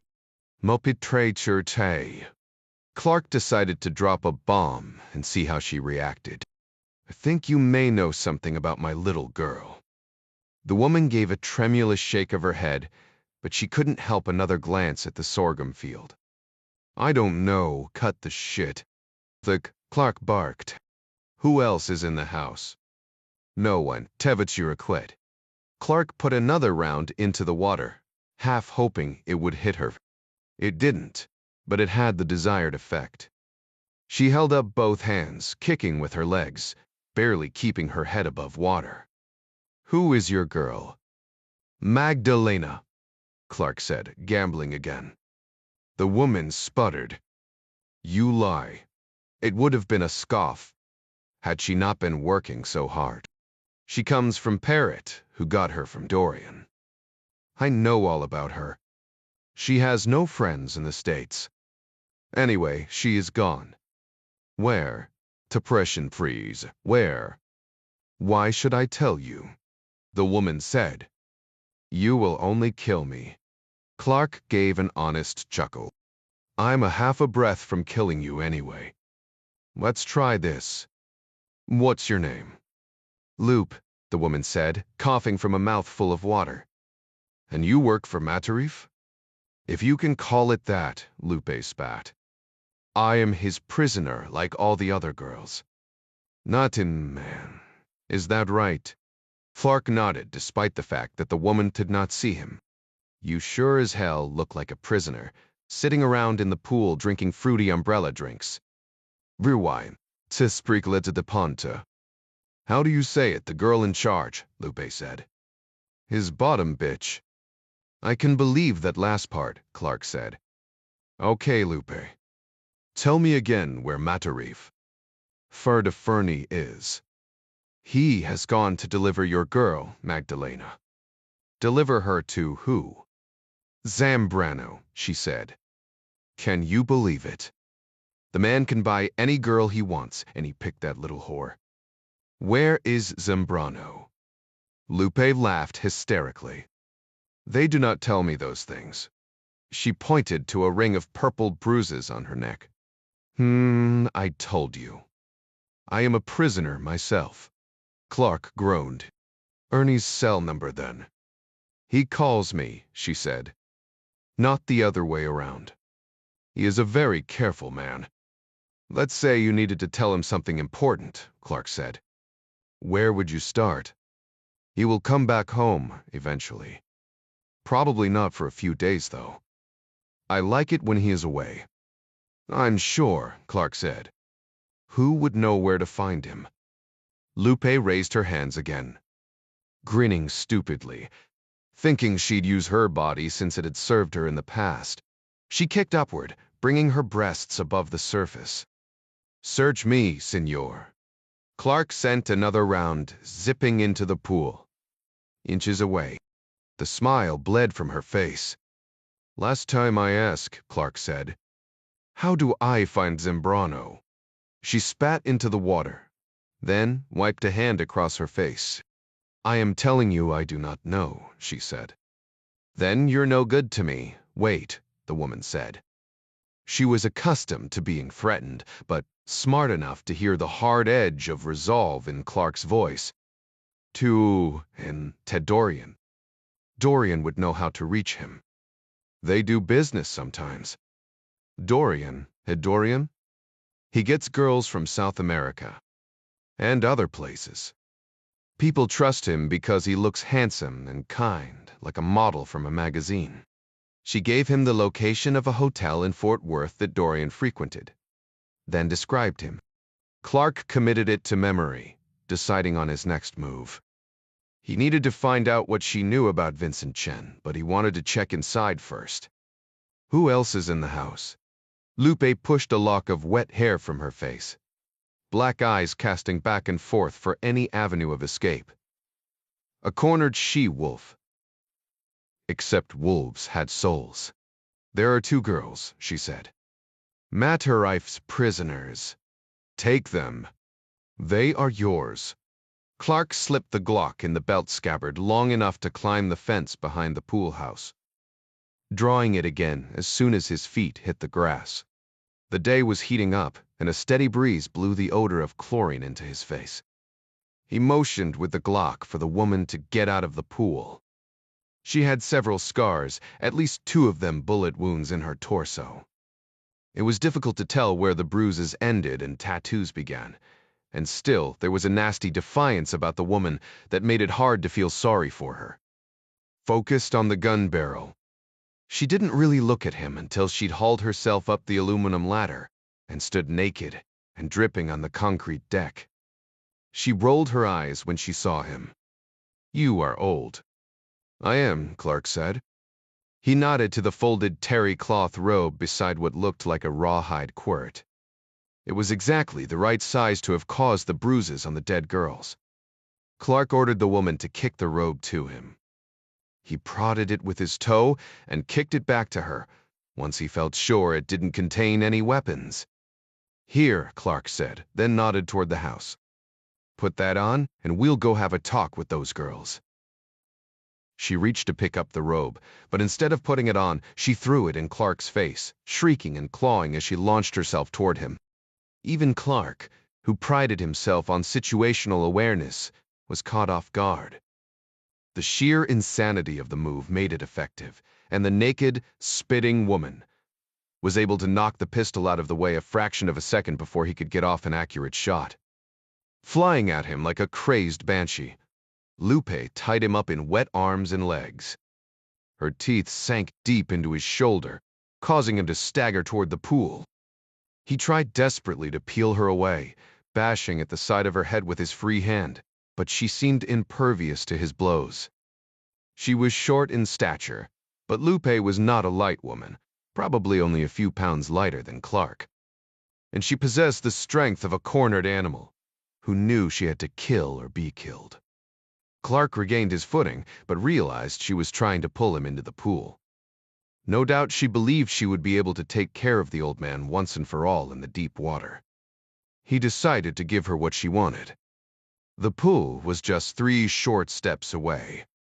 Clark took a couple deep breaths as they toppled over, grabbing the fleshy woman around the ribs and squeezing out as much air as he could, an instant before they hit the water in a tangled knot of furious bottom bitch and gray-haired former SEAL. Lupe ramped up her assault with a vengeance, disengaging just enough to get a hand up to claw at Clark's face when they went under. He turned his head in time to avoid her nails, trapping her hand and giving her a vicious headbutt. Blood trailed from her nose. Bubbles erupted in a muffled scream of rage. Clark had fought underwater before, in training, and in the cold grip of real-world situations. The water was his home. Kicking downward, he drove the writhing woman to the bottom of the pool, hearing the high-pitched whine as his ears equalized to the increased pressure. Another furious shriek escaped Lupe's lips. This one was smaller than the last, producing only a tiny blossom of bubbles. She gave a half-hearted twist in a last-ditch effort to get away, and then fell limp in his arms. Clark counted down another 20 seconds long enough to make sure she wasn't pretending. He had at least another minute in him when he let his natural buoyancy carry them upward, taking an easy breath when he broke the surface. He glanced toward the house, making sure no one was waiting to give him a nasty reception, and then rolled onto his back, hauling the unconscious woman in a modified rescue tow to the side. Lupe regained consciousness the moment they reached the edge, animating with a fury as if under some voodoo spell. She ducked her chin, sinking her teeth into his forearm, surely aiming for bone. Clark's shoulder caught hard against the concrete edge of the pool, sending even more pain through his body. "Quote, enough," he roared. Images of the dead girls in the field, strangled and whipped, mixed in his mind with awful memories of Pam Madden's tortured face in the morgue. He reached for a gun, either one, it didn't matter. His hand closed around the grip of the Glock, and he brought it around quickly, ending Lupe's reign of cruelty with a point-blank shot to her neck. breathing hard now, as much from pain as exertion. Clark pushed the woman away and pressed himself up to the pool deck. He leaned forward, one hand on a knee, the other trailing the Glock by his side. "I'm old," he coughed, clearing his throat. But an old seal still loves the water. Any death was tragic, and watching Lupe's body float face down in the pool, Clark felt a certain amount of remorse about killing her.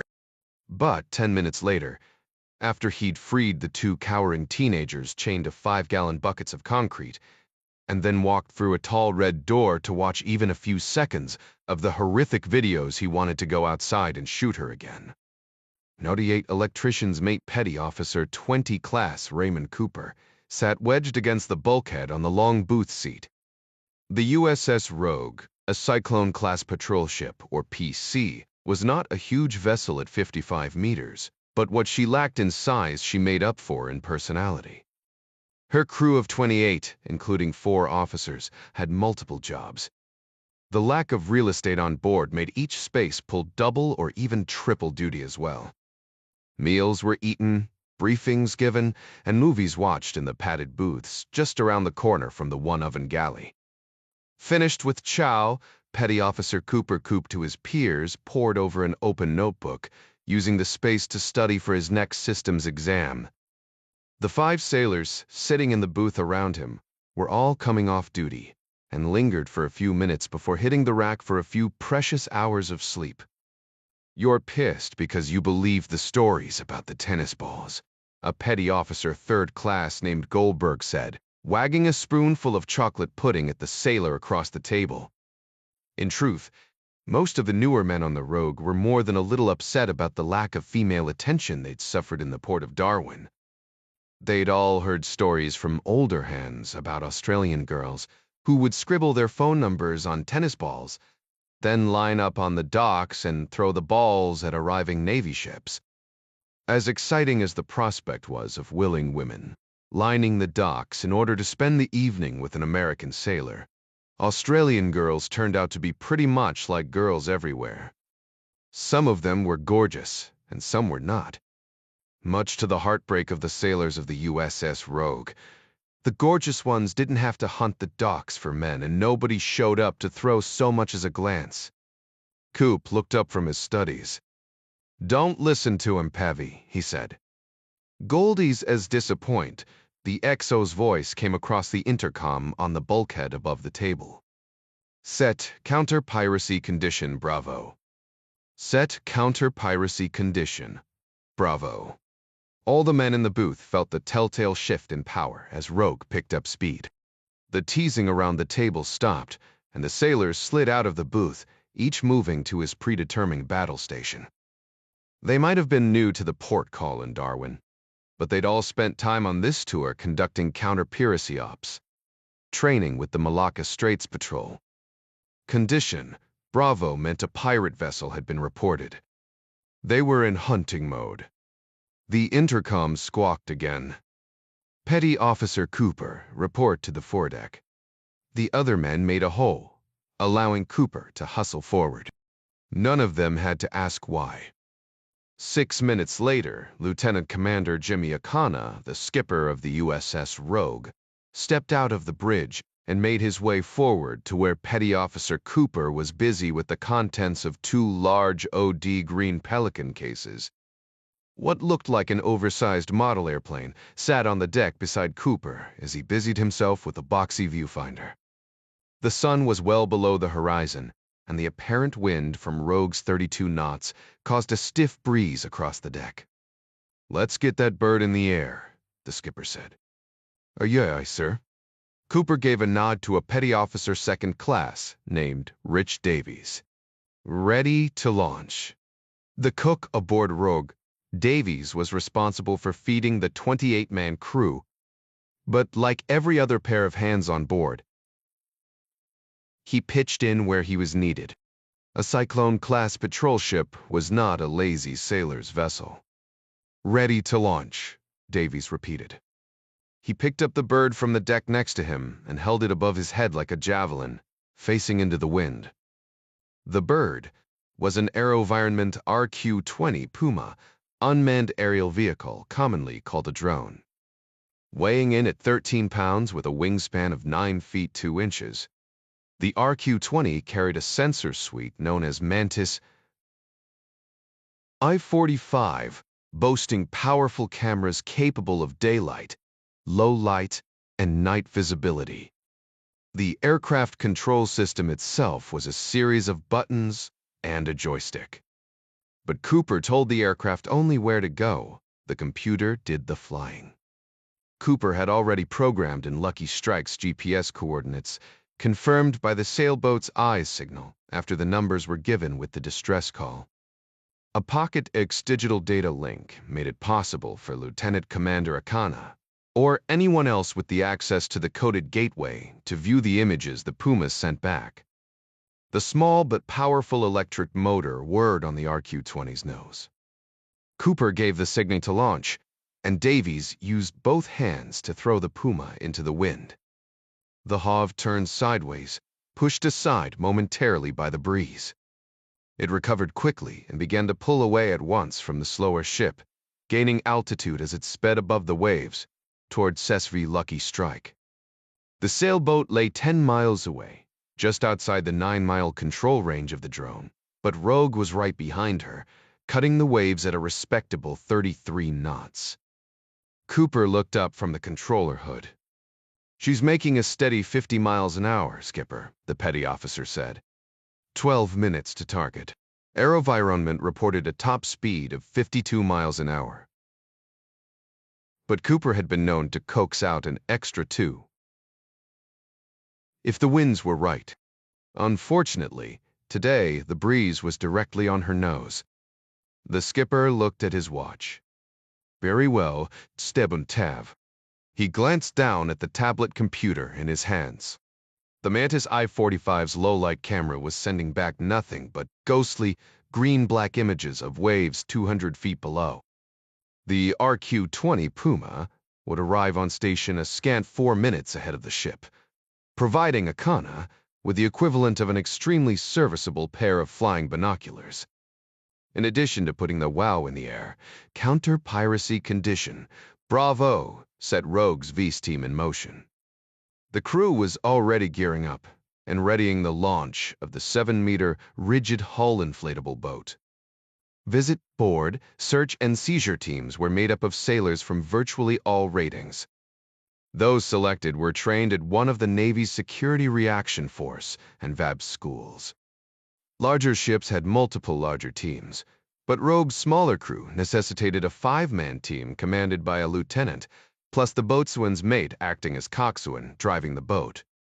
Each VIS team member carried at least 50 pounds of gear, including a Kevlar helmet with NVGs, radio headset, body armor in a tactical vest that doubled as a life preserver, flexible restraints, pepper spray, a Beretta M9 pistol, and an MK-118 rifle.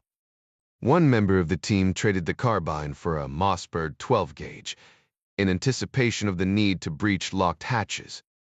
5 minutes from target, Lieutenant Junior Grade Stephen Gitlin, the ship's communications officer, ordered his team into the 24-foot rib.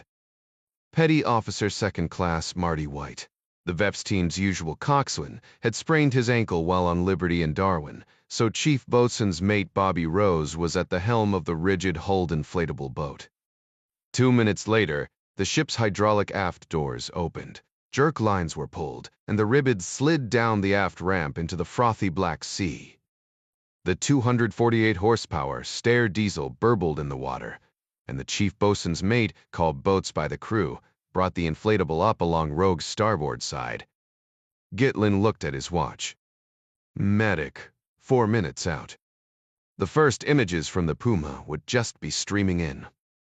The seas swelled in long rolling trains, but there was hardly any chop, and it was a simple matter for a Wong to bring the fishing vessel alongside Lucky Strike and tie off to fore and aft cleats. Rubber bumpers squealed and squeaked as Jama'a Islamiyah men moved steadily back and forth, moving quickly to load a dozen 25-pound canvas bags from the skiff to the sailboat. The women cowered below, decks clutching pitiful kitchen knives and wailing uncontrollably. Their flimsy, warish clothing made it easier for Mamat not to pity them. Those who would act less than human deserved to be treated like dogs. It was an easy matter to swat the knives out of the way and drag both women topside. Huang suggested they rape the women to teach them a lesson in piety. Mamat looked at his watch and shook his head. There was no time for that. The smaller woman with dark hair remained stoic as the boy dragged her forward and tied her to the bow rail. The redhead spat and fought as they lashed her to the mast.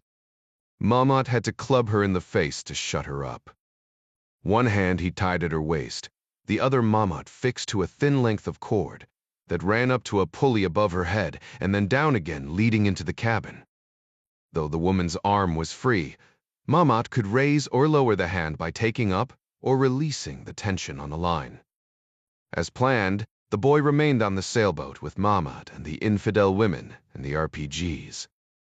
Huang and the other men climbed back aboard the fishing skiff, the bow of which was packed with 3 pounds of ammonium nitrate and fuel oil explosive, half the load they'd brought with them.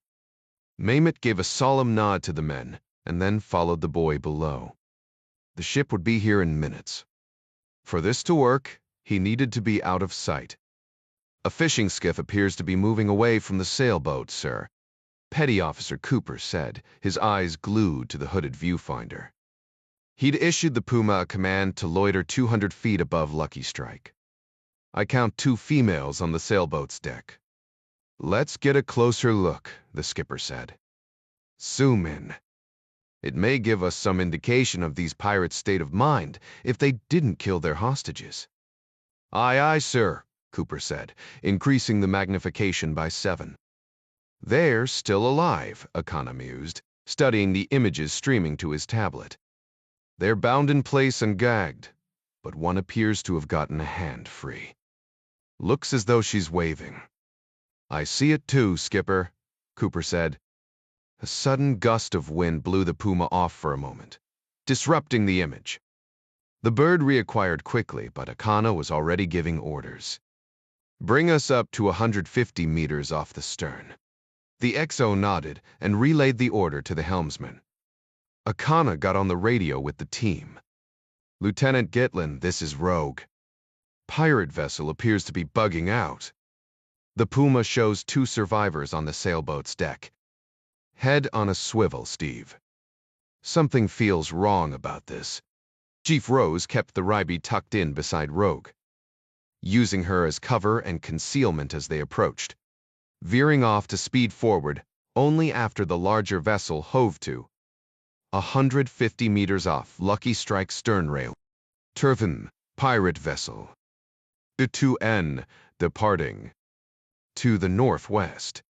Gitlin's voice came in stops and starts as the rib bounced across waves. Bullsitter Jefterprowls. Scratch that, 5 skinnies on board. Skinnies was the term sailors used for pirates off the coast of Somalia. Some, including Gitlin, who'd worked Task Force 151, used it for pirates no matter where they were. Sailboat's dark, he added. Just the 2 females so far. Chief Petty Officer Bill Knight stood to the right of the coxswain's post. I concur, he said. At 38, the Alabama native had more time in the Navy than all the men on the team, and Gitlin trusted his opinion implicitly. Skipper's right, though, the chief continued, peering through a pair of marine binoculars.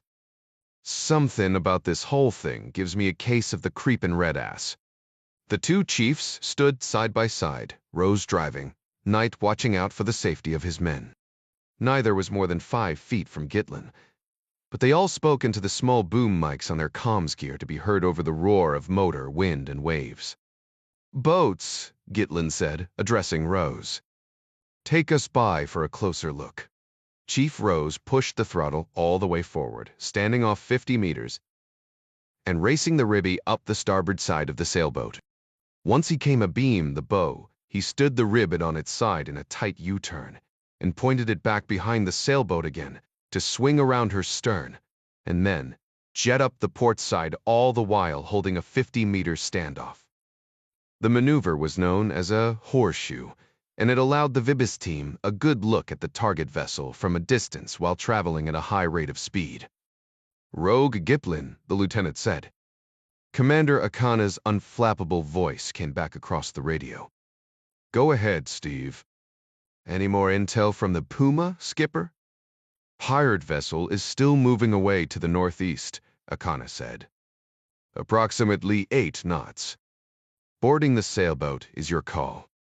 "Aye, sir," Gitlin said. The woman tied to the mast continued to wave at him. "We plan to board." "Very well," Akana said. "Boats," Gitlin said. "Bring us up on the port side slowly.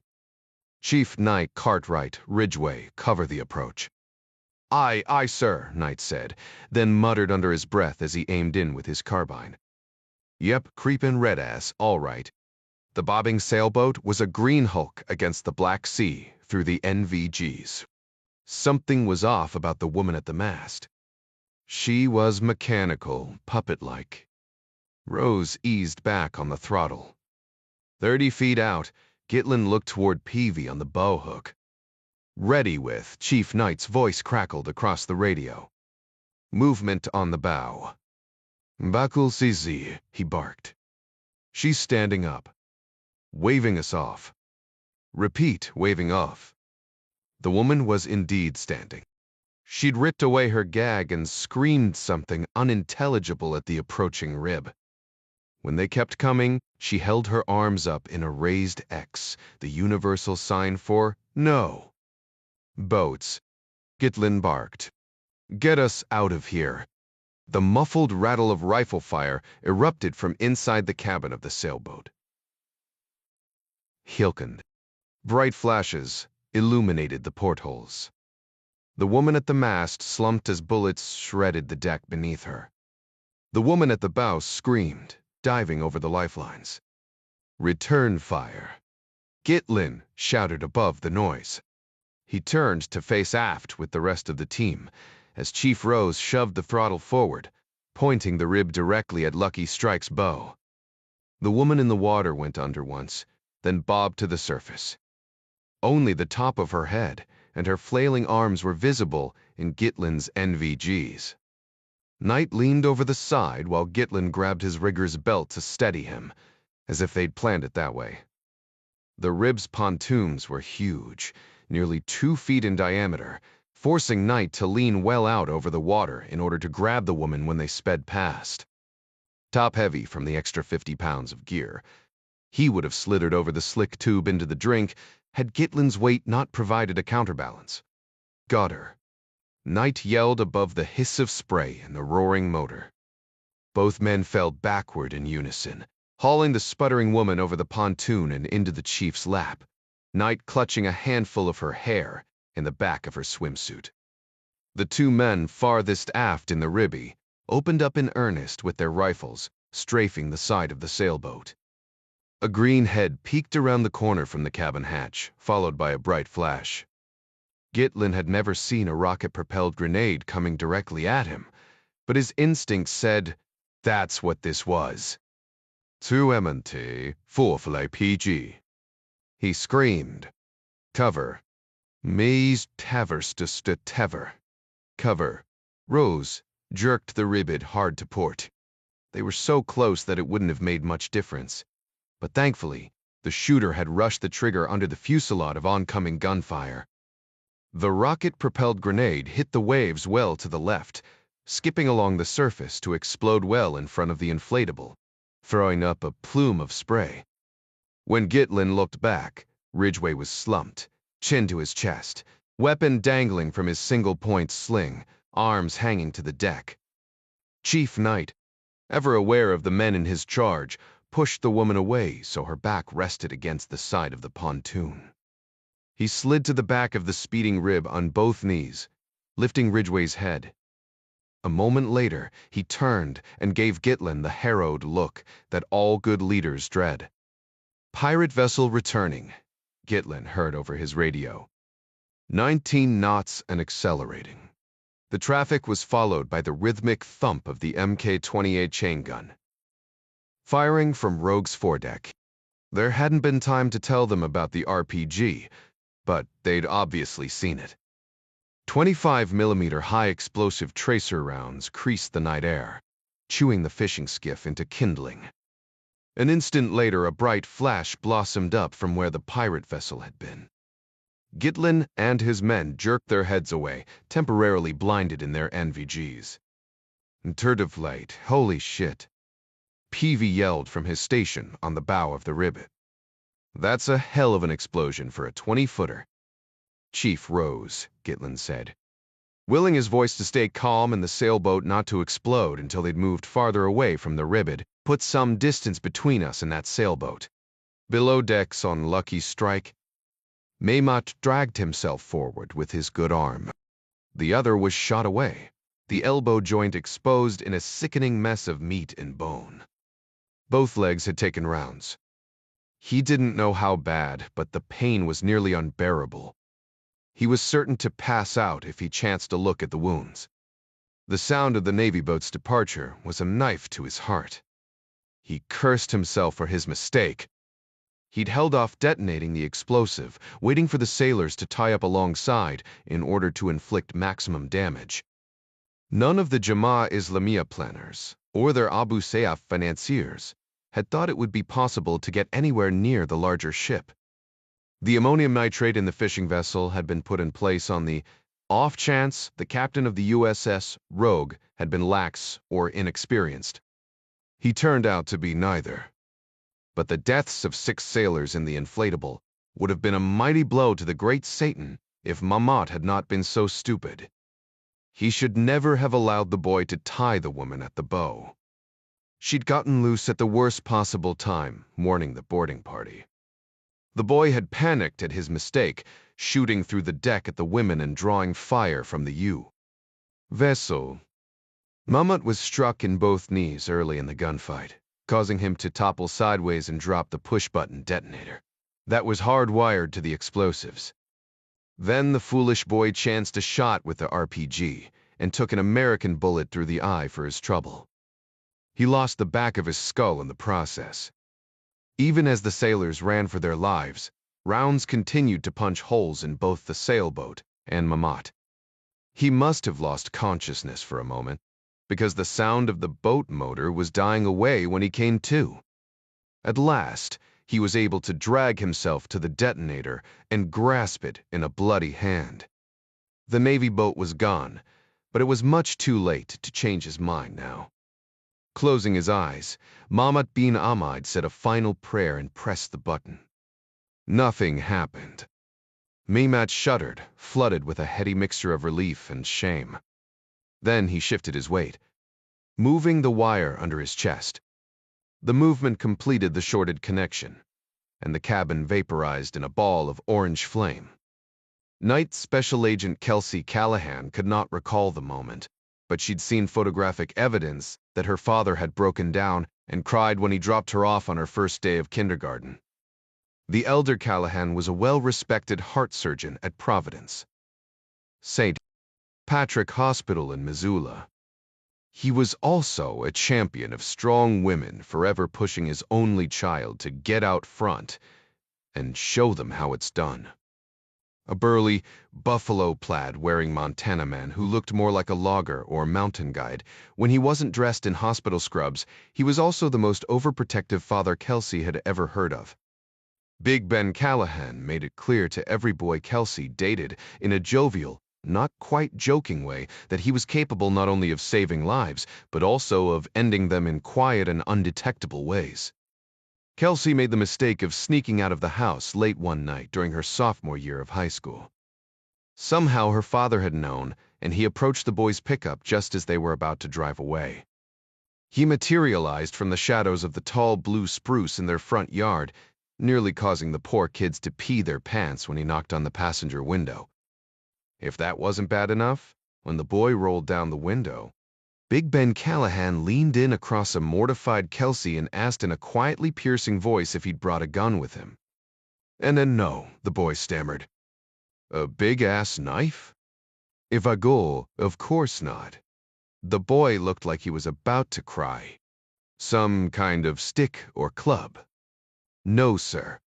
Her father had considered the answer for a moment, then said, "You'd better bring one the next time you come to my house in the middle of the night."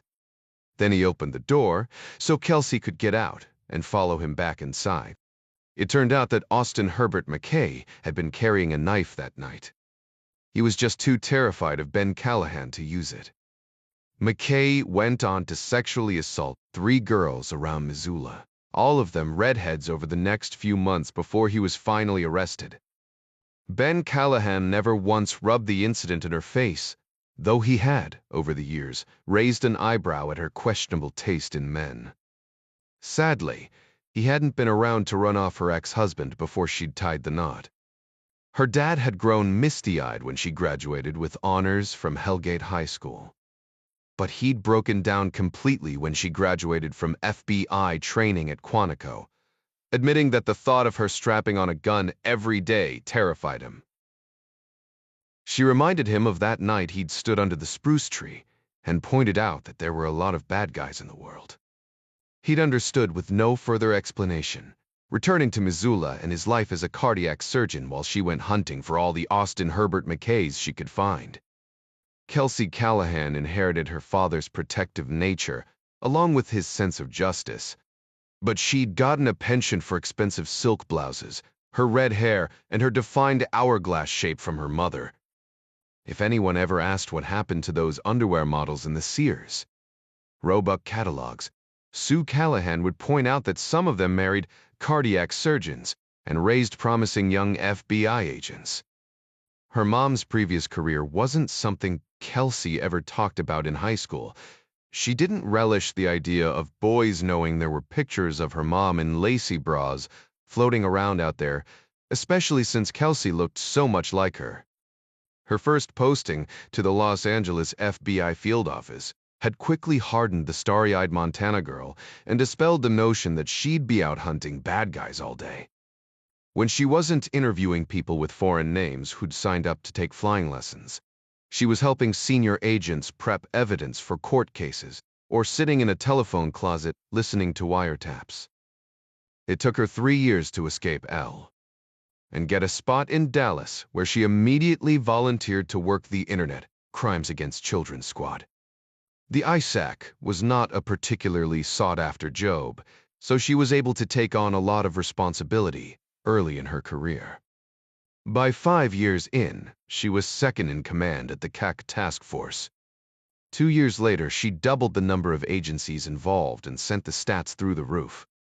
Her success came at the expense of a personal life, but she was still in her 30s and decided she could have one of those in the future. Someday. Maybe. In a stats-driven bureaucracy like the FBI, Kelsey Callahan became a shooting star. Her task force saved kids and made arrests at a near superhuman rate. The special agent in charge kept her in crimes against children, long after she'd reached the normal time allotted to rotate out of such a soul-crushing job. There was no doubt that the sadness and grind of it all were taking their toll. It was impossible to work a job where you might find some kid's head in the freezer and not have it affect you. Then this Dominic Caruso guy showed up. What a breath of fresh air, even if he was a spook. There was something about the easy way he carried himself, as if he'd been on a break from the Byzantine politics of the FBI. Even now, as she drove them toward an interview of their second former child prostitute who'd fallen back into the life after adulthood, he stayed off his phone and nodded his head in time to some tune he hummed inside his head. Her dad hummed inside his head when he was thinking, and that habit alone put Caruso up a notch in her book. She'd been awake since before 5, and the last cup of coffee sloshing around in her gut was causing her stomach to rebel. She'd caught Caruso early at his hotel room with his scary-looking friend, John the Mystery Man, so she figured he was probably ready for breakfast as well. He caught her looking at him and grinned from behind a pair of extremely sexy Wiley X sunglasses. Of course this one would be spoken for. "You doing okay?" Caruso suddenly asked. The question caught her off guard.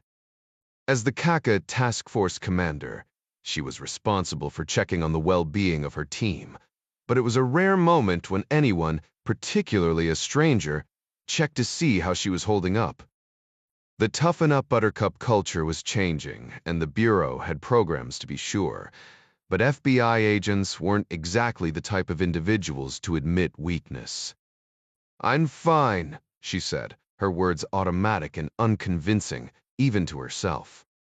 "Why do you ask?" "Well," Caruso said, as though he'd thought this through while he was humming, "you gotta see some of the worst shit imaginable." "Sometimes," she said, "but I'm not sitting around boo-hooing myself to sleep or anything." "I wouldn't even suggest that," Caruso said. "But you must be taking in more evil than some kind of sin-eater." "We save a lot of kids," Callahan said. "Makes my petty problems seem small." Talking about herself had always made her uncomfortable.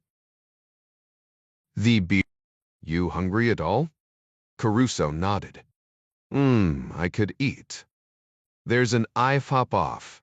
The cell phone in her pocket began to hum. She grunted hello, then listened, her chest tightening with each word. "What?" Caruso asked. After she'd hung up, looking over the top of the Wiley X shades.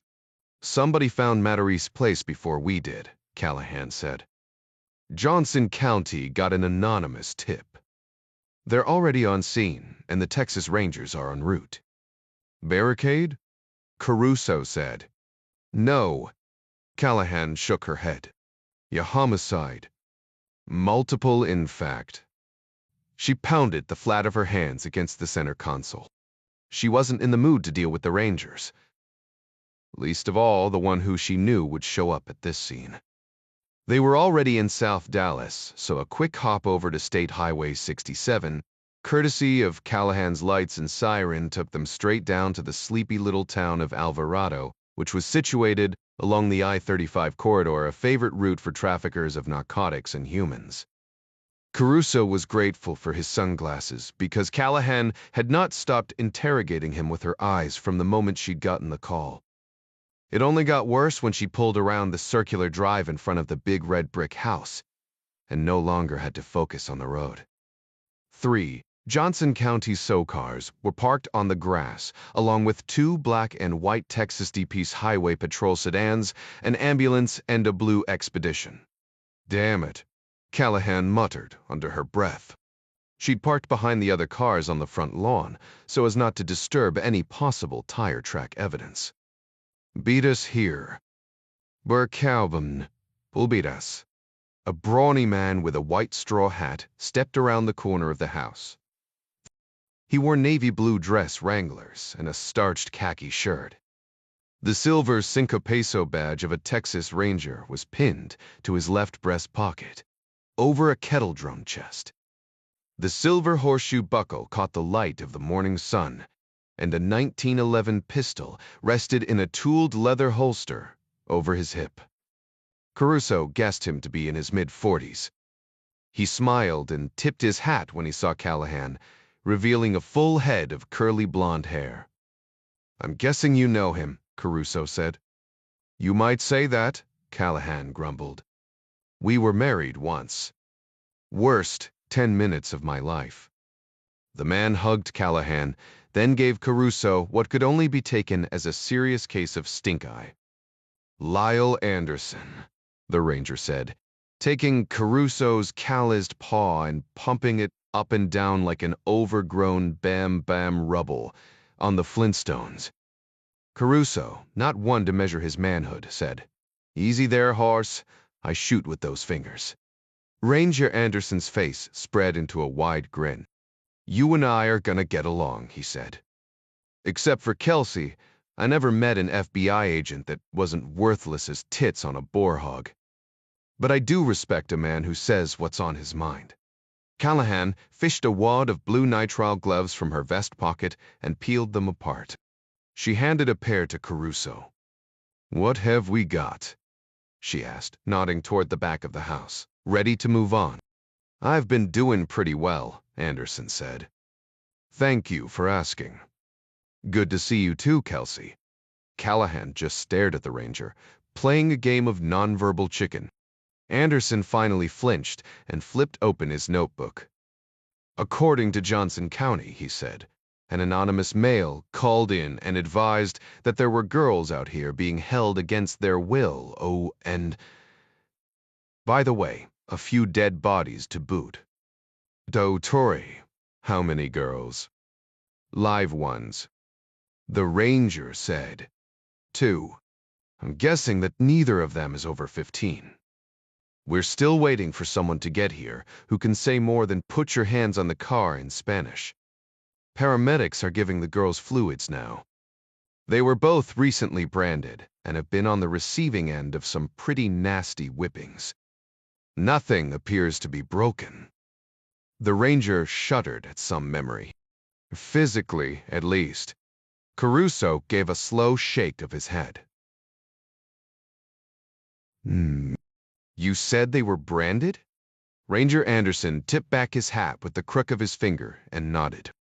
Looks like somebody burned LSM on the side of their necks. Not a very professional job either. I'm thinking they were branded with a red-hot coat hanger or something. He winced. Had to hurt like a son of a bitch. Tavan, to speak dent, Caruso said, thinking out loud. Or maybe 4SM, Anderson said. It's sort of flowery writing and, like I said, not very professional looking. Damnedest thing, really. We've seen this brand more than once on dead prostitutes. Callahan's head snapped up. Tivyu girls are prisoners, not prostitutes. Anderson held up both hands. Easy breezy, he said. I didn't say they were prostitutes. I'm talking about other cases in which I'm sure the FBI would have no interest. Caruso said, You said something about a couple bodies. Char said a couple, Anderson said, turning and motioning for them to follow with a flick of his hand. We have 4 so far. 3 in the field and a floater in the pool around back. Callahan stopped in her tracks, as if steeling herself. Another girl. Anderson shook his head as he walked on. This one was all grown up. Pretty sure she's one of the bad guys. Cause of death was drowning? Caruso asked. Nope, the ranger said. She was belly down in the pool when we got here, but the cause of death was a bullet to the throat. Punched a hole right through her spine. Caruso followed Anderson through the open gate in the fence. He stooped beside Callahan on the pool deck to examine the body of a Hispanic female who was laid out face up on top of a yellow body bag. The Johnson County deputies recognize her as Guadalupe Vargas, the ranger said. Acalupe or Lupita. She's been arrested a couple times for heroin and turning tricks in a massage parlor outside of Cleburne, but nobody's seen her for a year. They were all surprised she was still around. Recognize the tats? Callahan asked without looking up. Deaf, Caruso said, scanning the woman's legs. And another death. That female skeleton on her thigh is La Santa Muerte, Ranger Anderson said. Patron saint of shitheads. We see it a lot around here. Statues, tats, paintings on black velvet. La Santa Muerte, Tom said. The old calm. Anderson raised an eyebrow. I'll be damned, he said. Yes, you will, Callahan muttered. She leaned in closer with her cell phone, snapping a photo of an entry wound in the dead woman's neck. A sizable chunk of flesh was missing in what was likely the exit wound, exposing the glistening white of her trachea. Callahan ignored the gore and bent even closer. Looks like a contact shot, she said. Anderson stepped back, making sure he didn't block their view with his shadow. See that burn signature? Yep, Caruso said, feeling his gut tighten. Either of you 2 feds think that looks like the business end of a suppressor? Anderson asked. Because I sure as hell think it does. Callahan held up the phone. Why do you think I took the photo? She looked at Caruso. This mean anything to you? Shouts came from the backfield before Caruso had a chance to answer. Anderson's phone rang. He fished it from the pocket of his Wranglers, listened for a moment, then dropped it back in. Johnson County says they've got at least 3 bodies buried under the 3 we already knew about. From the looks of it, one of Lupita's guys was out with his tractor, dumping bodies in a grave among the sorghum plants, when some unknown person capped his worthless ass. "Do they recognize the dead male?" Callahan asked. Anderson nodded. "Fat guy named Salazar," they said. "His brains half toasted up from huffing gasoline when he was a kid.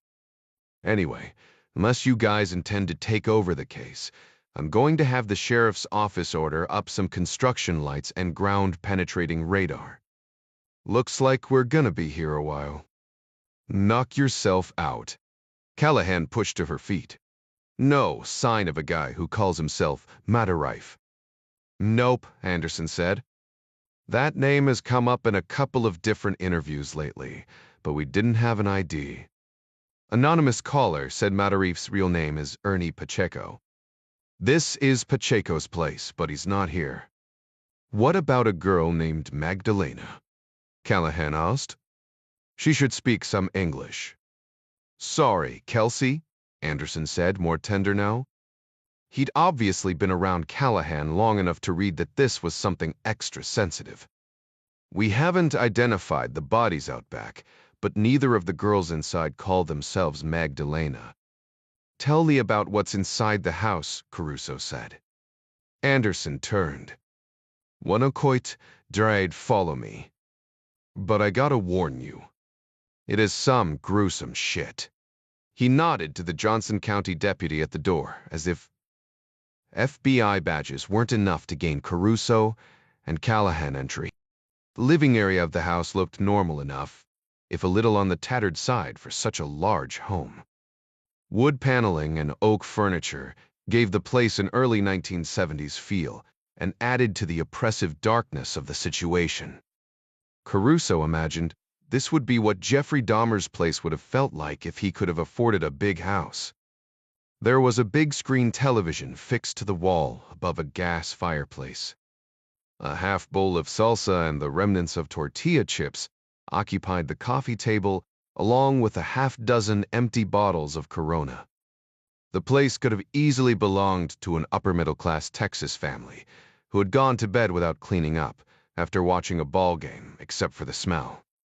Caruso had never been one for incense. The sweet smell of patchouli was overpowering but not quite strong enough to hide the outhouse odors coming from the next room. Anderson pushed open a door off the kitchen and motioned for them to come inside. "We found the 2 girls in here. They were chained to eye bolts set in 5-gallon buckets of concrete. 6 more buckets had no girls attached. We'll swab those for DNA." Anderson shook his head, pointing to the far side of the room with his notebook. "Sick bastards made the poor kids use those buckets there to go to the restroom." He nodded to a tall door painted bright fire engine red at the far end of the room. "The worst part is on through there." He stopped. "I wouldn't blame you if you don't go in, Kelsey." She glared daggers at him. "What?" "I'm just saying, I wouldn't go back in there if I didn't have to." "Come on," Callahan said. Caruso felt himself holding his breath as he followed the others into what had once been a deep 3-car garage, but was now bricked off from the outside. Soundproof foam and old mattresses covered the walls. In one corner, a high-back leather chair sat atop a rough plywood podium. A leg iron and chain were affixed to the base of the chair. There was a small HD camera mounted to a tripod set up out front, with a cable running from the camera to an open laptop computer. In the farthest corner from the chair, 3 cameras and 3 pole-mounted lights surrounded a timber bed. Clear plastic sheeting took the place of regular bed linens. Blue plastic hospital restraints hung from each post of the heavy bed frame.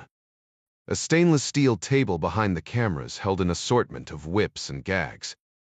"I've seen a lot of crazy shit in my day," Anderson whispered. "But I never seen anything like this." "I have," Callahan said. She motioned them out of the room and then out of the house. "I didn't want to talk in front of that open computer," she said once they were standing in the driveway. "Not until forensics gets a chance to look it over. There's too big a chance it's streaming everything we say to some other location." "That's why you make the big money, Kelsey," Anderson said. "You said you'd seen this before," Caruso said. "Sadly, I have," Callahan said. She peeled off the gloves with a hooked thumb so they turned inside out, and she didn't have to touch the outside of either with her fingers. "I'm pretty convinced they were sitting the girls in that big chair and auctioning them off on video. Any girl that didn't bring in a high enough bid was then used in a snuff video." Caruso stifled a gasp. He shook his head, imagining John Clark's reaction when he'd seen something like this. It sure explained the dead guy at the gravesite and the woman found floating in the pool missing part of her windpipe. Callahan cocked her head toward Anderson, something dawning on her. "Did either of the girls give a description of the guy who saved them?" Caruso kept his face passive. The ranger shrugged. "Like I said, we're still waiting on a Spanish speaker. Euclid Coles, why Cohen? You have an idea who it was?" Callahan shot an accusing glance at Caruso. "I've got a pretty good guess," she said. "Sarchi, the Hendley Associates Gulf Stream hit heavy turbulence 6 hours north of Buenos Aires. The movement jostled Jack Ryan, Jr. awake from a much-needed 7-hour nap. Chavez was still sawing logs in the seat across from Lisanne, but Adara and Midas sat at the small conference table in mid-cabin. They both made good use of the G55's encrypted satellite Wi-Fi. Jack sat up from the leather couch and raised both arms above his head, in what his kid sister called a squinty-eyed stretch. Midas glanced up from his computer. "Morning, sunshine." Jack nodded but said nothing. He stood, steadying himself against the armrest in the bumpy air. Lisanne unbuckled her seatbelt and moved toward the galley. She whispered, so as not to disturb Chavez, "I have a fresh pot of coffee on." Ryan made his way forward and put his hand on the lavatory door. Still barely conscious of the fact that he was hurtling through the air at 35,000 feet, he gave her what he was sure was a dopey grin. "Filling up on strong coffee is second on my to-do list." Lisanne leaned forward, giving him a conspiratorial nod. "It'll be waiting here for you," she said. 3 minutes later, Ryan set his coffee cup on the conference table and then dropped down in the aisle to pump out 30 push-ups and make sure he was fully awake. "Any new crises while I was out?" Ryan asked when he was done and seated at the table with the others. Adara was deep in thought, poring over some article. Midas looked up and shook his head. "Not that I know of. I woke up about 10 minutes before you. Listen to this," Adara said, cutting him off. Ryan moved closer. Midas lowered his computer. "There's a shop near Recoleta Cemetery that sells lemon cucumber-flavored ice cream." Midas shook his head. "And that's big news, why?" Adara said, "It's big news, my good sir, because I like cucumbers and I like ice cream." Midas chuckled. "I'm a mint chocolate chip man." "But seriously," Adara said, "I bring it up because I was checking the lead that Ding found regarding the visiting trade ministers. Several countries have posted agendas on their respective websites. Looks like they're all attending a dinner not far from Recoleta Cemetery, so I decided to do some research prior to our arrival." Ryan shook his head. "You keep saying Recoleta Cemetery like we should know it." "Sorry," Adara said. "Some Navy buddies and I burned a week of leave down here one winter summer. Here, I guess. Recoleta Cemetery was one of my favorite places. Evita Perón's buried there. It's beautiful but slightly spooky, with above-ground crypts like little houses. Many of them have windows where the coffins are visible." She consulted a legal pad beside her computer on the teak conference table. "Anyway, so far, it looks like the ministers of agriculture from Argentina, Canada, Uruguay, China, and Japan are on the guest list for the dinner. The Chinese foreign minister is also supposed to be in Argentina by tomorrow, but his staff is a little more taciturn about posting his itinerary. Jack gave a thoughtful nod. The Lu de Cam Twaichi. No one, as far as I can tell, Adara said. I'm not sure how the beef lobby would feel about us doing anything to help Argentine exports. Speaking of beef, Midas said, I volunteered to post up inside the restaurant. Argentina's supposed to be hell on wheels when it comes to beefsteak. You can keep your damn cucumber ice cream. Thank you very much. Ryan grabbed the laptop from his bag and brought up a map of the Recoleta area of Buenos Aires. What's the name of the place? To Edlornsend. Midas chuckled and shook his head. He's talking about the venue restaurant, not your ice cream parlor. Adara blushed, and then glanced down at her notepad again. Perilla Aires Criollos. She pronounced the double E's like U's, as someone from Mexico would. Zadalta que duelado de me. Din Chavez corrected without opening his eyes. He coughed, licking his lips and turning slightly in his seat like he might drift off to sleep again. Argentines speak Castilian Spanish. Parisia Aires Criollos. Damn it, Adara said. Chapeau vert.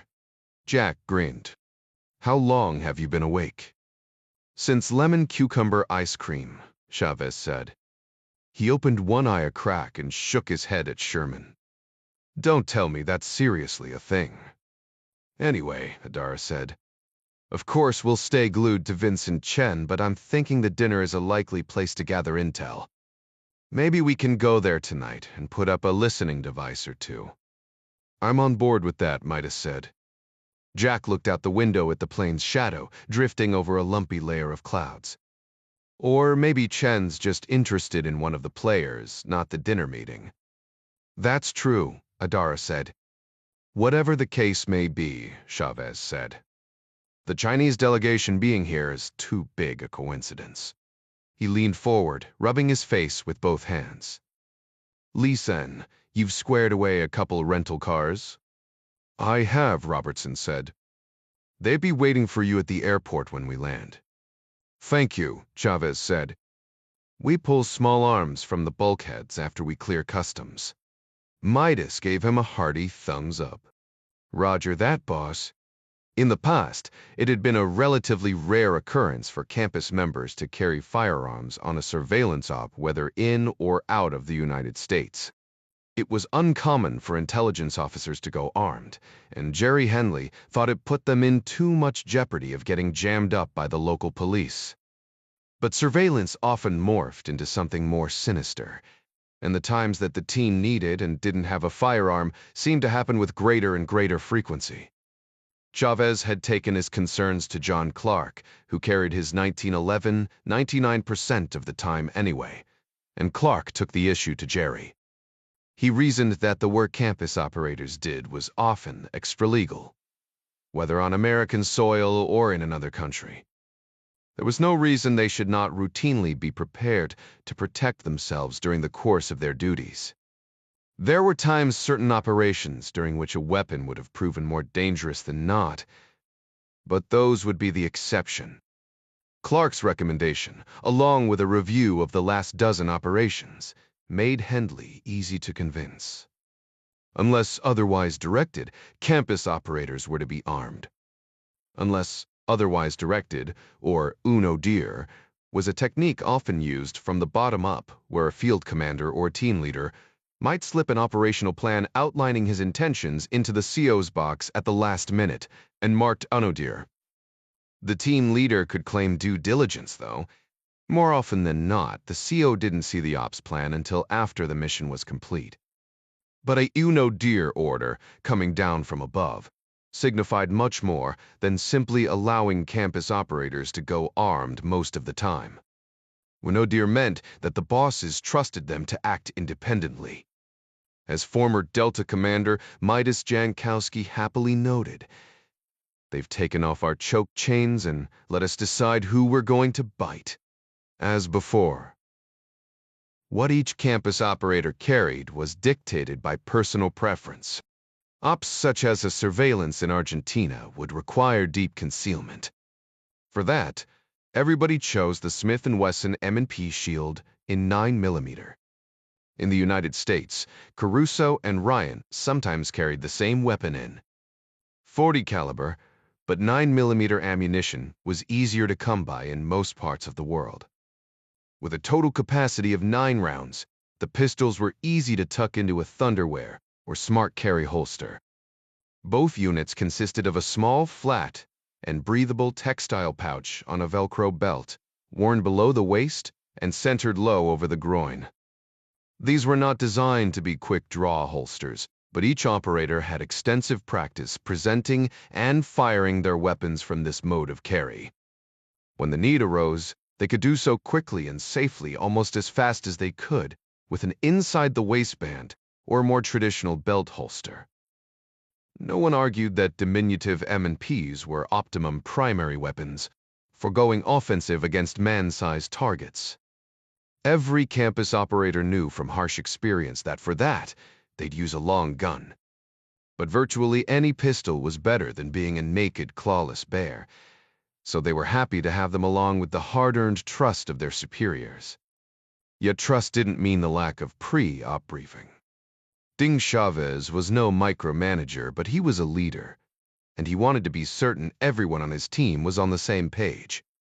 He checked his watch again. We hit the ground about the time Chen leaves the U. That gives us roughly 11 hours to set up in our rooms and run the routes between the airport and downtown before he arrives. Our goal is to gather intel, but we don't yet know if Chen is running a counter-surveillance team, or what the hell he's even up to for sure. Beyond that, street crime in Buenos Aires isn't exactly unheard of, and we're working without a net here. We use the handguns to save our lives, but if you're mugged by some street thug, I'd much rather see you put a boot up, the bastard's fourth point of contact. Copy that, Maida said. Jack and Adara nodded. Chavez continued. Buenos Aires is supposed to be the most European city in South America, but I don't care to cool my heels in a European jail either. It goes without saying, but we'll keep everything in our pants unless they're absolutely needed. The others, including Lisanne, exchanged glances, stifling laughter. Of course, boss, Midas said. Right-to, Adara said. Shut up, Chavez said, leaning back in his chair again. I'm still asleep. 31, it was just after 4 p. when Moko Goya parked his blue Chevy S10, pickup 9 houses down from the FBI bitch's house on Buttermilk Circle. Zambrano had sent a kid to watch her, and he said she must have knocked off work early because she was already home. The kid was born without a right hand. He was eager to get some trigger time, but Zambrano said he should be a lookout for a while. Everyone called the kid Chuko, or Crooked, what you called a lefty. It was weird that the kid wasn't parked out front like he was supposed to be. Lucky for him, Zambrano didn't know he'd abandoned his post. He must have gone for a Coke or something. It didn't matter. Moko didn't need him anyway. He had Gusano, the village idiot. The worm sat in the passenger seat, gaping at the rows and rows of fancy homes, like he'd never seen a nice house before. Moko cursed himself every time he brought the slow-witted Sicario along until the shooting started. Idiot or not, the worm was a killing machine. In more than a dozen hits, Moko had never seen him hesitate. It was just getting to that point that was tedious. Gusano turned and blinked like some kind of tree sloth. Gue hoio go. What do you think these houses cost? Moko just shook his head and got out of the truck. Gusano was like a little kid. If you answered one question, he would only come up with another. The houses were big, though probably not too expensive in the great scheme of things. An FBI agent lived here, after all, and she couldn't be knocking down enough to buy one of the real McMansions that were springing up all over North Dallas. These brick monstrosities had high roofs and wooden privacy fences to keep the neighbors from snooping on one another. But they were pretty much all the same, with a rock wall here or a wood panel there to give off the illusion that the developer had used more than 4 different blueprints. A wide concrete walking trail ran behind the houses on this street, winding along a low creek choked with cottonwood trees and impenetrable tangles of Mustang grapevines. The developer probably advertised it as a greenbelt, and the homeowners got a healthy charge in their yearly association dues for the privilege of living next to a swamp that the developer couldn't build on anyway. No, the neighborhood around Buttermilk Circle wasn't exactly wealthy, but it was rich enough that Moko and Gisano couldn't just walk around without looking like they had a reason to be there. A couple Mexicans pushing lawnmowers for a bunch of white Texans was stereotypical, but Moko wanted to blend in, not climb up the social ladder. It was warm, but Moko had fastened the top button on his Western shirt in order to hide most of the Santa Muerte tattoo. Gisano had a similar tattoo, but it was on his back, so a t-shirt was enough to hide his. Moko opened the dented tailgate and slid out 2 treated 2x6 pieces of lumber before climbing into the bed and guiding the greasy lawnmower down the makeshift ramps. He wasn't even sure the old thing would run. Gisano grabbed a weed eater and the red gas can that contained their guns. As slow as he was, the worm had figured out on his own that a 5-gallon fuel jug could hold 2 Tech 9 machine pistols, 2 Glocks, and a break-open shotgun with both barrels sawed down to 10 inches. He'd cut the red plastic with a jigsaw and then used a piano hinge and a couple hasps to keep his new gun vault closed while he carried it. The hasps were visible, but cops wouldn't even pay attention to a fuel jug. They'd no sooner left the truck than an old guy with a young blonde wife who was way too hot for his fat gut whistled Moko over as he pushed the mower past. The fat guy wanted to know if he had time to take on a new customer. Gisano was already in killing mode and braced beside him, setting the fuel jug on the sidewalk. Moko gave a slight shake of his head, hoping the crazy assassin noticed. In any other circumstance, he would have flipped the guy off or maybe even beat his ass for disrespecting him with a whistle. But Moko smiled instead and said he'd drop back by when he was done with his present job and set something up. The lady, who obviously had better sense than her asshole husband, kept tugging on his hand to try to get him to follow her inside. The old man finally relented, listening to his wife for a moment, and then said not to worry about it. Moko watched them walk inside and made a mental note of the address. The couple had gotten a good long look at him. He'd have to think about coming back and tying up that loose end. Moko chuckled to himself as the blonde peeked out a crack in her door one last time to give him the eye. Yeah, he'd come back all right. It would be fun. Moko pushed the lawnmower up the sidewalk until they reached the FBI lady's place. Gisano read the number on the mailbox. It was mottled red brick to match the house. 2348. This is it then, Moko said, feeling the tightness in his lungs that he felt before every hit. A large ceramic frog squatted among neatly trimmed shrubs along the concrete porch. Fresh wood chips covered the manicured area under a newly planted pecan tree in the front yard.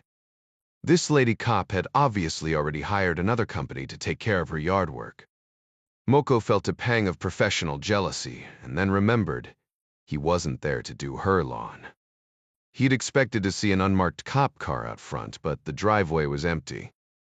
The curtains moved a little, and he caught a sliver of light, so she had to be home. She'd probably just put the car in the garage. He studied the house as they approached. The gate to her backyard privacy fence stood open. Moko figured FBI agents probably traveled too much to have a dog, but the open gate calmed him nonetheless. Gisano stopped on the sidewalk before they turned to walk to the front door. Can I go first? Moko didn't want to appear too eager. The worm might mention it later, and the boss might think he was a coward. But the truth was, he didn't mind at all if Gisano was first at the door. Lady Cops died just like everyone else, but this one was certain to try to shoot back. The curtains had moved, so for all Moko knew, she was sighted in on him with her finger on the trigger. Being a cop, she was probably paranoid enough to have a shotgun by the front door. Hell, Moko wasn't even a cop, and he had a shotgun by his front door. "If you really want to go first," he said, "I guess that's okay." Gisano hefted the weed eater in a salute of gratitude and turned to walk quickly toward the door. Moko followed, standing off to the side toward the garage, clear of the line of fire in case the lady cop decided to go all Rambo on them. Gisano set the fuel jug on the concrete porch between them, and then reached down to flip the hasps, lifting the handle to reveal the guns inside. He made sure the Tech-9s were clear of the other weapons, butts pointed up, and then rang the doorbell. A few moments later, there was a shuffle of movement inside. The door opened a crack. "Lawn service," Gisano said, throwing his weight against the door at the same moment he came up with the Tech-9. A shadowy figure fell away under the assault. There was a short, yelping scream as Gisano rushed in, hitting the door with such force that it rebounded off the wall and slammed shut behind him, leaving Moko standing outside on the porch. 3 quick pops followed, muffled by the heavy door. Moko threw a quick glance over his shoulder. The sprinkler across the street still hissed. Kids still played soccer in the nearby field. With his own gun tucked in close to his waist, shielding it from view of passers-by, Moko reached for the door handle. Gisano opened it first, sticking his head out through the crack as if he wanted to spare Moko a look inside. "Hey," he said. "I think we might have a problem." "What? For Sam, though. What?" "Estés un hombre rubio," he said. Moko groaned and shouldered his way into the house. Sure enough, Gisano, the worm, had just shot a man with blonde hair. "Is anyone else in the house?" "Wis Tevin too, right?" Gisano grimaced. "We should check." Moko thought about killing the idiot right then and there, but then there wouldn't be anyone to blame when they told the boss. Instead, he stepped over the dead man and the 2 would-be hitmen searched the rest of the house. The blonde man turned out to live alone. "Tfur, where is she?" Moko said to himself while he stood over the dead man. He knew better than to engage Gisano with an important question. All 3 rounds from the worm's Tech-9 had impacted him center chest, killing him in seconds. There was a wallet on the kitchen counter, next to some keys and a loaded Ruger LC9 pistol. Moko hoped against hope that this was another FBI agent. Maybe the lady cop's boyfriend or something. He cursed when he found an ID card from a nearby mortgage company that identified the dead man as Aaron Bennett. Gisano just stood and stared at the man he'd killed, nodding smugly, as if he were proud of his handiwork. Moko glanced around the living room. Every piece of art, all the furniture, the photos above the mantel, all had to do with hunting and fishing. The few photos of women were of Bennett, with the Dallas Cowboys cheerleaders, or family shots with his mother. No females lived in this house. Moko scratched his head. "I don't get it. This is the house. 2348 Buttermilk Circle." Gisano gave a sideways look. "This is Buttermilk Place." Moko's hand tightened around the butt of his pistol. His head began to shake. "Are you shitting me? You knew we were at the wrong address." The worm shrugged. "I was wondering why we came to Buttermilk Place." "We need to go," Moko said through clenched teeth. "Did you touch anything?"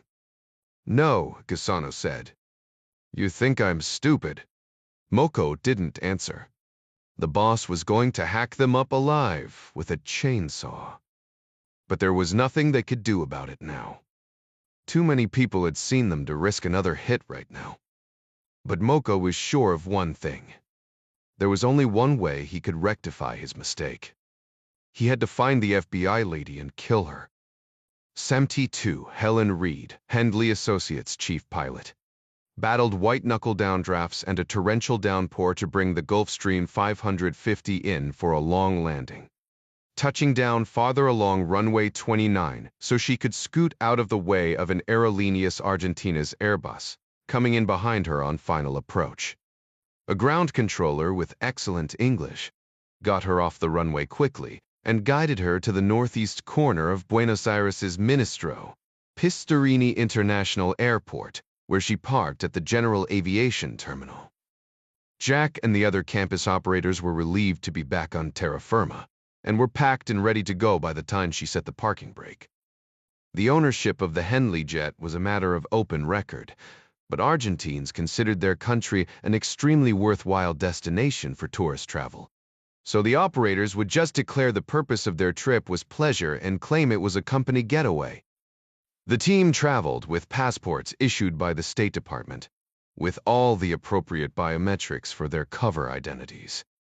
It was one of the benefits of having friends in extremely high places. Argentina's kidnapping rates had dropped some in recent years, but the son of the President of the United States made for an awfully tempting target. Argentine immigration and customs required those arriving via private aircraft to carry all luggage inside the terminal for scanning and inspection, while the aircraft remained locked behind a secure fence, which made bringing in the firearms problematic. Chavez solved the issue by having the pilots report a problem with an oil pressure gauge. This necessitated a move to the nearby maintenance hangar, where Adara and Lisan could pop in and retrieve the handguns and comms gear. The appropriate amount of exposed leg was still one of the most useful social engineering mechanisms in the world. The women were much less likely to be challenged, considering the Latin machismo of the country. Even so, they would tuck the pistols under their clothing just to be on the safe side. Less than 20 minutes after they touched down, the team carried their bags out the front doors of the General Aviation Terminal and sprinted through the late afternoon downpour to locate the 3 rental cars that were supposed to be staged outside. The plan was for Adara and Lisan to wait with the pilots and grab the guns once the Gulfstream was towed to the maintenance hangar, while Ding, Midas, and Jack took the other 2 cars to check into their rooms at the Hotel Panamericano downtown. Except there was only one rental car, a tiny orange Renault Clio hatchback. Lisanne whipped out her cell phone like it was a weapon. With her black hair plastered to her cheeks, she stood in the driving rain and set about chastising the rental car company in a mixture of Spanish, Arabic, and English for making her look bad. No plan survived first contact. Shit happened. And luckily, this screw-up didn't cost the team anything but wet clothes and time. Jack couldn't help but think her handling of the situation was pretty damned impressive. Someone at the rental car company finally owned up to the mistake and promised to deliver the 2 larger cars to the hotel. Chavez, Midas, and Jack would cab it to the Panamericano with the bulk of the luggage. The pilots would drop Adara and the weapons off later and then return to their hotel nearer the airport with Lisan. Clark had been clear that he didn't want them near any kind of surveillance operation, no matter how much Lisanne offered to help, which she did. Istriu and Sefter. They were crossing the line by having her help retrieve the pistols and comms gear. Chavez and Midas rode together in one cab while Jack, who spoke only enough Spanish to order a beer, piled into another one by himself with the rest of the luggage. His cabbie was an avuncular man named Rodrigo. Rodrigo, who had sandy hair and a philosophical bent, started speaking the moment Jack's door slammed shut. It was rush hour, and the Autopista Luis de Lepian was bumper to bumper and door to door. Drivers appeared to pay no attention to the lane markings or the rain, and oozed forward in a magma flow of steaming gridlock. Periodically, a motorcycle would find a gap and roar between the slower-moving cars, splitting lanes. Sometimes they missed the side mirrors. Sometimes they did not. In the first 5 miles, Jack counted at least a half-dozen billboards, displaying a variety of beautiful and long-legged women in classy clothing that, as far as he could tell, advertised various clinics that removed unwanted body hair. He would have joked with Midas about it, but then he considered all the crazy crap hawked on billboards in the United States and thought better of it. Inching toward a toll booth, Rodrigo pulled a 100 peso note from his pocket. He must have seen Jack looking from the large bill to the sign above the booth that said he was in the lane for exact change. "No one pays attention to the signs," Rodrigo said in a slow but earnest voice. "The price of toll changes every week or two." He glanced in the rearview mirror. "Inflation in my country. It is." He held his hand in front of his face, fingers together in the gesture used to explain something important. "It is. Subir como pedo de buzo, how do you say? It rises like the fart of a scuba diver." Ryan wanted to chuckle at the imagery of bubbles shooting toward the surface, but the look on Rodrigo's face said the euphemism was no laughing matter. They continued through the toll booth after paying, inching down the autopista in the heavy traffic. Rodrigo used the time to give Ryan a crash course in Argentina, enlightening him on everything from the economy he had to pay his mortgage in $dollars to the beauty of Iguazu Falls. Ryan, and everyone else in the world, simply had to see this place at least once. In a tediously slow but earnest voice, Rodrigo went on to declare that Argentine beef was the most delicious. Argentine women were beautiful beyond all description, especially when dancing the tango, and Argentine footballers possessed a superhuman talent at the game. Ryan was an Arsenal fan, but he kept quiet about that, knowing football soccer to Americans was a touchy subject in many parts of the world. Argentine fans often seemed to treat the act of simply attending a match as a blood sport. Rodrigo continued, "God gave Argentina the most beautiful rivers in all the world. He blessed Argentina with incredible mountains and fruits that are sweet above all others. Here in Argentina, God has planted fields that yield bushels of grain and endless pampas of grass, filled with herds of fat cattle and fine horses."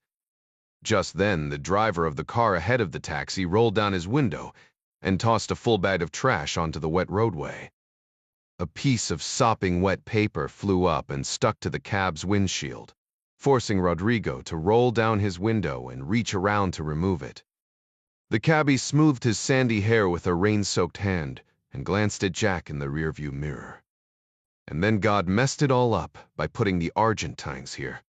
The two cabs arrived within moments of each other, dropping Ryan, Chavez, and Midas at the Panamericano on Carlos Pellegrini, a short walk from the city's famous obelisk on a small one-way street that ran adjacent to the Greenbelt and the 14-lane wide Avenida 9 de Julio. Ryan retrieved luggage from the back of the taxi and paid the 700 peso fare, around 40 U. "Way to Uztagan, me controls." Rodrigo nodded and wished him well in a droning voice that sounded as if the cabbie was certain something ominous was going to befall him. Ostensibly, the Panamericano was a 5-star hotel, and its limestone facade and turn-of-the-century signage looked welcoming enough after the long trip south. But it had just enough sketchy online reviews to make it unlikely the campus team would run into anyone they were supposed to be watching. Jack stacked the bags on a cart and looked at his watch and then at Chavez. "What's the plan?" "Argentines don't eat until after 8. We'll do some foot recon, but if we want to get a true picture of the place, we should wait to eat." Midas chuckled. "You're just scared of Adara." Well, Chavez gave a mock shudder. She does spend a hell of a lot of time doing CrossFit. 3 hours later, 6 blocks to the north of the hotel and 7 blocks west of Avenida 9, de Julio, an attractive brunette named Amanda Salazar, sat at a table at the back of the Parrilla Ares Criollos restaurant with her friend Beatrice, an equally attractive blonde. A set of rawhide boleadors, a weighted throwing weapon of stone and rawhide, hung from the wall above them with other assorted gaucho paraphernalia. Multitasking, or at least multitasking skillfully, was impossible, so the young women divided their responsibilities. Amanda's job was to laugh between sips of La Melbeck and bat her impossibly long eyelashes at the attentive older man who waited on their table. She wore her shoulder-length hair down and loose. Beatrice wore hers up, pulled back with unseen pins that made her look older, though at 26, she was actually the younger of the two. Beatrice did her share of smiling as well, but she left flirting with the waiter to her partner. Under the table, the blonde concentrated on her work, wiggling the face off the heating vent with the tip of her toe. Perilla Iris Criollo's was an upscale restaurant with gaucho decor, tile floors, and crisp, white tablecloths. As the name implied, it served Argentine cuisine and grilled meat with a distinctly Spanish flair. The long tablecloths, aided by Amanda's entrancing laugh, helped to conceal the tedious work removing the vent cover. Amanda and Beatrice were dressed in stylish blouses and skirts, each wearing just enough makeup and jewelry to make them attractive but not especially memorable. Classy dress was the norm in Buenos Aires, and dressing down would have garnered more attention. Each woman carried a brown leather briefcase, leading people to think they were lawyers, or perhaps some other brand of young professional women who had decided to grab some dinner before they got an early start at some of the local clubs. Tonight, they had chosen to arrive exactly at 8 p. The restaurant was busy enough that all eyes would not be focused on them, but not so crowded that they would have trouble finding a table in the area they wanted. They'd come in for a late lunch 2 days earlier, locating the area where they would have to sit in order to accomplish their mission. The area near the bar, it seemed, was reserved for private functions. But if no such function was scheduled, guests were seated here when all the other tables were filled. A visit to the restrooms during their lunchtime visit took the young women near enough to locate the vent cover and devise their plan. Either woman was capable of removing a vent or captivating the emotions of all manner of man or woman. They had met Franco, the waiter, on this previous visit. Whether he intended to or not, the man's extra attention to Amanda's water glass made it obvious that he was smitten with the beautiful brunette. He took her order first and smiled his thin smile when he gave her his suggestion for just the right pairing of wine and food.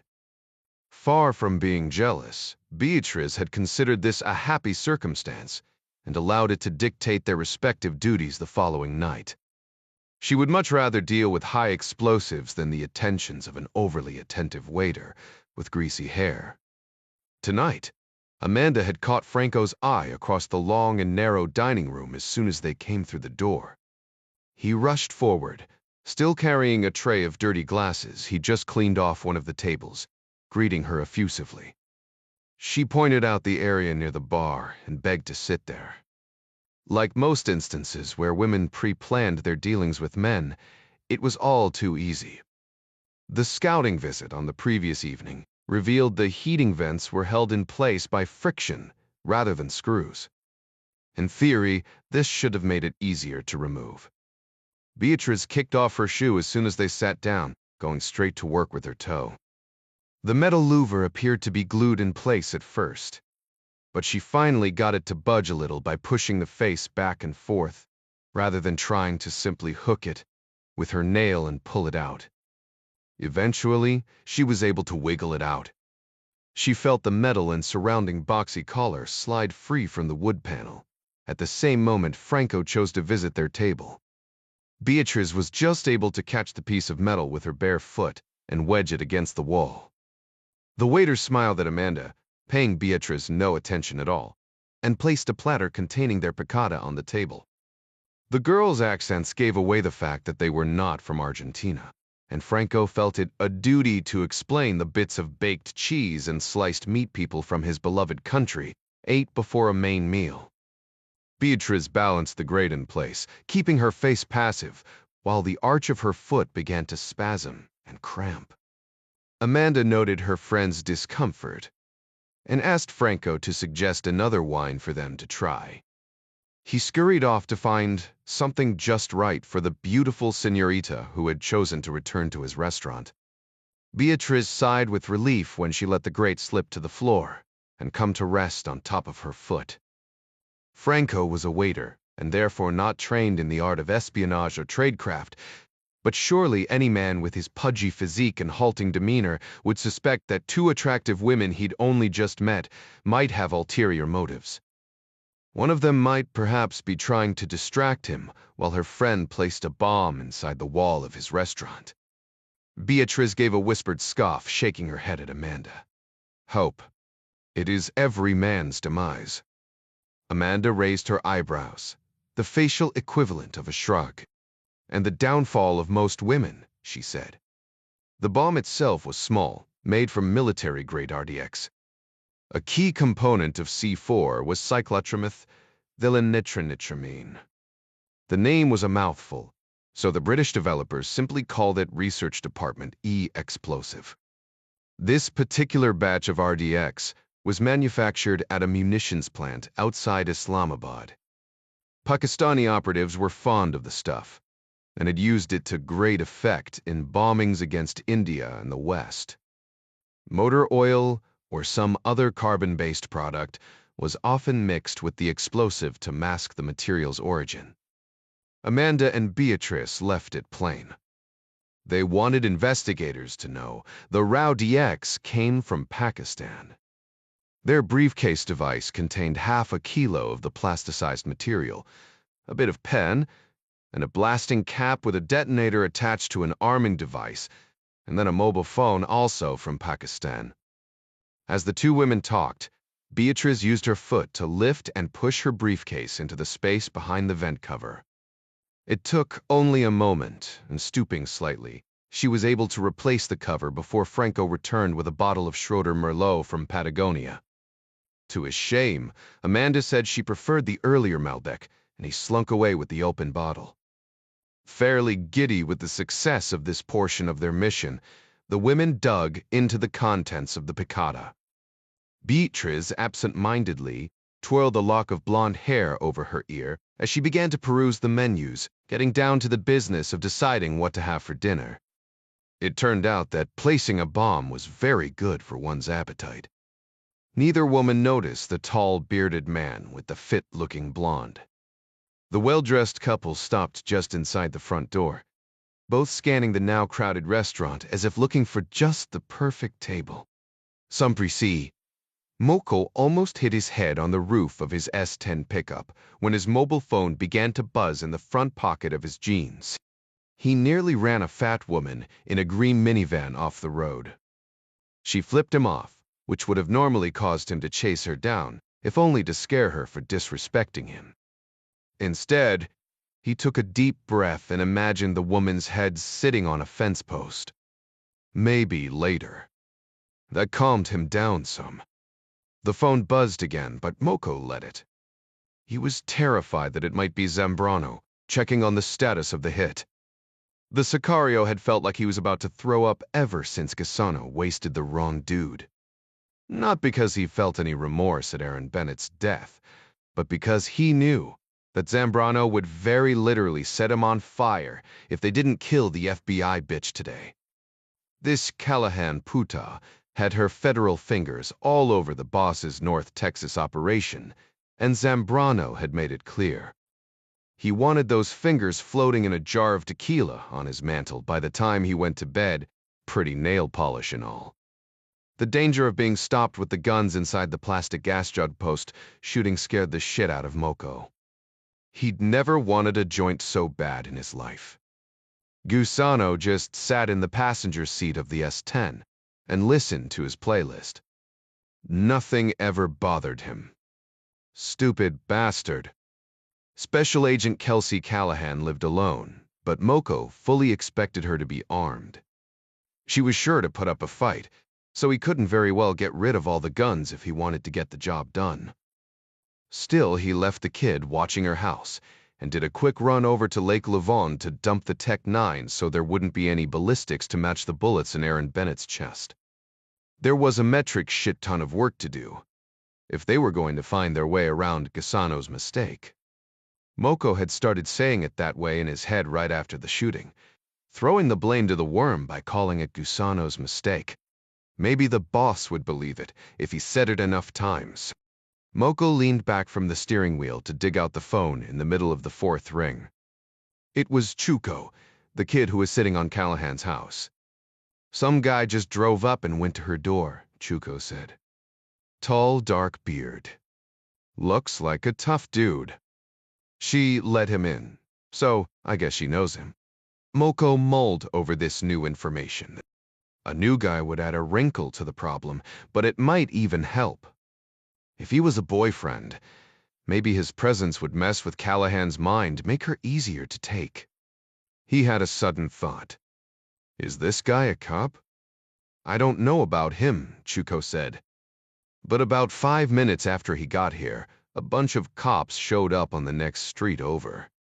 There must be a dozen marked cars. Must be something bad. The kid had no idea. Sit tight, Moko said. We be parked at the 7-Eleven up the street. Let us know when the cops clear out or if Callahan leaves. She left already, Chuko said. Moko stomped on the gas. There was always the risk of getting pulled over. But he figured every cop within 15 miles was already at Buttermilk Place. What do you mean, gone? Did the guy go with her? He did, the kid said. They got in her car and followed another cop over to the commotion on the next street. Want me to get closer and see what's going on? No, Moko snapped. Maybe a little too quickly. Gusano looked over at him, wires hanging from his ears, head bobbing to his tunes. Just stay where you can see her car, Moko said. Call me when she moves again. Nakt, ta bueno, bye. Chuko ended the call now that he had his assignment. Moko eased off the accelerator, feeling an unseen hand tighten around his gut. This was all coming down too fast for him to process. Damn, he really needed some weed. Special Agent Kelsey Callahan stood over the body of the man she'd never met and clenched her fists until she was afraid her nails might tear through the blue nitrile gloves. 2 crime scene technicians from the Garland, Texas, police department busied themselves placing yellow plastic markers on the floor, enumerating the location of 3 spent shell casings and several boot prints on the polished slate floor around the entry. A uniformed officer photographed the interior of the house, while a handful of other officers combed the yard and interviewed the neighbors for any clue as to who had murdered Aaron Bennett. One of the uniforms, a sergeant named Morris, had served on the Crimes Against Children Task Force for a couple years and knew Callahan lived nearby. He'd snapped to the similar address and taken it upon himself to inform her of the homicide, much to the chagrin of Detective Fran Little, who made it extremely clear that she didn't want the feeble eyes getting their fed gunk on her homicide case. Detective Little hitched up the thighs of her 5'11" khakis and squatted on the other side of the body with a digital camera. You know this guy? She asked without looking up. Never met him, Callahan said. It's obvious what happened, though. The detective stood, pushing a lock of straw-colored hair off her forehead with the back of her gloved hand. And how's that? Callahan bit her tongue to keep from saying what she really wanted to say. I guess there's a chance this guy has gambling debts or a jilted lover. But there's a more obvious answer. This is 23048 Buttermilk Place. I live at 23048 Buttermilk Circle. Detective Little raised both eyebrows, like Callahan was some kid she was trying to humor. I'd rather look at the evidence in total, if you don't mind. I'm pointing out all the evidence, Callahan said. If you don't, better check yourself, Detective Little said. It sounds like you're about to give me an ultimatum, and I don't respond well to those. Callahan closed her eyes and took a slow breath.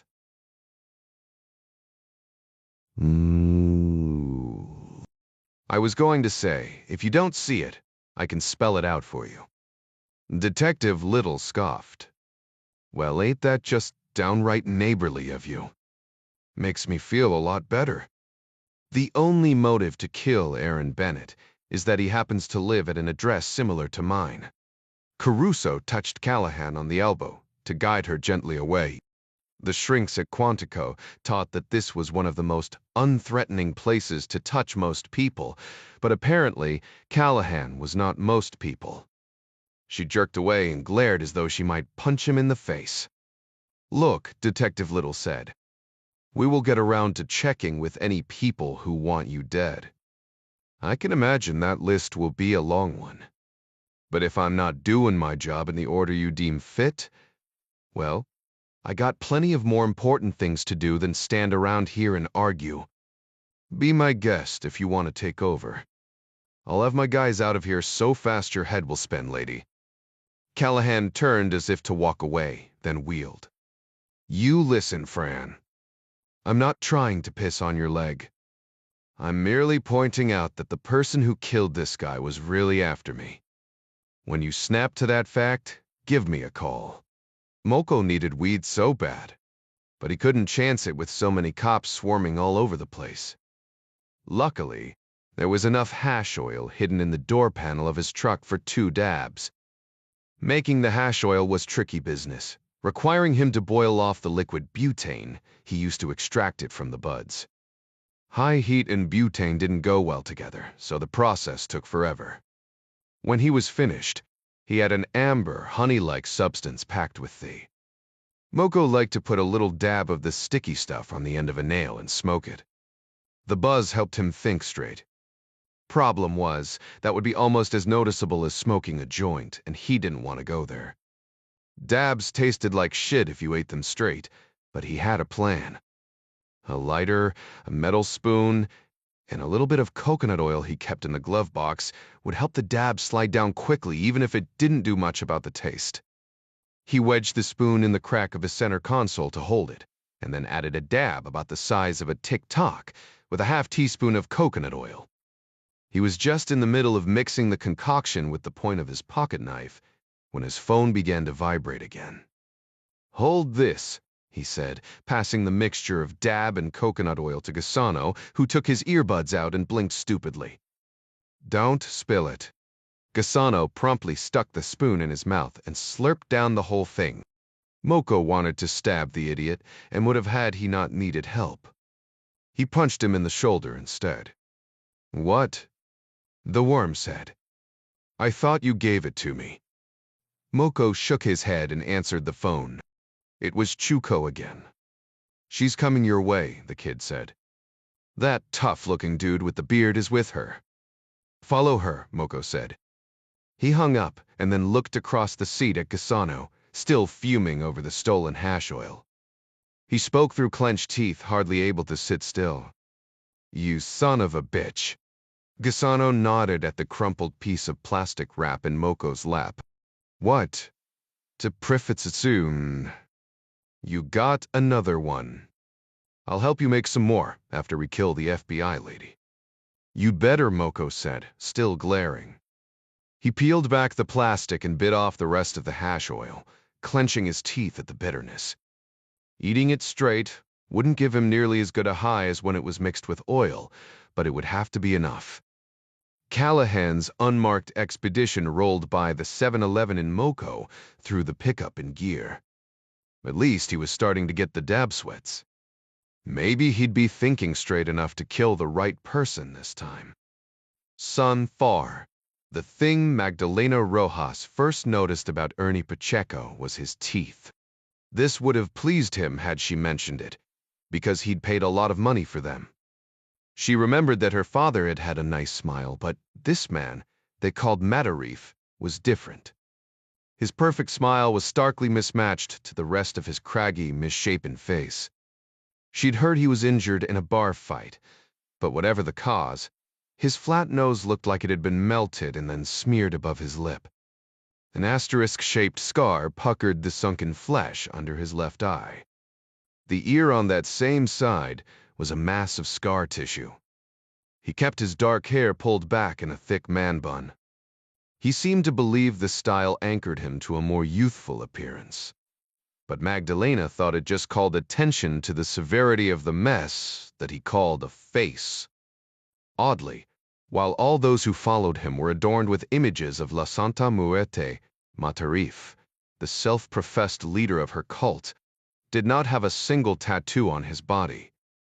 Magdalena had met the man many times, but he never paid for her, even when she'd belonged to Dorian or Parrot. He took her just the same, always pretending like it was all her idea, and that she should be happy because he was saving her from the other guys. It pissed off Parrot, but he never said anything. He just chopped her when Matarif left. He sat across from her now, naked, chewing on a bite of rare steak, and gesturing at her with his knife as he spoke. He liked to eat dinner without his clothes. Magdalena didn't care. Like most things that had to do with sex that didn't cause her too much pain, she'd grown numb to it. But he hit her, if she didn't giggle, and raise her eyebrows up and down and pretend she was impressed. She had seen many naked men, and apart from the black hair that covered his body like a wild ape, there was nothing impressive about him. He nudged aside a small silver cross and picked a bit of fallen meat from his matted chest hair, looking at it for a moment to see what it was before popping it between his perfect teeth. He pointed with the steak knife again. "I should tell you of Matarif's trip to Colombia," he said. "It was very dangerous."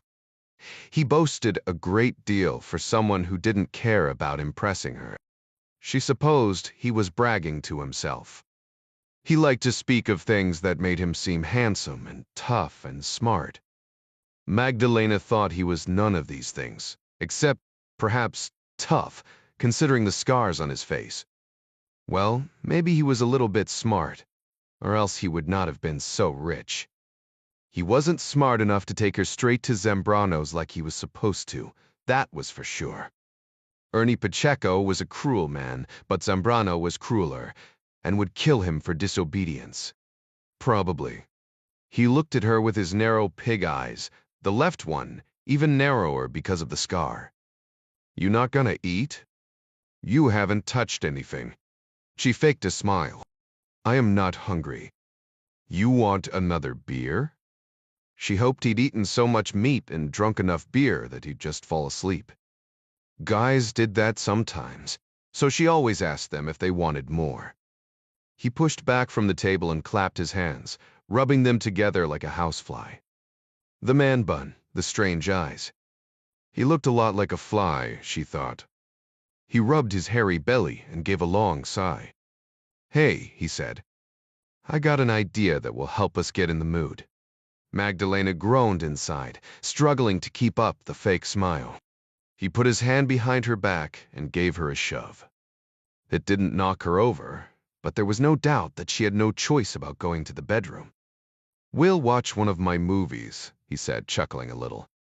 He gave her another shove, harder this time. "It'll be fun. You might even know some of the stars." 35. Dominic Caruso accelerated Kelsey Callahan's bureau issued Ford Expedition down the on-ramp of the President George Bush Turnpike. Heading toward Plano, he'd insisted on driving, despite Callahan's objections. She already suspected him of being complicit in the murder of a couple cartel members, though she hadn't said much about it. But the run-in with the Garland PD detective had left her leg bouncing like the needle on a sewing machine. Caruso considered talking to her about the incident, but quickly decided that he was in mortal danger of getting his head bitten off. Turf wars notwithstanding, whoever killed Aaron Bennett had come gunning for Callahan. The fact that the killer or killers went to Buttermilk Place instead of Buttermilk Circle gave Caruso a little peek into their intellect and psyche, but in his experience, assassins hit the wrong person more than a quarter of the time. Two of the first fugitive cases during his early career when he worked for the FBI, more than just on paper, had been victims of mistaken identity. In both cases, the killers had realized the screw-up and rectified it in short order. Caruso checked the rearview mirror several times a minute as he drove, knowing that the people who wanted Callahan dead were very likely back there now. Traffic was heavy, and it was getting dark, which would work to Caruso's favor if he needed to avoid an attack. but made it easy for any bad actors to blend into the sea of headlights behind him. He took the exit toward Campbell Road, watching to see if anyone followed. 3 sets of lights came off behind him. He turned left to pass back onto the freeway, but instead of continuing down Campbell, he camped out at the green light, squirting through just as it turned red to make a quick left back up the frontage road to the east, paralleling the turnpike back in the direction they'd come from. No one behind him did anything crazy to follow. Callahan turned to look at him but said nothing. She obviously knew he was working to shake off any unseen tales. Caruso glanced across the dim interior of the expedition. "How long since you've had anything to eat?" "I'm fine," Callahan said. Caruso decided to press the issue. "Seriously? How long?" She gave a dismissive shrug. "I don't know. I had that coffee for breakfast." "Before that," Caruso said, "I've been with you since before 7 this morning, and I haven't seen you eat so much as a breath mint. You're starting to look a little hollow around the cheeks." Callahan beat her head against the headrest. "We've known each other for what, 26 hours? I don't think you're allowed to call me too skinny." "What?" Caruso grinned. "You've called me bastard, son of a bitch, an asshole, along with pretty much every other name in the book over that same time period." "Why did not?" "Not even in your brain." Callahan laughed out loud. "That doesn't count." Caruso turned his head to look at her as he drove. "So you admit it?" "I admit that I may have thought 1 or 2 unflattering things about you." "Good," Caruso said. "Then I'll admit I am hungry. Can we please get something to eat?" Moko pounded his hands against the steering wheel, craning his head left and right in search of the lady cop's expedition. He cursed Gusano for eating the dab. He'd been forced to eat the rest of his hash oil plain. Without the benefit of the coconut oil, it wasn't doing a damn bit of good. Taillights flashed and blinked in a confusing river of red. Oncoming headlights blinded him. She'd gotten away from him, and now the boss was going to set him on fire or pump him, full of so much dope he wouldn't pass out while the guys cut his feet off with a chainsaw. This could not be it a bit. Sui Kanyamers, the Tepling. The worm sat with his nose pressed against the passenger window, head bobbing to his tunes. He held one of the Glocks in his lap, which was the only thing keeping Moko from shooting the stupid bastard in the back of the head. Moko's mobile phone buzzed as he merged back onto the turnpike. It was the kid. "What? You want me to wait outside or follow them in?" Moko's stomach did a flip. "What are you talking about?" "They're going into the restaurant," the kid said. "Want me to sit on her car?" "What restaurant?" Moko shot a look at Gusano. "Never mind. Just tell me where you're at. We'll meet you outside." "Texas Roadhouse," the kid said.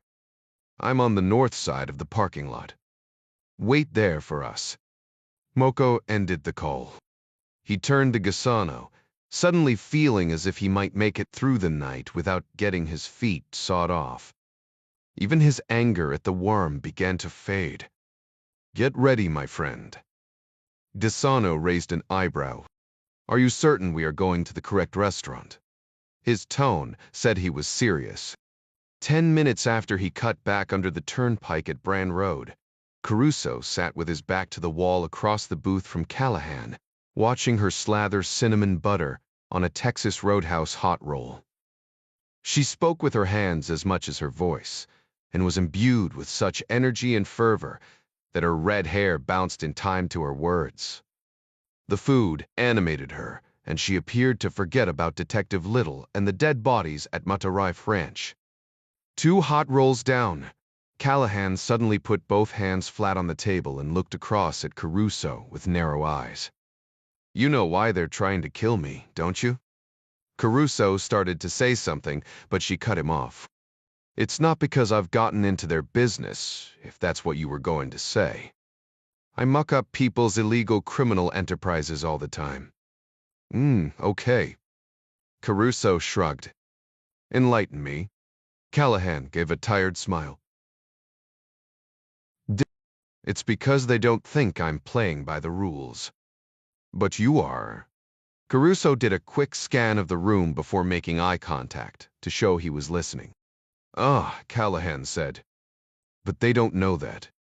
Your buddy, John, or whatever his name is, grabs Flaco and pressures information out of him, and then blows away Mataride's yard help and his girlfriend. Naked in the swimming pool. Except your friend's pretty good at staying hidden, so they can't find him.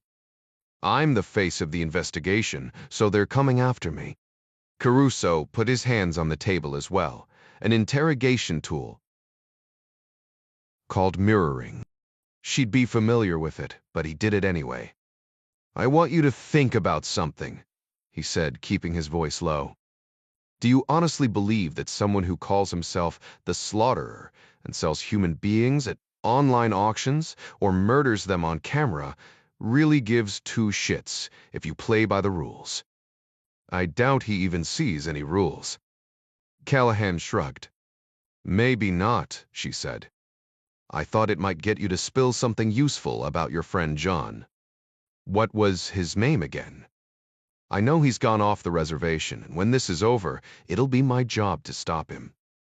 Our job, really. Nice try, Caruso said. I need to hit the restroom. If the waitress comes back while I'm gone, order me a bone and ribeye, medium rare, and broccoli. Callahan nodded, eyeing the last roll. Are you gonna eat that? The restrooms were to the right, but Dominic Caruso turned left, heading for the front door. There were several emergency exits, but there was only one public entrance to the restaurant, and he'd made sure he had a table that watched the door. It wasn't likely, but anyone who was bound and determined to kill Callahan might decide to come in through the kitchen. Caruso decided he'd do a quick check of the parking lot to look for anything out of the ordinary. Their waitress caught him as he was walking past a big barrel of peanuts in an alcove just inside the front door. Everything all right, hon? The young woman with wide hips and a black ponytail asked. Caruso held up the keys to the expedition. I forgot something in the car, he said. I think my friend could use some more hot rolls, though. The cowbell on the front door clanged, and Caruso saw the reflections of two men in the plate glass window as they entered behind him. The waitress said something about getting the rolls for Callahan. But Dominic stopped listening as soon as he saw the Santa Muerte tattoo on the reflection of the man in the lead. He was short and stocky, with the brim of a tattered denim baseball cap pulled low over a flat nose. The man behind him was taller and staggered a little, like he might have had a bit too much to drink. Both wore their shirt tails untucked, a convenient way to hide handguns. Caruso kept his back to the men and his head down. It's a 45-minute wait, the hostess told the two men, obviously hoping to persuade the shady newcomers to go somewhere else. That's okay, the man with the flat nose said. We're meeting friends. We'll find them. Caruso waited for both men to walk past before holding a finger to his lips, so the waitress could see. When they were out of earshot, he leaned in and said, I'm FBI. Call 911 and tell them there are federal agents on scene. What? Do it now. Caruso hissed. He reached inside his shirt collar to pull out a gold FBI badge, letting it hang from a chain around his neck. Ahead of him, the men worked their way around the bar area, stopping to look at each booth as they went by. Callahan was on the other side of the restaurant, short enough that she was hidden behind a high wooden barrier. Caruso had taken the gunfighter's seat, so her back was to the door. He estimated the men would be on top of her in less than a half a minute. He rested his right hand on the .30 caliber Glock 22 in the holster under his jacket. There was no way to know how many off-duty cops were in the restaurant. He didn't want to draw the pistol too early, for fear of a blue-on-blue shooting. He took out his cell phone with his left hand, glancing down just long enough to punch in Callahan's number. It went immediately to voicemail. Caruso cursed under his breath. 30 feet ahead, the guy with the flat nose motioned to his partner, who had stopped to watch a soccer game above the bar. The taller man shrugged, swayed on his feet a little, and then the two men turned down the row of booths where Callahan sat. She was in the back corner, the one that had given Caruso the wall, which meant that they'd get to her last. But it also meant she wouldn't see them until they were almost in her lap. Caruso took slow breaths, planning his next move. The wall beyond the two bad guys made for a decent enough backstop, but the booths on either side were packed with people. A little boy climbed in and out of the booth where his parents sat and chased crayons that rolled across the floor. Caruso was an excellent shot, but little kids were like quicksilver in their ability to dart into the line of fire. The two guys from Santa Muerte were 5 paces away now, so intently focused on what they'd figured out had to be Callahan's booth that they didn't bother to look behind them. The taller one was now in the lead. Caruso picked up his speed, closing the distance in moments. He could sweep his jacket, draw, and fire 2 rounds from the Glock in a hair under 1 second. But the men were both armed and stacked one in front of the other. He'd have to shoot more than twice, and those would have to be headshots. Caruso's hand closed around the grip of his Glock when the tall guy and flat nose were 4 steps from the booth. He shouted, "FBI!" At exactly the same moment, a teenage boy to his right slid into the aisle to block his path. The Santa Muerte soldiers spun, dragging pistols from under their shirts. Caruso grabbed the teenager with his left hand and shoved him sideways, out of the line of fire, while he brought the Glock up. The startled kid had no idea what was going on and fought back, infuriated that Caruso would lay hands on him. He grabbed at the table in an effort to push himself up, screaming bloody murder. Caruso pulled the gun back to keep the kid from knocking it out of his hand or accidentally eating the barrel. 76 Bonnie Porcaro had just taken a bite of her medium-rare ribeye when she heard what sounded like a very angry man in the aisle behind her booth. A petite, blonde woman in her mid-60s. She had grown up in Harlingen, which was just about as close as one could get to Mexico and still be in Texas. She hadn't been back to her hometown in more than 20 years, but she still understood enough Spanish to know what a man behind her had whispered. Time to kill the whore. That just wasn't something good men said, even if they were joking. The slurred tone of his gravel voice told Bonnie this man was deadly serious. Her husband, Mike, sat across from her. He started to say something, but she raised her hand, shushing him. They'd been married more than 4 decades, and he knew all too well when she was serious. At the same time, Bonnie Porcaro reached beneath the table with her right hand and drew a stainless steel Kimber K6's. Some as 150 Cs did line the holster under her vest. The vest was stylish, lightweight cotton and suited a woman of her age. It also did a nice job of hiding her sidearm, which she was seldom without. Bonnie had done her research, quizzing her nephew, who was a detective with the Dallas PD, and watching dozens of videos of different models on the Hickok 45 YouTube channel. This was the first gun and holster she'd ever owned. Bonnie wasn't a gun nut any more than a person who needed a pickup and bought one for a certain purpose was a truck fanatic. She did not concern herself with all the fancy gadgets and gizmos in the firearms culture. Still, she was practical and went to the range with her girlfriends once a month, religiously presenting the weapon the same way each time she took it out of the holster at night, as her instructor had taught her. The little Kimber was plenty for her needs, and she was a heck of a shot. Her nephew told her so. Her husband's eyes grew wide as she brought the weapon up. He didn't say anything or try to be a hero. Bonnie had this. She shifted her body sideways in the booth, head toward the wall, feet toward the aisle and the threat. She was aware of the booth across from her, which was thankfully empty, making her shoot-not-shoot decision a little simpler. Bonnie's finger tightened on the trigger as the front sight of her Kimber covered a tall and slovenly Hispanic man who was clutching a pistol that was tucked down into his waistband. He staggered, dragging his feet as if he were intoxicated. Definitely a bad guy. A male voice to the left suddenly yelled, "FBI," causing her to pause her shot.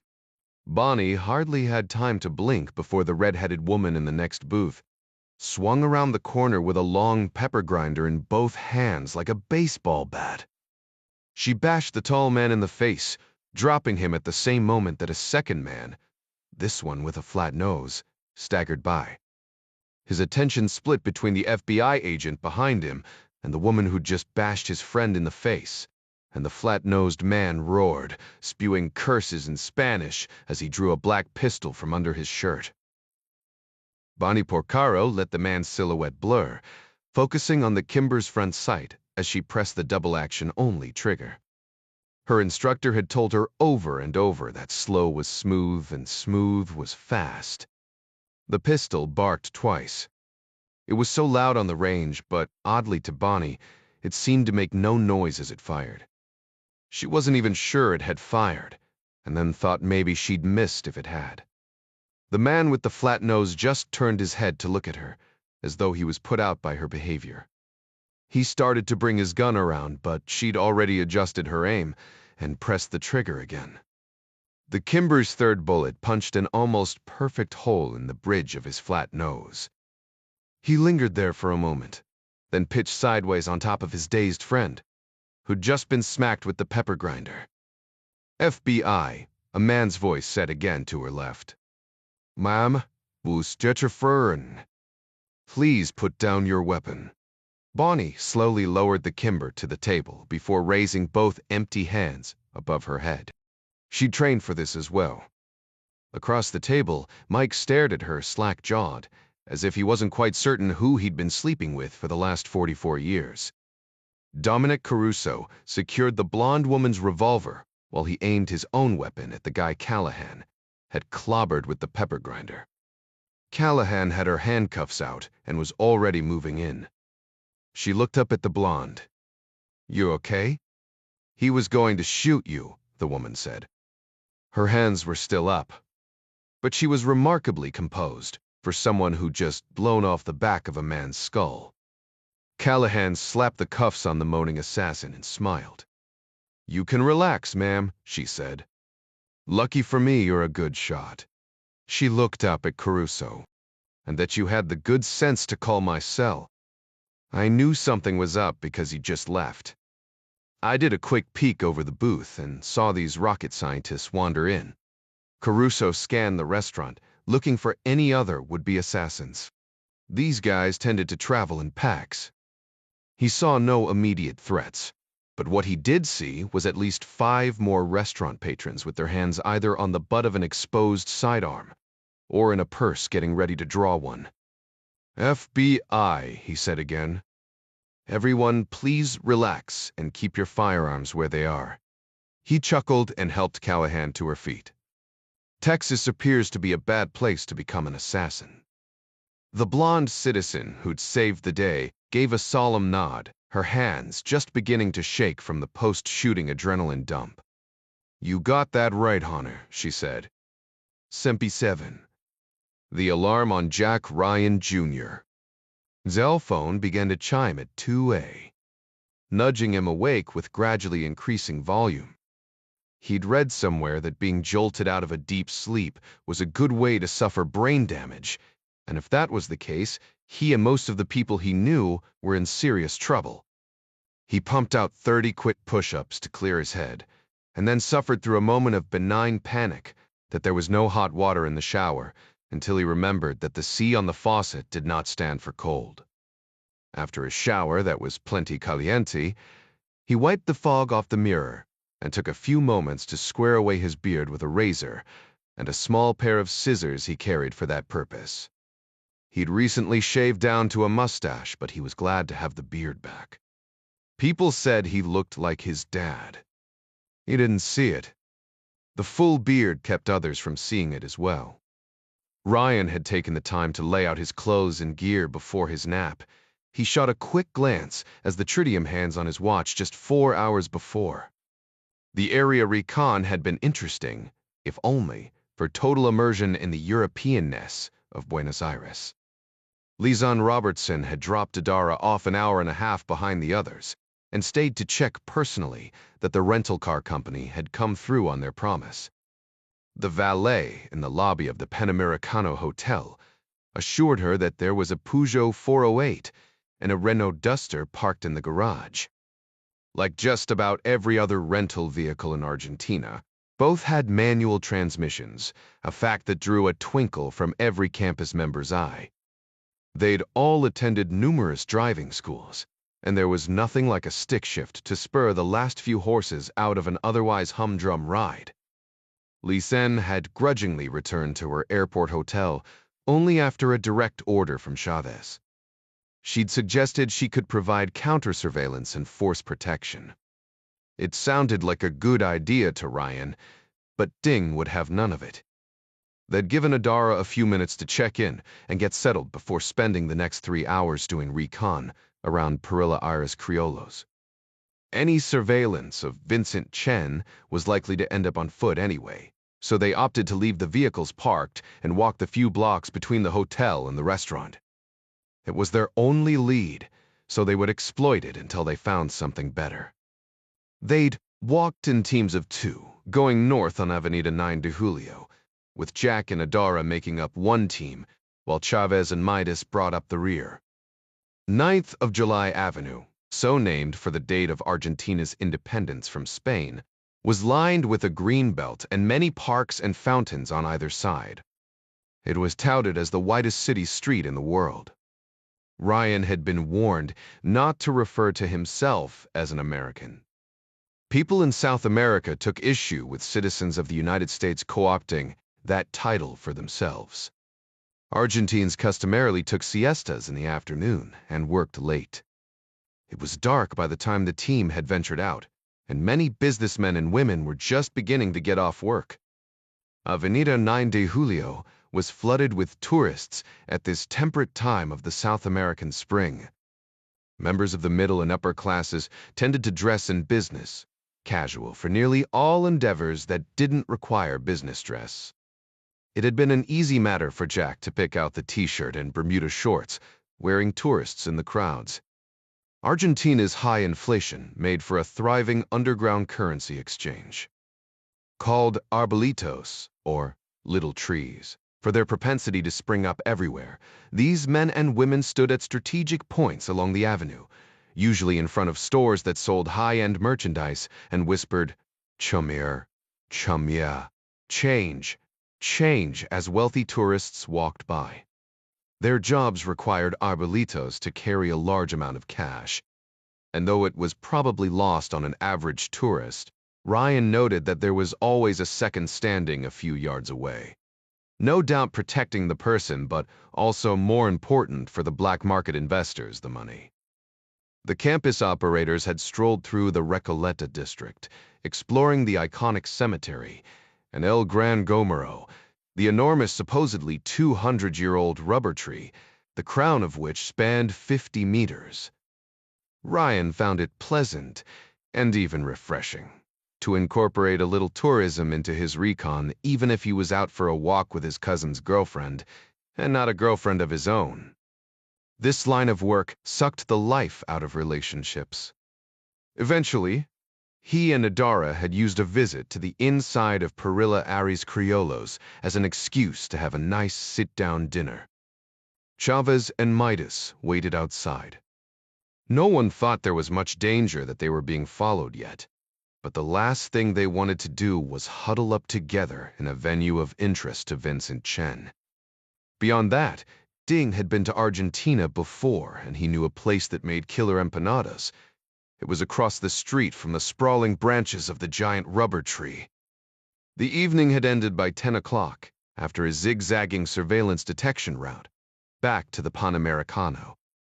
They'd talked over the plan for the coming day on the radio as they walked. Chavez was reluctant to discuss anything in the room of a foreign hotel, even in a relatively friendly country like Argentina. It was decided that they would meet at 2:30 the next morning and take a circular route back to the airport by way of the Chinese embassy at the edge of the Savadra district in the northern part of the city. "Don't be late," Midas said, still a little grouchy about eating fried meat pies while Ryan got to have an Argentinian beefsteak. "And don't be light." Ryan didn't intend to be late or light. Freshly showered and shaved now, he looked at his watch again and then rubbed a dab of gel into his dark hair before brushing his teeth. For the same reason they didn't discuss logistics in foreign hotel rooms. He was careful about displaying his pistol or other gear. He'd checked the obvious locations for bugs and hidden cameras. Using a handheld device, Gavin Beery had issued each campus operator to scan for RF interference, and then looked for the telltale glint of pinhole camera lenses by taking a few flash photos of each wall with his phone, and then studying them for reflections. Ryan found nothing, but since he was a good spy, that only made him more suspicious. He used the half-open closet door to conceal most of his body while he geared up. Cameras and microphones needed electricity, and though campus operators themselves often used battery-powered devices, when possible, they tied into existing sources, especially when running a long-term or open-ended oppo. Ryan himself hadn't known he was coming to Argentina until the day before, so any cameras that did happen to exist would likely have been set up to catch targets of opportunity. Those units would need a power source. There was no light inside the closet, and Ryan reasoned that apart from it being a sucky place to put a device, any foreign operative worth his or her salt would place any cameras in more productive locations. With his movements hidden by the open door, he popped the Smith & Wesson's magazine, then seated it firmly back in place. He retracted the slide a scant half-inch.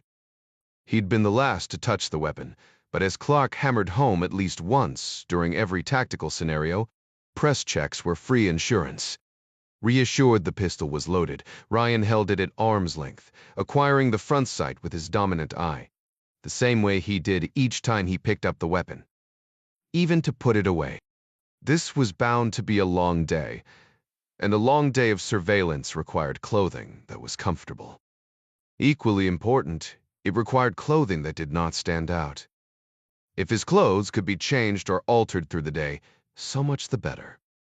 Ryan decided on a pair of light chinos and a pale blue button-down Oxford shirt with long sleeves. The slacks were loose enough to hide his thunderwear holster, and the shirt thick enough to conceal the neck loop and mic of his communication gear. He and the other members of the team customarily carried a folding clip knife. Ryan chose a Benchmade called Big Summit Lake. It wasn't as tactical as a black knife, but was razor-sharp and large enough to do the job. Wooden scales made it look more like a tool than a weapon. In addition to their people-killing knives, they'd all opted for what Midas called granddad blades, smaller folders that could be used to assist with the chores normal people used knives for bypassing locks and cutting cordage. Ryan had learned the hard way that he'd rather be attacked by just about anything besides a knife. Conversely, he'd rather launch an attack of his own with just about anything else. He dropped the radio the size of a pack of playing cards into the pocket of his slacks and slipped into a pair of lace-up Rockport boat builder high tops before shrugging on a navy blue blazer. Last, he opened a flat plastic pill case and removed one of two beige earpieces about the size of the nail on his little finger. He replaced the small hearing aid battery that was nearly as large as the device, not wanting to risk comms failure at an inopportune moment. Batteries never died after they finished an op, failing instead at the most critical moments. Ryan chuckled to himself as he dropped a spare battery into the inside pocket of his sport coat. James Bond and Jason Bourne made it look easy, but there was sure a lot of technical shit to worry about in this business. Removing the chair he habitually propped against any hotel door, He did one final: testicles, spectacles, wallet, and comb. Checked to make certain he had everything he needed, and then headed into the hallway, leaving the poor favor, no mole star sign, hanging on the handle. He made it to the lobby at 225A, teaming up with Midas in the blue Peugeot 408, which, to Jack's surprise, was turbocharged. The streets were far from empty at 3 in the morning, but the traffic was light enough that Jack had no trouble keeping Chavez and Adara, and their Renault in sight as they headed northwest on Avenida del Libertador. The two-car caravan worked its way through Barrio Chino and then drove west to do a quick drive-by of the Chinese embassy. The Peugeot was far from quick off the line, especially compared to his Beamer back home, but Jack found it zippy enough to get him into trouble at intersections. Buenos Aires seemed completely devoid of four-way stops. According to the guidebook, the vehicle with the most momentum carried the right-of-way, and for a damn the torpedo's hard charger like Jack, that came in pretty handy. Adara's voice came over the net as they passed the high walls of the embassy. "Here be dragons." "No doubt," Ryan said. "But just what kind of dragons remains to be seen." They continued west, eventually hitting Avenida General Paz and taking it south until it joined the autopista back to Ministro Pistarini International. Chavez went into the terminal while the others posted outside. The rain had stopped, but the early morning air was still cool enough to be bracing. Ding came over Ryan's earpiece less than an hour later. "Heads up, guys," he said. "A blonde female just met our guy, and one other Asian male when they cleared customs." "A blonde, you say?" Badara said. "My tilk tealik." "That's a firm," Chavez said. "I have one more Asian male in the middle of the pack behind Chen and his buddy. So far, they haven't had any interaction, but that doesn't surprise me. Chen's wearing gray slacks and a black 3-button. His buddy's in jeans and a white long sleeve. Female is in dark slacks and a fawn blouse." Midas chuckled. "Fawn?" "Yes, fawn," Chavez said. "Nike tan." "I see her through the window," Midas said. "Pretty sure that color is wheat." "Dumb boss," Chavez said. "The blonde is pulling the bags. I'm right behind them. The lone Asian male is in jeans and a light blue jacket. Jack, you and Midas mark him. See what he does when we get back on the autopista." "Copy that," Jack said. "Where be?" Ryan paused, watching Chen and his small entourage exit the double doors from the airport. He focused on the blonde who brought up the rear. Does the female look familiar to anybody? She didn't, so Jack kept working on the connection, whatever it was, in the back of his mind. There was something about her that struck a nerve. Adara picked up Chavez, but they lingered an extra 2 minutes, as though they were waiting for someone else, before pulling around to follow Chen and the others to the parking lot across the street and beyond, a row of concrete construction barriers where they got into a red Chevy Compact. "Got him," Midas said a moment later. Jack and he watched the loner load his bag into a black Toyota Hilux pickup and climb into the passenger seat. The back glass was tinted, but Jack thought he could make out a female behind the wheel. Jack counted to 20, then fell in behind the Hilux. Both teams stayed well back in the light traffic of early morning. Where the autopista crossed General Paz, the Hilux took the ramp to go north, generally backtracking the route the campus operators had taken to reach the airport. The Chevrolet continued toward downtown. "You want me to follow?" Jack asked. Eyes over the guardrail as he watched the Hilux accelerate northwest, while the Chevrolet continued northeast. They could be going to the Chinese embassy. "Negative," Chavez said. "Let's focus on Chen. We're not even certain they're together." "Copy that," Jack said. As usual. There were never enough of them to do perfect surveillance. They followed the Chevy east along Avenida 25 de Mayo, and then wound through the city in what were surely a series of half-hearted surveillance detection routes. only to end up at a tall set of brick apartments off Avenida Santa Fe in the San Isidro neighborhood of Acasuso, northwest of Buenos Aires proper.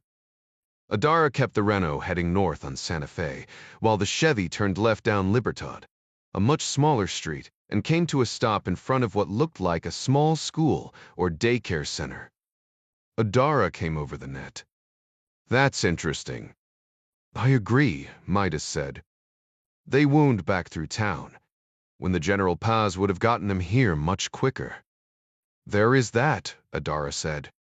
"But the blue Hilux we saw at the airport, it's parked right around the corner." 38 Ryan and Midas sat in the Peugeot half a block up Libertad from the apartment building, while Adara and Chavez met Lisen to grab the little Clio she and the pilots had been driving. With Chen turning up with so many Confederates, the team needed a fresh set of wheels. When they returned with the Renault, Ryan and Midas went to check out the neoclassical French mansion that was now the Palacio Duhau Park Hyatt Hotel on Avenida Alvear. The hotel also happened to be located in the swank neighborhood of Recollecta, less than 8 blocks from the Perilla Iris Criollo's restaurant, where Argentina's Minister of Agriculture was hosting tonight's dinner. Several intelligence agencies, including the CIA and National Security Agency, kept tabs on traveling members of foreign governments via both open source and intercepted signals intelligence, and Gavin Beery's team at Hendley Associates kept tabs on the tabs keepers. A quick check with the IT guru told the campus operators the Chinese foreign minister had chosen the Hyatt for his stay in Buenos Aires. The team was still unsure as to the purpose of Vincent Chen's visit, other than being reasonably certain it had something to do with the Chinese foreign minister. And even that didn't narrow things down very much. They knew someone had bombed a subway tunnel outside of Beijing. Eddie Feng obviously thought Chen was behind the attack. He was Taiwanese, and he had a code name, so it wasn't outside the realm of possibility. They booted around the idea of sending up a warning through the State Department to contact the Chinese delegation regarding a possible threat to the foreign minister, but decided against it for a number of reasons. First, the halls of the government in the People's Republic of China were even more Byzantine than those of the United States. Given the fact that President Ryan had dropped a bomb on a Chinese office building that housed a group of hackers destroying American defense computers, trust between the two nations was less than nil. Bureaucrats would see treachery in any action. They would hold the information while its credibility was verified, ensuring that this was not some ploy to make them lose face or worse. Any pertinent intelligence regarding a plot against the foreign minister would take days to climb to the top of an actual decision-maker's desk and then trickle back down to his security detail, who now formed a phalanx of armed men in dark suits around Foreign Minister Lee, half a block from the spot where Jack Ryan Jr. stood on the sidewalk. Beyond the simple believability of the information, the team also ran the risk that someone from the foreign minister's delegation was an rock spy, and Chen, being Taiwanese, was his handler, there to collect information. Ryan stood out of sight of the Hyatt on Rodriguez Pina Street, around the corner from the concrete and red brick building that housed the Argentine Ministry of Culture. Midas was farther east down Avenida Alvear, window shopping at a small art gallery across from the hotel. His vantage point gave him an eye on the Hyatt's porte cochere and a direct line of sight to the arriving detail. Ryan spoke into the mic on his neck loop. "See anyone we should recognize?" "Negative," Midas said. Chavez and Adara were too far across town to be in contact via the radio intercom, but Chavez had just confirmed by cell phone that there had been no sign of movement from Chen or his people. Both the Hilux and the Chevy were still parked at the apartments in Acasuso.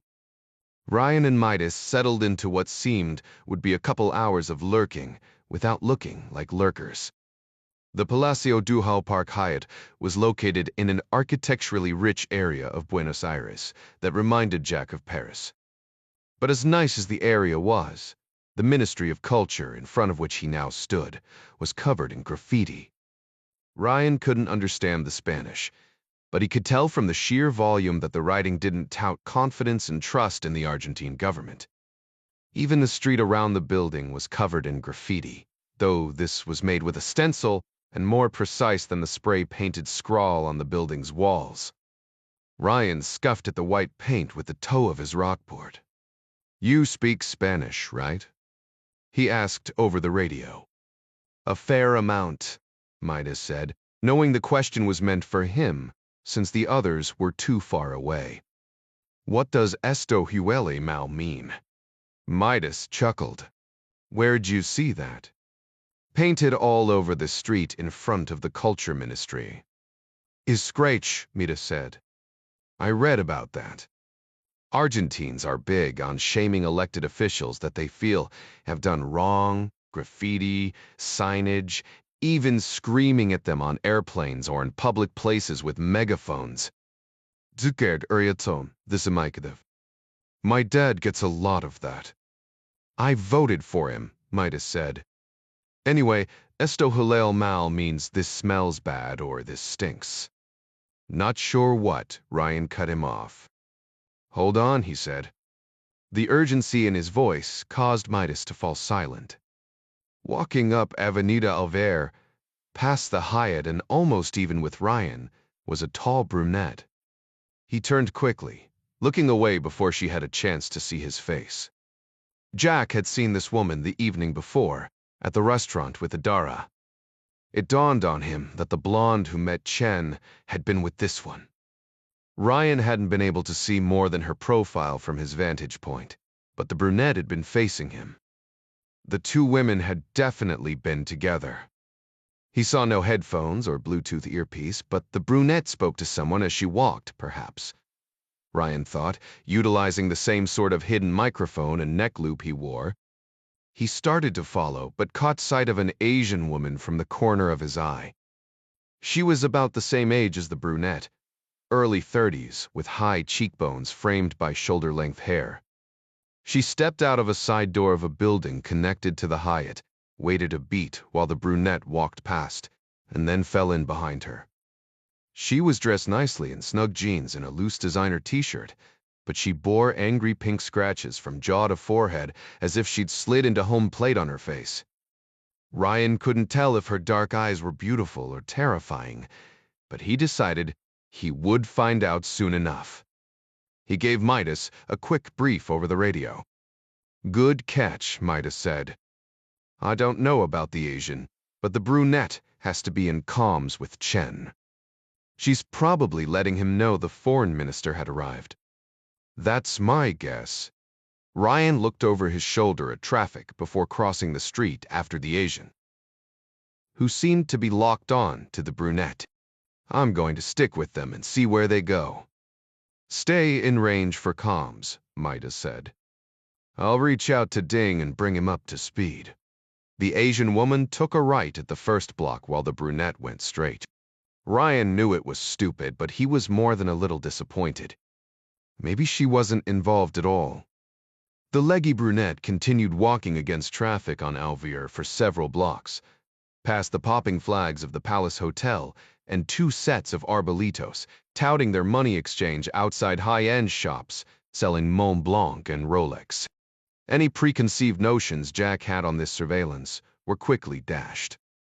The Asian woman was nowhere in sight, and now the brunette wasn't going to her car, as he'd first assumed. She turned right, as if to head back to the Retiro train station. A block later, she turned left again. "Northwest on Libertador," Jack said, as much to make sure he still had a clear signal with Midas as to update him on the location. "Copy that," Midas said.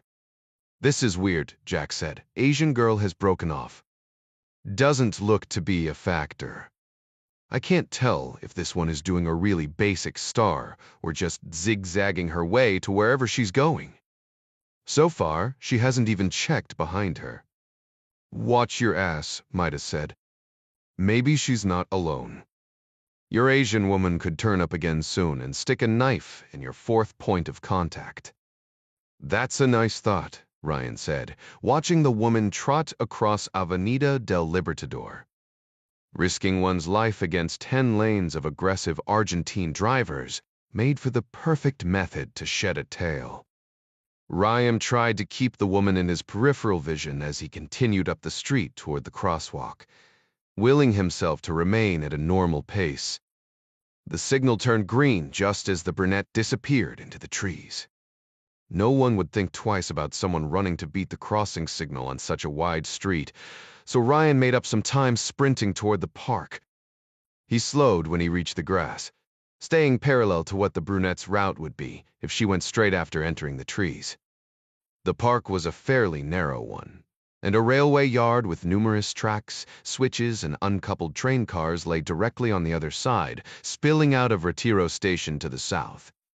This yard formed a natural line of demarcation between the upscale Recoleta neighborhood and the shanty town of broken brick dwellings in a warren of narrow streets known as Villa 31, one of many such slums in Buenos Aires collectively and appropriately called Villas Miseria.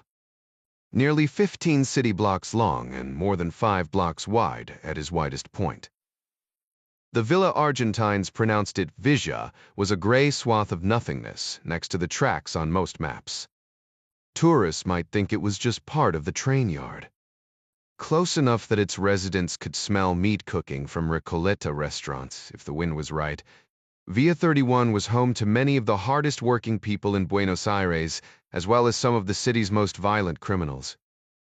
Maids and service workers who lacked the proper references to rent an apartment in the city often paid half as much to rent a room with a communal bath and pirated electricity in a crumbling deparnity from one of the neighborhood bosses who ran everything from rent collection to dispute enforcement inside the villa.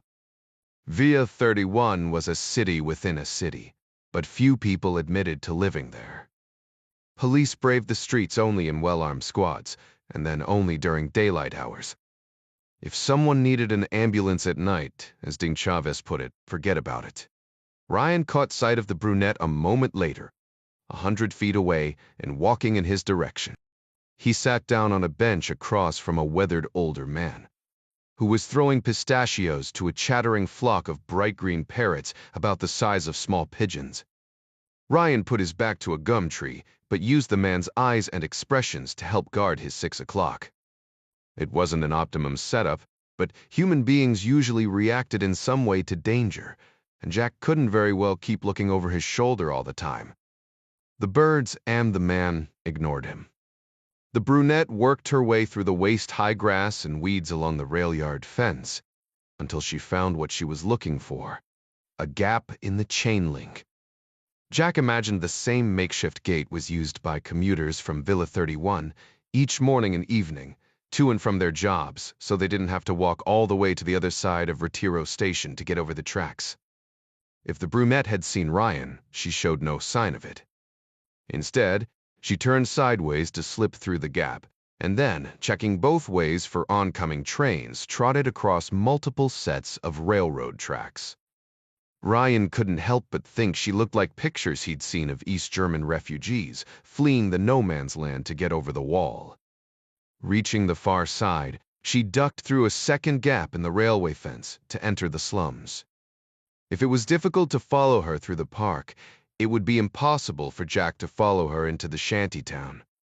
Aside from the prospect that she might see him, venturing into Villa 31 without knowing someone on the inside was a good way to get yourself dead in a hurry.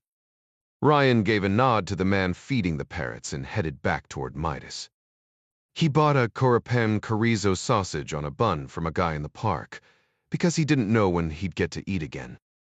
He'd give Midas a break when he got there. "Lost her," he said, eating as he walked. "I'll explain when I—" "Say again," Midas said. "You cut out." Ryan lowered his voice and dropped the barely eaten Corapen into a trash can along the path. "It's her," he said. "That Asian woman.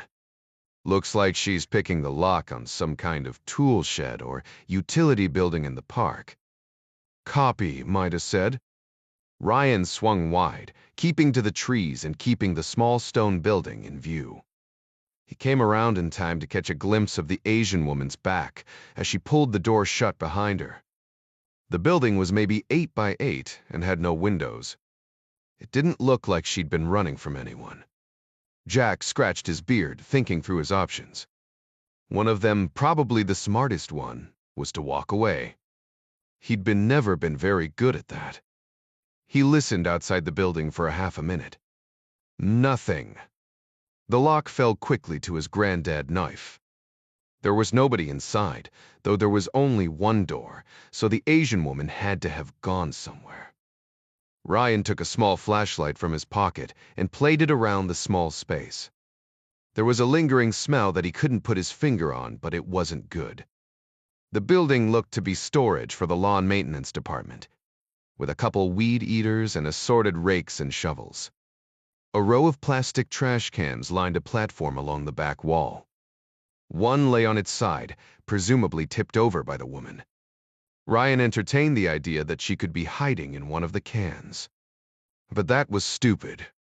To what end? She hadn't even known he was following her. He peeked over the edge of each one anyway, at once relieved and disappointed to find them empty. The platform was about 6 inches high and made of weathered wood timbers.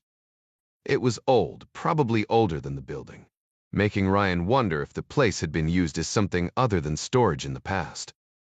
Closer inspection revealed grass clippings sticking from under the edge of the wood, and when Jack gave it a shove, it moved.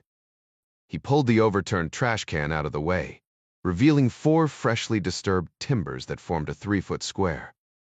"I'll be damned," he muttered, pushing what was essentially a trap door out to one side. "She's gone underground." "UEHE, underground," Midas said. "Speak to me, brother." "What's going on?" "I'm going after her," Ryan said. "Don't be pissed, but I'm pretty sure we're about to lose comms." He coughed at the rank wind that hit him in the face when he moved the boards. "Is Hult something something?" "Dakadufik Toi." Midas came across the net, confused. "What?" "That phrase from the graffiti I asked you about earlier," Ryan said. "It means this stinks, right?" "Hue," Midas corrected. "Esto huelmo." Ryan peered down into the blackness below, pausing for a moment in hopes of picking up any sound of the Asian woman. He heard nothing but the moan of the sickening breeze as it blew upward out of the inky hole. "It sure as hell does," he muttered, half to himself. "Sem free." Each campus operator carried the same basic components for everyday carry firearm: knife, flashlight, and cell phone. Some of them, like Clark, carried little else, relying on their pistol and badass experience to get the job done. Dominic Caruso, who'd been trained by the FBI, carried things like extra nylon restraints that looked like shoelaces, and even flat rubber stoppers used to block interior doors when searching buildings. Ryan fell somewhere in the middle. In addition to his pistol and an extra 8-round magazine, he carried 2 knives, a small Streamlight Pro-Talk flashlight, and a Zippo lighter. His cell phone would be useless for communication underground, but it did provide a backup source of lighting. Adara had issued each operator a small trauma packet containing an envelope of Salox hemostatic gauze and a SWAT T-soft rubber tourniquet. The kit was just one more thing to carry, and he'd be a happy camper if he never had to open the damn thing. But given the dark hole in the ground over which his feet now dangled, he was glad to have it. Ryan thought seriously about ripping up a piece of his shirt and plugging his nose. The smell was so noxious. "Talk to me, Jack," Midas said. "Give me a description of where you're going down. I'm sending you my lat and long now." "Perfect," Midas said. "That way we'll know where to look for your body. How about you wait for me and I'll come back you up?" "Stay put," Ryan said. "Somebody needs to keep an eyeball on the Chinese delegation." "I'll be fine. Just going down to have a little look." "Copy that," Midas said, sounding unconvinced. My training says to trust the guy on the ground. But watch yourself. Will do, Ryan said, and lowered himself into the blackness. Ryan found a rusted iron ladder just inside the opening and hooked an arm through the top rung while he dragged the wooden cover back into place. He was hesitant to use his light, concerned that it would tip off the Asian woman that he was behind her, and he counted 9 rungs before his feet splashed into something cold and oozing. The awful smell told him it probably wasn't water. Though it was only ankle deep, his Rockports were going to be good for nothing but a short trip to the nearest dumpster when he made it back above ground. Pausing in the pitch blackness, he fought the urge to gag and strained to hear any sign of the departing woman. When he heard nothing, he drew his pistol and decided to take a chance with the flashlight. Ryan found himself completely alone at the bottom of a deep tube of red brick and mortar, approximately 30 feet in diameter. It looked like an old grain silo set in the ground. 4 arched brick doorways, each about the same size as his 6-foot wingspan, ran from the sides of the cavern, with what was presumably sewage flowing out of the 2 doors to his left and into the 2 to his right, toward the Rio de la Plata. The bricks at the base of the arch to Jack's immediate right had telltale splash marks on one side. Closer inspection revealed hair-like moss just below the surface. The color of unripe limes, the moss swayed and billowed with the current like some kind of primordial ooze. By holding the powerful beam of the streamlight at a low angle, Jack could see an obvious trail of discoloration in the moss, made by the weight of recent footprints. Most of the moss was undisturbed. He followed, moving slowly, pistol held back near his waist and flashlight slightly away from his body. Every few seconds he stopped and listened, but he heard nothing except the gurgle of flowing water. Or whatever this was. Buenos Aires was old, first settled sometime in the late 1500s. It was already a thriving city by the time the 13 American colonies north of the equator declared their independence from England. There were tunnels under cities all over the world, the catacombs beneath Paris, waterworks of an old wool business under Bradford, England, and abandoned sewers crisscrossing subterranean New York City. Ryan remembered from his history classes at Georgetown the Jesuit priests used a series of hidden tunnels here to move secretly between their numerous churches both in centuries past and in more recent times of bloodshed during the Dirty War, when the military junta ferreted out communist insurgents and anyone else they deemed to be a dissident. Some of the tunnels had been discovered and were now in the guidebooks. Some remained hidden.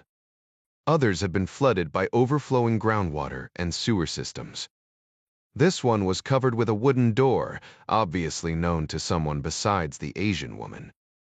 Small niches, approximately a foot high and half as deep, were built into the brick walls, as if meant for statuary, leading Ryan to believe this tunnel wasn't originally intended to be a sewer.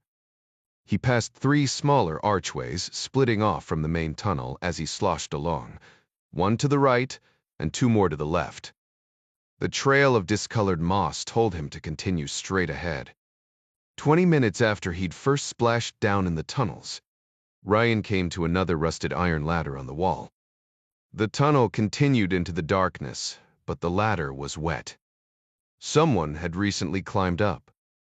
Ryan felt like he'd been going generally east, and he suspected he was somewhere near the marina on the Rio de la Plata, but it was impossible to know for sure without going up to peek out. When he stood completely still, he thought he could hear laughter. He holstered his pistol and dropped the flashlight back into his pocket. Faint pinholes of light shone down from something at the top. Ryan hauled himself upward rung by rung, going slowly enough to let the sewage drain from his boots. He was careful not to slip. Walking through shit was one thing. Going for a swim in it was a whole other ballgame. He was reasonably certain he'd been vaccinated against hepatitis. Probably. Maybe. He began to mull over the idea of contracting cholera or jungle rot, or whatever bug might swim up a person's toenails from fetid water. A bath in Clorox was starting to sound inviting by the time he wrapped one arm around the top rung and put the flat of his hand against a metal grate. Ryan pushed up slowly, peering under the edge at a pile of steaming donkey crap inches away. He knew very little about barnyard scatology, but the donkey that had manufactured the stuff happened to be standing right above it. A quick look around said he'd not been going east at all, but north. The dirt streets and broken block buildings could be nowhere else but Via 31. The same place where the tall brunette had disappeared.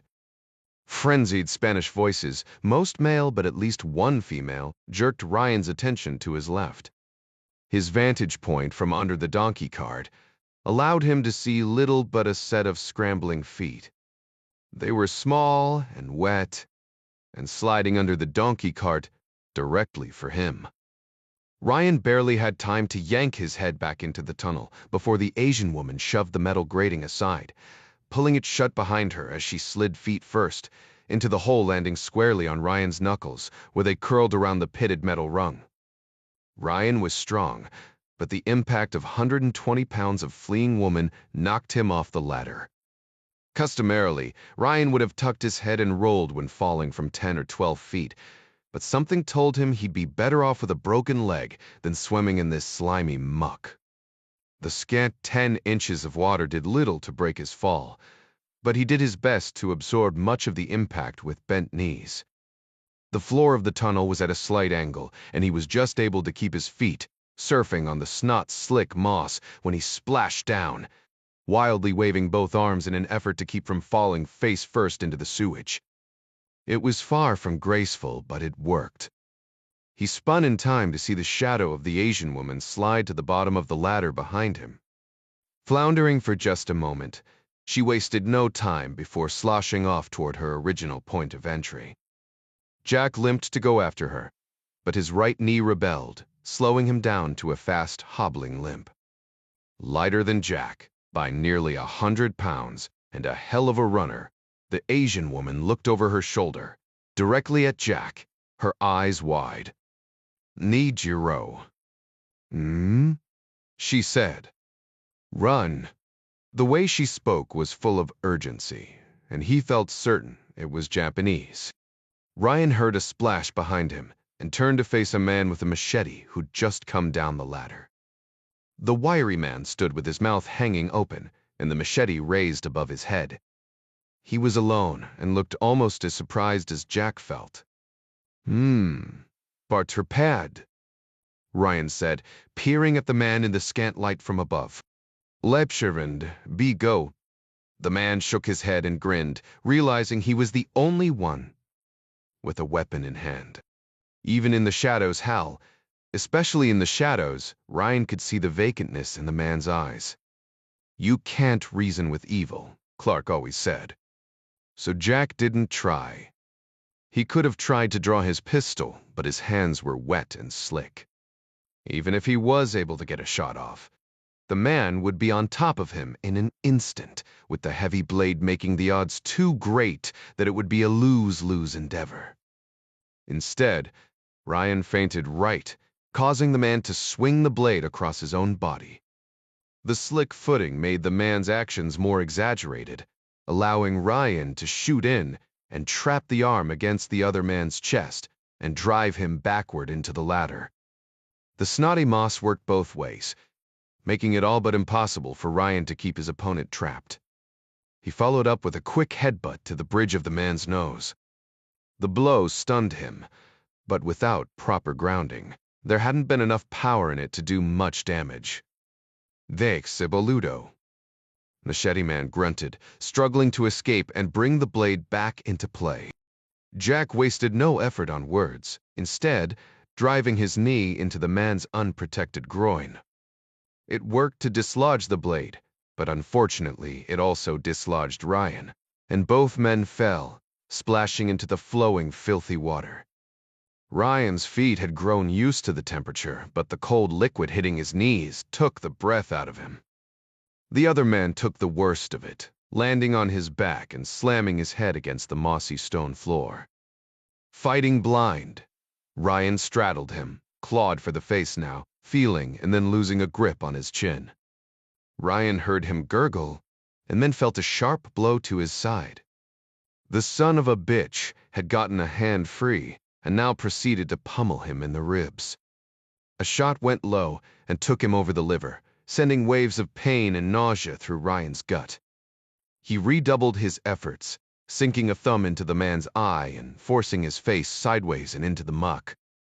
The man bucked and thrashed, sputtering, trying anything to get his nose above the surface. Ryan braced himself against the slick moss with his free hand as best he could, coming up on his toes and pressing down with all the weight of his body on the other man's chest. He heard a sickening gurgle as the man aspirated a lungful of fetid sewage, and then the struggling ceased. Ryan waited a few more seconds to be sure and then pushed himself upward, chancing a quick look with his flashlight once he got to his feet. Panting, filth dripping from his nose, he stood with a hand on one knee and vomited. Jack wiped his mouth with the sleeve over his biceps, the only relatively clean portion of his shirt. He spat and opened and shut his eyes several times to clear them, knowing this image would stay with him for a very long time. The silhouette of the other man was barely visible in the shadows as the river of sewage carried him away. That, he thought, was a hell of a way to die. The pain in Jack's knee and ribs had subsided to a dull ache by the time he limped back to the stone building. A quick peek out the cracked door revealed only a young couple feeding some ducks and a uniformed groundskeeper on a riding lawnmower. Ryan knew he was likely to cause an international incident, or at the very least, commit aggravated assault to the noses of every Argentine he passed if he didn't get out of his sewage-soaked clothing. Chavez was grouchy about it, but he told Midas to break away from Foreign Minister Lee's hotel and grab Jack a pair of sweats and his Brooks runners from his room at the Panamericano, along with a half-dozen bottles of water and the biggest container of hand sanitizer Midas could find, which turned out to be not nearly as big as Jack had hoped for. Ryan rinsed off the best he could inside the stone building, while Midas stood guard outside. Beyond salvation, everything from his skin out, including the rockports, went into a dumpster. The fresh clothes and relatively disinfected feet allowed Ryan to make it back to the hotel without drawing too much attention. People who passed him smelled something amiss, but Jack looked clean and tidy. Such an awful stench couldn't be coming from him. Midas led the way and called the elevator, while Jack waited by himself, in a deserted corner beyond the baby grand piano in the Panamericano's lobby until he was sure they would have the elevator to themselves. He cleaned his gun and other equipment first. Some scrubbing and a few minutes under the blow-dryer took care of the Thunderwear holster. It was made of textile, but thankfully it had been semi-protected by his slacks. The radio equipment was waterproof, so it was a fairly straightforward process to get it clean. His watchband, on the other hand, was toast. His cell phone had survived unscathed but for a cracked screen. 20 minutes in a near-scalding shower and 2 more bottles of hand sanitizer later, Ryan finally felt almost clean again. He briefly considered calling his mother to see if there was some kind of prophylactic medication he should take, but there was no good way to explain his situation to her. "Hey, Mom, I was just tromping around in some South American sewers today. Wondering if I should be worried." He decided he'd ask Adara if he got the chance. Ryan had to will himself to take it easy on the aftershave. Knowing too much would draw as much attention as the phantom odor he hoped to conceal. Finally scrubbed and wearing a pressed button-down shirt, fresh khaki slacks, and a pair of Crockett & Jones dark brown Oxfords, he'd be able to run in if the need arose. He headed to meet Midas in the lobby. The former Delta commander's nose curled as soon as Ryan walked up. Like my granny used to say, you got something Babbo won't wash off. Damn it. Jack grimaced and started to turn around and head back to his hotel room. Met. Seriously. You can still smell it. Midas's wide shoulders bounced as he chuckled, already walking toward the valet with the keys. You're fine, he said. I think my nose hairs are still melted from when I picked you up. 40 Midas didn't mind navigating, so Ryan slid in behind the wheel of the Peugeot. He enjoyed driving a stick. It made him feel alive, even in the stop-and-go Buenos Aires traffic. He nearly ran over an older female pedestrian at a four-way intersection, which meant he was getting the hang of driving like an Argentine. She gave him an energetic up-yours gesture and called him F. Pelotudo, which appeared to be the go-to word for angry people in this country. Ryan turned left on Avenida Santa Fe, working through what little they did know about the situation while he drove. The team had been over it until they were blue in the face, and there were a dozen plausible scenarios, but some vital piece of evidence that would make everything fall into place still eluded them. Eddie Feng was a Taiwanese national. Vincent Chen was also from Taiwan, but living in the United States with a cover identity selling imported greeting cards from the People's Republic of China. So far, the only thing linking the two men was their propensity to frequent Tres Equis Sunye on triad strip clubs that exploited underage girls, a trait that should have earned them both a spot in a very dark hole, but didn't explain Chen's connection to the Pri and whether he was friend or foe. The meetings between the Chinese and the other delegations had definitely brought him to Argentina. This Japanese girl added a new twist to the mix. The guy Ryan killed from Villa 31 had apparently been after her with a machete, which, by virtue of her enemies, edged her into the good guy column. Sometimes, though, the enemy of my enemy was, well, just another damn enemy. It was not too much of a leap to assume she was there because of the Japanese delegation, but ministers of agriculture rarely engendered enough intrigue to cause someone to run through a tunnel filled with sewage. And if this woman had arrived with the Japanese agricultural delegation, how did she even know about the existence of the tunnel? Jack had seen her exit the Palacio du Hyatt, the same hotel where the Chinese foreign minister was staying. The Japanese had rooms at the Four Seasons, more than 5 blocks away. Why was she there? Why had she gotten to Villa 31 right after the brunette, with known ties to Chen? She'd warned Jack to run. Why hadn't she confronted him, or at the very least, left him to his own fate? Ryan tapped the steering wheel and thought. He had a lot of puzzle pieces. They just seemed to be from different puzzles. He passed the Perilla Aires Criollo's restaurant on his right and continued for another block and a half to a parking garage just beyond the intersection with Riobamba. A chilly wind blew in from the Rio de la Plata, which, at 120 miles wide, seemed more like a bay off the Atlantic than a river. Once he was parked, Ryan grabbed a dark windbreaker from the back of the Peugeot. It would cut the wind and had the added benefit of being nighttime camouflage, should he need to move covertly when the sun went down. The men split up after they left the vehicle, Midas loitering his way east, browsing the shops along Santa Fe, while Jack went north a block on narrow, tree-lined Riobamba. Businesses occupied the bottom floor of most buildings, but judging from the many balconies above, most of the upper floors were private apartments. Ever thinking strategically, Jack noted the prevalence of concrete railings and statuary around the balconies, and thought how the Secret Service would avoid this kind of street like the plague. There were just too damn many places to hide.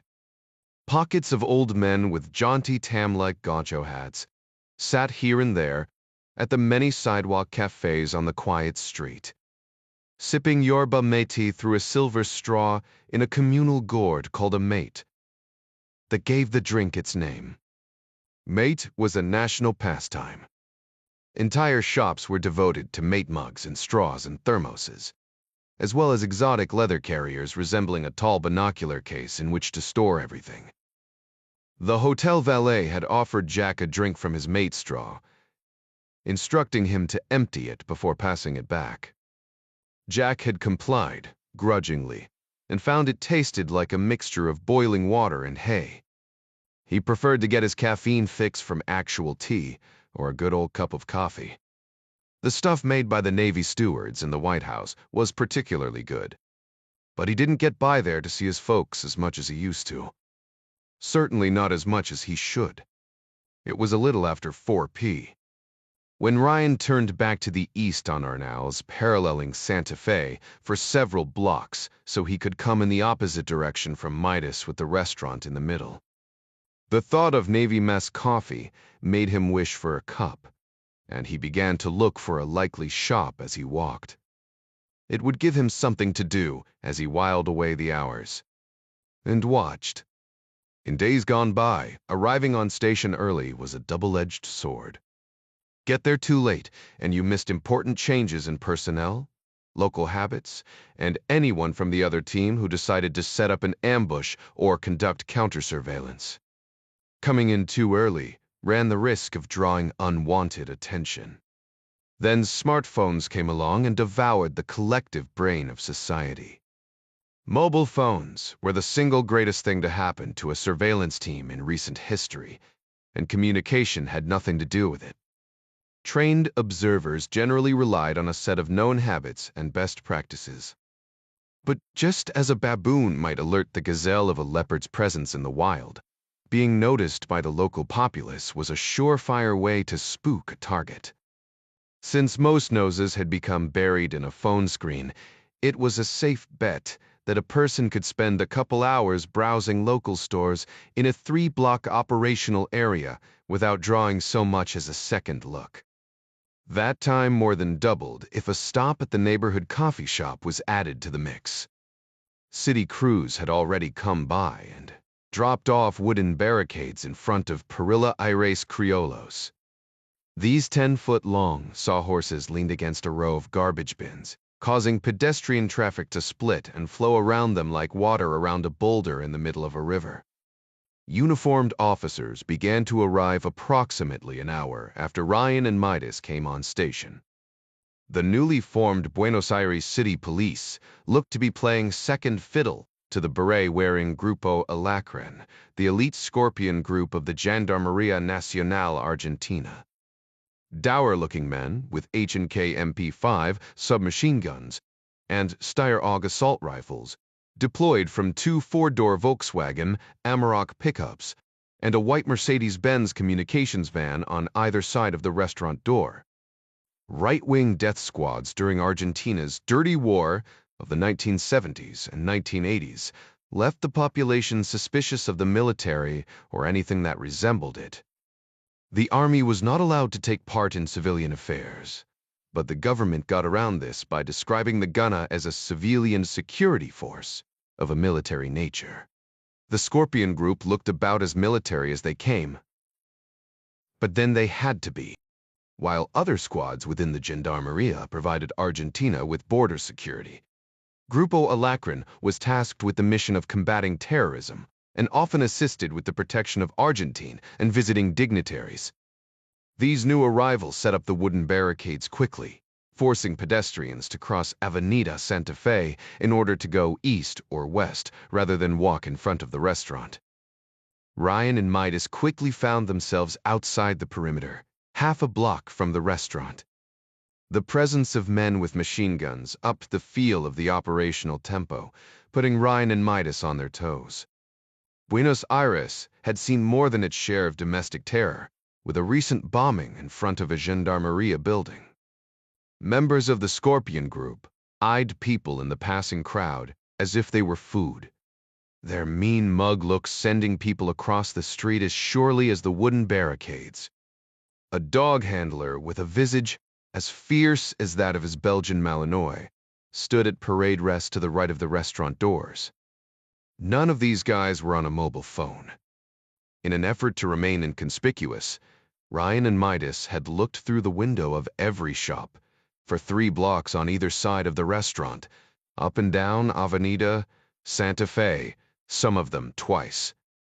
Midas was able to work his way up to a vacant 7th-floor balcony above a restaurant called La Madeleine at the end of the block. Ryan claimed a vacant window seat at the McDonald's almost directly across the street from the dinner meeting venue. He was pretending to surf on his cell when Adara called. He relayed her message to Midas over the radio a moment later. "Chen's moving." "About time," Midas said. "I stopped to gawk at that shoe store down there so many times I was about to have to break down and buy me a new pair of Pumas whether I need them or not. They coming this way." "She didn't know yet," Jack said. "Don't you get shot up there, brother. These Gendarmeria guys look a little jumpy, if you ask me." "Yes, Mom," Midas said. Across Santa Fe, a caravan of dark sedans, each much larger than the bulk of the vehicles in Buenos Aires, began to arrive in front of Perilla Aries Criollos. Men in dark suits dismounted from the front to hold the doors for more important men in more expensive suits as they exited the rear seats. Uniformed Buenos Aires city police officers moved wooden barricades, while Grupo Alacrin operators stood by and glared over their SMGs. Little of this would be for the agricultural delegations. The foreign minister of China was definitely on his way. Personal security was minimal for secretaries and ministers of agriculture, but it wasn't non-existent. Express kidnappings and impromptu abductions of people who looked like they had money were all too common in South America. To make matters worse, the respective countries of each of these delegations had advertised their attendance well in advance. Some governments, like Japan, sent a security man. Other officials, like the Swiss Minister of Agriculture, were wealthy enough to hire someone on their own to watch their back. Jack made a mental note of each delegation as it arrived. So far, he'd seen representatives from 6 countries: Argentina, India, Japan, Switzerland, Thailand, and the Netherlands. Each minister had at least 1 security man, and between 3 and 5 assistants. The Gendarmeria had closed the restaurant to regular customers, but it was a relatively small space, and the private function would come close to filling at least half the seats. Ryan looked at his watch, 6:23. Another hour and it would be dark. It was still far too early for most Argentines to eat dinner, but many of the visiting ministers would be more in the mood for breakfast. 7 p. In Buenos Aires was midnight in Amsterdam and 6 a. In Beijing, so concessions for the time differences were made in the spirit of good diplomacy. Ryan's North American stomach was on D. Portuguese time. 6:30 was just about right for dinner. He loved a good steak, but eating one every night after 9 o'clock seemed like a recipe for bad dreams and blood with the consistency of 30-weight motor oil. Ding Chavez broke squelch 15 minutes later, crackling with static as his radio came into range. You guys copy." "You're coming in slurred and stupid," Midas said. "Go ahead, boss." Being a retired lieutenant colonel with Delta earned Midas a great deal of latitude. He never would have said such a thing to Clark, but Chavez played by somewhat looser rules in the name of team cohesion when it came to radio decorum. "Roger that," Ding said. "Chen and one of the Asian males are in the Chevy heading. They're heading south. Este Kriven to Bin Chapocalstad. These streets are all turned around. East on Libertador. Turning south on Ayacucho now. Looks like we're coming to you, scratch that." He cut back toward Recoleta Cemetery, pulling over at the Dara's ice cream shop. "Copy," Midas said. "We're getting movement here. Gendarmeria has the place buttoned down." "Due respect, boss. But shouldn't we send this information to higher and maybe have someone from state contact the Argentines and warn them of a possible threat? Chen and 1 actor leaves 3 still in play somewhere." "I ran it by Clark," Chavez said. "He thinks we still have too many variables. He gave me the option, and I say we sit and see what develops, at least for the next few minutes." A tall Asian man with a buzz cut exited the restaurant and gave the officer with the dog a dismissive nod. The pigtail of an earpiece disappeared into the collar of his suit jacket. Ryan made out the telltale print of a pistol over his right hip. A similar bulge on his left side, this one slightly blockier, was surely a radio. The man motioned to the BA city police officers with a flick of his hand, and two of them scurried to move the barricades off the street for an imminent arrival. Buzz Cut was the advance, on station early to see that things were safe before his boss got there. A yelping siren drew Jack's attention to the east, and he watched two Yamaha police motorcycles nose out from Rodriguez Pina, a block away. Strobe lights flashed in the gathering dusk. A black Cadillac sedan stayed tight behind the bikes onto Santa Fe, followed by a shiny black Escalade, and then 5 more sedans. 2 more bikes brought up the rear. It was nothing close to the size of his father's detail, but a 7-vehicle motorcade package with a motorcycle escort was a lot for a foreign minister, even from a country as large and controversial as the People's Republic of China. Jack had read a couple CIA briefs on Li Zhongsheng.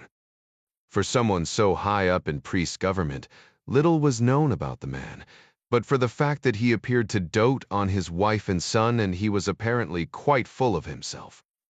"The ego has landed," Ryan said. "Foreign Minister Li is on site."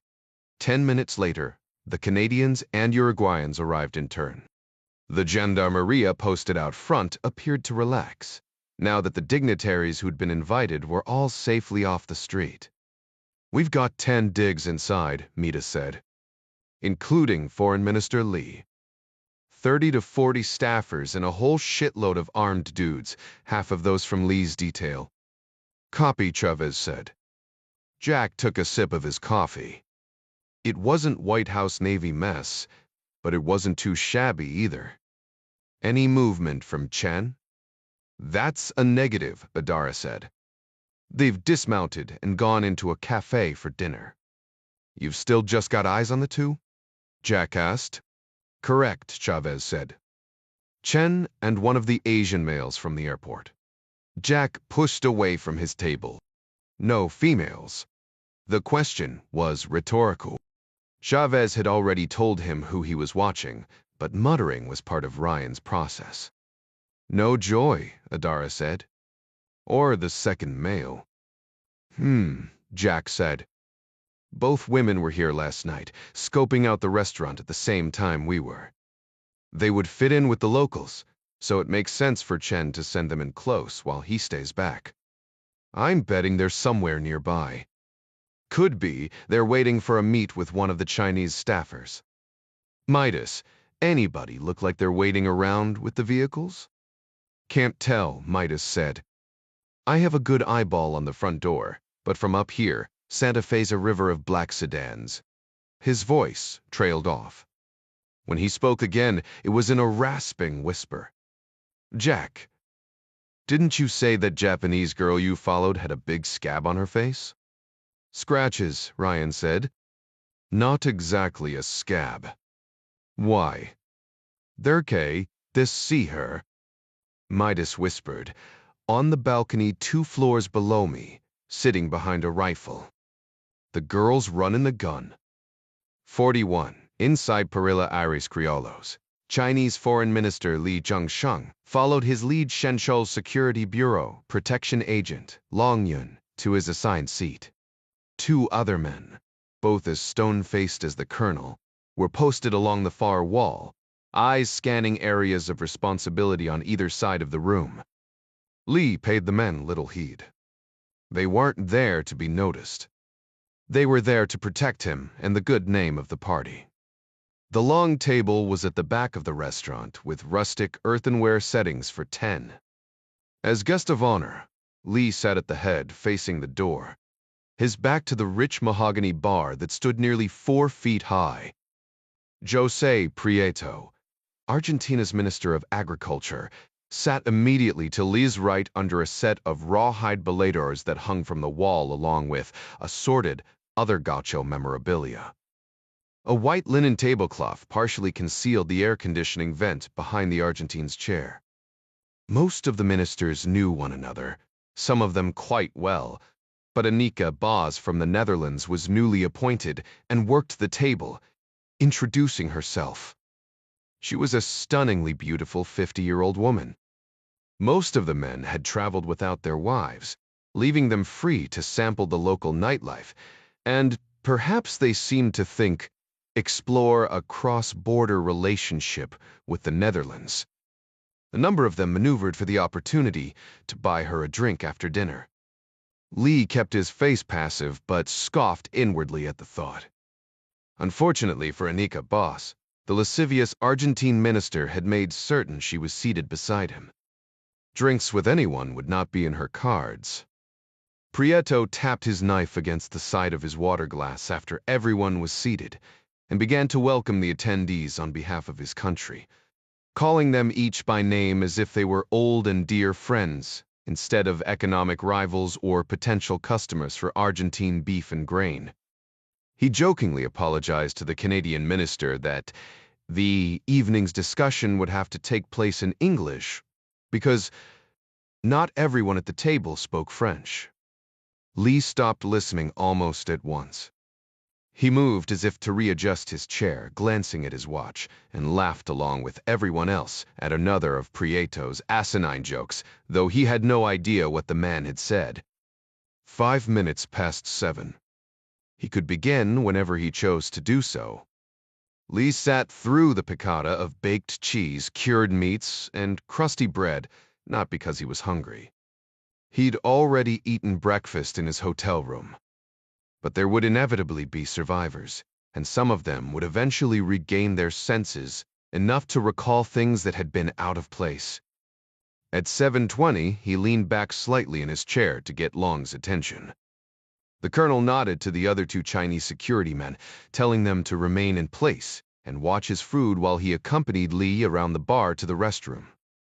The entire restaurant had already been swept for threats, but anyone with a protective detail would see nothing out of the ordinary if Long Yun checked it again. Once in the restroom, Long Yun made a call, making certain Amanda was ready. He spoke quickly, then nodded to his boss, keeping the woman on the line. From this point on, there could be no error in communication. Lee removed a device that looked like a mobile phone from the inside pocket of his suit jacket and entered 6 digits, the first half of the code needed, to detonate the small-shaped explosive that he knew was behind the wall vent. It would be a directed blast, not much larger than a hand grenade. There would be a great deal of noise and smoke, and those sitting directly in front of it would be cut in half. The rest of those present would have a very exciting story to tell. To that end, it was imperative that both Lee's hands be visible when the device exploded.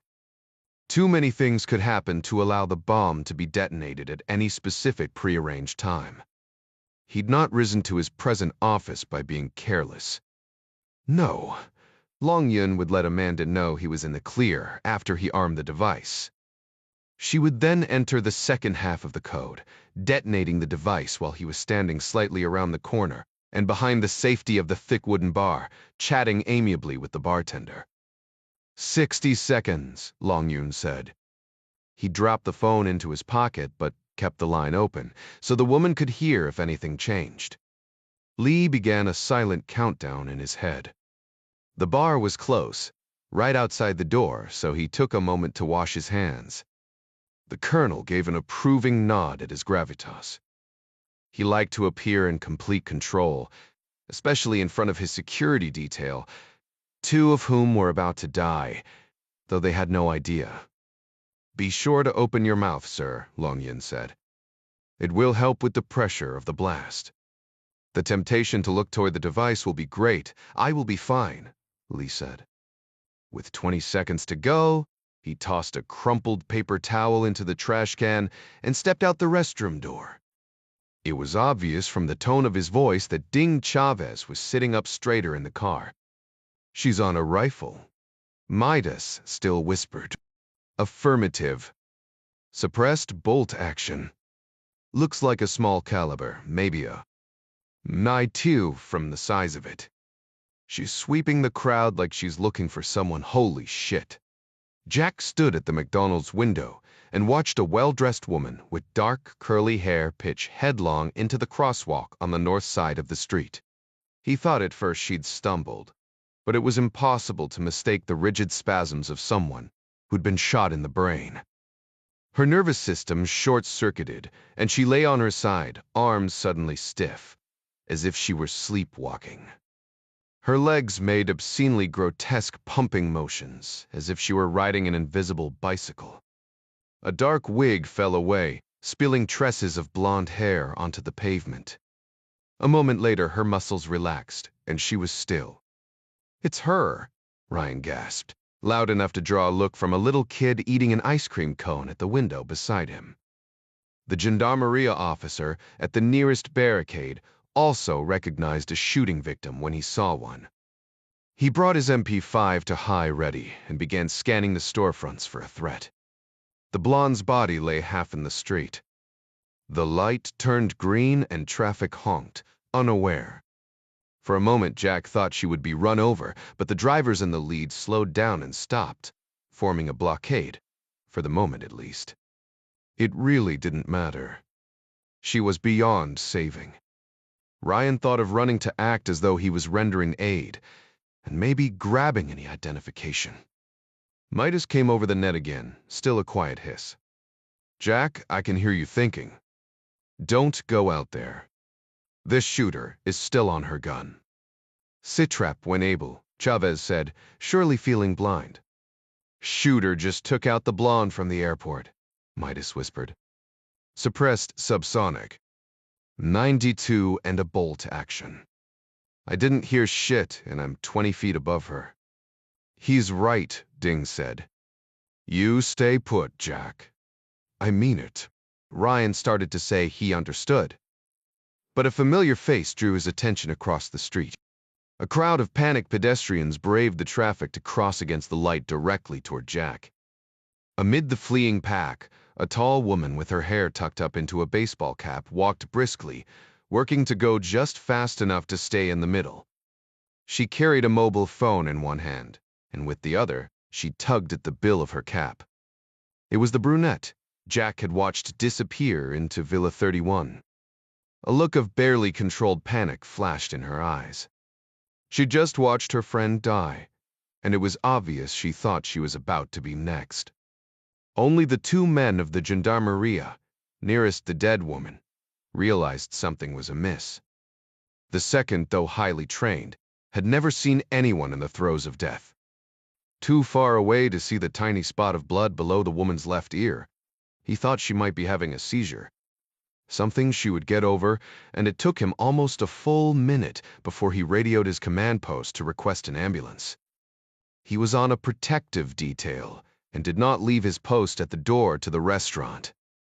The officers in the room heard the call go out to the command post, reporting a possible heart attack victim, and turned their attention back inward to watch the staff. After all, this was a steak restaurant. Virtually everyone in the place had a blade.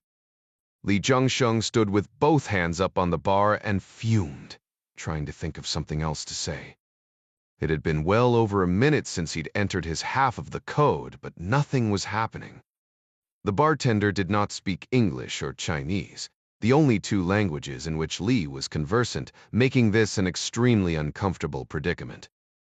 Long Yun stood to his left, carefully positioning himself between the far wall and the foreign minister, but making certain to keep his body behind the protection of the heavy mahogany bar. Li nodded stupidly at the bartender, forcing a smile that he was certain made him look insane. He kept his feet planted but tilted his head to the side toward the colonel. Anger knotted with the anticipation already in his gut. "I cannot stand here forever." "What das?" he whispered. "Something has gone wrong." "The Bort?" "That fool," Prieto shouted across the room as if they were at a sports match. "Mr. Foreign Minister," he said. "Please come and resume your seat." Li held up a hand, signaling that he would be a moment longer. What was the girl waiting for? Minister Prieto stood and motioned toward Li's chair with a flourish, as if he would not take no for an answer. "Please, senor. I will order you a special drink if you wish, but it is no meeting without our guest of honor." Li clenched his teeth, hardly able to breathe, let alone speak. He was so livid. He reached into his pocket to retrieve the device with which he could enter the abort code. At the same moment, the west wall of the restaurant belched a great ball of dust and debris. The explosion was not a huge one, as explosions went. Lee had seen much larger. Still, the concussion in the confines of the small restaurant was deafening. The initial blast knocked Jose Prieto completely out of his Italian loafers and threw what was left of his burned and mangled body across the table. Anika Boz was killed instantly, her beautiful face slammed into her water glass. The Japanese Minister of Agriculture would certainly die as well from his massive head wounds, but he lingered now, trying in vain to stanch the trickle of blood and brain matter that obscured his vision. The blast also claimed one of the 2 Central Security Bureau men who'd been left to guard Lee's food, a necessary sacrifice to make the story of his miraculous escape even more plausible. Long Yun was on the radio immediately, calling the limousine forward to evacuate the foreign minister. Security personnel from all the delegations, some more professional and experienced than others, stumbled around overturned chairs and burning tables to locate their charges amid the smoke and chaos. The ministers of Uruguay and India had been seated closest to the door. They both ran from the building, abandoning any thought of a security team. The concussion of the blast had shattered the restaurant's large front windows, startling locals who were not unaccustomed to bombings. Most fled for fear of secondary explosions, but some paused long enough to snap a few photographs of the escaping ministers, who now stood with hands on their knees, coughing and sputtering and trying to get their bearings. A Chinese CSB agent, with very short hair, burst from the front door and shoved the Uruguayan minister out of the way, while Long Yun dragged the limping foreign minister through the melee and to the waiting motorcade. Foreign Minister Li Zhengsheng smiled within himself when he saw at least a dozen mobile phones aimed in his direction. With any luck, some of them had gotten it on video. Jack watched the leggy brunette turn as soon as she crossed the street. The moment her feet hit the sidewalk, she began to fiddle with her mobile phone, and the front doors blew off the restaurant. The sudden hoof of pressure shook the window, causing Ryan to take a half step back. Car alarms up and down Santa Fe began to chirp and wail. The brunette walked briskly away from the blast without looking back, conspicuously ignoring the carnage going on behind her. A moment later, members of Lee's protective detail emerged from the smoke through the front door and whisked him away. Pretty damned efficient security, Jack thought. Midas spoke again, panting now, voice hollow, like he was running down a stairwell. "A Japanese girl's about to DD-mo out of here," he said. "Keep eyes on the brunette. I'll stick with this one." Ryan located her easily, moving away through a still confused crowd without looking back. "Got her," he said. Ryan all but flew out the door, against the river of people now fleeing across the street toward him. The brunette was a block ahead when he spotted her again, moving north at a fast trot. "Brunette's coming at you, Ding," Jack said. "I'm half a block behind her on Callao Ave." He briefed Chavez and Adara on the situation as he moved. Using the crowd and darkness to keep from being seen. If she had anyone running counter-surveillance, Ryan knew he was screwed, but she detonated the bomb. He couldn't just let her walk away. Search 2 Ding Chavez and Adara Sherman sat at a sidewalk cafe, nursing cold bottles of Quilmes Patagonia beer, while they listened intently to the drama playing across their earpieces. They were too far away to hear the report of the blast, but they'd been able to tell something was up from the alarmed reactions of Midas and Jack. Ding stifled the human urge to ask questions and give advice.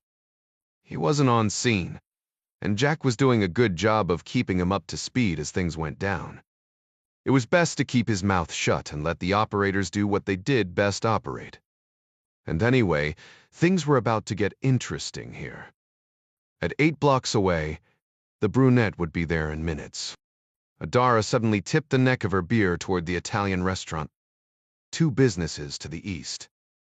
Chen's moving. Looks like he just put one cell phone in his pocket and took out a second. He's in comms with somebody. Chen put the second phone away and walked to the street with another Asian male. Both men looked up and down the wide sidewalk before trotting diagonally across Junin and turning left to walk briskly along the 15-foot brick wall surrounding the cemetery. Chavez peeled a couple $100 notes off the roll in his pocket and left them on the table. Tipping was outside the norm in Argentina. The waitress would think him an idiot turista for leaving the equivalent of $12 for 2 beers that cost half that, but it was better than her chasing them down street for leaving too little. Chavez pushed away from the table and held up the flat of his hand, signaling for Adara to hang back, while he took the first eyeball on Chen. She nodded and crossed the street directly, while he took a more diagonal route to intercept Chen's trail immediately. She'd follow at a respectable distance and the two would leapfrog, so as to give a fresh face to the follow. Chavez slowed a half step when Chen and the other man hung a right at the end of the block, still following the cemetery wall. Chavez continued across the street and then turned right himself, so as not to round the corner where Chen had gone without checking it out first from a different vantage point. The two Asians were still moving steadily, not quite trotting halfway down the block now. "Got your right," Adara said, letting Chavez know she'd seen the turn. Ryan and Midas were still giving a play-by-play of their individual pursuits. Chavez waited for them to pause, then claimed the airspace. "Listen up," he said. "We got a lot going on. Keep the bullshit to a minimum. Necessary traffic only. Speed, direction, and any threats." "Got it." Ryan responded with north on Callao. "North. Rodriguez Peña." "Behind the shooter," Midas said, still running. "I'm right behind you, Ding," Adara said, for Midas and Jack's benefit. Chavez started to give his location when the two men ahead of him broke into a run, taking another right at the end of the block. Adara picked up her pace. "They see you." "I don't think so," Chavez said. He called out the location, following his own orders, so Jack and Midas could keep up with the common operating picture. He trotted now, again swinging wide around the corner to avoid an ambush. He made it around in time to see the second Asian scale a construction fence behind Chen. Both men scrambled up some scaffolding to the top of a construction trailer, and then bounded over the cemetery wall and out of sight. Adara ran up behind Chavez, turning to check behind herself as she came to a stop. It was long past the time to try to stay covert if anyone was trailing them down the dark street. "You sure they didn't see you?" Adara said again. Both she and Chavez cupped their hands over their chests, blocking the neck mics so they didn't clutter the radio net. Chavez said, "They never looked behind them." "Cemetery gates are locked up for the night," Adara said. "We'll have to go in the same way they did." Chavez rubbed his face and studied the construction trailer, his mind racing.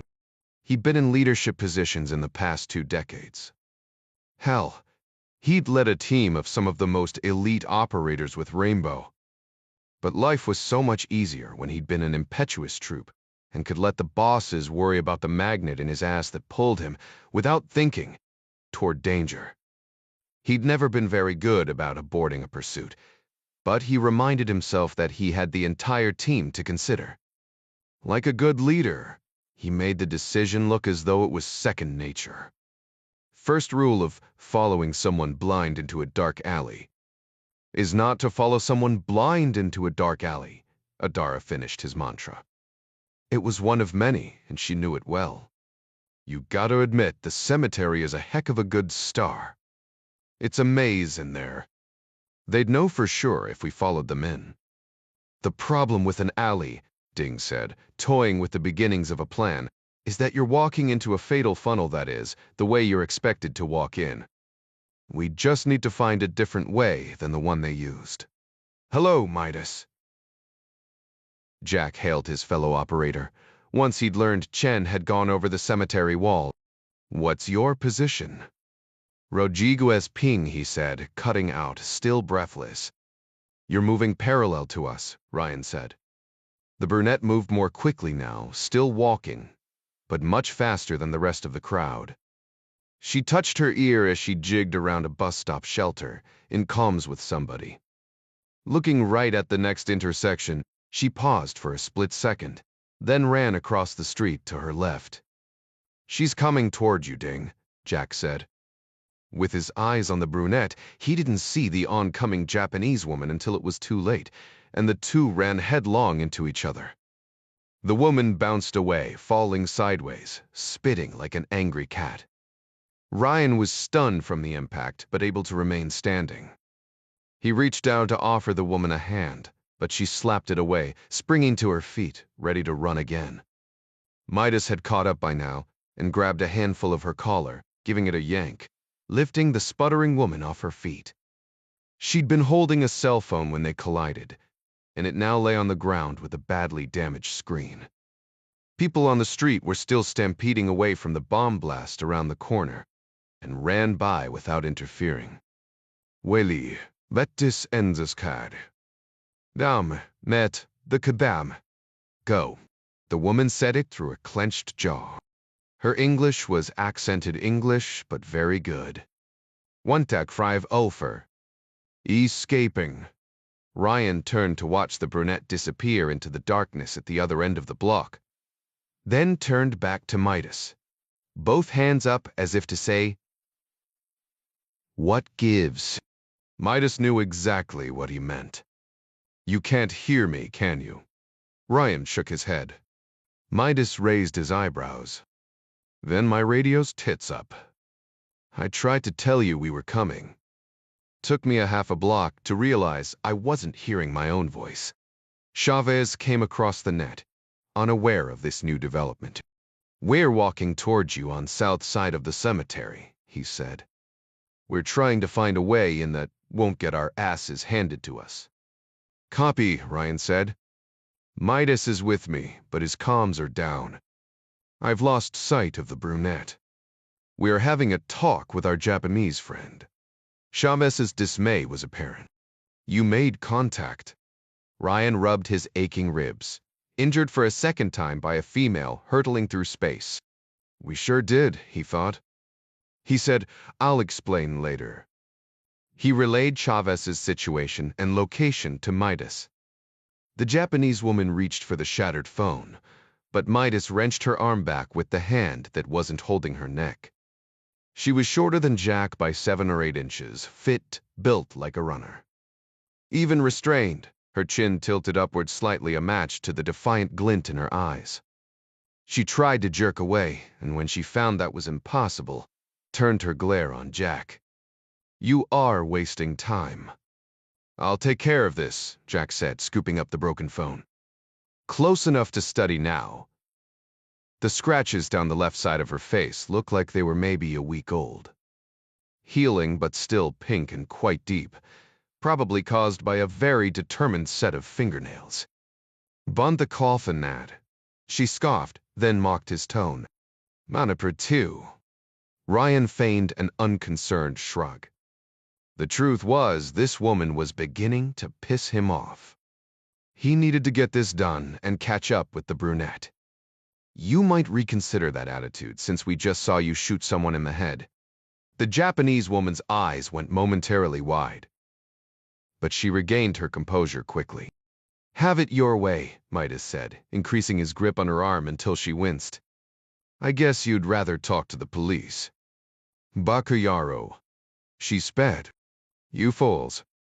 I am the police." 43, President Ryan sat in the Oval Office, waiting, mulling over what he was about to say. An 8x10 color photograph of a smiling sailor with rosy cheeks looked up at him. The 20-year-old sailor sat in front of an American flag, wearing enlisted crackerjack blues and a white Dixie cup hat. It was one of those boot camp graduation portraits that proud grandpas and nervous parents keep on the mantle. Petty Officer 3rd Class Stephen Ridgway had helped save a life, a woman under attack from pirates no less. Parents would want to know that. Wouldn't they? Ryan would want to know if something happened to one of his children. That was the thing about death. It was always personal. Somebody else's kid died and you immediately thought of your own. How fickle life was. How incredibly easy it was to snuff out the spark that made someone alive, no matter how brightly it burned. Betty Martin's sure voice came over the intercom. Mr. President, the White House operator has Randy and Lois Ridgway on the line. Thank you, Betty. Ryan took a deep breath, attempting to settle himself. Best not to think about things like this for too long. It made the speeches sound canned. Truth was, he thought about it all the time. He couldn't help it. Mr. Mrs. Ridgway, he said, this is Jack Ryan. I am so very sorry for your loss. The condolence call lasted 4 minutes. There was not much he could say, at least nothing worthwhile. The Ridgways already knew what sort of man their son was. They didn't need the President of the United States to remind them to be proud of him. Ryan looked at Stephen Ridgway's portrait for another full minute while he thought over his next course of action. At length, he moved it reverently to the side and centered a yellow notepad on his desk. He pushed the intercom button. It's a Saturday night, Betty, he said. You shouldn't even be here. Go ahead, take off. Right away, mister. Bert saidn't. It was what Betty Martin said when she wouldn't commit to leaving. Her husband probably sat at home sticking pins in a Jack Ryan doll for all the time she spent at the White House. Seriously, Ryan pressed. I just have one more call to make. I'll get the party on the line for you. Go home, Ryan said. That's an order from your commander-in-chief. I'll make the call myself. There are protocols, mister. President, Betty said. Very well. He read back the number written on his notepad and then said, Now will you go home? Right away, mister. President, she said.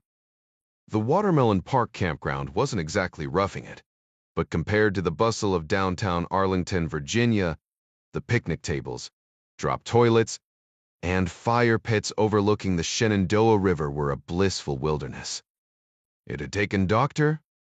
Ann Miller all the way to Leesburg just to calm down the night before after her command performance at the White House. Her boyfriend was getting sick of hearing the story. Miller wore the same red and black buffalo plaid shirt that she'd worn to the meeting, but she and Eric had spent the day canoeing, so she'd traded the long pants for a pair of swimming shorts. She was strictly a yogurt and blueberries girl back in civilization, but she'd opted to splurge with s'mores tonight. She hunkered shoulder to shoulder with Eric, toasting marshmallows over a snapping fire.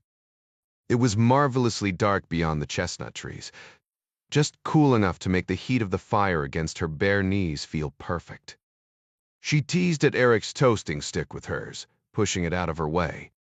He chuckled, letting his marshmallow catch on fire, and watched it burn. I guess people who get summoned to the White House should have the prime coal areas. My thoughts exactly, Anne said smugly. You know, Eric said, casting a glance at the tent. You being in such demand by the highest officials in the land is a real turn-on. She scoffed. Eric Jordan, a leaf falling off one of those red oaks would turn you on. Eric moved his eyebrows up and down. Depends on where it fell. But seriously, getting called to the White House is a big friggin' deal. Miller's phone began to play The Ride of the Valkyries in her jacket pocket. She'd sealed it in a Ziploc bag in the event they swamped the canoe, and it took her a couple seconds to dig it out. Wonder who that could be. Eric teased. 10 Downing Street, mayhaps. She waved him away and put the phone to her ear. Sirs, ist it D, hello. It was a woman's voice, straight to the point. You're as de query cuff dockring. Surfers, sefer kai betrengta. One the code is this is she. Doctor, dead chirpulster. Miller, please hold for the President of the United States. Miller stood at once, dropping her stick into the fire. It was stupid, she realized, but she remained there anyway. Eric looked at her like she'd lost her mind. An instant later, Dr. Miller, Jack Ryan here. I apologize for calling so late, but I have some things I'd like you to look over. Would you mind coming by my office tomorrow morning? Eric moved in closer now and pressed his ear to hers. Listening. Of course, Mr. President. Very well, Ryan said. I'll send a car for you. No, she stammered. I mean, that won't be necessary, sir. We're in the Shenandoah right now. My boyfriend can drop me off. Shall we say 9 o'clock tomorrow morning, then? Eric feigned a pout after she'd hung up. Should I be jealous? She laughed, draining off nervous energy. I don't know, she said. He is pretty cool. Maybe a little. She picked up a camp chair and headed to the car. What are you doing? Eric said.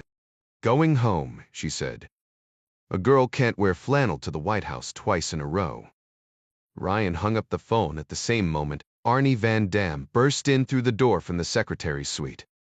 What's Betty doing here on a Saturday night? He waved his hand before Ryan could answer. Never mind. You need to get to a television. Something's going on in Buenos Aires. Ryan groaned. Moving toward his private study off the Oval. Arnie never wanted him to watch TV when good news was breaking. Some kind of bombing, Van Dam continued. Ryan's stomach tightened at the word. Any of our people? It was always his first question. Van Dam shook his head. A meeting of agricultural ministers, I guess. Tut thek siver rebel. Representatives were present. The co-S scratched his bald head. I'm not sure why, but Foreign Minister Lee was there. It's unspooling even as we speak. Unconfirmed number of dead. Arnie followed Ryan into the small study down a short hall off the Oval Office. And frick. He picked up the remote, because God forbid Ryan should have to turn on his own television. They stood together in silence for a time, and watched live reports of shaky cell phone footage. The plate glass windows in the front of what looked like a restaurant had been shattered. Uniformed men and women appeared to be moving in all directions. 2 fire trucks were parked out front, their lights pulsing in the evening darkness, causing the video footage to flare dramatically. Ambulances rolled up on scene, motioned forward by the uniforms. The commentary was in Spanish, and an American news anchor did her best to repeat a whole lot of nothing over and over again.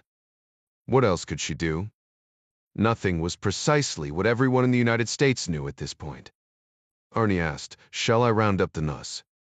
The Principal Committee, at least. The Principal Committee was an abbreviated version of the National Security Council, consisting of the 10A, the chairman of the Joint Chiefs, DKCIA, and a handful of cabinet secretaries. They could convene in the Situation Room, but the number was small enough that they could meet in his office. Ryan thought over the value of calling in even the abbreviated committee on a Saturday evening. No Americans are involved. Not to my knowledge, Arnie said. But China again. Yep.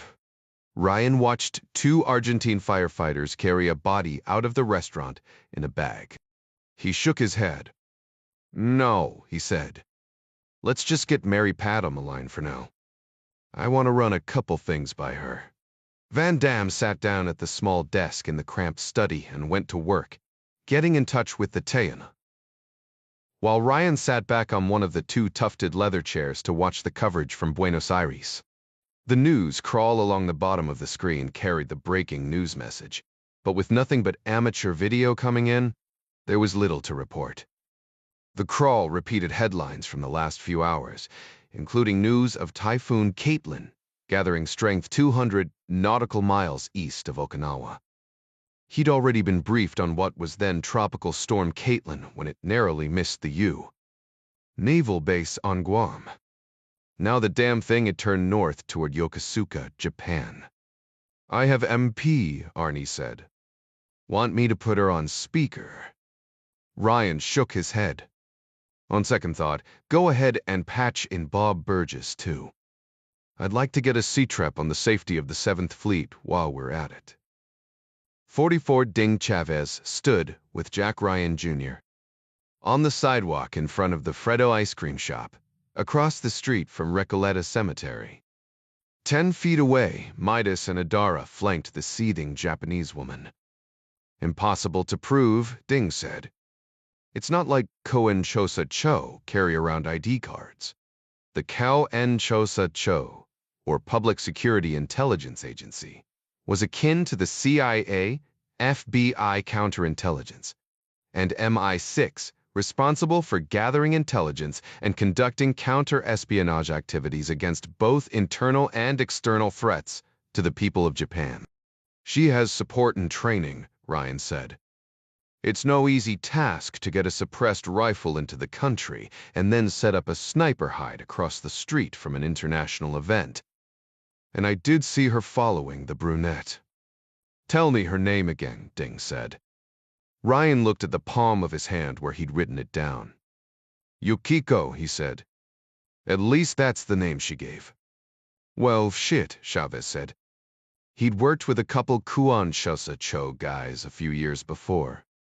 They'd been good intelligence officers, if a bit humorless for Ding's taste. But the IC world was not one where you could name drop. For one thing, cover identities came and went. A real name might get nothing but a blank stare, even if you were both talking about the same person. Chavez walked over to look the woman in the eye. "You've put us in a bit of a pickle," he said. Yukiko glared. "I could scream rape." "Go for it," Chavez said. "I doubt you want to talk to the cops any worse than we do, even if you are Kuan Chosa Cho. Hell, especially if you are." Her eyes flashed toward the cemetery wall. "We waste time standing here." "Wad we away," Chavez said. "You are CIA." Chavez shook his head. "Nice try." The Japanese woman stared hard at him, obviously thinking through her options. If she were truly Japanese intelligence, she'd realize she didn't have many. At length her shoulders dropped, and she heaved a long sigh. She nodded toward Jack.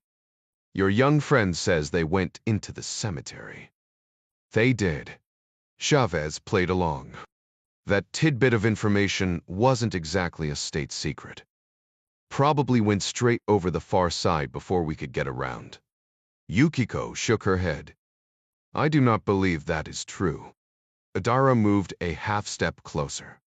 "What then?" "The Basilica del Pilar is at the northeast corner of the grounds. Many of the churches in Buenos Aires have underground cloisters where nuns or Jesuit priests—" No. Jack cut her off. "No more tunnels." He said it loud enough that a passing couple turned to look at the crazy turista.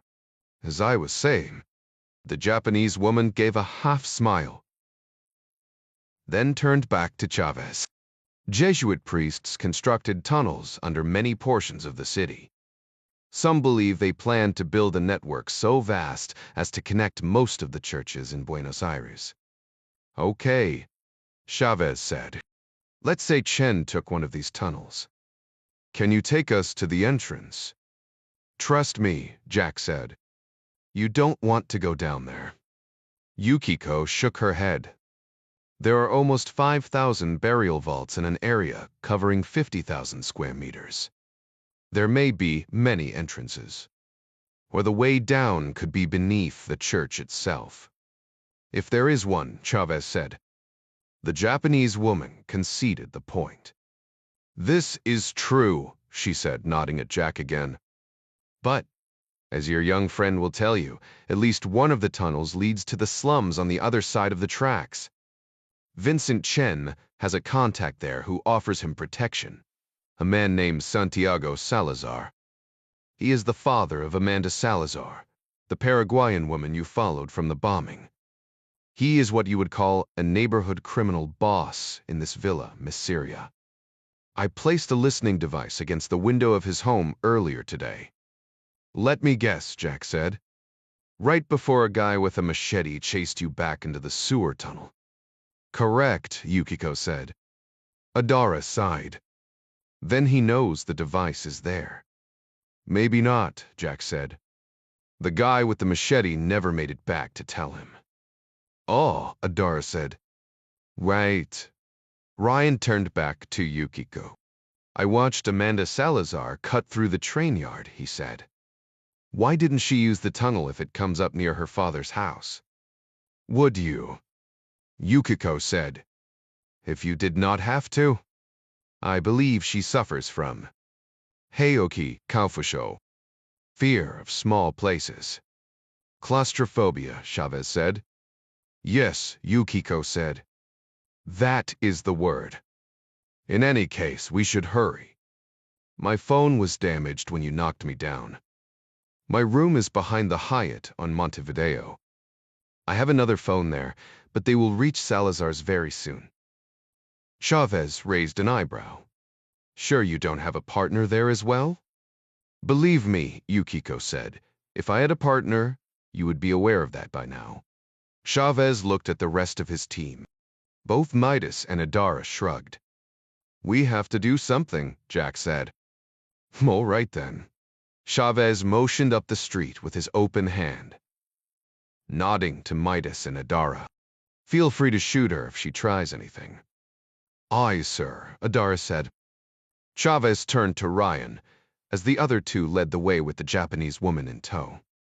Notice how she kept calling you my young friend, like you were some kind of kid? Jack chuckled. Ding, ding, ding, he whispered so Yukiko couldn't hear the name. She's not calling me that because I look like a kid. She's calling me that because you're old. Get your ass moving, Ryan. President Jack Ryan rummaged through the bottom drawer of the desk in his study while Arnie Van Dam took care of arranging the phone call. Ryan found the golf ball he was looking for and dropped it on the floor. Van Dam looked up at the clunk as the ball hit the carpet and saw Ryan had kicked off his shoe. What? Ryan said, rolling the ball around under his foot. Van Dam held up both hands. Hey, he said. This is your office. Who am I to judge? The phone gave an audible tone, and the White House operator said, Both parties are on the line, Mr. President. The Director of National Intelligence and the Secretary of Defense acknowledged that they were indeed there, Ryan said. Are you guys watching the news? Just now, Mary Pat said. My deputy called me about 30 seconds before you did. Same here, Burgess said. They're saying Foreign Minister Lee was injured, but not badly. He'd be a likely target if Zhao's behind this. Could be, the Kenna said. Here thing's certain. Lee will leverage the hell out of this. Surviving an assassination attempt is a great way to boost political approval ratings. Don't remind me, Ryan said. My numbers went up 14 points after the bombing in Mexico City. For some reason, not dying is seen as heroic. In any case, we shouldn't discount the possibility that this bombing is related to everything else. I agree, the SecDef said. If you put together the Orion explosion, the attack on the oil rig in Chad, the USS Rogue incident, and these events in Argentina, all lines converge on Zhao. Maybe, Mary Pat said. But the woman who survived the attack in which the Rogue was involved described the pirates as being Indonesian or Malaysian. That is true, Burgess said. But I'd put money on finding Zhao's fingerprints on the payment to any of a half-dozen terrorist groups around Indonesia as we did with Boko Haram in Chad. He's pissed because our freedom of navigation ops are making him look bad, so he makes a play for one of our ships. Rogue wasn't broadcasting on eyes and her schedule wasn't advertised, but the fact that they were helping out as part of Malaysian anti-piracy efforts was in all the papers down there. It was no secret that she was to berth in Australia prior to returning to her task force group. The average speed of a Cyclone-class PC is open source. Anyone who wanted to target her would have had to wait for her to leave and start a countdown. Enough yachties sail through that area this time of year, heading for Bali or Singapore, that it would be easy to grab one when Rogue was presumably close enough to render aid. A lot of moving parts, Mary Pat said, but it very nearly got the job done. Not really, Burgess said. We have security measures to keep bad actors from getting too close to one of our ships. But at some point, the Vebby's teams have to close the distance with the Ribbit to do their jobs. I'm glad you brought up the terrorist groups, Bob, Ryan said. I've asked Dr. Miller to come in tomorrow and do some focused digging. Mary Pat, I'd appreciate it if you could get with her bosses and make sure she's read into anything we have on Lascar Jihad, Jama'a Islamiyah, and that old East Timor independence group we looked into. What were they called? Revolutionary Front, the Titna said, demonstrating why she held the position she did. That's the one, Ryan continued. We'll cast a broad net. Hell, let's get Dr. Miller access to cases on the He-Man Woman Haters Club, if they have a chapter in that part of the world. Mary Pat chuckled. As soon as we're done here, mister. President, she said. I'll look into this Argentina thing as well.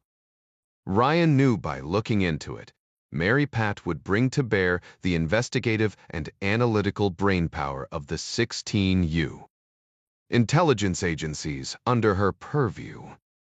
For all the information silos, turf wars, and territorial fights between the various agencies, when a personal directive went out from the Qian, one could almost hear the collective mental gears turning in Washington.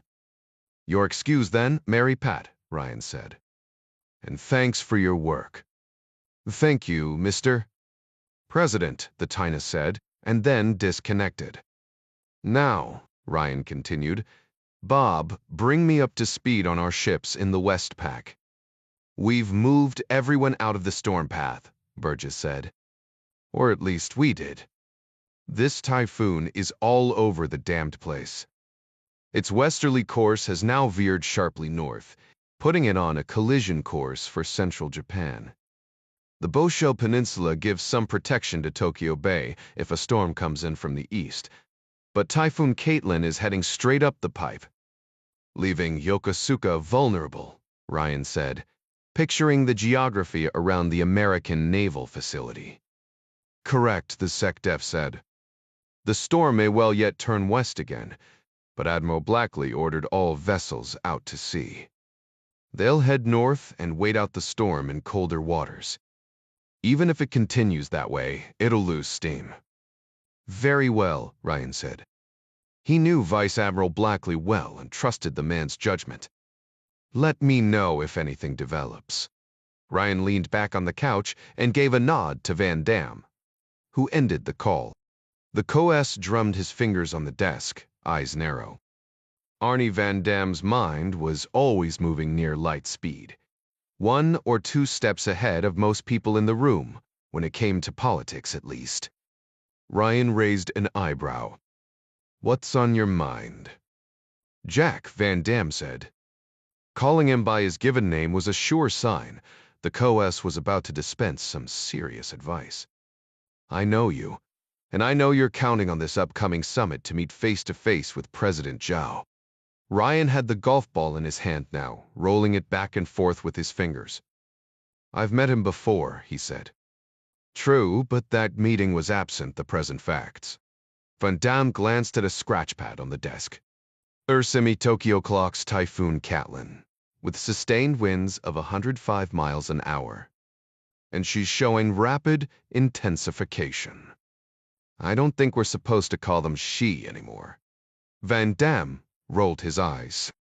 If this genderless storm with a female name makes landfall anywhere near the Concho Plain, Japan might be a little busy with recovery efforts to host the G20.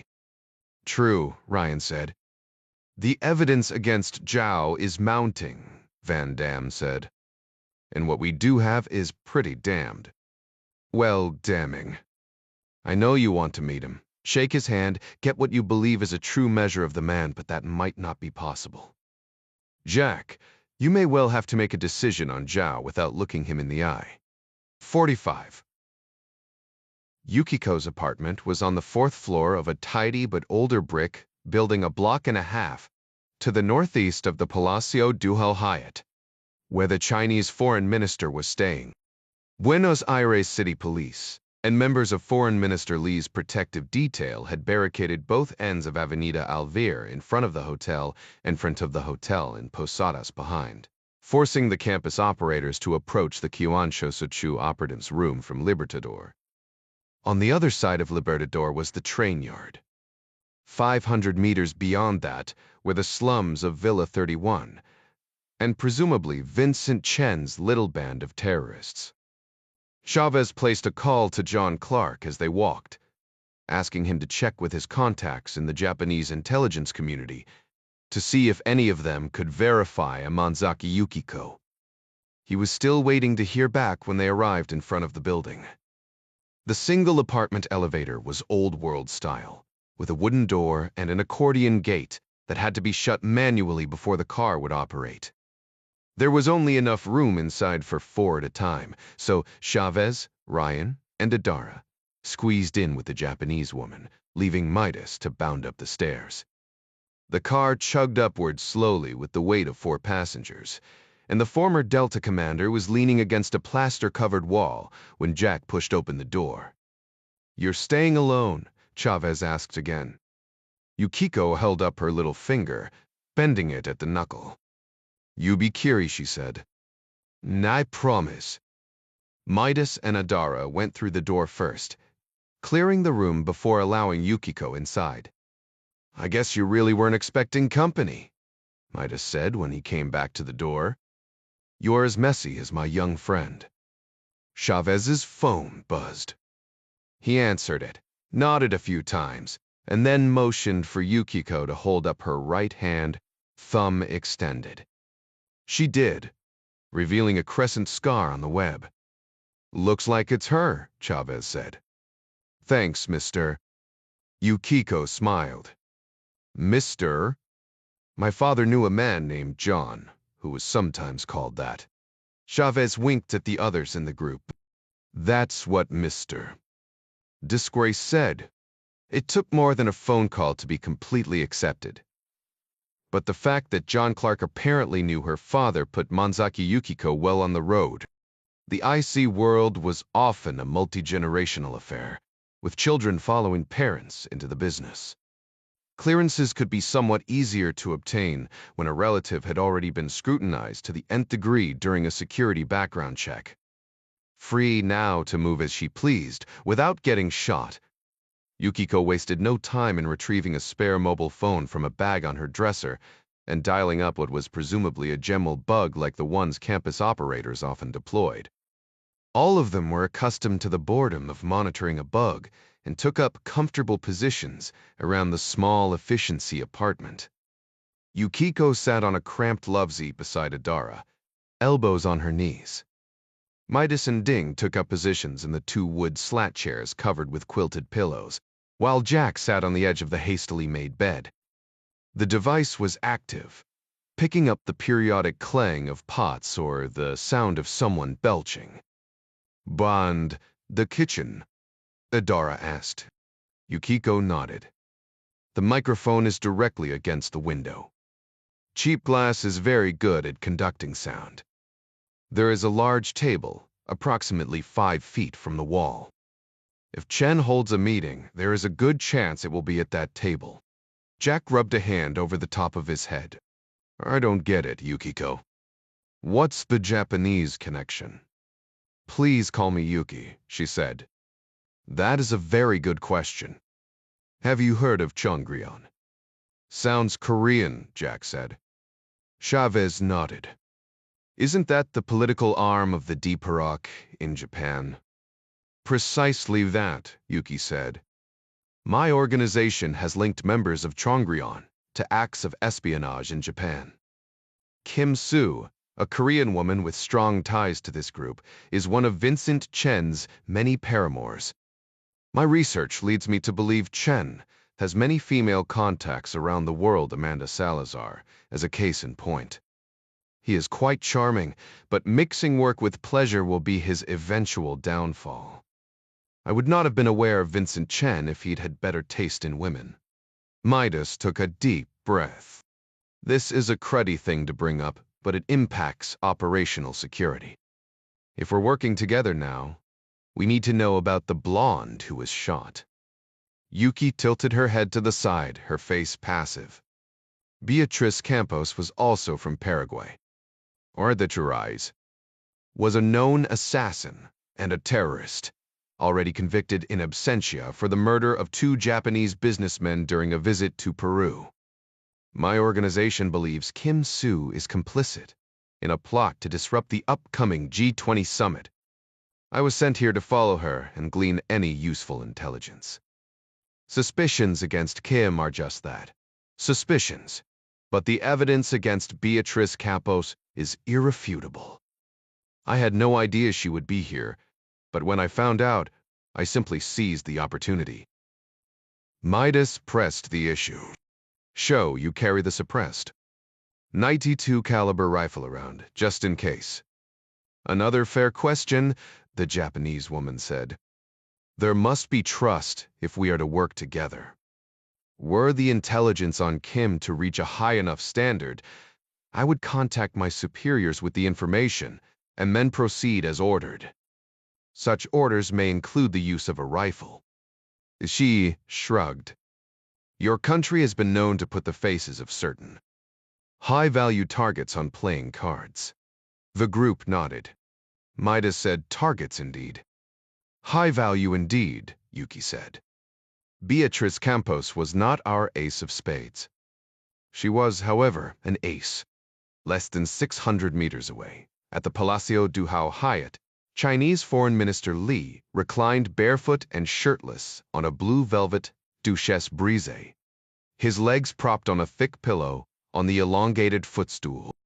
The room had a distinct French neoclassical style with clawfoot furniture, wingback chairs, and the broken Duchess style of chaise longue, where Li was undergoing a thorough examination from his physician. The bespectacled doctor. Rian used a pair of tweezers to pick bits of wood and gypsum wallboard from Li's shoulder. He would not have been injured at all had the idiot Paraguayan woman not been so slow to detonate the device. Her stupidity would have infuriated him, but the minor shrapnel wounds would only enhance the story of the cowardly attempt on his life. The death of one of the members of his security detail and the injury of another should have been enough, but you played the hand you were dealt. Li's mobile phone began to buzz across the ornate glass-topped table at the foot of the Duchesse Brise. He shot a glance at Long Yun, who looked down at the number and then picked it up without answering. Madame Li, Long said. The foreign minister nodded and held out his hand, causing the doctor to stab him with the tweezers. Li cursed at the idiot and shoved him away, ordering him out of the room before taking the phone. "We I Singan Beobe," he said. "Hello, sweetheart." "No, I am fine. Minor scratches, that is all." No, really. I am well. Please tell our son not to worry. He must be brave and take care of his mother." Journalists from Xinhua reporting directly to Secretary Deng's propaganda department would speak with Madame Li shortly. The foreign minister knew his wife well enough to be sure that she would quote her selfless husband, who, though wounded in a foreign land, exhorted their son to be brave and take care of his mother. He felt a pang of guilt at using his family so cruelly, but quickly disabused himself of the feelings. Drastic actions were necessary for the survival of the party, perhaps even for China itself. "Yes, my dear," he continued to console his wife, "they are taking good care of me. I will be home very soon. Yes, my love. I must hang up now. He did not actually end the call first. Such an act would have proven disastrous. Even a man as powerful as the foreign minister of China knew to let his wife be the one to end the call. She finally did, and Li handed the phone off to Long Yun. The CSB officer set it back on the table. Will we go forward, mister? You a minister? Of course, Li said. Why would we not? I am fine. We have come too far to turn back now. Colonel Long nodded toward a flat-screen television across the room. The sound was off, but the photos showed the whirling white vortex of a typhoon on a large map that included Taiwan, Japan, and the East China Sea. The typhoon has turned northward, Long said. It may prove problematic if it reaches Japan. Nonsense, Li said. The summit is still days away. Many things will occur between now and then. Now get that egg of a doctor back in here. Li knew all too well that there were countless things that could go wrong with his scheme this typhoon. The unknown person who had shot Amanda's blonde compatriot. Even idiot servants who were dilatory in their duties. President Zhao might suddenly realize that Li was not actually his best friend. No, the man was much too dense for that. And even if Zhao did come to that conclusion, he would have to grow a pair of testicles in order to do anything about it. Perhaps by then the President of the United States would have used his famous Ryan Doctrine to put an end to Zhao and his witch hunt for anyone in the party who had exhibited a shred of financial success. And if President Ryan was himself too dense, then there was always another way. In truth, Li had begun to think of their cause as a noble one. Just as Chairman Mao must have seen the task that had been before him. A work of the gods, or, in a world absent any gods, at least the work of destiny. Maybe they turned in for the night, Chavez said. Perhaps, Yuki said. More likely they are upset about the death of Beatrice Campos. Jack rubbed a hand across his beard. Talk of the sewers had left him feeling like he needed another shower. How long will the battery last on your device? The microphone is voice-activated, she said. That will conserve some power, but I'm afraid we have no more than 36 hours. We'll listen in shifts then, Chavez said. Jack, you're voluntold to take the first rotation. Excellent, Ryan said through a feigned smile.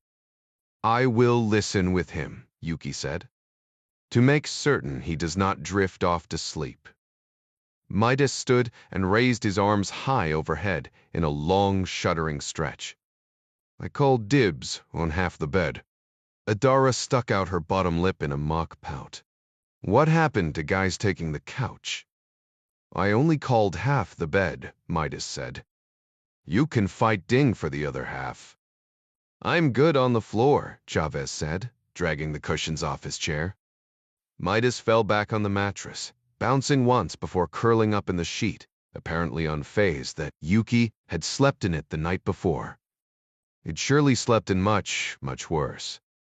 Don't try anything, he said, without opening his eyes as Adara got in beside him. I'll do my best to contain myself, she said. Chavez was already breathing deeply. I like your friends, Yuki said, looking at Jack, who now sat beside her on the love seat. Me too, Ryan said. He wanted to ask her about the scratches on her face, but decided against it. He was surrounded by people he trusted, and was alive after a particularly bloody day. A little mystery was a good thing. 46 John Clark was nothing if not patient. He'd seen Magdalena's auction video in the room at Matarif's ranch. It had sickened him enough to make it his mission to find the one who'd brought her to the States. The person who had used her and then quite literally sold her into slavery. According to Lupe, that person was Dorian Palmetto. Clark had a nose for bad men like Palmetto, but even so, it took 2 days of watchful waiting to find him. Lupe had given him the location of the cheap hotel where Palmetto liked to hang out, and a vague physical description, but Clark still didn't know exactly what he looked like. He considered the idea of calling in a favor with an old friend from the agency, or even getting Gavin to pull the guy's photo. In the end, though, he decided he didn't want any kind of trail, even with trusted friends. As it turned out, in addition to running a side business trafficking in human cargo, Palmetto had a real job managing an auto parts store near the Naval Air Station Joint Reserve Base in West Fort Worth. Navy C-40 Clippers and Air Force Reserve C-130s had replaced the iconic B-52 Stratofortresses of Clark's day when it had been a strategic air command base. Air Force F-16s and an occasional Navy F-18 Hornet roared overhead, invigorating Clark and helping rather than hindering his thinking process. Clark was a traditionalist when it came to investigation, preferring well-worn shoe leather and telephoto lenses over computer analysis. But even he didn't have any trouble learning that there were 3 people named Dorian Palmetto on Facebook, and one of them had graduated from Arlington Heights High School, also in West Fort Worth. It was a dangerous endeavor to see stereotypes in the world of intelligence gathering, yet looking at the smarmy mug of Palmetto's profile picture, Clark couldn't help thinking that he would have shot this guy had he ever approached one of his daughters. Shooting him certainly wasn't outside the realm of possibility now. According to his profile, Dorian was married with 2 children, both boys. His wife was a slender waif of a thing with freckles and braids that, not incidentally, made her look like she was in junior high school. It made Clark sick to his stomach to contemplate her horrible life. It was all based on a lie, and she went to sleep every night, with no idea she was married to a monster, or it was a living hell. Either way, that was about to change. Clark knew there was a way to get GPS locations from photos on Facebook. He'd heard Gavin talk about it. But again, he decided to watch and wait. He had the address of the Autosphere where Palmetto worked, and of the Sleep Tight Inn tucked in off Loop 820, where according to Lupe, he took new girls to break them in. The chain-smoking woman with peroxide orange hair behind the front desk hadn't given Clark a second look when he checked into the Sleep Tight Inn the day before. She was evidently used to older single men in dark glasses who paid cash and kept to themselves. For a $200 deposit, a little over 4 nights' rent, she didn't make him show any ID. Clark had stayed in worse places, though that had been many years ago, and Viet Cong soldiers had been trying to kill him at the time.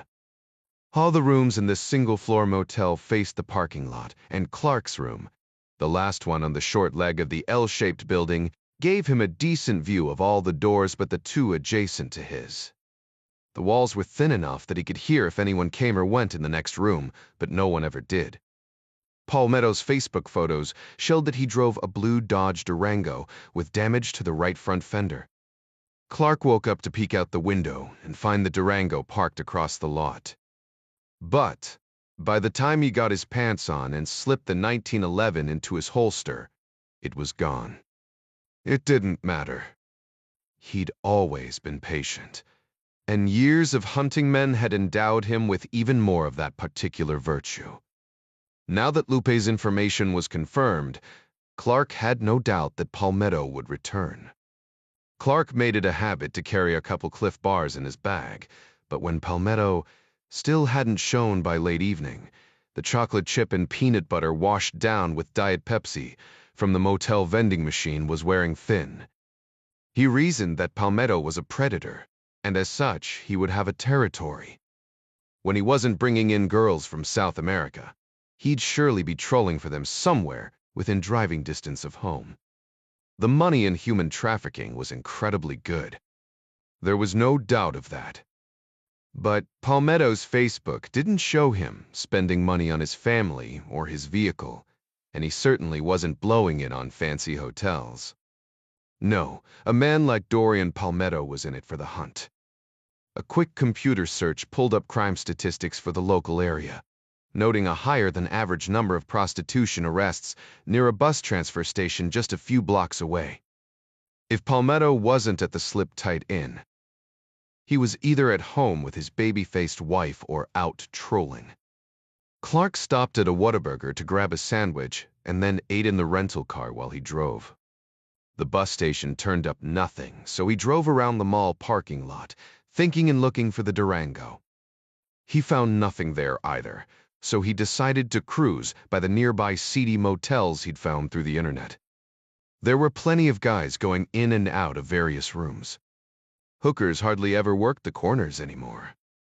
Sites like Craigslist and Backpage had taken the girls off the street, and when the adult services ads on those sites had been taken down, more sprang up to take their place. It was beginning to get dark when Clark finally saw a blue-gray Durango parked on the side of the road, half a block from the bus transfer station. He made a mental note of the license plate number and then slowed as he continued down the block. A tall Ken doll of a man with perfect black hair was busy chatting up a couple young girls.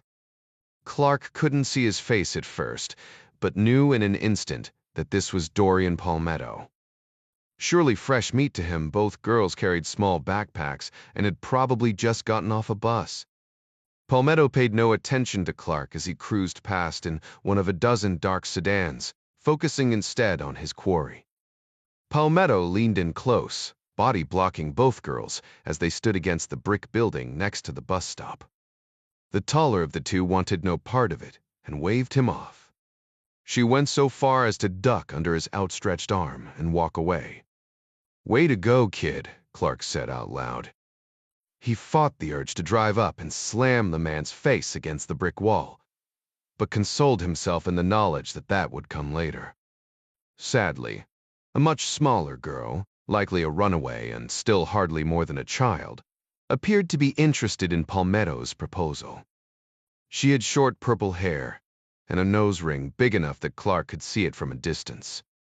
Palmetto did a lot of talking with his hands, pointing up the street, then opening both arms as if he were offering this girl the world or, at the very least, a whole lot of money.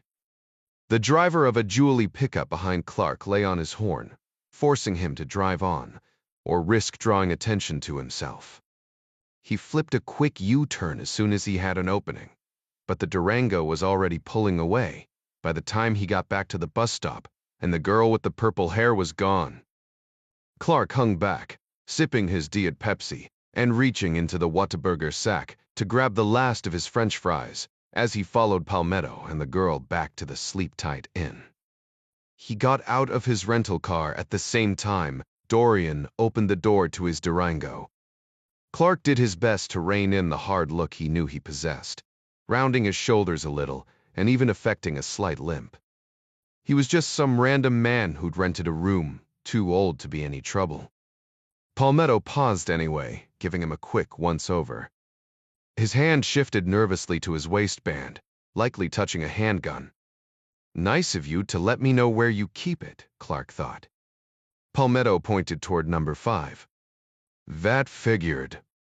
He'd want a room away from the office, or at least the office would want him far away, so they'd have some deniability. The girl followed dutifully, cords to her earbuds trailing down the sides of her face, her head bobbing to whatever music was playing on her phone. She never even looked up at Clark, which made his next move much easier. 47. The doors at the Sleep-Tight Inn had seen plenty of wear from police boots, so it didn't take much effort with the flathead screwdriver Clark carried in his pocket. He'd anticipated having to make such an entry and already practiced on his own door. The key would have been slower. Clark rolled a black balaclava over his face and pushed. The screwdriver was still in his left hand, a 9-inch leather sap in the other. Palmetto had just hit the girl hard in the back of the head. She pitched face first into the unmade bed, perfectly framed in front of 2 tripod-mounted cameras. Palmetto's head snapped up at the noise behind him. Clark's sap took him across the temple, the 10 ounces of lead shot impacting bone and rattling teeth with a satisfying thud. He dropped like a sack of wet sand. Clark registered a flash of movement to his left. He turned in time to see a very large black man, with long dreadlocks barreling at him from the open bathroom door 15 feet away. Focused as he was on Palmetto, the attack caught Clark flat-footed, driving him against a wall and knocking the wind from his lungs. Clark attempted to bring the sap into play, but the man was too close, robbing the swing of any power. The man was at least 40 years younger, though with Clark's balaclava, he hadn't figured that out. What he did know was that he was a half a head taller than Clark. Clark exhaled quickly, relaxing his paralyzed diaphragm. He couldn't do anything about the searing pain in his ribs. "You messed up," the man growled, stepping back to have a good look at the little man he was about to crush. "Parrot is about to put a chop on you that you never gonna forget." Clark stopped listening when he heard this guy was Parrot. The name had come up too many times, always in association with a bruised or broken girl. He'd read Blanca Lemon's statement, heard the stories about the brutal choppings this monster used to discipline his girls and keep them in line. With his back to the girl on the bed, Clark feinted with his right hand, drawing the much larger man's attention to the leather sap. "Punk ass," Parrot said, and chuckled. "I'm gonna take your little bat," and Clark wasted no time on words. Bounding forward, he drove the screwdriver straight up through the bottom of the big man's jaw, shoving upward, aiming for the ceiling. The steel shaft of the screwdriver pierced Parrot's tongue and impaled the soft palate at the back of his mouth. His teeth slammed together.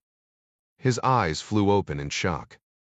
He made a vain attempt to grab at the screwdriver, but Clark batted his hand away with the sap. Clark pressed the attack, slamming the lead-filled sap into the man's elbow as he fell. Clark shot a quick glance toward a sound to his right and saw a black girl in her early teens peeking around the bathroom door. The fog of battle made it difficult to tell for sure, but Clark thought she had a bloody nose. Parrot gurgled, trying to draw a breath around the screwdriver through his sinuses.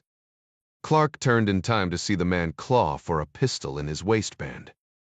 Enraged at the sight of a bleeding child, Clark bounded forward, kicking the handle of the screwdriver, driving the remainder of the shaft into the man's brain with a sickening pop. Like his life, Parrot's death was brutal, ugly, and loud, and it was over. Clark spun, dropping the sap to the floor in favor of his. "Bear 2 et 5.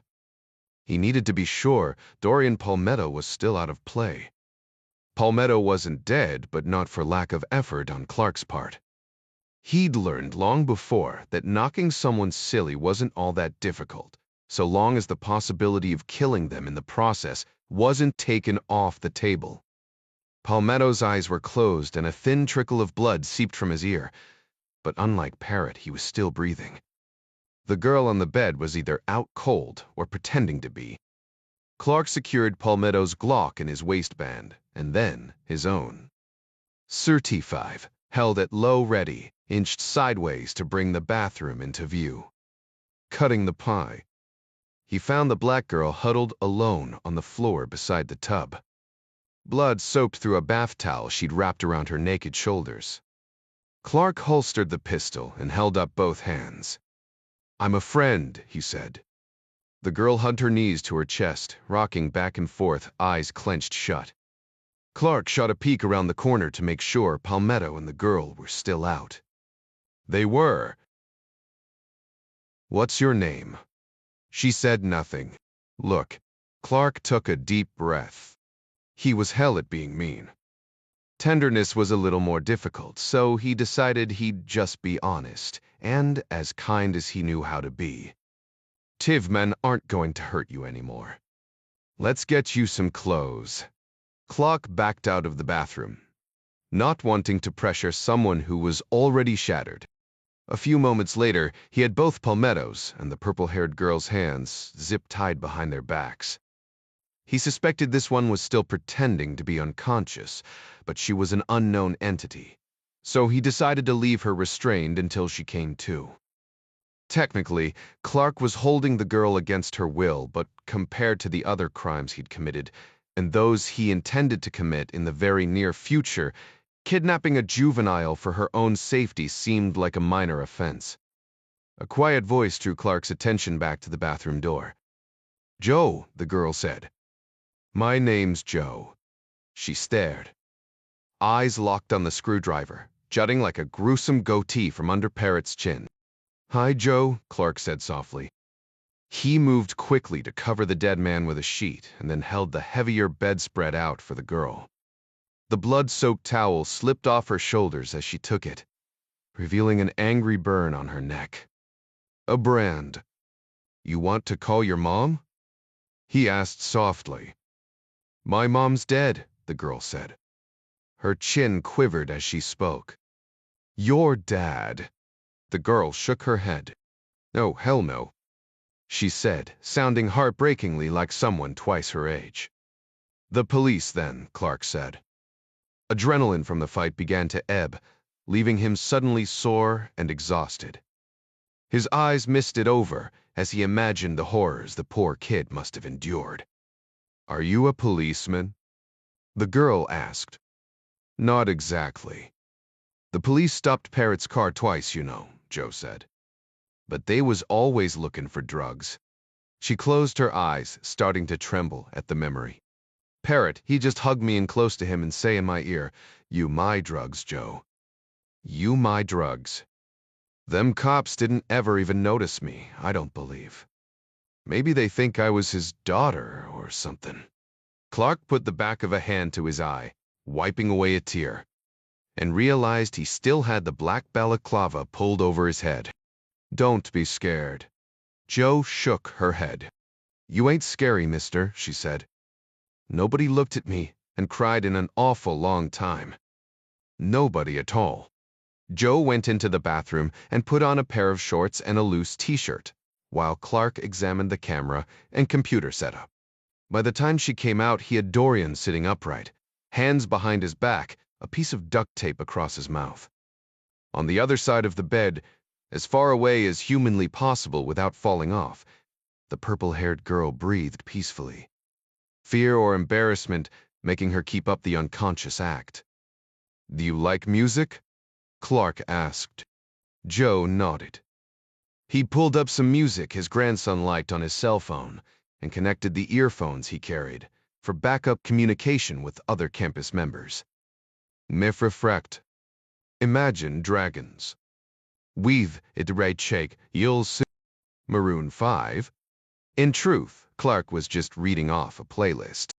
He had no idea what either of the bands sounded like, but if his grandson liked them, maybe the girl would too. He imagined she hadn't gotten to make a choice about anything in some time. Joe almost smiled.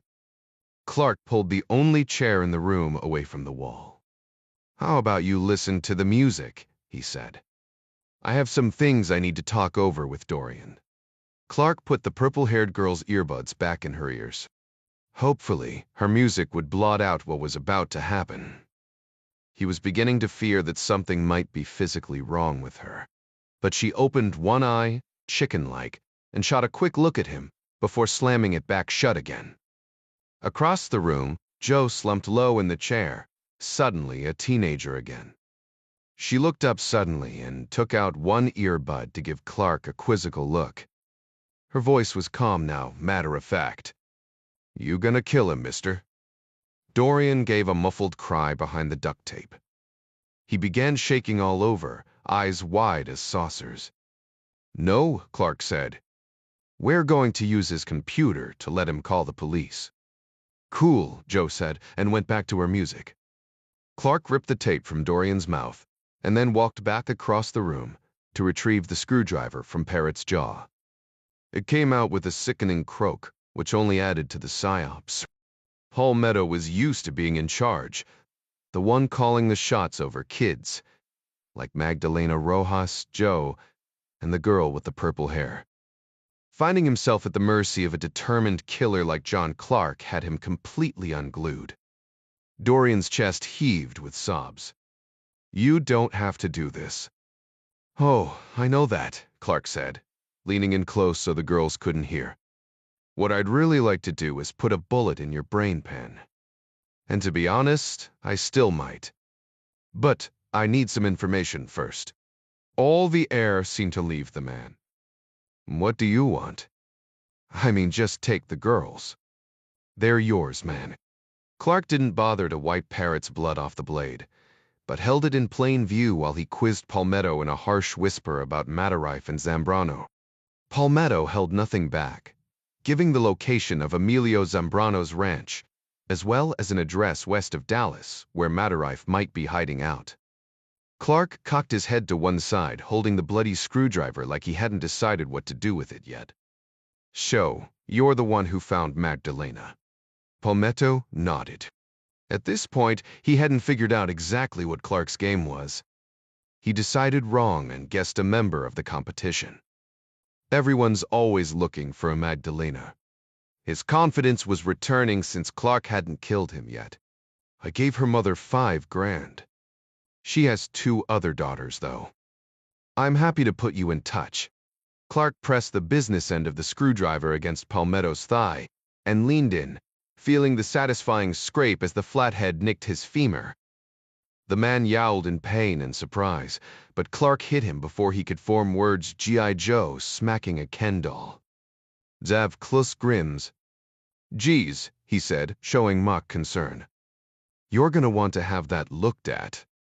I'm thinking Parrot might have had a few STDs. Palmetto swayed like he might pass out. Oh, no you don't. Clark left the screwdriver buried in the leg, but nudged the handle toward the center line, using it like a lever. Palmetto's eyes lit up and he lurched, kicking his foot as if shocked. Felt that, did you? Clark said. That's what we call your common peroneal nerve. We should stay away from that. It hurts like a son of a bitch. Palmetto clenched his jaw and nodded quickly. Where is Magdalena now? Z. Zambrano, he said. I heard he won her at auction. Isn't he the boss? Yes is, Palmetto said, biting his lip. His eyelids fluttered. The Turbli? I think he bought her as a present for Chen. Clark moved the screwdriver involuntarily at that, scraping bone again. Wait, stop. Both girls looked up and then just as quickly turned away. Why give a present to Chen? Why, and he says Ichvries wine clash. His girlfriend. Jew et Tews male. Meg. Not Vincent, Palmetto said, hyperventilating now. Lily, his sister. Like I told you, she's Zambrano's partner. Brings triad money and muscle into the cartel. Clark withdrew the screwdriver. So Vincent Chen had a sister. This was all beginning to make sense, not complete sense. But at least the pieces were starting to fall into place. Lily Chen would possess information on her brother and his business dealings that would help Ding and the others. That was plenty enough reason to hunt her down. Clark shot a glance at the 2 girls, one of them branded and raped, the other having only narrowly avoided the same fate. He'd never admit it, not even to himself, but he didn't need another reason. Let's have the password for your computer, he said. Palmetto clenched his eyes shut, pressing tears through the lashes. I despithern Sefter 2 as to prissing. I'm working with geniuses here, Clark said. He used Dorian's cell phone to call the Fort Worth Police Department Vice Section and requested an email address to which he could make a video confession. He'd made enough Skype calls to his wife and grandson that it was a fairly simple matter to put through a video call even for him. Joe and the other girl listened to their music, eyes closed. Clark stood just off camera with the bloody screwdriver as Dorian Palmetto began to spill his guts to the female detective with the Fort Worth Police Department. He couldn't help grinning behind the black balaclava. Vengeance shouldn't feel this good. But it did. He looked at his watch. The coppers would be tracing the computer's IP address and should be here in short order. Time to make a call. 78. Yukiko's GSM listening device had been completely silent for the last hour and a half. Jack Ryan Jr. leaned back in the love seat with both hands behind his head. The Japanese woman sat beside him, gazing forward in a 1,000-yard stare, deep in thought. Chavez snored softly a few feet away. Adara and Midas were sacked out on the unmade bed. "You okay?" Jack asked. He didn't whisper. That would have woken everyone in the room. Instead, he kept his voice low and unthreatening. Yuki nodded. "Mu bloopers tu fikisto." "Thank you for asking." "Maybe we should wake one of them," Jack said. "Give you a break." "Let them sleep," Yuki said. "I am not tired." "I know what you mean." Jack found himself wanting to talk to this woman. She smelled good. That was something he hadn't paid attention to in a long time. He paused for a beat, then asked, "How long have you been on the job?" "A while," she said. What else could she say? Jack's answer would have been just as ambiguous, and he felt stupid for asking such a pointed question. If she was angry, she didn't show it. "My father was. On the job, as you say. I grew up not knowing what he did for some time, only that his job took him away a great deal." Jack could understand that, but he just gave her what he hoped was a sympathetic smile. "I hardly knew him, really," she continued, "but I thought him an honorable man. My final year of university, my father took me to climb Fujisan. If you do not climb it once, they say, you are not Japanese." She smiled. "If you climb it twice, they say you are a fool." Anyway, halfway up the mountain, we passed a small handicapped man being harassed by two other, much larger teenagers. My father urged me to continue walking and forget about the poor soul. He said we should not get involved in other people's lives, and then recited a proverb that I will never forget. "Jaku niku kyo shoku, the weak are meat, the strong eat." I knew my father had taught me better than that, but on that day I saw the truth. He was a coward. I told him that I had never been so ashamed. But my father was not sad. He merely smiled at my anger and then turned back to confront the bullies. I had never before seen him in a physical fight, and I must say that it was quite impressive. It was a test, Ryan mused. "Just so," Yuki said. "My father had given me an out with this unplanned situation. Had I been silent, I am certain he still would have gone back to assist the poor man. But he never would have let me inside, invited me to follow him in his chosen calling. That is what he called this work, a calling. It was never a job to him." "That's a good observation," Ryan said. "My father very much liked your American idea of a sheepdog protecting the weak. I am sure he wished he would have had a son." "I doubt that," Ryan said. "I'd like to meet your father." Yuki gave a solemn nod. Sadly, he passed away last. She paused, focused on the cell phone in the center of the coffee table.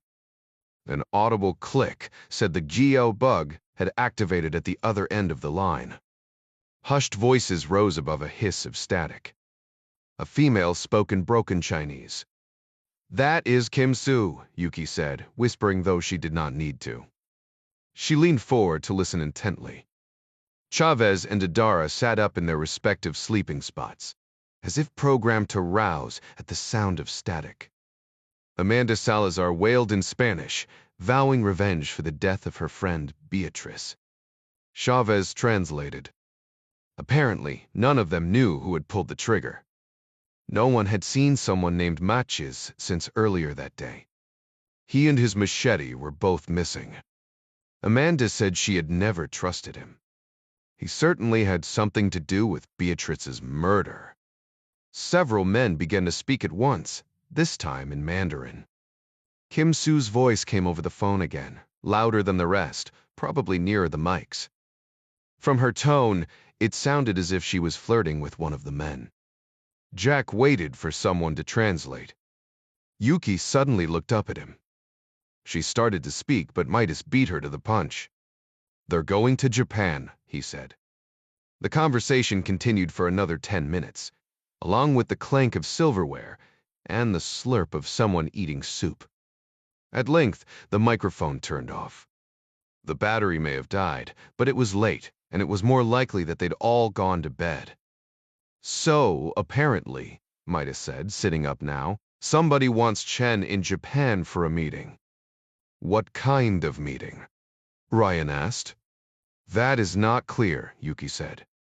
"His statements make no sense. It is as if his operation was of his own making." "What operation is that?"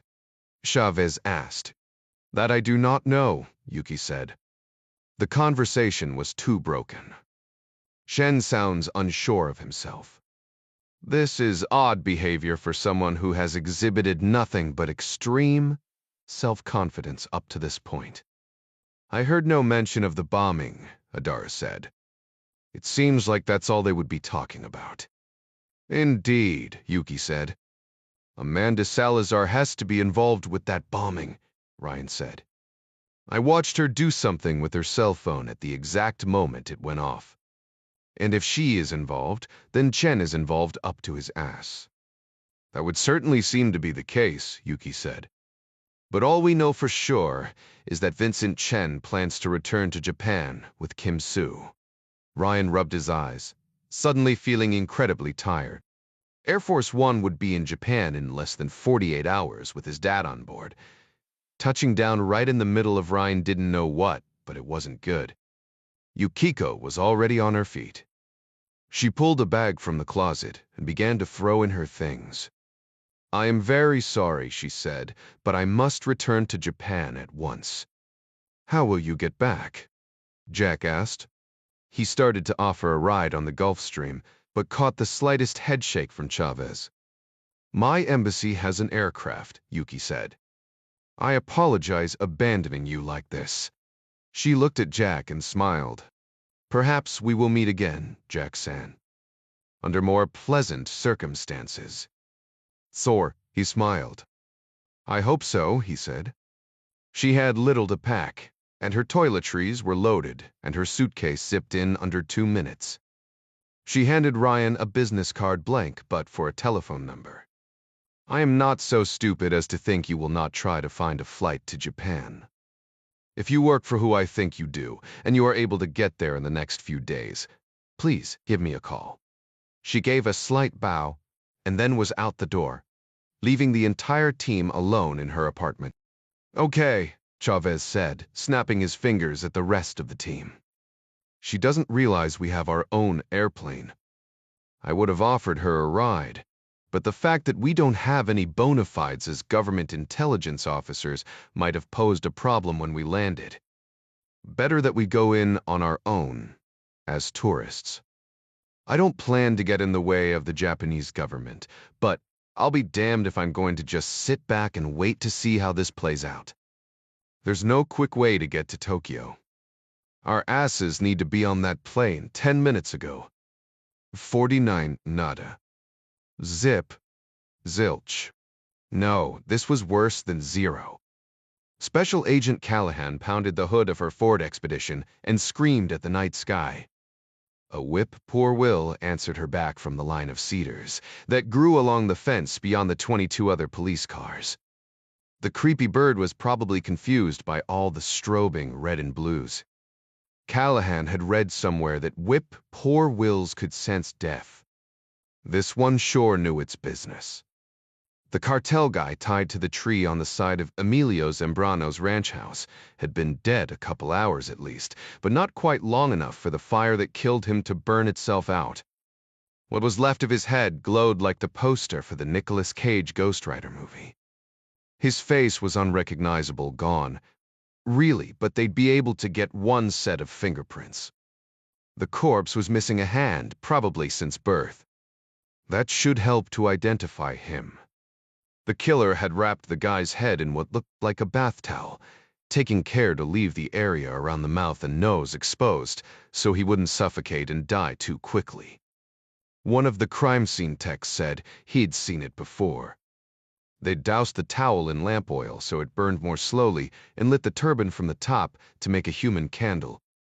A slow and extremely painful way to die. Maybe Caruso's scary friend had done this. He certainly had the eyes for it.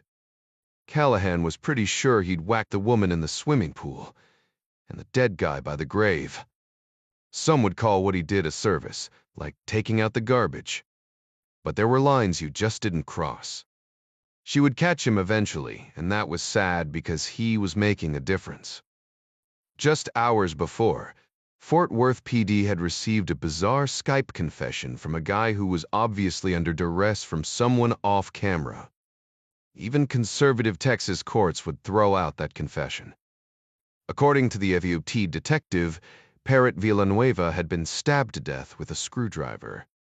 Maybe the sobbing confessor had whacked him. Captive girls had been rescued in both those cases. She couldn't help but believe that if the vigilante had killed the one-handed guy, Zambrano's body would have been tied to the tree along with him. No, this guy had committed some infraction against the cartel. Zambrano had murdered him for it, and then vanished. Callahan would catch them both, Zambrano and Caruso's friend. Eventually, she stared at the shadow of the smoldering corpse across the yard and smacked the expedition's hood a final time for good measure. A couple of the Dallas County SWAT guys gave her better luck next time shrugs. Her logical brain said they were only trying to assuage the guilt of her failure. But Callahan wanted to feel guilty. Special Agent John Olson came out of the house on his cell, squinted at all the flashing lights, and then started toward Callahan when he found her. He dropped the phone back in his pocket and approached tentatively. She gave him a hard look that he didn't deserve. What? No ID yet on the dead guy, he said. But get this. Witnesses where that guy got killed up the street from you reported seeing a Hispanic male hanging around just before the murder, and he was missing a hand. Callahan just nodded.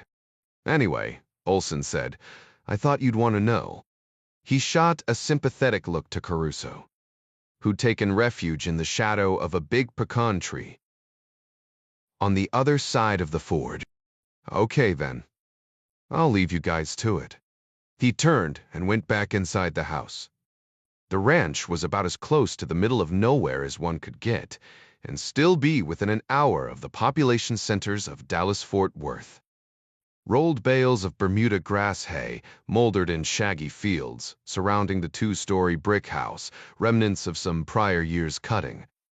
The gate had been unlocked and open, which should have been a sign that they were all wasting their time. SWAT breached, giving Zambrano and anyone else inside precisely 0 seconds to come to the door since there was a steaming body in his backyard. He had cleared the residence once SWAT found it was empty. FBI forensic techs were inside now, combing the place for everything from cigarette butts to pubic hair. They would find something, they always did, but that took time, and Callahan didn't have much of that. Zambrano could run a hell of a lot faster, unencumbered. The girls would be the first things to go if he hadn't killed them already. The ranch was big, and they'd have to wait until daylight to search for graves. She'd called in the assistance of 25 other law enforcement officers from 6 different jurisdictions, including the DA, the U, marshals, and the entire CAP task force. 6 of the responders were Dallas County SWAT. Everyone not on perimeter or helping forensics was in the process of slipping off their armored plate carriers or stowing long guns and ballistic shields. They all averted their eyes when they walked through the front yard, afraid they might bring down the wrath of the red-headed banshee. This entire day had been a colossal waste of time. Eddie Fung was still in a medically induced coma and likely suffering from permanent brain damage. Gusano, the other idiot from the steakhouse attack, was also in the hospital, chained to his bed with a leg iron. He was conscious, but badly concussed. His brain hadn't been one of the brightest stars in the firmament, even before Callahan had bashed him in the face with the pepper grinder. Neither man was going to be much help. An anonymous tip came in 5 minutes after she dropped Caruso off at his hotel, pointing them to Emilio Zambrano's ranch south of Granbury. The call had led them to this failure. To make matters worse, Magdalena Rojas was nowhere to be found. She'd been here, though. Callahan could feel it. Clark lay belly down on the scrubby grass and loose caliche stone. He checked the place for fire ants and other stickers, stingers and stinkers while he set up his hide. It looked clear, but things changed by the second when you were lying in the dark. This was Texas, and it was impossible not to think about rattlesnakes. There were certainly enough rocks and roots for them, but the night was too cool for snakes to be crawling around. At least that's what he told himself. A wire hung from his left ear, connecting the earbud to the phone in his pocket. He expected Caruso to call him with an update any minute. 500 feet below, down the rocky hillside, covered with yucca and scrub cedar, a new Airstream trailer sat nestled under a copse of live oaks. There was a chicken coop and a doghouse, but no sign of chickens or dogs. Clark had been watching the trailer for more than an hour. Dorian Palmetto had lawyered up the moment Fort Worth PD booted the door to his room, but he'd given Clark this address for Raul Pacheco. It made sense that Matarif might try to hide out with his father. Clark knew he should have mentioned this location when he'd called in the information on Zambrano, but the legal hurdles of getting a warrant for one location on a tip were steep enough. He decided he'd give Callahan and Caruso the one that would save the girl while he paid a little visit to Matarif. He had a vague plan of what he would do when the slaughterer showed up, if he showed up. It would take a little coordination, and there were still some kinks to work out, but that was par. No plan survived first contact completely intact. There was no moon, leaving the sky to the stars alone. Even under these present circumstances, Clark couldn't help but glance up. It wouldn't be such a bad life to teach the stars to his grandson to take the time to look up. His own father had taught him the major constellations. He'd learned the navigational stars in the Navy: Polaris, Sirius, Rigel. His phone began to buzz, the noise pushing him flatter against the ground, though there was probably no one for miles to see or hear him. "Speak," he whispered, kicking up a puff of dirt and dry grass with his breath. Surprisingly, it was not Caruso, but Jack Jr. "New wrinkle," Ryan began, and then ran down the latest developments in Buenos Aires. Clark in turn let him know about Lily Chen and her connection to the Sun Ye, on Triad and Zambrano's cartel. "Makes sense why Vincent was in Texas now," Ryan said. "John, I'm thinking Japan might well be about to become a very dangerous place. Maybe we should contact my father and tell him not to go." Clark tried and failed to stifle a quiet chuckle. "Your dad doesn't respond well to mights and maybes. I can't remember a single time when Jack Ryan Sr. or Jr. listened to me when I warned either of them not to do something because it was dangerous." "More serious now?" he whispered. "But I'll make some calls and let the Secret Service know through channels that there's a possible threat. I'm sure they'll want to talk to any of those people who were around when the bomb went off in BA. I trust your Japanese intel officer will let her superiors know. Make sure she has the aliases for Chen that Gavin found. With any luck, they'll grab him coming into the country." "Those are only the aliases we know about," Jack said.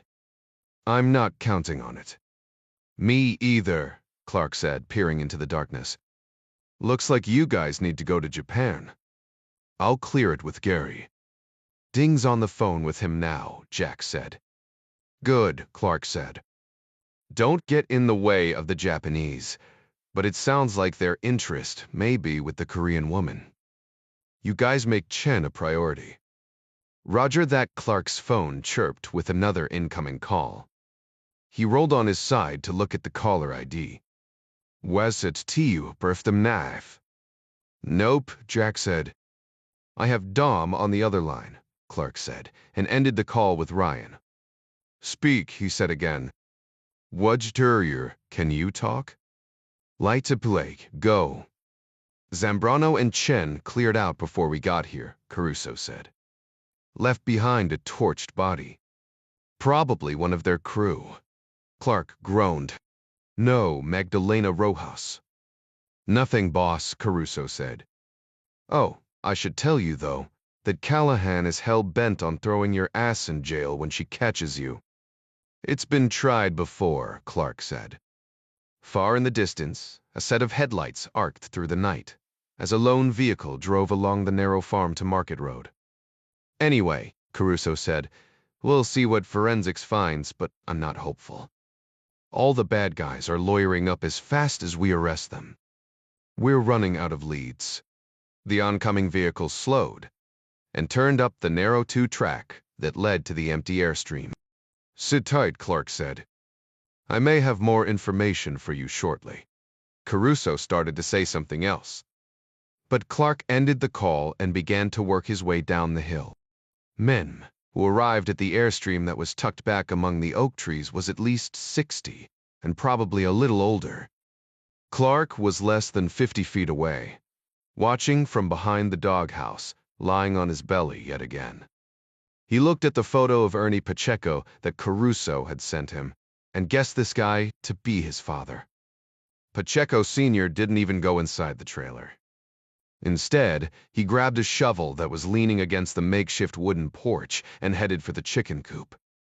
Ducking down through a small doorway, he disappeared inside with the shovel, then came out a short time later, carrying not only the shovel, but also a large black duffel, and got back in his truck and drove away. Travel cash, Clark thought. All his compatriots dropping dead around him had rattled his cage. He needed money to run, and he'd sent his daddy to get it for him. Clark jogged around the base of the hill to his rental car, reaching it about the same time he saw the lights of Pacheco Sr.'s pickup turn back onto the farm-to-market road. Clark stayed well back, following with his lights off and keeping his foot off the brakes until the pickup got on the highway. Traffic was light, but at least there were other cars on the road, making it far easier to tail. He didn't have to go far. 20 minutes after he'd left the chicken coop, the pickup pulled up in front of a white stone house in a rural neighborhood of 5- and 10-acre ranchettes on the outskirts of the small community of Glen Rose, about 50 miles southwest of Fort Worth. Clark killed his lights and watched from 2 lots up. He wished he'd brought some NVAGs, but a nearby streetlight out front of Pacheco's place gave him just enough light to make out what was happening. Pacheco Sr. didn't seem all that thrilled about being a bagman. He cast worried glances over his shoulder when he got out of the truck, the kind of looks people used to bleed off nervous energy, but didn't really see anything. A shadowed figure opened the door and then stepped out on the porch. "Hello, Ernie," Clark whispered. He'd stopped thinking of this idiot as Matterife. It imbued him with too much worth if he had a spooky nickname. The old man all but threw the duffel bag at him and turned to go. Ernie looked like he might follow him back to the pickup, but he raised his hands in surrender and took the bag back inside. "Not the reunion you were hoping for," Clark said, an idea forming in his mind. The pickup turned back onto the main road. At the same time, Clark pulled down the short drive to the white stone house. He parked his rental on the far left of the driveway, making it more difficult for Ernie to see it unless he came outside. He moved quickly, hoping to take advantage of the old man's recent departure, banking on Ernie, thinking his dad had forgotten something and returned maybe even to say goodbye. There was no peephole, just a floor-to-ceiling window to the right of the door. Clark stayed to the left, out of the line of sight. He beat on the door with the flat of his hand, not too hard, but like someone who knew the occupant had just walked inside. Pacheco opened the door a half-second later. Police tasers deliver a 50,000-volt shock for a 5-second duration. Clark shot Pacheco with a civilian model called a Bolt that gave him a 30-second ride. The instant he pulled the trigger, a compressed nitrogen canister propelled two barbed steel darts from the nose of the device on coils of whisker-thin wire. Deploying at an angle, one dart struck Pacheco just over his left nipple and the other in the center of his right thigh. The device chattered as it discharged electricity. Pacheco came up on his toes, arms rigid, teeth clenched, and toppled backward on the tile entry like a felled tree, body arched on his heels and the back of his head. 30 seconds gave Clark plenty of time to duct tape Pacheco's wrists behind his back, using several turns of tape to connect his hands and feet, bending his knees almost up to his buttocks and effectively hog-tying him. Next, Clark stuffed a wadded paper towel into the man's mouth, and then covered that with a strip of tape before dumping him into the trunk of the rental car. 2 minutes later, Clark was driving north on Highway 44. Traffic was almost non-existent, and he reached his destination on the outskirts of Fort Worth in just under an hour. The rental car bounced as he turned off the main street into a deserted industrial park. Clark did his best to hit every pothole and bump, bringing a chorus of muffled cries from behind the back seat. He used a pair of bolt cutters to defeat the cheap padlock and pushed open the gate, closing it behind him after he'd driven through so as not to rouse the suspicions of any roving police or security patrols, though he doubted there would be any. This area didn't have anything worth stealing. Clark parked the rental beside a nondescript metal building, tucking it in behind row after row of bright red 55-gallon rubber bins full of old oil filters and other industrial waste. Whistling to himself, he got out and slammed the door, pausing a few seconds so his passenger could anticipate and worry about what was going to happen next. Clark stood off to the side as he opened the trunk. There was always a chance that Pacheco had wriggled free of his bonds. Still tied, he gazed up at Clark in the red glow of the taillights. His eyes sparkled with abject horror. "You scared?" Clark asked. Pacheco nodded emphatically. Clark gave him a wink. "Kiddo," he said, "you ain't seen nothing yet." He hauled the terrified man out of the trunk and dragged him by his feet along the gravel. It would do him good to watch the process as it progressed. Clark had never been here before. That would have left him at too great a risk of being recognized. He had, however, studied the place at length through the satellite images from Google Earth. He knew that the iron contraption the size of a train engine beside the tin building was an industrial incinerator. He also knew that the controls were located in a square blue box on the side of a steel chute where employees of the plant loaded refuse to be destroyed. What the Google images did not show was that a fire from the day before still glowed inside the belly of the incinerator, the thermometer on the box still reading 600 degrees.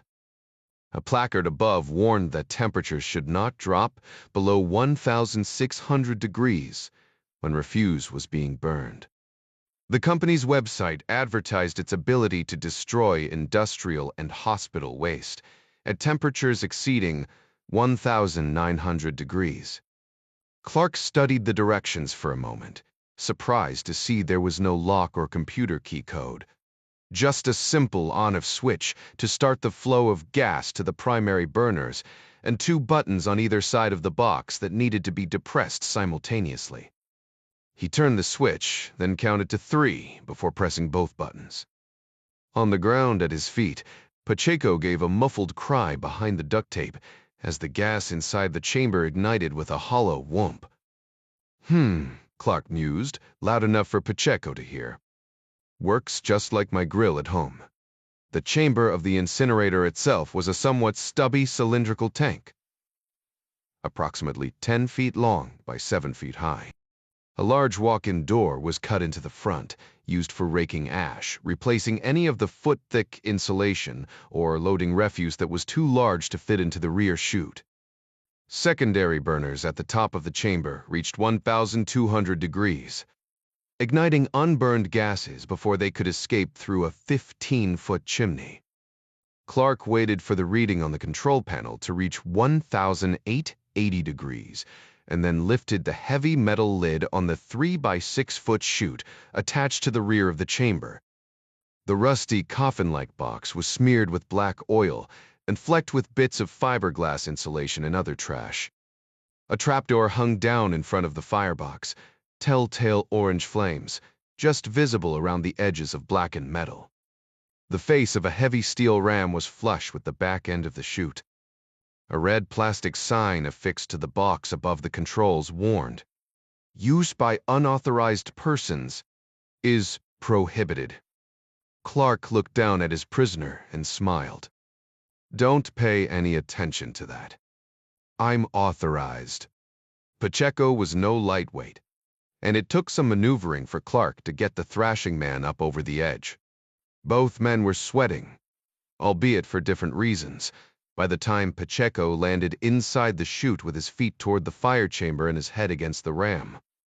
He rolled and thrashed, trying in vain to gain some kind of footing that would allow him to escape from the narrow prison.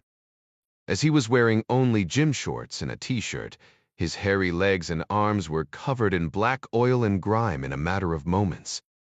Clark leaned over the side, peering down into the greasy darkness. He caught the sudden odor of urine. That made sense. For an instant, he felt a pang of guilt, and then remembered the dead girls in the sorghum field, the snuff videos, and a child named Magdalena who was still somewhere out there, perhaps even dead already. He clapped his hands together. "They say this can melt bone," he said. "But I'd imagine they'll find a knuckle or two." Pacheco began to sob. Clark pushed the red button. Nothing happened except for the muffled screams, thrashing, and more urine. "Nah," Clark said. "The lid needs to be closed." He reached toward the hinge and flipped a manual override that allowed the mechanism to operate with the lid open before hitting the red button again. This time, the heavy door at Pacheco's feet began to slide upward, metal squealing against metal. At the same time, the ram at his head pushed him toward the waiting flames. Pacheco tried to brace himself, but even if he hadn't been tied, the slippery steel box would have made that all but impossible. Clark pushed the button again, relieved that the hydraulic ram actually stopped. It occurred to him that he should have tested it beforehand. "Okay, Ernie," he said. "So we go. I need information. You have information. It's a simple process." Pacheco nodded, seeing a possibility of survival for the first time. Clark continued. "I should tell you, I'm not a patient man. I'm looking for Magdalena Rojas. You're going to tell me where she is." More nodding and some muffled grunts. The sea dulperd shrugged. "Not good enough. I told you I wasn't patient, Ernie." He pushed the red button again, waiting for the door to get halfway up and the ram to begin its movement before pushing it again. "Sorry about that," Clark said, ripping away the tape. "Guess I do need to take this off so you can talk." Pacheco spat out the paper towel and let fly a string of Spanish curses, hyperventilating to the point that Clark thought he might vomit. Clark reached as if to push the button again. "Mas the betray." "Okay," Pacheco said. "I dropped her at Emilio's. She was good when I saw her last. I swear on my mother's grave." "I've probably seen your mother's grave," Clark mused. "Zambrano. Where do I find him?" Pacheco gave him directions to the ranch Caruso and Callahan had already visited. Clark shook his head. He left his hand over the red button. "Already tried there. Wudula Cherby di Kender." Pacheco cried. "He's got another place out in Palo Pinto County." He rattled off the directions. "And if he's not there?" "If he's not at his other place, that's where he'll be," Pacheco said. "Good luck getting to him, though. He's got a shitload of guards. Lily's guys. Emilio is a badass, but his woman, I ain't shitting you, man, she's the devil. And her guys ain't much better." "Durcherstev a triad?" Clark asked. He'd been wondering where all the Sun Yi-on goons were hiding. Pacheco nodded. She keeps a dozen or more around all the time. Look, amigo, I told you what you wanted to know. Can you please untie me now? You're scaring the shit out of me. Know what I'm saying. I'm not your amigo, Clark said, his voice hoarse and pointed. Let's say Magdalena's not with Zambrano. Where else would I look for her? Pacheco snorted. What is it with bitchy little Magdalena? Did you bid on her? And if you did, how did you find me? He studied Clark for a moment, and then threw him a conspiratorial smile. You wily bastard. I knew Lupe didn't know how to make that computer anonymous. You found me with the IP address, didn't you? Clark nodded. How much did Zambrano bid? 12 grand, Pacheco scoffed. Can you believe that shit? Hey, come on, let me out, and I'll get you set up with somebody even better. If Magdalena's your type, I got a line on a couple young ones down in Reynosa. Clark slammed his fist into the red button. The trapdoor rattled upward. The fire greeted them with a terrifying roar. A cyclone of orange and yellow whirled and danced inside the glowing chamber. At the other end of the chute, the ram slid into the battery with a resounding clunk. Pacheco drew himself into a ball, flipped sideways, bent his neck, doing everything he could to brace himself. Nothing he did would stop the unrelenting steel ram from pushing him toward the flames. Now free of the gag, he loosed a shattered scream, surely the same kind of cry the countless young women he'd murdered had screamed before him. Clark lowered the heavy door to the sound of metallic thuds and hysterical, shrieking pleas. The frenzied howls grew more intense, drowning out the hydraulic hum of the ram, and then fell silent, leaving only the roar and pop of the flames. The Slaughterer, Clark said, sliding in behind the wheel of his rental car. What a dumbass name. 51. The Hendley Associates Gulfstream touched down on Atlanta Hartsfield's runway, 8 right at 9:34 a. Pilot in command Helen Reed made the short taxi to Signature Aviation Bow and brought her airplane to a stop on the Pole's ramp. She hung her Lightspeed Zulu headphones over the yoke and climbed out of her seat to go check on fuel. Chavez wanted a quick turn and burn, and it was Reed who would make that happen. The flight from Buenos Aires to Atlanta had been just over 9 hours, thanks to a decent tailwind. Unfortunately, they wouldn't be quite so lucky on the Atlanta to Tokyo portion of the trip. First, she'd have to take the time to grab more fuel in L. And the winds were on the nose, adding back any time they gained on the trip north, and then some. Reed liked the hell out of Domingo Chavez. He was a good guy with lofty goals and a commitment to mission that was beyond laudable. But no matter how important the mission, physical laws being, well, the law, Tokyo was a lot of miles and minutes away. Reed expected total time in the air to be almost 25 hours. She and Hicks were talented pilots, but no one wanted to fly with a pilot who'd been awake for 25 hours. To that end, Reed had made a call to her boss before they left Buenos Aires. To his credit, Jerry Henley had 2 G5550 pilots waiting inside the foal when they landed in Atlanta. Sonny Cobb and Rich Caudill both had thousands of hours in the Army's C-37B, the military version of the G550. After the military, Cobb had flown for the U. Marshals Services Justice Prisoner and Alien Transportation Division, and Caudill for the FBI's hostage rescue teams. Neither of the pilots was a stranger to campus operations, and they often provided relief and augmentation to Reed and Hicks. Reed gave each man a peck on the cheek and then went to hit the head inside the foal, relieved that they'd made it to Atlanta so she didn't have to let Chavez down. 20 minutes later, Reed and Hicks were back aboard and snoozing in the forward seats across from Lisanne Robertson. The Signature ground crew pushed the Gulfstream back from the ramp, with Cobb and Caudill in the cockpit for the Atlanta-Los Angeles leg. In the rear of the airplane, Ding had Gavin Beery on speaker. Any information on Chen's phone? The last activity was a ping off an antenna in Buenos Aires at 17:30 Argentine time. They're dear shit, Chavez said. I saw him use his phone after that. That means he's already dumped the phone we know about.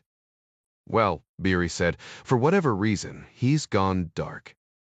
I don't like this, Jack said, feeling an uncomfortable gnawing at his gut. Maybe Yuki and her team will grab him, Adara said.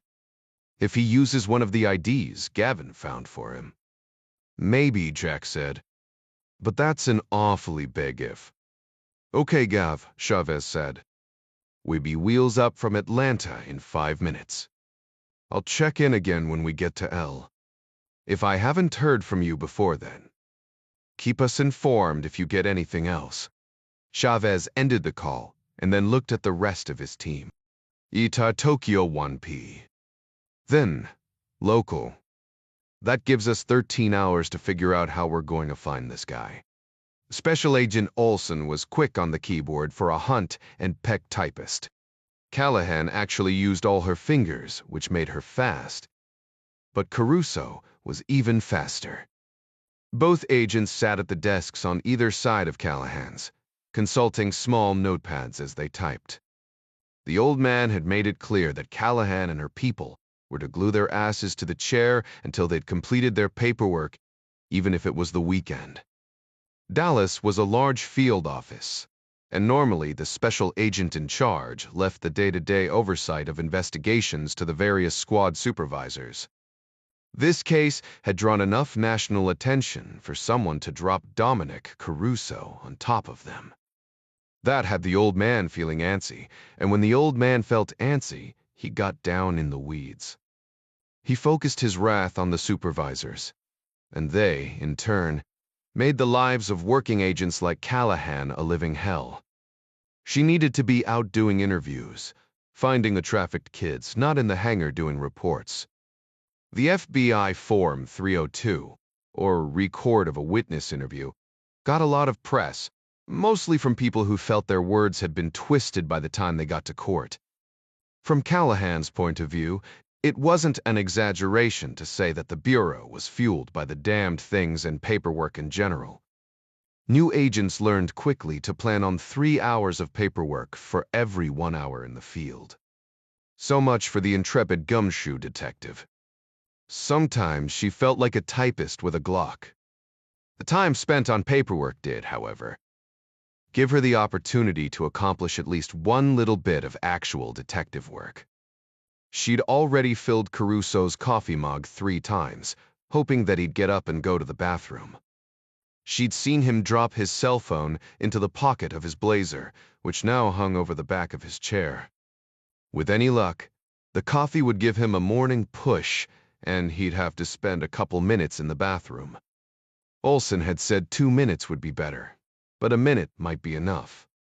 Finally, Caruso stopped typing and pushed back from the desk. It looked like he was going to grab his phone, but Callahan said, "You done? We need to get on the road." Caruso said he had 2 3002s left, but that he would hurry and scurried off to the bathroom in the back corner of the hangar. Callahan waited for the door to close and then fished out the phone and passed it to Olsen, who was waiting with a cord that he used to attach the phone to his laptop. "We should probably get a warrant for this," he said, working feverishly at the keyboard. "Don't let him shoot me if he comes out." "It takes at least a minute to pee," she said. "This is some serious government-level encryption," Olsen said. "I'll try and clone it, but the rest will take some time. Can you get call logs?" "Lively, Mayor." Olsen detached the phone and handed it back to Callahan. "What exactly are you hoping to find?" 20 feet away, the toilet flushed behind the bathroom door. Callahan dropped Caruso's phone back into his jacket and flopped back down at her desk, feeling more than a little guilty. "Find me all the numbers he's called in the last 48 hours, she said. "Specifically during the time we were making the arrests at Naldo Cantu's place." I'm really interested in any of his contacts that go by the name John. Clark took a short nap parked among half a dozen Class A motorhomes in a Walmart parking lot in West Fort Worth. No one bothered him while he waited for the store to open, and he slept deeply, his activities of the past 6 hours notwithstanding. Purchasing a handgun in a state where he wasn't a resident posed a problem, so he'd have to make do with the Glock 19 and the Wilson Combat. Suppler be forther. It was, however, no problem at all to purchase extra magazines and ammunition. He wore a baseball cap against the dozens of security cameras inside the store, and made sure to keep it pulled down over his eyes as he chatted with the young man behind the sporting goods counter. No one appeared to give a second thought to the old dude, stocking up for a trip to the shooting range. He bought more ammunition along with 3 extra magazines for the Glock 19, and 2 more for the Wilson, giving him 5 and 4 respectively, and a total loadout of 109 rounds carried on his person. He threw in a bottle of brake fluid, along with a couple energy bars and a 20-ounce bottle of water name brand, with a heavy-duty container, not the generic stuff. He stopped by a swimming pool supply store for a bag of chlorine granules. The internet was rife with people using the stuff for purposes other than intended, but Clark was just another old dude buying shock treatment for his pool. He didn't get a second look. Loading magazines was a zen-like experience for him, and Clark took his time, thinking through his plan as he depressed the follower and slid in each successive round. He tucked the mags in the pocket of his navy blue windbreaker and stuffed the remainder of his gear into the Camelback hydration pack.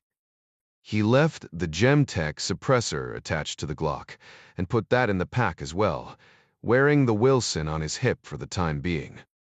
In his pocket, he carried a small flashlight, a Zippo lighter, and a heavy-duty Benchmade automatic knife called a Presidio. He was not one to consider blades very good defensive weapons. They just weren't tactical. Offensive killing was an entirely different story. Clark spent the next 10 minutes sitting in the parking lot studying Google Maps of the area around Zambrano's place, committing the various possible routes of approach to memory. He'd look at them again when he got closer, but it gave his mind something to chew on while he made the hour-and-a-half drive. In the meantime, he pushed the speed dial button for his wife. She answered on the first ring. He had no news, at least none that he could share with her. Sometimes it was just comforting to hear her voice.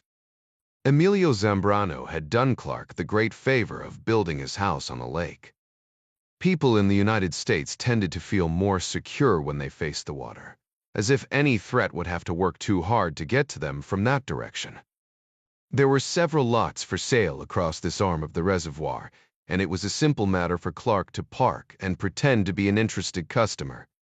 He would eventually work his way closer, but a pair of 18-power marine binoculars from a quarter-mile away helped him rough out the beginnings of a plan. Zambrano had gone a step further than most and picked a site in a secluded bay, cut back approximately 50 meters from the main body of the lake. The home itself was a gray brick 2-story, tucked in at the head of the bay in between 2 limestone ridges that were covered with cedar trees.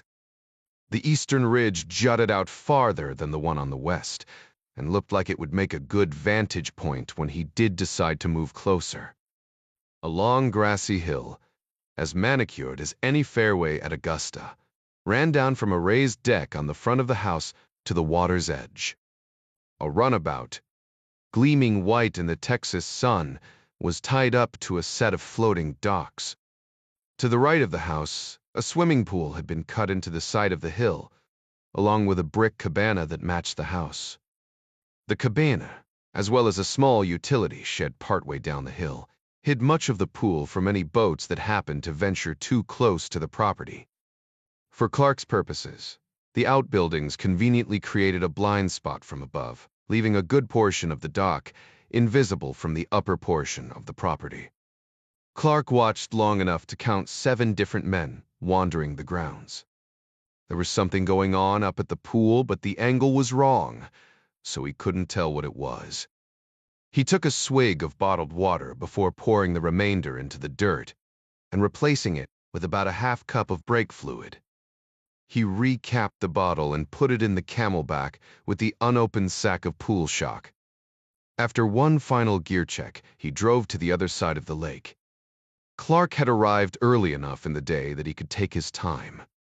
He drove past Zambrano's nondescript steel gate and left the rental in the trees nearly a mile down the gravel road.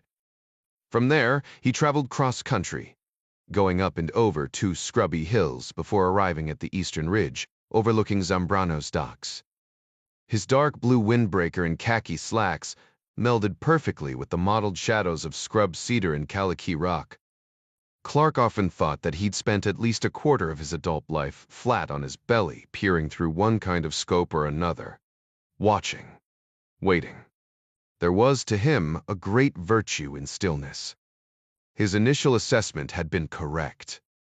The ridge offered a near-perfect vantage point of the house, the expansive deck and hot tub, the pool, and the docks below.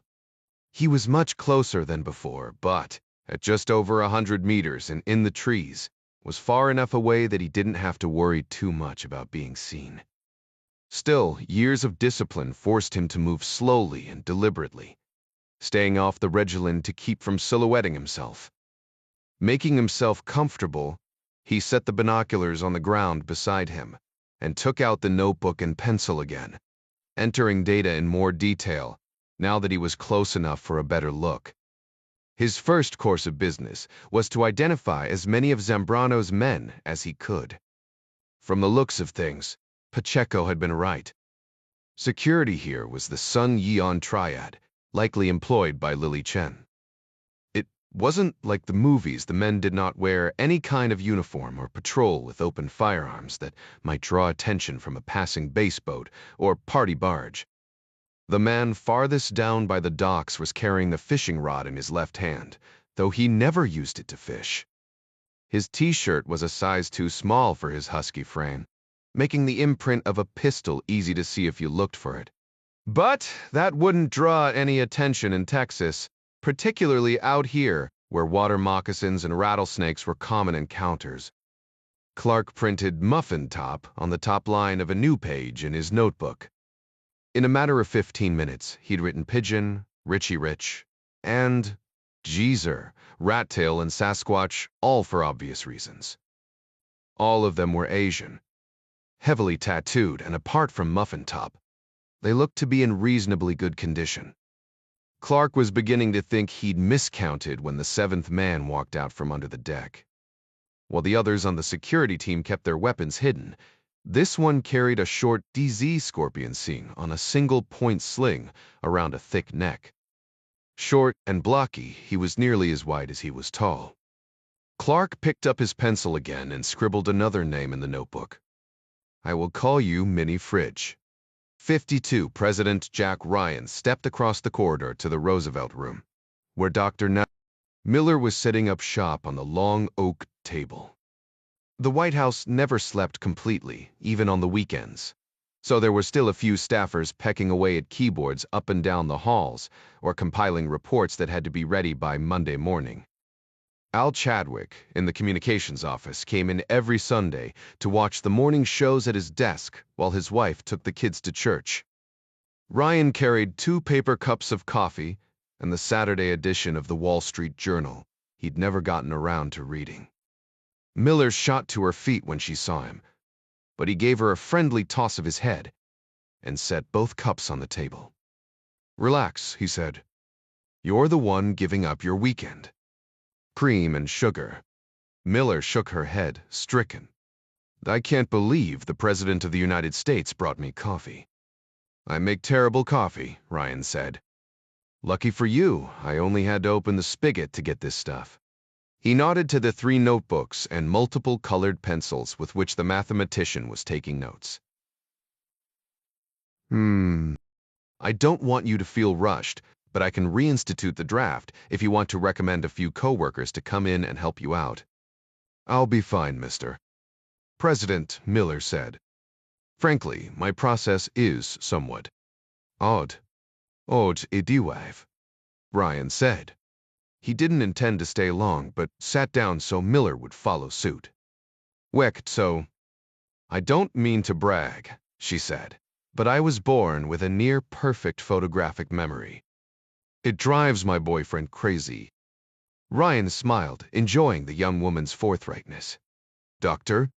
Miller continued.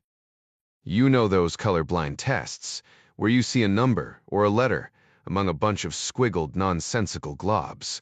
Ryan nodded. Well, if you were to show me a bunch of globs that formed an unintelligible half of a letter or number, and then an hour or even a day later showed me a bunch of globs with the corresponding half of that original letter or number, my brain would recall the first image and then superimpose the two, filling in the blanks and giving me the whole picture. Ryan said, Here's to you filling in some blanks for us then.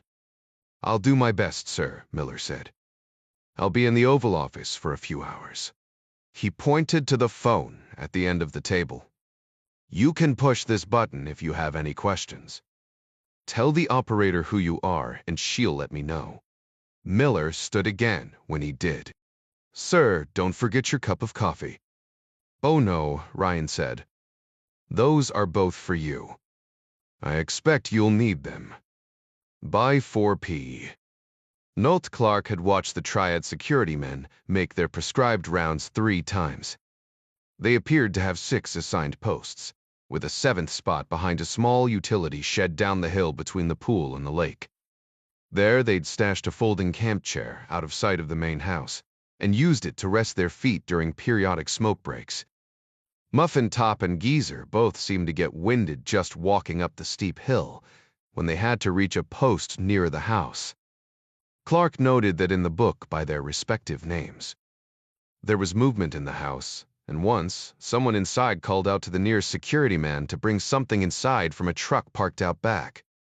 Clark had yet to see anyone who might be Magdalena Rojas, or for that matter, Emilio Zambrano or Lily Chen. They were here, though. No one had this kind of roving security just to guard an empty residence. Then, at almost exactly 5 straight up, the double doors on the 2nd floor yawned open and an Asian woman stepped out onto the deck.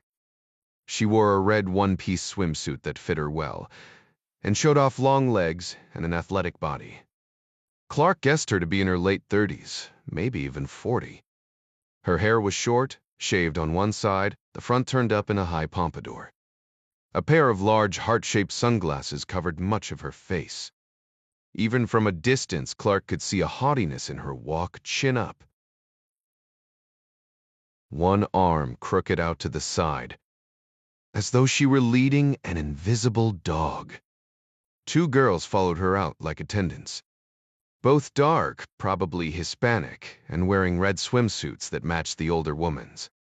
The lead girl, Clark, guessed her to be Magdalena Rojas, carried a rolled towel and a container of sunblock.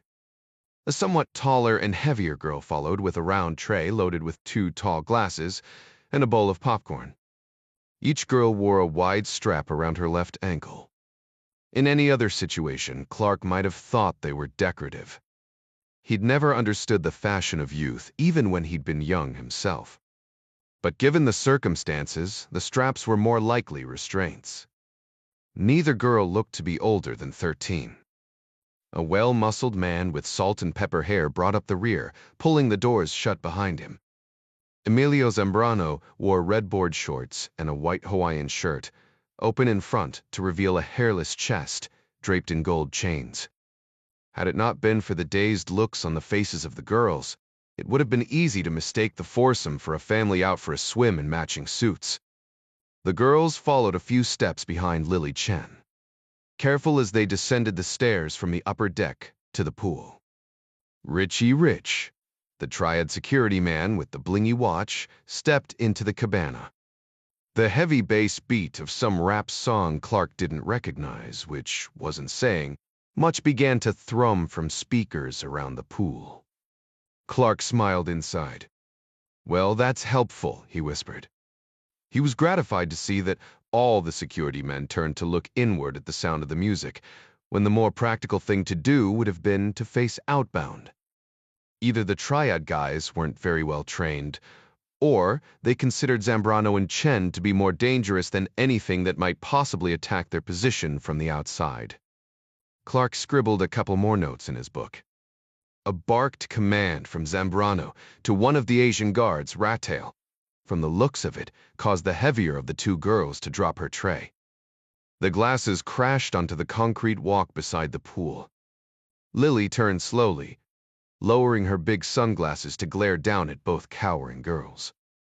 Zambrano cuffed the tall girl in the back of her head, shouting something Clark couldn't quite make out. The girl fell, wilting from the blow, and began to pile the broken glass on the tray. Magdalena set the towel and sunscreen on the ground and stooped to help. Cursing now, Zambrano walked to the edge of the pool next to the diving board and then turned to give the girl a swift kick in the thigh. She'd apparently gotten glass in the pool. Chen pointed at the water. The girl stood slowly, glancing at the pool, then shaking her head. Chen nodded, smiling and continuing to point at the water. The girl shook her head again. It was obvious that Chen was telling her to go retrieve any broken glass, and it was just as obvious that the girl was terrified to get into the water. Chen grabbed the girl by the hair and dragged her in, shoving her over the side. The poor girl sputtered and kicked, but after her initial panic, was able to stay afloat by dog paddling. There were no markings on the edge, but the diving board said it was at least 8 feet on that end. Lily Chen continued to point, shoving the crying child away with her bare foot each time she made it to the edge. By now, Rat Tail, Muffin Top, and Mini Fridge had all gathered around the pool to watch the fun. Muffin Top laughed, but a glare from Lily sent him hustling back down the hill to his post at the docks.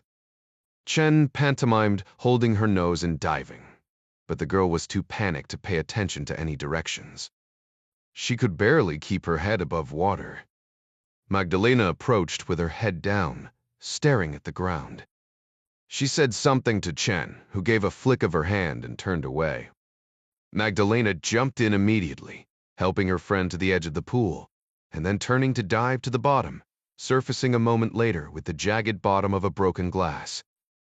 She climbed out of the pool and set the glass on the tray, offering to carry it back inside. Instead, Lily snapped her fingers and Rat Tail took care of it, trotting dutifully up the steps to the deck and disappearing into the house. Clark wrote Pool Boy beside Rat Tail's name in the notebook. When he looked up, Zambrano had attached a short leash from a metal deck chair to the taller girl's ankle. There was a similar leash on another chair, probably meant for Magdalena, but she was busy rubbing sunscreen on Lily Chen's shoulders. The Chinese woman said something to Zambrano, who shrugged, and then dragged the deck chair along with the attached girl to the edge of the deep end. He pointed in again, as if telling her there was still more glass at the bottom from her accident, and then he kicked the chair over the edge. The heavy chair jerked her under mid-scream. Clark's heart leapt into his throat. His hands clawed at the dirt beside him. There was no way he'd be able to cover the distance from his hide to the pool in time to save her, even if he wouldn't have been cut down by gunfire. He could start shooting, but at nearly 100 meters away, he'd be hard-pressed to make pistol shots effective. Shots would only send everyone running for cover, leaving the girl to drown. No, his only hope was to bank on the fact that Zambrano had likely bid a great deal of money on both girls and would not want to kill off his investment. Half a minute in, Zambrano gave Magdalena a nod. The skinny little Costa Rican sprang forward at once, diving in to save her friend. Zambrano stood on the edge with Mini Fridge, watching in amusement. When the chair proved too heavy even for Magdalena to keep afloat, Zambrano begrudgingly hooked his thumb at the water, and the short Chinese man handed off his smung to dive in. The taller girl gagged when Zambrano dragged her out, vomiting on the concrete pool deck. Lily Chen could not be bothered to look up from her magazine during the entire ordeal. Clark focused on his breathing, having to work hard to relax his jaw. His original plan had been to wait until sundown, But he wasn't about to stand by and watch something like that again. He took one last scan with the binoculars. The Sun Yi-on guys had just rotated posts, so he could count on them being in roughly the same position for the next half hour. He carried both pistols and all his magazines on his belt, keeping the Glock mags from 9 o'clock over his left hip and forward. The Wilson 55 mags he kept from 9 o'clock rearward toward the small of his back, but still within reach. The Presidio was in his left pocket. He could have solved this whole problem with a rifle. Any warfighter worth his salt knew that if you ever had to pull a handgun during a fight, you were in deep shit. But pistols were better than fists and feet. Clark had always been breakable. Everyone was, though he hadn't admitted it as a younger man. He just didn't heal quite as quickly anymore. That, along with the lack of a long gun, couldn't be helped. And anyway, he decided to play the hand he was dealt early on in this game. He ran through the plan again in his head, drawing a circle around his sketch of the docks. "Well, Muffin Top," he whispered, "looks like you get to be first." It was not at all uncommon for President Ryan to work through lunch and dinner when he was focused on something. The G20 was looming, and there were dozens of topics, economic and otherwise, that he needed to bone up on before he left for Japan the next morning.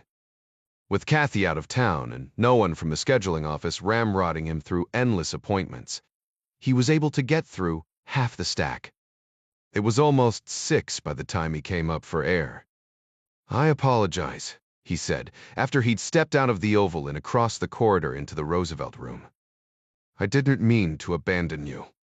Yitta Terry, Yalman Terry Doctor." Miller stood again. "Al from communications brought me a chicken wrap." "Good," Ryan said, eyeing the open notebooks beside Miller's laptop. "Anything interesting?" "I think I'm about done," she said. Ryan shook his head. "I don't want you to feel as though you have a deadline, Dr. Miller. This is important, and I fully realize it takes time." "Frankly," Miller said, "I wish I could say I needed more time. This place is amazing compared to my office. Anyway, I found the initial financial ties between China and the bank in Africa the old-fashioned way by analyzing computer data. I figured I could broaden my focus after you pointed me in the right direction. Once I had an idea of what to look for, I was sure all the blobs I told you about would become crystal clear as long as I did enough snooping." "And what did you find out?" "Well," Miller said, "entities that appear to represent the government of China, and even President Zhao Chengji himself, have assets in Africa, Bali, and Paraguay. There's a Balinese company which appears to be a shell business for Zhao, with ties to Jama'a Islamiyah. They're tenuous, but they are there." Ryan sat in a chair across the table and leaned back, thinking. "I don't understand," he said. "There are so many methods to stay under the financial radar. Cryptocurrencies, cutouts, middlemen, and offshore banking. Why would anyone conduct business this way if they wanted to hide it?"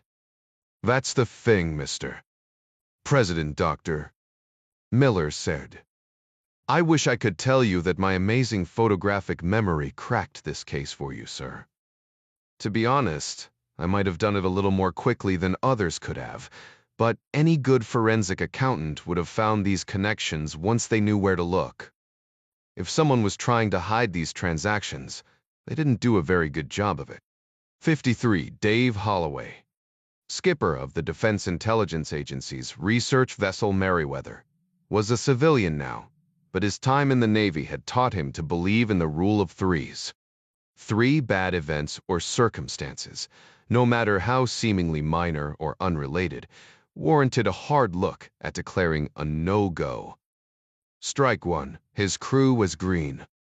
But for himself, the navigator, and the mechanic, the 10 souls on board were scientists, not sailors.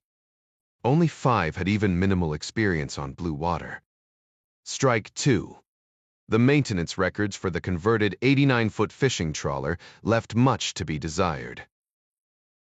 "Oh, The boat ran all right, and the logs showed no recent problems. But maintenance issues had a way of rearing their heads in the darkest parts of the sea. Strike 3. His bosses at the Joint Functional Component Command for Intelligence, Surveillance, and Reconnaissance were in too much of a hurry. There were times to rush, but launching a boat with a new crew and poor records was not one of those times. The guys at JISA praised his seamanship, played up the talents of his crew and the beauty of the little boat. He'd returned their cajoling with Warren Buffett's sentiment that, no matter how great the talent or efforts, some things just take time. You can't produce a baby in 1 month by getting 9 women pregnant. He wanted a month to assure himself that the boat and the crew were ready, but the folks at Anacostia gave him 3 days. They did not believe in the rule of threes. At 53, Holloway was a 4th-generation sailor, and as such, he knew how to follow orders. If the bosses said go, he noted his concerns in the log, and then gave a sharp, "Aye, aye, sir," before going.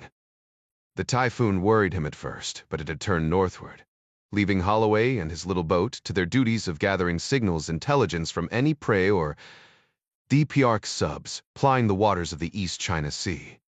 Masquerading as a fishing research vessel, Merryweather ran a zigzagging surveillance run out of Naha, heading for Taipei to refuel before making the return trip back to Okinawa. It should have been a straightforward mission, but now the storm track had changed again. "I don't like the look of this," his navigator, a nautical engineer named Rocky Bell, said, tapping the radar screen on the console at the helm. She was Sharp, a graduate of the U. Merchant Marine Academy, and one of the few real sailors on the boat. "I know," Holloway said. "Damn thing's moving west again. We can duck into Keelung City on the north end of Taiwan if need be." He nodded to the forecastle. "I'll be out on deck a moment." Holloway left the pilot house through the side door and made his way forward. Instruments were all well and good, but he preferred to look at the waves and sky for important information. He didn't particularly like what he saw. The muggy air was clear above, but a line of black clouds to the east made him clench his teeth. The sea was already heaping up, and a stiff wind blew at least 30 knots, carrying with it the heavy smell of rain and ripping foam and spray off honest 8-foot waves. Holloway turned to walk back inside, but a sudden jolt, like an earthquake rippling along the deck, nearly threw him off his feet. He looked through the pilot house window at Rocky, who shrugged. A rogue wave, maybe. Holloway felt Merryweather shift under him as the stern swung around, broadside to the wind. They were slowing. Stumbling back inside on the rolling deck, Holloway glared at his navigator. "What the hell just happened?" "I'm trying to raise engineering now," she said, microphone in hand. She tapped the instrument panel on the console. "Engine temperatures are through the roof." The fire klaxon sounded a half-second later, followed by the voice of Don Patton, the 26-year-old ship's mechanic. Halting and breathless. "Scavenge fire in the diesel." "Crankcase explosion," Patton said. "Steam it out," Holloway ordered. "I've done that, Skipper," the mechanic said. "Fire's under control." "Are you hurt?" "A few burns," Patton said. "But not as bad as the diesel." "How long until you can get her running again?" Holloway asked. There was a long pause as Merryweather swung around, broadside to the gale, at the mercy of the approaching storm. "I'm not sure it's even," Holloway cut him off. He didn't want fatalistic talk. "Give me an estimate." "I'll do my best, Skipper," Patton said. "That's all I can ask, son," Holloway said. "So long as you understand that we're about to get a very uncomfortable saltwater enema if this typhoon hits us while we have no power." "Aye, sir," the mechanic said. "I'll send Rocky down to see to your burns." He nodded to the navigator, who was already grabbing the medic bag from under the console. Holloway took a deep breath, cursing at his own stupidity. He'd taken out a green crew on a ship he didn't quite trust. It didn't matter how much the suits back in Anacostia had wanted him to hurry. He knew better. Dia wasn't to blame for this. He couldn't even blame the previous mechanic for faulty diesel maintenance, though that was surely the cause. The little spy ship groaned, turning again before the wind, wallowing in the middle of a vast and unfriendly ocean. There was a lot of tech on board that the Chinese Navy would just love to get their grimy hands on if the Typhoon didn't sink her first. Whatever happened, the blame rested squarely on Holloway's shoulders.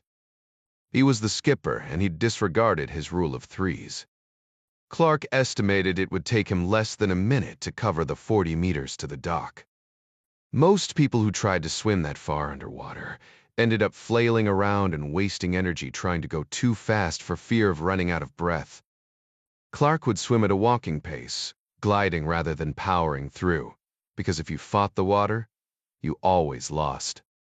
Holding his breath wouldn't be an issue. Staying on course in the chocolate-brown lake water would be the challenge, that and timing his arrival so Muffin Top was facing the other direction. The heavy beat of rat music was still rolling down the grassy hill when Clark made it to the bottom of the finger ridge east of Zambranos. He kept low on the far side of the hill and out of sight. Hours of surveillance had shown him that each of the Triad sentries had his own method of patrol.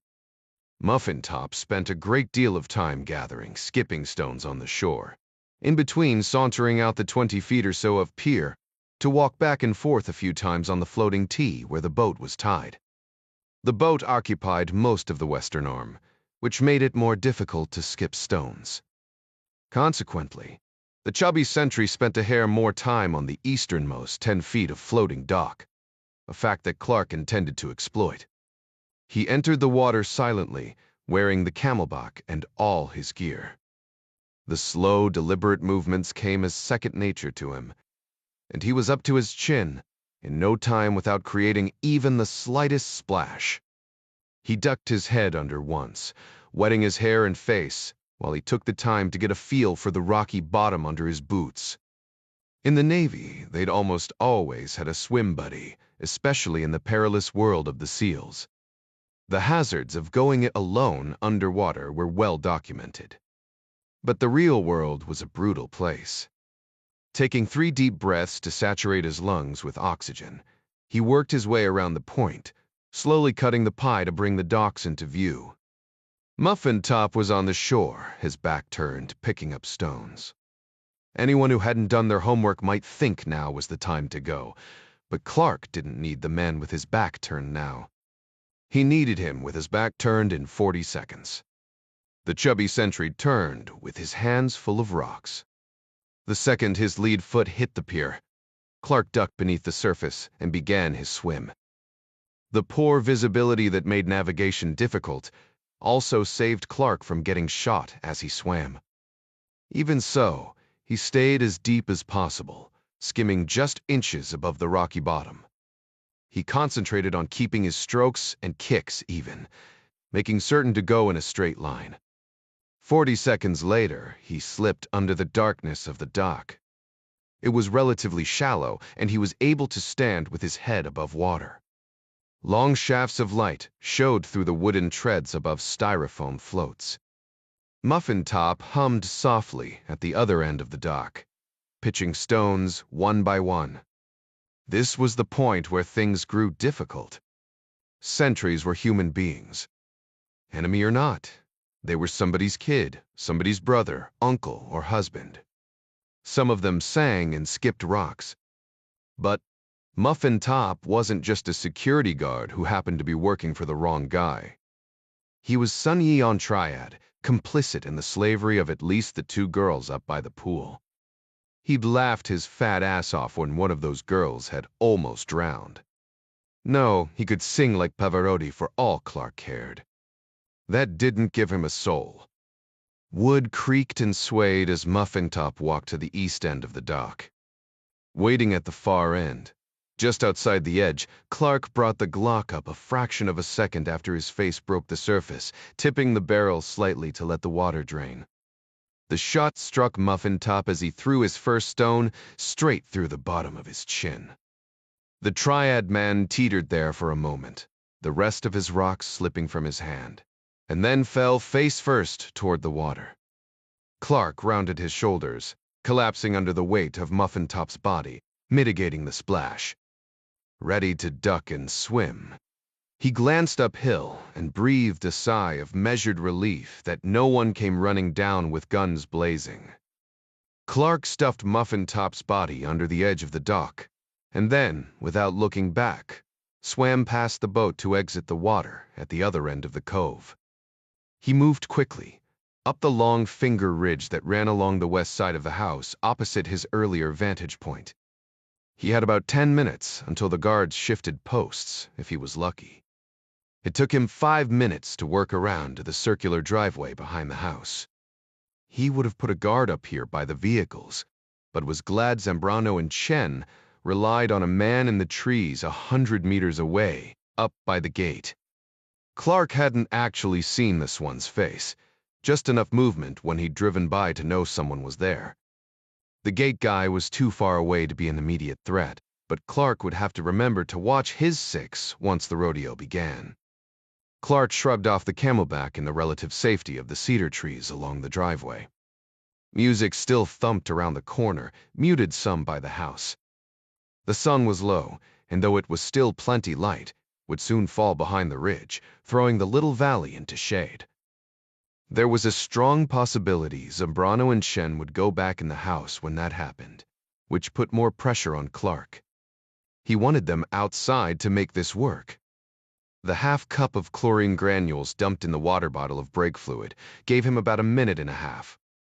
He didn't bother with the lid, but left the bottle upright beneath the gas tank. The mixture did nothing at first.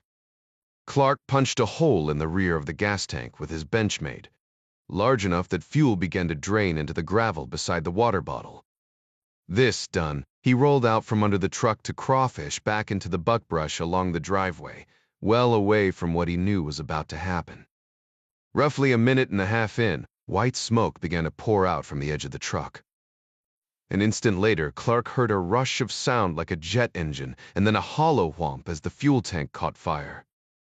Rich, who was posted near the end of the house, heard the noise and trotted out to investigate, earning him 2 shots to the face from Clark's suppressed Glock.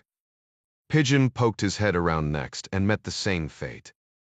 It would have been nice if they'd just keep offering themselves as targets, but sooner or later the others would get wise to the fact that their buddies weren't coming back. When in doubt, Clark preferred to err on the side of action. He decided to press the issue, not wanting to give the folks on the other side of the house time to figure out what was going on. He shot a quick glance toward the road. The guard out there would notice the fire soon enough, and Clark wanted to be done with the other 7 by the time he got here. He turned back around just in time to see Mini-Fridge run out of the back door with a fire extinguisher. Instead of dropping the canister and going for a gun, Mini-Fridge ducked his head and ran, intent on bowling Clark over. Clark brought the Glock around a fraction of a second too late, getting a shot off, but impacting the extinguisher instead of the man.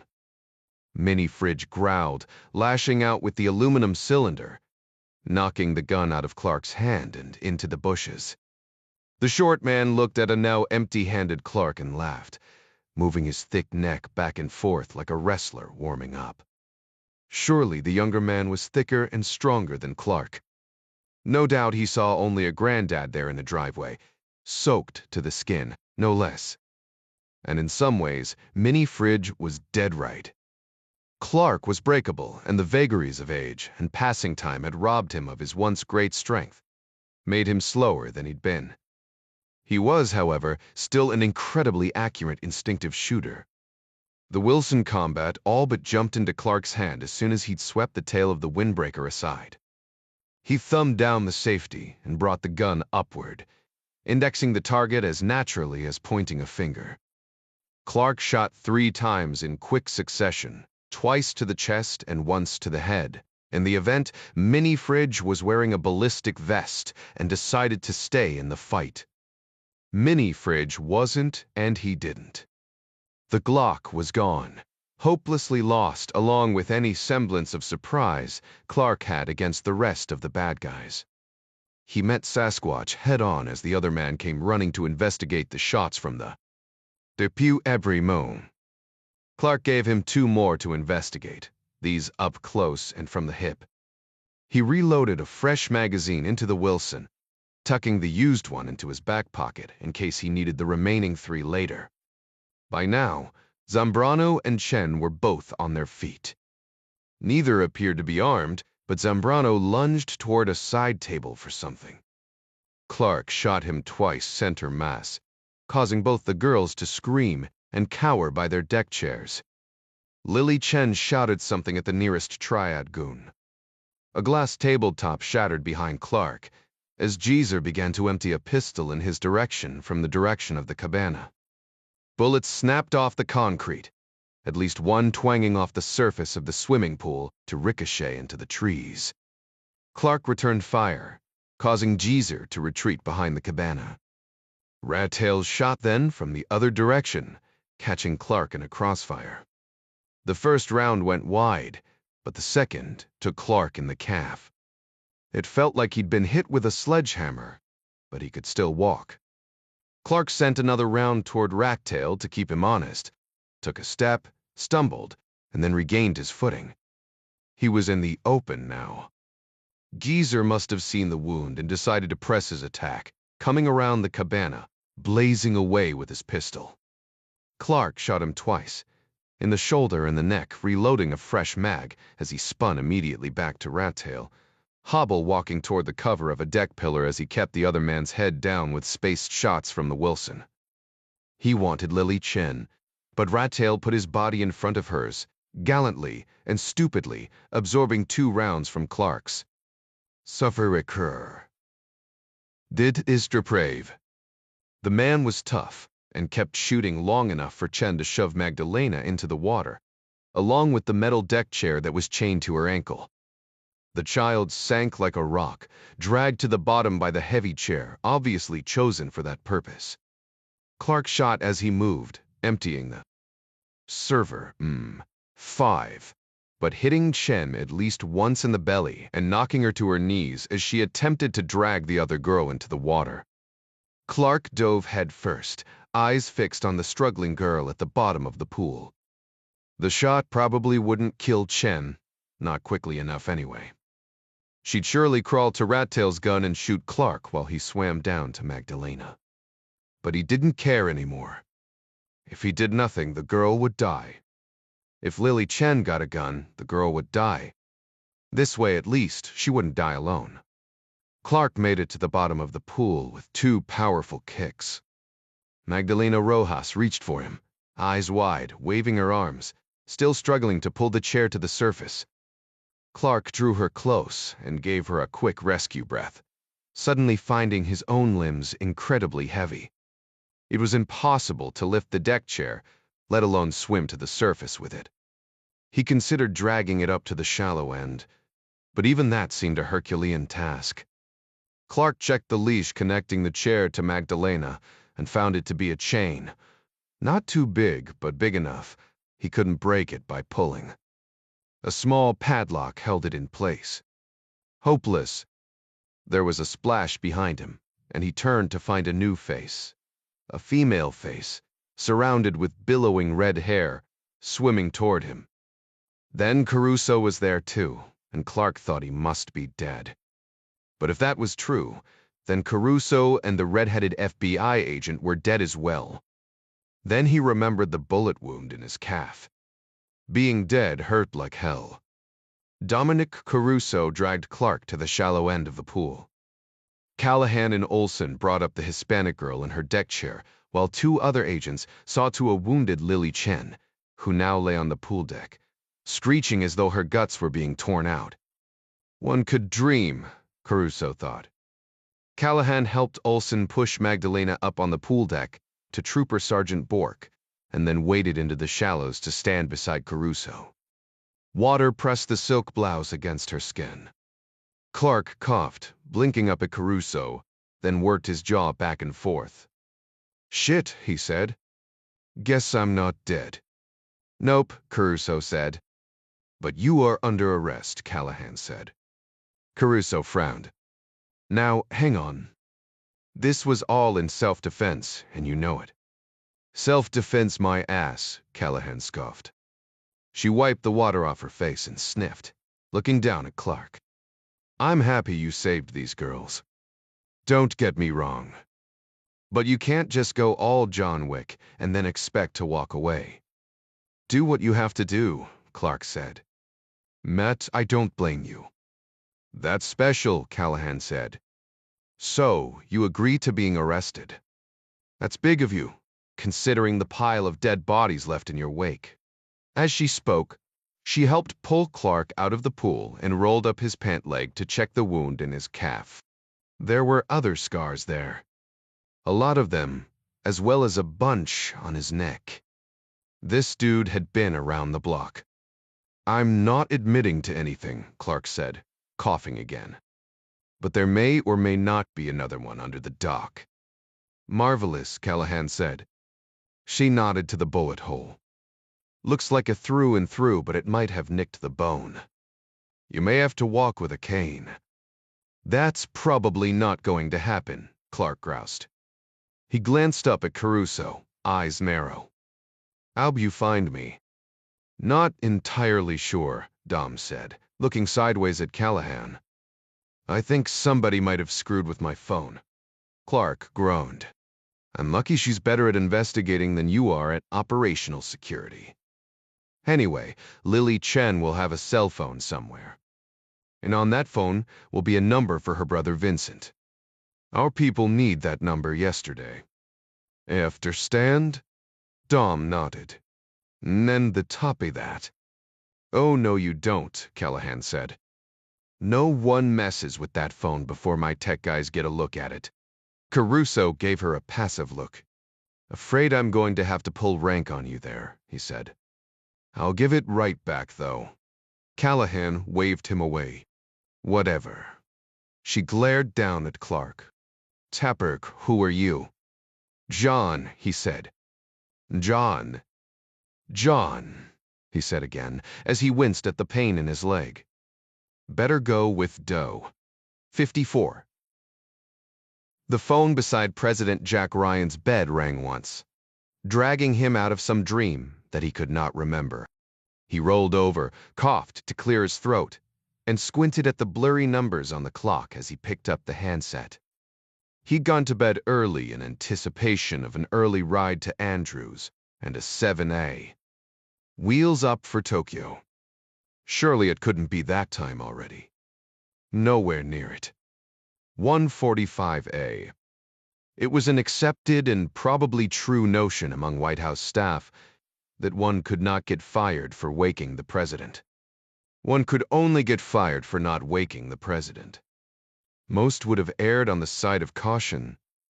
But Arnie Van Dam had a pretty good handle on when events were important enough to rouse Ryan from his much-needed beauty sleep. Van Dam had witnessed so many national crises that he remained absolutely unflappable, while so many others ran around with their hair on fire. Van Dam joked that he had no hair. So, Mr. President. The voice on the other end of the line said, Good morning, Arnie. Ryan stretched, fought the urge to say something flippant. No one called to joke at this ungodly hour. Sorry to wake you, the chief of staff said.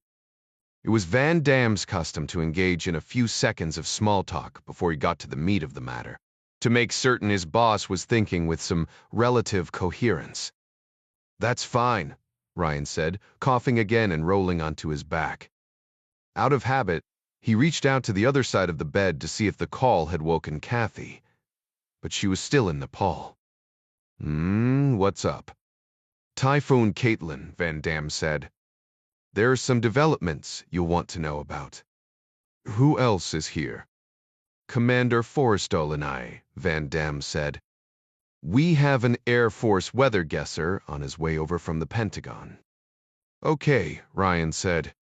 He was fully awake now. Notify the Secret Service that I'll be heading to the Oval Inn.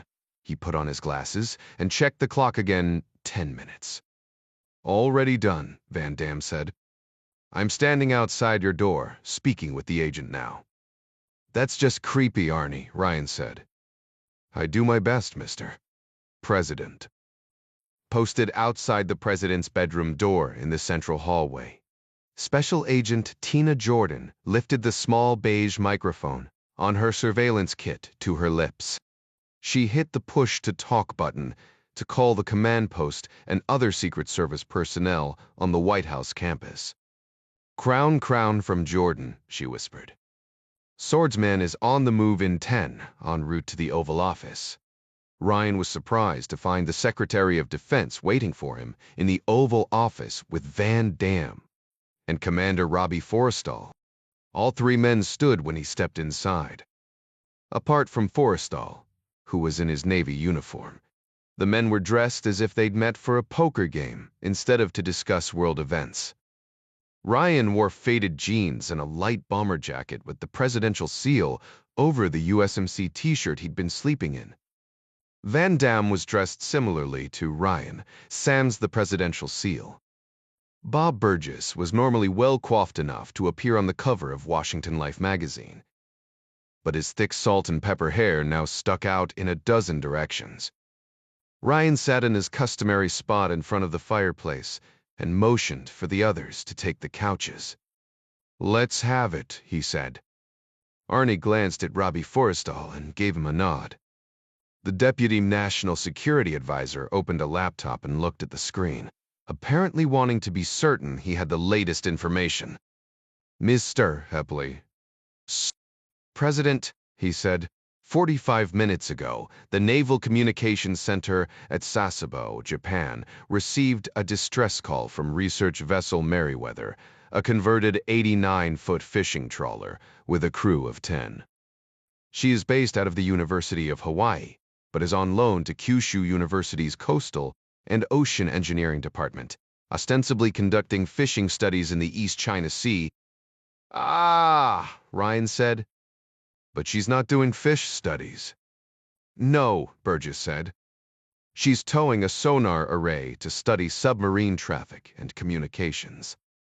Just so, sir, Commander Forrestal said. R.V. Merryweather has been seconded to the Defense Intelligence Agency for 2 years. Ryan rubbed his eyes, thinking this through. Virtually every nation with the capacity to launch a boat had some sort of spy ship.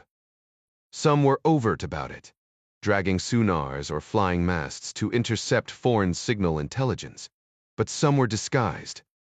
Chinese and Russian fishing vessels were often cover identities, and the United States had more than one such vessel of her own. Do we have open communication with the vessel? Van Dam asked. We do, sir, Commander Forrestal said. So far, everyone aboard is fine, but Merryweather has lost propulsion and Typhoon Caitlin is driving her directly toward China. Lost propulsion? Ryan asked. What's their position? Forrestal turned his laptop around so Ryan could see the radar image on the screen. Approximately 30 kilometers northeast of Kubashima, one of the Senkaku Islands. This one is known as Huangwei-yu to the Chinese. At this moment, they are in waters claimed by both Japan and China. But at their present rate of speed, they'll drift into undisputed Chinese territory in less than 6 hours. Chinese Coast Guard and fishing vessels are in and around the disputed islands almost daily when the weather allows. On a positive note, we're not tracking any right now. Ryan shook his head. How is this boat handling the storm if she doesn't have an engine? Not well, I'm afraid, the commander said. She is still ahead of the typhoon, but only just. Merryweather's skipper, Captain Dave Holloway, reports seas in excess of 30 feet. Ryan exhaled slowly and leaned forward in his chair. He studied the red arrows behind a white swirl of clouds on the radar image. I see the storm's turned back to the west. It has, Forrestal said. Does anyone else find this situation odd? Ryan asked, considering Merryweather's location and everything else that's been going on with China. Burgess nodded. Van Damme raised his eyebrows. Forrestal said, the events in proximity to the prey are extremely coincidental, but Captain Holloway doesn't believe this was sabotage. He's reporting it as a crankcase explosion caused by a fire in the scavenge space. Bad maintenance, then, Burgess said, shaking his head. Scavenge fire, Ryan said. So, it was something with the engine itself. Correct, Mr. President, the commander said. Could have been caused by any number of things, like a buildup of carbon in the scavenge airspace, basically the trunk that feeds air to the engine. The crankcase relief valve blew, and the resulting oil mist ignited inside the engine room. We're fortunate the whole ship didn't go up in flames. Or not, Burgess said. Still sounds like poor maintenance. Captain Holloway is new to the vessel, Forrestal said. Not an excuse, Burgess said. But it is a reason, Ryan said. Here are any casualties? The mechanic suffered some burns, Commander Forrestal said. But the skipper reports nothing life-threatening. There's always some son of a bitch who didn't get the word, the SecDef said, obviously referring to then-President Kennedy's response when he was informed of the American U-2 pilot who, navigating with all he was given a compass and sextant, inadvertently flew from Alaska into Soviet airspace. It was the height of the Cuban Missile Crisis, and the incursion very nearly pushed the already tense standoff into nuclear war. We can talk the blame game when everyone's safe on dry land, Ryan said. Captain Holloway and his crew are out doing what we asked them to do. Let's get him on the horn. I want to talk to him. It took 10 minutes for the communications specialist on watch in the Situation Room to reach the research vessel Merryweather and connect the captain with the Oval Office. Ryan put the call on speaker. Captain Holloway, Jack Ryan here. A screaming wind moaned in the background. Mr. Cerise a tribe. Chaver President. Holloway's quiet voice barely cut through the static. He said something else, which was unintelligible. Ryan fought the urge to speak louder over the phone. Do you have injuries, Captain? No, sir, Holloway said. He was obviously trying to hear himself above the wind, and likely the thump of his own heartbeat in his ears. The hissing connection made it sound as if we're speaking in a strained stage whisper. We're all uninjured and accounted for, Mr. President, he said. Is there a way to repair the damage? Nibi Turin, Ryan asked. The fire was extensive, Holloway said. My engineer is working to fix the problem, but it doesn't look promising. I want you to know we fully realize the gravity of this situation, sir. There are systems on the ship that cannot fall into Chinese hands. That would be best, Ryan said, wishing he could say otherwise. I have discussed using the life rafts and scuttling with the crew, Holloway said. They will obey the order without argument, Mr. Massakarjand. Hang on now, Captain, Ryan said. We're not there yet. He tried to imagine launching a rubber raft in gale winds and 30-foot seas, let alone boarding the damn thing from a pitching ship. If the crew survived the deployment, and if the storm didn't shred the inflatable rafts, then their best hope for survival was getting picked up by a Chinese patrol. You take care of your people, Captain, Ryan said. We'll get the cavalry heading your way with all possible speed. Thank you, Mr. President, the captain said. The strain in his voice made it apparent that he was experienced and realistic enough to feel grateful for the president's outreach, without holding out some insane hope for an actual rescue. Ryan ended the call and then looked at his watch. All right, gentlemen, he said. It's 2:30. Let's find out what we have in the way of a cavalry. Bilkim Freput, Surdhentad. We have the NC Principals Committee here inside the hour, he said. Very well. Ryan looked at the Deputy National Security Advisor. "It's early afternoon in Beijing. Robbie, get with the duty officers downstairs and have them line up a Mandarin interpreter. Tell them we'll just need one. It'll be a 15-minute call at most. And get me the background sheet on President Zhao. I want you to set up a call with him as soon as humanly possible. Right away, mister." "One so's deposition, sir." Van Damme's head snapped around as if he'd been slapped. "Oh, I'd urge against that, Jack." "I agree with Arnie, mister." "President," the SecDef said. "We're not even sure the Chi Coms know where this boat is." "And I don't plan to tell them," Ryan said. Commander Forrestal was already out the door. He had his orders, and the arguments of two advisors shouldn't slow him down. If the president wanted him to stop, the president would have to be the one to stop him. Ryan was showered, shaved, and freshly suited in 20 minutes. Someone had rustled him up a cup of coffee and a Danish, and they were on his desk by the time he got back to the Oval. He took a bite and wondered idly what it would be like when he wasn't the leader of the free world anymore, and magic coffee fairies didn't leave him pastries and Arabica roast when he most needed them. It was just after 4 in the morning. By the time USOF Major Jennifer Yi, the Mandarin speaker sent over by the Pentagon, entered the Oval Office ahead of Commander Forrestal. She was a tall, no-nonsense woman with a stern face that made Ryan think she probably voted for the other guy in the last election. Still, she was professional and looked him in the eye when she shook his hand. He didn't have to ask about her credentials as a simultaneous interpreter or her clearance. The new guys in the watch center would have handled all of that.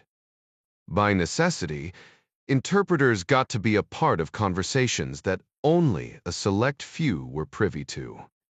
Intense and often delicate negotiations hung in the balance of an interpreter's ability to pick up on what speakers meant to say and the words they chose to convey it. Van Damme, Burgess, and Foley took seats on the couches while Major Yi moved her chair around behind the desk so she could be seated beside the president, closer to his ear. She would listen to the conversation via a headset, translating the Chinese president's Mandarin almost simultaneously. The effort required intense concentration, and she situated her chair so she faced away from the others in attendance, close to Ryan's ear, but not looking at him.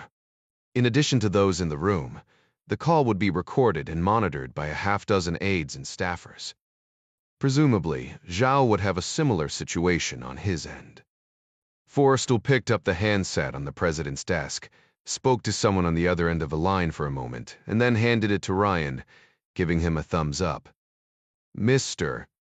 President," Ryan said. "Thank you for taking my call." 55 Arnie Van Damme sat back on the sofa in the Oval Office. After the interpreter had gone, "I can't believe he agreed to hold off." He breathed an audible sigh of relief. The phone call with the President of the People's Republic of China was straight from the Jack Ryan, shoot from the gut playbook. Unfortunately, that kind of shooting worked both ways, and brought with it the strong possibility of gut shooting yourself in the process. True to form, President Zhao had begun the call with an insistence that the United States affirm a one China policy that denied the existence of Taiwan as an independent nation. It was a scripted verbal ballet, and once the two world leaders got past their respective parts, the call had progressed quickly. Ryan was his usual direct self, making statements that from the mouths of other men would have sounded like ultimatums, but from him were just statements of cold, dispassionate fact. It was apparent that Zhao already knew about the Merryweather's predicament and geographic position. He had bristled at the incursion of yet another American vessel into Chinese waters at first. But in the end, he agreed to forego intercepting Merryweather while she was in waters claimed by both China and Japan, adding, however, that his humanity necessitated that he rescue the hapless research vessel the moment it entered, waters not also claimed by the Japanese. I know exactly why, he agreed, Mary Pat Foley said. Ryan nodded. The Pla Navy has already moved all their ships out of the path of the typhoon. He couldn't board the Merryweather if he wanted to. Burgess looked at his watch. That gives us roughly 5 hours, he said. You can bet the Chicom Navy is steaming out now. An American spy ship would be a grand coup for them in the media. Not to mention the technology they'll glean if Captain Holloway doesn't have the sense to destroy it. We could be looking at another Pueblo. The USS Pueblo was the only commissioned Navy ship to remain the captive of an enemy state. Many in the IC believed that the seizure of communications gear when the Pueblos captured in 1968 had allowed the DPRK and the Soviet Union to monitor naval communications late into the 1980s. The Pueblo remained moored in Pyongyang at the Victorious War Museum. Ryan looked again at the massive white vortex that was Typhoon Caitlin on Forrestal's computer screen. 5 hours, he said. That's assuming the sea doesn't take her first. The paramount leader of the People's Republic of China, Zhao Chengji, ended the call with Jack Ryan and leaned back in his chair. The talk had left him exhausted, but he believed he was hiding it well from the 2 female interpreters and the dozen other staff members who surrounded his desk. Colonel Huang stood in his customary spot beside the door, eyes glinting in the muted light, flicking hawk-like glances around the room as everyone filed out the door. Admiral Chien, commander of the Pla Navy, was the last to leave. He was displeased with what he saw as the conciliatory tone of the phone call, but he had his orders and would obey them. I plan to work a few more hours, Zhao said to Huang when they were alone in the office. Very well, Zhao Jusi, the CSB man said. Major TC will remain outside while I will see to the transition of the evening shift. I will return shortly to check in, before I make the final security checks prior to our departure for Tokyo. Zhao removed his glasses and set them on his desk. I cannot help but feel that you would sleep here if I allowed it, he said. Perhaps your wife would be my greatest threat, since I take you away from her so often. Huang blanched at the sudden familiarity. My wife. Forgive my candor, Huangju. Zhao smiled. I am only joking. Perhaps my discussion with the American has made me overly emotional. The colonel gave a curt bow, suppressing a smile himself. If there is nothing else, Zhao Zhisi. Colonel Huang knew each of the 16 CSB protective agents on the oncoming shift by name, as well as reputation. 14 good men and 2 equally stalwart women whom Huang had handpicked for the job from among hundreds of applicants. Each member of the detail had been working in their present capacity for over a year, and the lack of new faces added a modicum of comfort to Huang's attitude. The evening briefing was held in the cramped basement Central Security Bureau squad room, 2 floors below the Paramount Leader's office suite. Except for Huang, the rest of the day shift remained on station above until they were relieved. Huang relayed important logistical information about the early departure for the G20 and a number of protests that were expected in Japan regarding the Falun Gong in Tibet. Rules of engagement were reviewed, assignments discussed, along with a reminder that there would be cameras everywhere and little ability to control the media. Once the oncoming shift had assumed their posts, leaving a new officer outside the president's office, Huang walked his second-in-command, Major Seth, to the gate. He wanted to discuss a few last-minute details about the Japan trip. Unlike members of the Secret Service, even supervisory members of the Central Security Bureau's Presidential Protection Unit did not have take-home cars. Most, including Major T.C., did not mind, preferring to take the train over paying hundreds of thousands of yuan, the equivalent of thousands of dollars for parking. 2 uniformed 1st Squadron, 1st Group CSB soldiers snapped to attention when they saw the 2 officers. Tomorrow morning then, Colonel, Major T.C. said as they reached the gate. I hope you are able to get some sleep. Wei Swang smiled. I will sleep when the Paramount Leader is safely back in Chi, The pop of gunfire outside the gates caused the smile to vanish from Huang's face. Both he and the major drew their pistols, nodding to the uniformed guards. Ever thinking of his first responsibility, the colonel keyed the plate button on his radio. He ordered the command post to keep President Zhao in his office and double the contingent of uniformed guards, forming concentric rings of protection. A mugging, perhaps. Major T said, Taurus pistol in his hand as he peered around the edge of the employee man door through the walls of the highly guarded grounds. Perhaps, Huang said, feeling in his gut that the shots signified something even more sinister. Captain Fu Zhenkang, another member of the president's primary detail, spoke in a halting voice over the radio, proving Huang's suspicions. Even wounded, the man retained his priorities.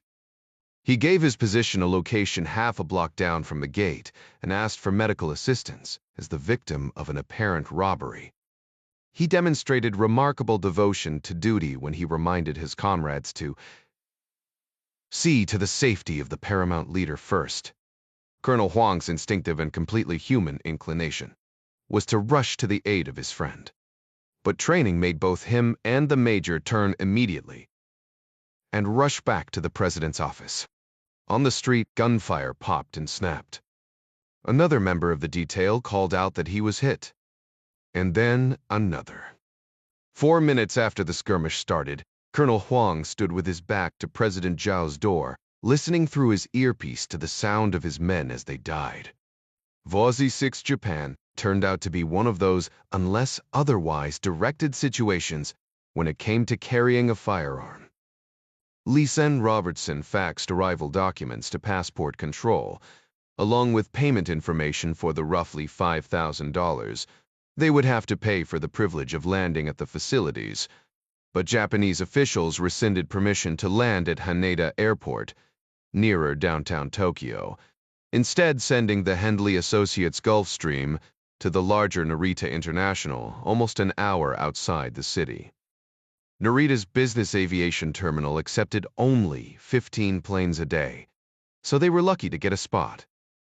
The Premier Gate was glitzy and comfortable, but it shunted arriving bigwigs over and through the same shoe, disinfecting rug, body temperature scanner, immigration, and customs stations as every other visitor to Japan.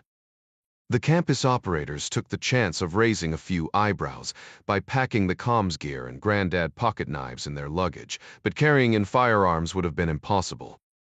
The pistols and larger blades remained hidden in the bulkhead compartments of the airplane. The pilots in Lisan stayed at a hotel close to Narita, while the team made the 45-minute trip from the airport to Tokyo Station. Lisan had been able to find them rooms at the Marriott near the Ginza, no small feat, with attendees of the G20 packing the city. Luckily, all the venues appeared to be on the opposite side of the station, geographically close, but worlds away in a city as densely populated as Tokyo. With nothing to go on but the fact that Vincent Chen and his cohorts were in Japan, Chavez told everyone to get settled and stand by to move. Ryan decided to grab a quick shower and change into his last pair of clean clothes. The rooms were small, as business hotel rooms were in Japan, with just enough floor space to turn around in at the foot of the bed. The tub was deep, meant for soaking, and Jack thought he would put it to good use when he had more time. With his comms batteries changed and feeling uncharacteristically light without his pistol, Ryan walked through the automatic glass door to meet the other operators in the fourth-floor lobby of the Marriott. Midas read a copy of the Asahi Shimbun, the English-language edition, while Adara looked at their phones. Ryan sat down by Adara, who filled him in on the latest about Clark's injuries. The Kevleb Pineshine, still under guard at a hospital in Fort Worth. This female FBI agent appears to want to arrest Dom, too. Like to see her try, Adara groused. Ryan sighed. Nothing from Gavin yet. Midas lowered the newspaper and peered over the top. Ding's still in his room, on the phone with him now, he said.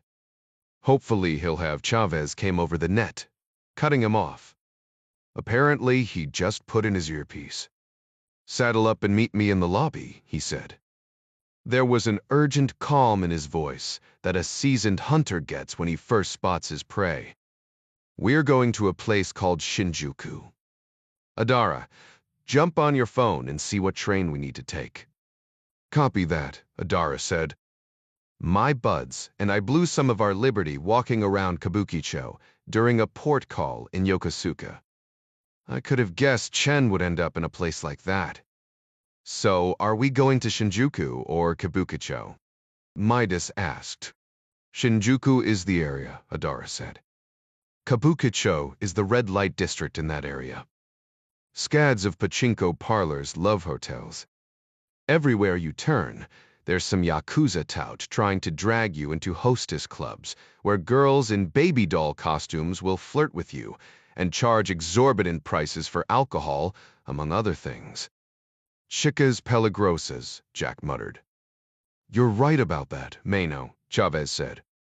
Anyway, the number Dom got from Lily Chen's phone pinged at a restaurant in Shinjuku 3 hours ago.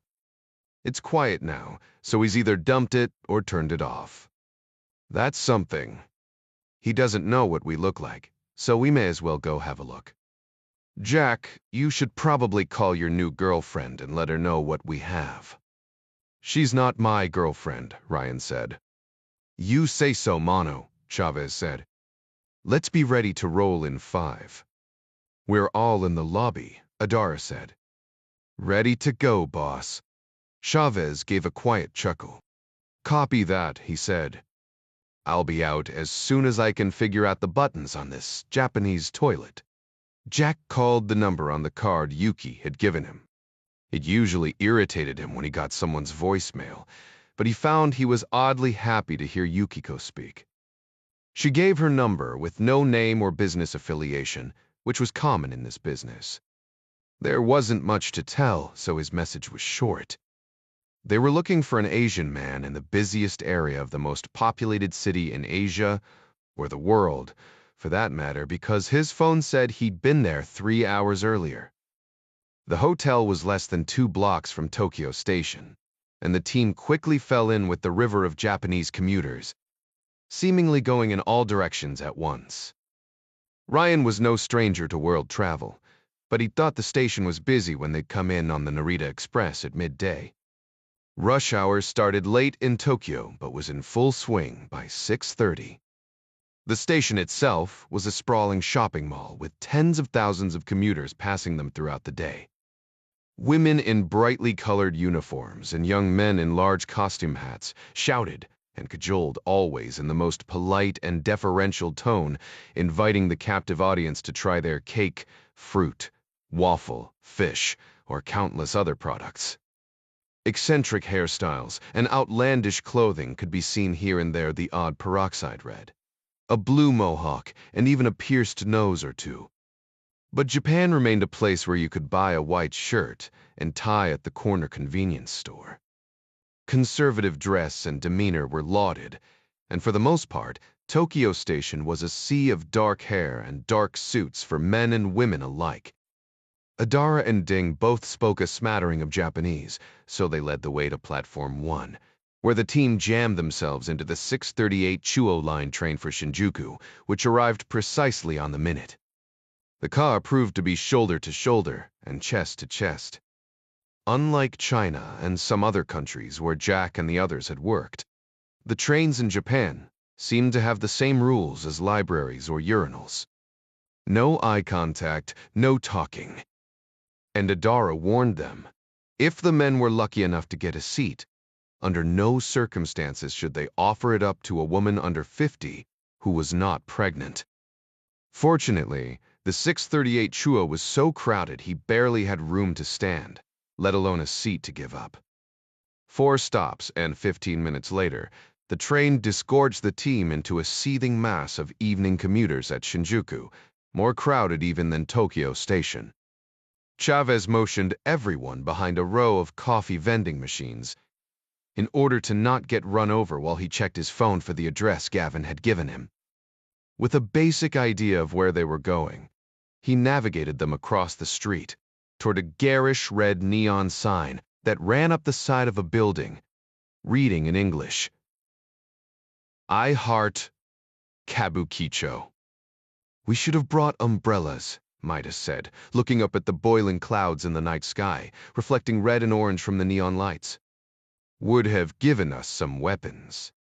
It starts to rain. Umbrella stands will sprout up all over the place, Chavez said. Adara had been right about Kabukicho. Touts ruled the narrow streets, venturing into the lighted streets from the shadows of their covered awnings, only when someone promising walked past. On one, the clatter and ping of pachinko machines sounded above the nasal whine of shamisen music. On the next, men in white shirts and black bow ties beckoned anyone over 18 into curtained information centers to the decades-old hits of Olivia Newton-John. Crowds of tourists made the place seem slightly less sinister than it really was. 10-foot-tall female robots waved their massive arms, and diminutive girls, many of whom spoke Korean, stood under strobing lights in skimpy costumes, handing out flyers that were written in characters Jack couldn't understand. It was like Vegas in code. We turn right here, Chavez said, pointing east on the grimy side street past the robot restaurant. It's supposed to be a couple blocks up that way. Let me look at that, Adara said, moving closer to Chavez. Ah, he was in the Golden Guy. This is making more sense by the minute. The Golden Guy, or Golden District, was roughly one large square block in size, bisected by narrow alleys and dozens of even narrower footpaths that cut between minuscule bars and cafes, most of which accommodated no more than 7 or 8, and most of those regular patrons. The maze of ramshackle shanties with dim lights burning in the second-floor flats made it the perfect place to get lost. One sign read the door to Narnia. Another proclaimed, no English here. The team split, with Ryan and Midas approaching the target address from the west, while Adara and Ding walked parallel to circle around and come in from the east. Ryan and Midas slowed their pace, doing a little gawking while they gave the other team time to get ahead. American and European tourists roamed the shadowed alleys, staring into the tiny bars like they were visiting a human zoo. Ryan was just about to say something about it when he looked to his right and did a double take. Midas noticed and slowed to get a look himself. Is that Jack nudged him forward? Come on, he said. She's probably working. At the split pine counter of a cramped place called the Jazz Bar sat Yukiko Manzaki. She glanced up at Jack when he passed, then just as quickly looked away. You think we burned her? Chavez asked after Ryan filled him in on who they'd seen. A guy doesn't know what we look like, Ryan said, still walking. Or, for that matter, that we're even after him. 2 Asian men wearing light-colored golf jackets stepped out of a bar ahead, looked up and down the street, then turned down a small side alley to the left. Ryan and Midas kept walking. The sound of a sliding door and then a soft voice came from up the street behind them. Jack, what are you doing here? Ryan turned to find Yukiko standing in a pool of light beneath a red lantern outside the jazz bar. Half a breath later, the door to the cafe in the middle of the block slid open and an Asian couple stepped into the street. It was the same door the 2 men had come out of earlier, between Yuki and Jack now. The man carried a leather satchel over his shoulder and was in the middle of lighting a cigarette. The burst of flame illuminated the face of Vincent Chen. Ryan gave an involuntary start. Yuki took a half step forward. The woman with Chen shot a glance at Yuki and then back at Ryan and Midas before leaning in to whisper something. Chen looked up from his cigarette and hitched up the leather bag, walking toward Ryan. He made it 2 steps before darting left to disappear between 2 buildings where the earlier men had gone. The woman was right behind him. 3 more men exited the same cafe before Ryan and Midas could follow. Amanda Salazar came out behind them. Chen and Kim Soo coming at you, mid-block, Midas shouted into his mic.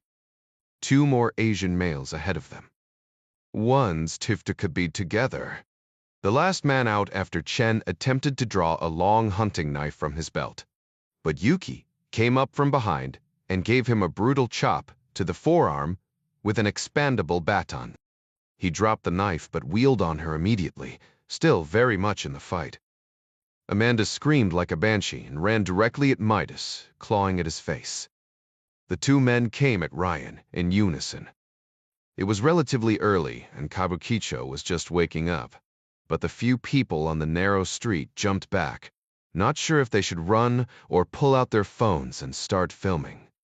Grateful for the darkness, Ryan sidestepped the lead, moving into the entryway of a nearby bar, narrowing the possible angles his opponents had to mount their attack and forcing them to stack, one behind the other.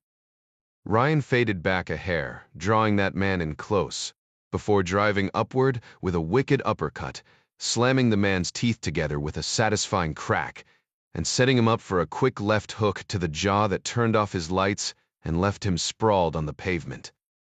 Ryan caught the glint of a blade in the hands of the second attacker, upping the ante.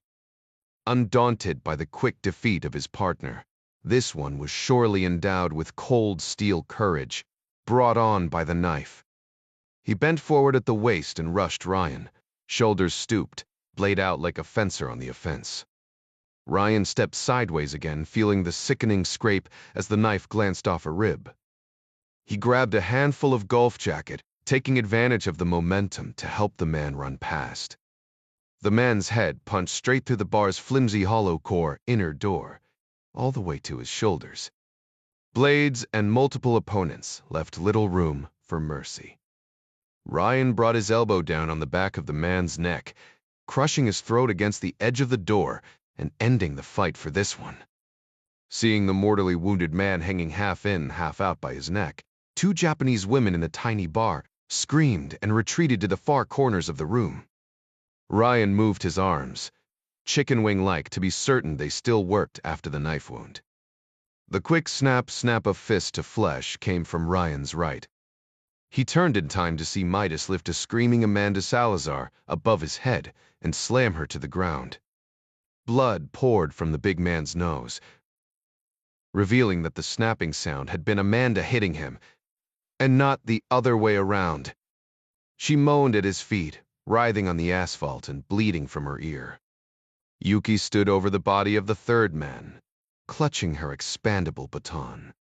She bent quickly and handcuffed him to a standpipe next to the road.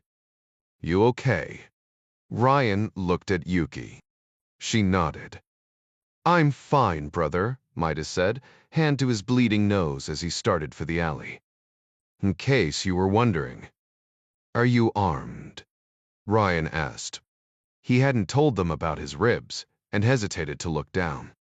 She nodded, producing a stainless Sig Sauer P230. "Der better fist." Ryan glanced down at the man he'd knocked out and saw a small revolver in an ankle holster. He stooped and picked it up. "I am now," he said. Yuki stepped in close, touching his side. "You are bleeding." "I'm fine," Ryan said, rolling his shoulders. "Really?" Lightning rent the sky above Tokyo, followed by a crack of thunder. The wind shifted abruptly to the north. Adar's voice came on the radio, garbled and unintelligible.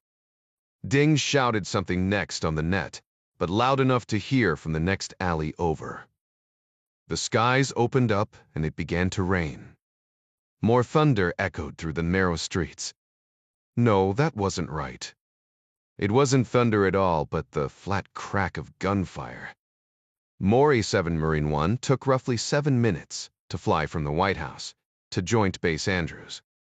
The HMX-1 helicopter flew in a formation of 3 identically marked Sikorsky Sea Kings, shifting positions constantly while en route to confuse any would-be attackers with their presidential shell game in the pre-dawn darkness. Identical helicopters had already been transported to Tokyo, along with dozens of Secret Service vehicles aboard Air Force C-17s and C-5s. Ryan saluted the Marine as he left the chopper, and then walked approximately 150 feet with Special Agent Montgomery before returning the salute of the staff sergeant at the base of the air stairs leading to Air Force One. He paused halfway up the steps and looked at the big blue and white bird. The smell of jet fuel and tarmac gave Ryan the creeps, but if he had to fly, this was the plane to do it on. Mary Pat Foley was waiting for him at the top of the stairs. Arnie Van Dam followed him inside. MP, Ryan said. It was a chilly morning, and he wore his navy blue flight jacket with the presidential seal. Good morning, mister. President, the Taina said. We have Captain Lim of the Taiwanese Coast Guard vessel Taitung on the line now. Ryan followed Foley amidships to the combination dining and conference room. Scott Adler was already there, along with the Chief of Naval Operations, Admiral George Munoz, and Coast Guard Commander Jeff Carter. Gary Montgomery had already peeled off with the rest of the Secret Service detail to give the president his space. A Chinese man in the blue uniform of the RA Coast Guard looked on from the flat-screen television mounted on the bulkhead at the end of the conference table. He was slender, with high cheekbones and the pinched look of a man in the middle of a violent storm. Can he see us? Ryan asked the Air Force Staff Sergeant from Communications. I can indeed, mister. President, Captain Lim said. We are approaching your American research vessel now, but I must inform you that the Priya destroyer Kunming is 26 nautical miles to the west and closing rapidly. How far are you from undisputed Chinese waters? Ryan asked. Captain Lim looked off screen and barked something in Mandarin. The pitch and roll of the ship were evident in the footage. 11 nautical miles, he said. Very well, Ryan said. I appreciate your assistance, and I know the crew of Merryweather is even more grateful. With Ryan aboard, Air Force One began her takeoff roll almost immediately. We are almost in position, Mr. President, Lim said. I have explained to Commander Carter how we plan to attempt the rescue. I must ask to be excused as we get underway, but one of my crewmen will attempt to video our efforts to the extent possible once we actually begin. By all means, Captain, Ryan said. Thank you, again. Ryan nodded, and the staff sergeant put the connection on mute. United States Coast Guard Commander Jeff Carter sat at the table to Ryan's immediate right with a blank sheet of paper and a black Sharpie marker. Both Carter and the 4-star were on board Air Force One solely to be the president's subject matter experts regarding the Merryweather rescue. Both men would fly home commercially from Tokyo, while everyone else on board attended to their duties at the G20. If I may be permitted, Mr. President, Carter said. Of course, Ryan said. Carter drew a small X in the center of the paper. Merryweather is here, drifting toward undisputed Chinese waters at an estimated 4 knots. He drew a second X. Taitung, a 1,000-ton Taiwanese Coast Guard patrol vessel, is approaching from the south. At 87 meters, she can handle the seas, but she has a raised helicopter pad on the aft decks, giving her a large superstructure and making her susceptible to being shoved around a great deal in high winds. And the Kunming? Ryan asked. How soon will she be in range to be a threat? Commander Carter looked up from his drawing, deferring to the Kanaru. Admiral Munoz said, the Kunming is a threat now, Mr. Reg, President. Her YJ-83 anti-ship missiles have at least a 180-kilometer range, depending on the variant. As far as boarding, at best speed, she'll be right on top of Merryweather in half an hour, even steaming into the storm as she is. Ryan nodded, then waved at the paper. Please continue, Commander. Yes, sir, Carter said. Captain Lim will quarter the Taitung into the Typhoon, putting Merryweather on her lee side while keeping enough standoff to prevent a collision. Once in position, the Taitung will deploy a small search and rescue crew of 4, with her Norsafe Jin 57 hard-topped lifeboat, which will come alongside Merryweather's rubber lifeboat after they abandon ship. And the Merryweather herself? Ryan asked. Commander Carter shot a glance at the tie-in. Mary Pat said, Captain Holloway destroyed any classified documents as soon as he realized the engine was unrepairable. There is, however, some highly sensitive hardware on the vessel. Most of it is modular and can be removed, but some is too large. Captain Holloway's engineers have rigged the ship to flood as they board the lifeboat. Towing is out of the question, then, Brian said. I'm afraid so, Mr. President, the commander said. The Merryweather is a little too large for that in this present sea state. The Taiwanese cutter would almost certainly pull her through the face of a wave. Will she go down fast enough? Ryan asked. If she's scuttled, I mean. Admiral Munoz nodded. We're usually worried about slowing down a sinking ship. Mr. President, if Captain Holloway destroys all the through hulls, those seas will take her in a matter of minutes. Ryan rubbed his eyes. Sounds simple enough if they were on a calm lake and not looking at waves the size of houses.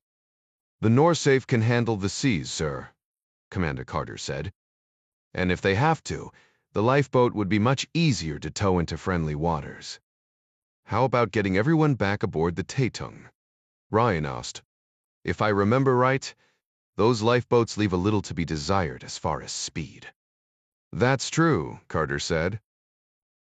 But theoretically, she'll be able to maneuver, and the Taitung should be about to come up alongside her and bring her in on the davit sleds. It'll be like threading a needle during a car wreck, but they'd rather do that than tow the lifeboat, if they are able. Once the Norsafe is drawn in tight, the sleds should keep her from bashing against Taitung's hull. That's a lot of theories and shoulds, Commander, Ryan said. Yes, it is, Mr. President, Carter said, giving a somber nod. But it is the plan. A better option would be for the Taitung to stand off until morning, when a ship with a helicopter could arrive. Ryan shook his head. But Merryweather will be driven into Chinese waters in a matter of hours. The Air Force communications officer spoke up. Incoming message from Sen Seawolf, Admiral Munoz. The chief of naval operations read the printed document and slid it across the table to Ryan. Captain Ratcher has positioned his submarine 10 nautical miles west of the Merryweather. Mr. Micah tried him. Chinese communications would indicate that Kunming does not know she is there. Very well, Ryan said. Let's hope we can keep it that way. The Seawolf had been built as a replacement for the Los Angeles-class fast attack submarine fleet. You horned. She was fast and well-armed, but she was also expensive, too expensive for a post-Cold War Navy. So only 3 had been built. In destroyer versus fast attack sub-battle, Ryan's money would be on the submarine, especially with the surface ship battling heavy seas, but the aftermath would be catastrophic. Ryan said, have Taitung advise the Chinese destroyer a rescue operation is underway and to stand off. The Air Force comms officer did so. There were several minutes of tense back and forth before he turned to Ryan. The Chinese vessel insists on rendering aid, he said. In contested waters? Ryan asked, cursing President Zhao under his breath. The communications officer typed another message and waited for the reply. Apparently so, Mr. President, the comms officer said 3 minutes later. Kunming is 2 nautical miles from the imaginary line and doesn't appear to be slowing. Their captain says his orders to assist come directly from Admiral Chan, commander of the Plan Navy. All eyes looked at Ryan. Advise Seawolf to stand by, Admiral Munoz. If the skipper of the Kunming presses me, I swear. Captain Lim's face appeared again on the flat screen. Mr. President, he said, the crew of our Merryweather is all safely aboard our lifeboat. We are rigging for retrieval at this time. And the Merryweather herself? Ryan asked. The aft deck is already awash, Mr. President, Captain Lim said, his expression somber. No sailor liked to see any ship go down, even if it was necessary. "Thank you again for your assistance, Captain," Ryan said. "I'll be making my gratitude formally known to your superiors." "Thank you, Mr. President," Lim said. And like the leader he was, rather than basking in accolades, he asked to be excused to see to his duties. Ryan put both hands flat on the table and heaved a sigh of relief. "Have Seawolf shadow that damned destroyer a while and keep her honest." "Yes, Mr. President," Admiral Munoz said, typing in the orders personally with his authentication code. "Good work, all of you," Ryan said. "You gentlemen get with the steward and enjoy your favorite beverage on me. Scott, Mary Pat, let's step back to my office for a bit." He didn't mention it in front of the military men, but both the TNI and the Secretary of State knew they were about to dig into a strategy on what to do about President Zhao Chengji. Vulcan and Jack Ryan Jr. bowed his head against the driving rain and ran down the alley with Midas and Yuki toward the sound of intermittent gunfire. He slowed as he neared the end of the narrow pathway, pulling up behind a broken vending machine to check the cylinder of the Sentidot revolver he'd taken from one of the bad guys.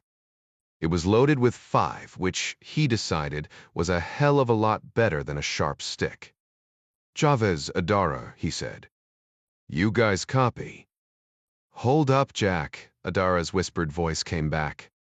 "If you're coming down the alley, Chen and his buds are to the right, just around the corner waiting for you." Ryan raised his fist, but Midas had already stopped and was relaying the message to Yuki, since she had no comms. "The Ryuei were Taber trade?" Ryan asked. "Affirmative," Adara said. "We're pinned down in a bar across the street called the Albatross. A black stone front. Pretty sure Chen thinks we're armed, because he's not rushing us." "Copy," Ryan said. "Sit tight a minute. Yuki is armed and I have a little chief special." "Lav Tev 2, Yuki," Chavez said. "I'll explain later," Ryan said. He turned to Yuki. "You have backup anywhere nearby?" "My partner's busy with the G20. She shook her head. "I stopped off here to interview a contact who knows Kim Soo. I did not expect her to be here." "Great," Midas said. "I did not expect you to be here," Yuki said. Rain dripped from her nose. "Matterdaus, forget that tis at mither too. In any case, gunfire is extremely rare in Japan. Ammunition is accountable here, not just firearms. Police officers are at this moment getting ready to converge on your friends. It would be best for me if we took care of Chen before the authorities arrive. Less explaining, if you know what I mean." Jack nodded, dabbed at the wound on his side. It would need a few stitches, but his rib bone had taken the brunt of the attack, doing what ribs were designed to do, and protecting his heart and lungs.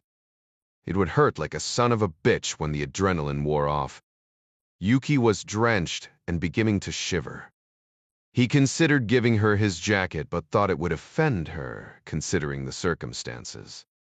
"You've got 8 rounds, he said, wiping the rain off his face. "I've got 5. That leaves Adara's voice cut him off again. Jack. She said. "Chen and the girl are coming back your way." Sirens began to wail toward Shinjuku train station.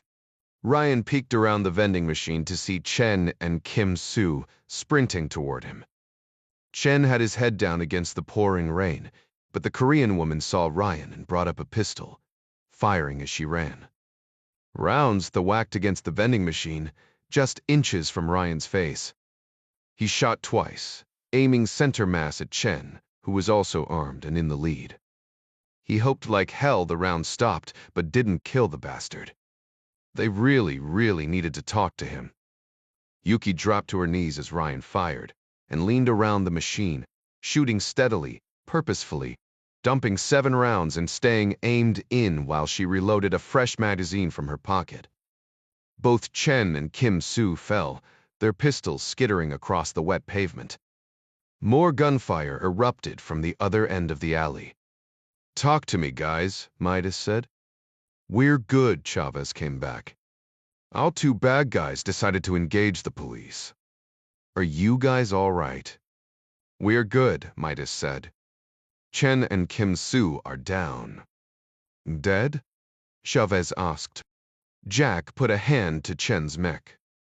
"Shen's still alive," he said. Yuki did the same with Kim Soo, but shook her head. "Get them off the street if you can," Chavez said. "If you can manage to stop shooting, the cops might think these other dudes are responsible at least until ballistics comes back. These idiots appear to be ready to go down in a hail of bullets, so they won't be around to question either. I figure you got about 5 minutes while the cops still have their hands busy." Yuki picked the lock to the back door of a bar off the alley, leading into a storage room stacked high with boxes of wine and assorted liquor. Midas dragged in Kim Soo's body as well, in case any local police came up the alley from the other end to investigate. Ryan and Yuki leaned Chen against a stack of Suntory whiskey boxes and brought him around with a pinch to the underside of his upper arm. Shamisen music came from the thin door to the main bar, along with a sliver of green neon. Otherwise, the storage room was dark. "Jack-san," Yuki said, "you must give me the revolver." Ryan shook his head. "Still too sketchy out there." "I will return it if needed," Yuki said. "Possession of a firearm is 7 years in prison in this country. No matter who you are." Ryan groaned and handed over the revolver butt first. He took his frustration out on a moaning Vincent Chen. "Tell us something, champ," Ryan said. "What are you doing in Japan?" Chen put a hand to his shoulder, exploring the wounds, then looking to the floor at Kim Soo. "I think the bitch shot me," he said. "I think so too," Ryan whispered. The gaping exit wound in front of Chen's chest indicated the shot had come from behind. "Seriously though, you some kind of bagman or what?" "I can get you protection if you help us out." "Protection would be most welcome," Chen said. "They will kill." He began to cough up a pink foam, choking on his own blood. "Domata maud." Ryan hissed. At least one of the rounds had punched through Chen's lung. He put a finger to the man's lips, grateful for the shamisen music. "You gotta hush, dude, or they'll find us." He had no idea who they were, but Chen was scared of somebody. "Yegang. Supter prekent. Wefte die, mighty diffelai. Mulfer, poizutefroentem." The Gant Kor was for what door die siftuk. He attempted another cough, but there was no energy in it. His words trailed off in one last rasping breath.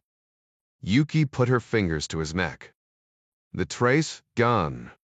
"Son of a bitch," Ryan hissed. "They trailed this guy all the way around the world, and now he dies spewing nothing but gibberish." "Did he say kill?" "Go-tuner couldn't tell," Midas said. "You might have. Maybe gang for key or gang for kill." None of it makes sense." "Gang of 4? Adara guessed over the net. That's got Chinese implications." Could be," Ryan said. None of this helped him figure out what threats might be facing his father. "How's it looking out there?" "One shitbird is down," Chavez said. "And the other has to be running out of bullets. You guys haul ass as soon as you're able. We'll sit tight here and play innocent bystander until things simmer down." "Copy that," Ryan said. He grabbed Vincent Chen's leather briefcase, relieved to find a laptop computer inside. That was something anyway. With any luck, Gavin could link to it remotely and give them a little nugget to go on. Yuki took Kim Soo's ID and cell phone. Ryan draped the case over his shoulder and took a quick peek out the back door. The police were still busy at the other end of the path. Rain pummeled the pavement, throwing as much spray back up as came down. If anything, it was raining even harder than before. They couldn't retrace their steps. There would surely be crowds gathered around the wounded and possibly dead they'd left behind. The police might even be there by now. Better to go straight out the front of this place. The shamisen music stopped abruptly when Yukiko led them into the cramped 6-by-15-foot bar, shouting like the place was on fire and pointing back at the storage room. Ryan didn't know exactly what she was saying, but he was pretty sure it was something about dead bodies and men with guns. They were out the door before anyone recovered from the shock. Keeping east, they fell in with a fleeing crowd and were shunted through the red torii gates of the Hanazono Shinto shrine by a line of police officers staffing a barricade. "You were right," Ryan said as they slogged through the rain over the gravel courtyard of the shrine. A female brought down Vincent Chen. He looked at Yuki, rain pressing a pale shirt to her shoulders, dripping from her bangs. Long tresses clung to her cheeks. A woman would probably be his downfall as well. Protocol dictated that the paramount leader of China should arrive last, just prior to departure. Support staff and Colonel Huang had timed the ride to the airport so they could lift off moments after President Zhao was seated. The plane was a Boeing 747, used by Air China as a passenger jet when it was not pressed into service to fly the Chinese president on international trips. Prior to becoming China's version of Air Force One, the 747, usually one of two, was fitted with more luxurious furnishings including beds, sofas, and plush seating. Madame Zhao enjoyed flying in such comfort. She had wanted to accompany him to Japan, but present circumstances made that an imprudent idea. Zhao was not surprised to see Foreign Minister Li's motorcade already on the tarmac as his armored Hongqi L5 limousine came to a stop behind the uniformed military escort. He was, however, surprised to find Minister Li speaking with that detestable General Su of the Central Security Bureau. The sun was up, a dull orange disk through the greasy pall of haze to the east, but lights illuminated the base of the plane and the length of red carpet rolled out from the air stairs.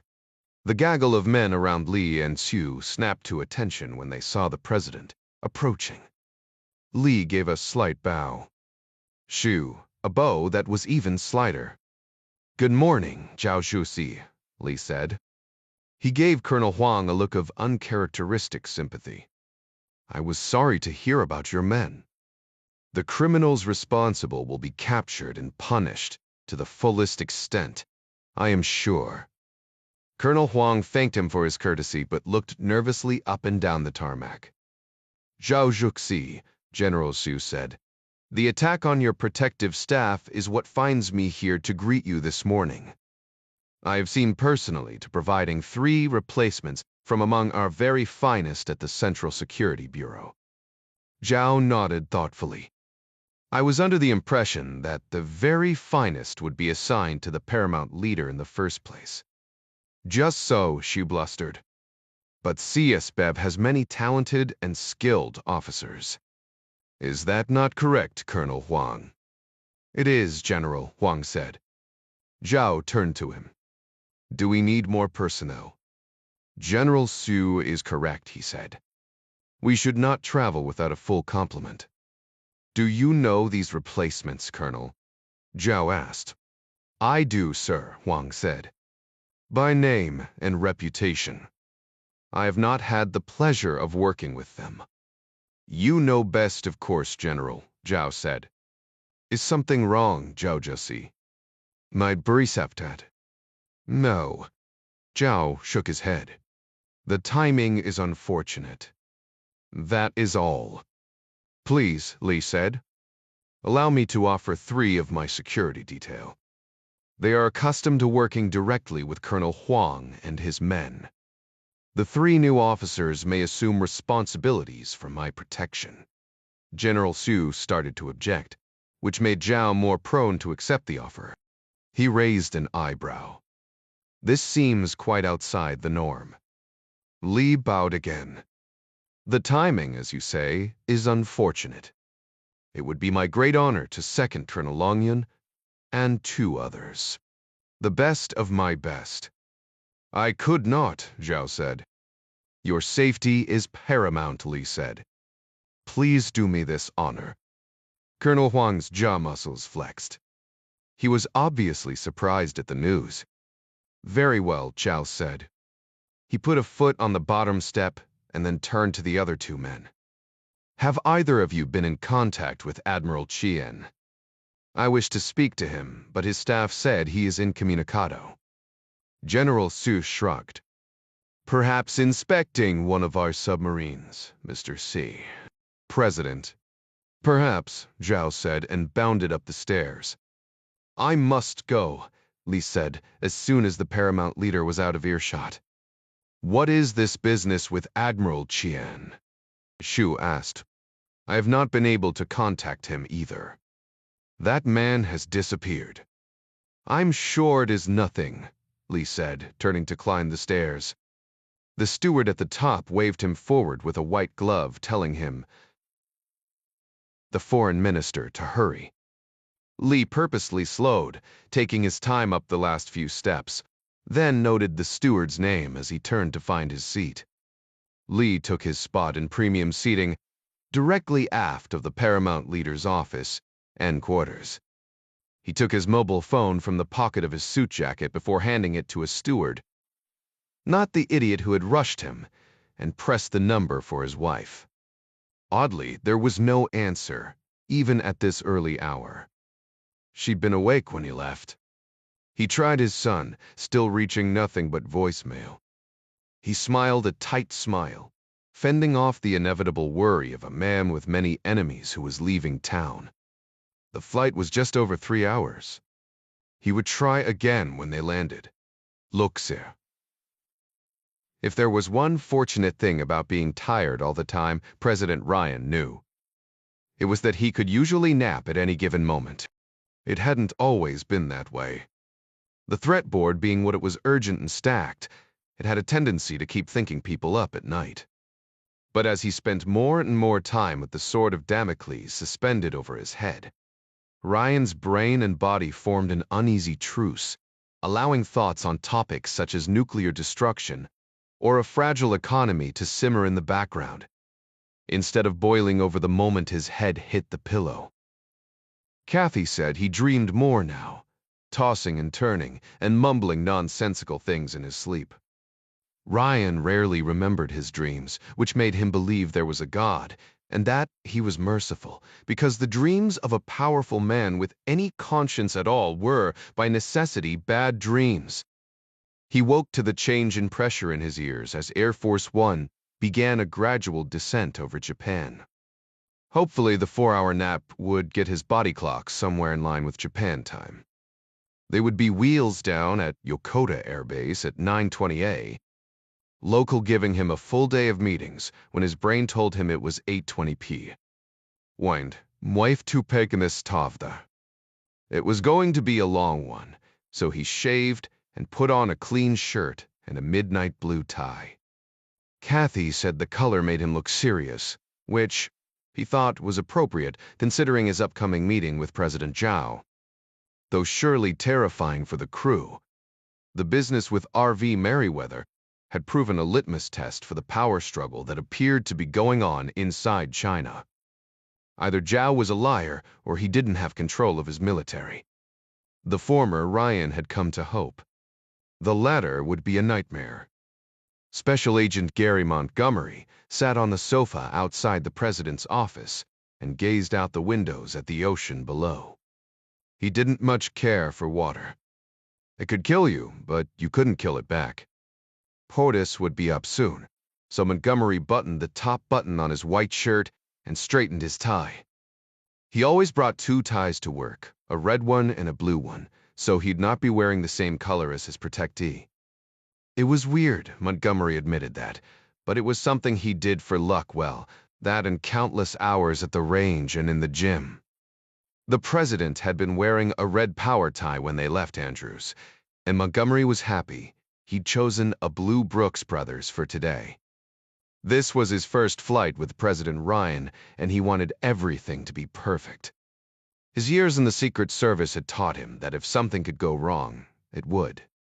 Montgomery didn't relish the idea of having a man he respected as much as Jack Ryan standing over his shoulder when things inevitably turned to shit. The Japanese took a dim view of firearms and strictly enforced who could and could not carry for all but the agents immediately surrounding the president.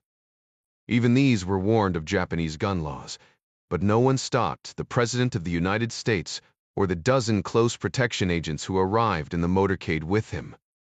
Montgomery had been told it was a wink and a nod sort of agreement, with the Japanese not doing very much winking or nodding.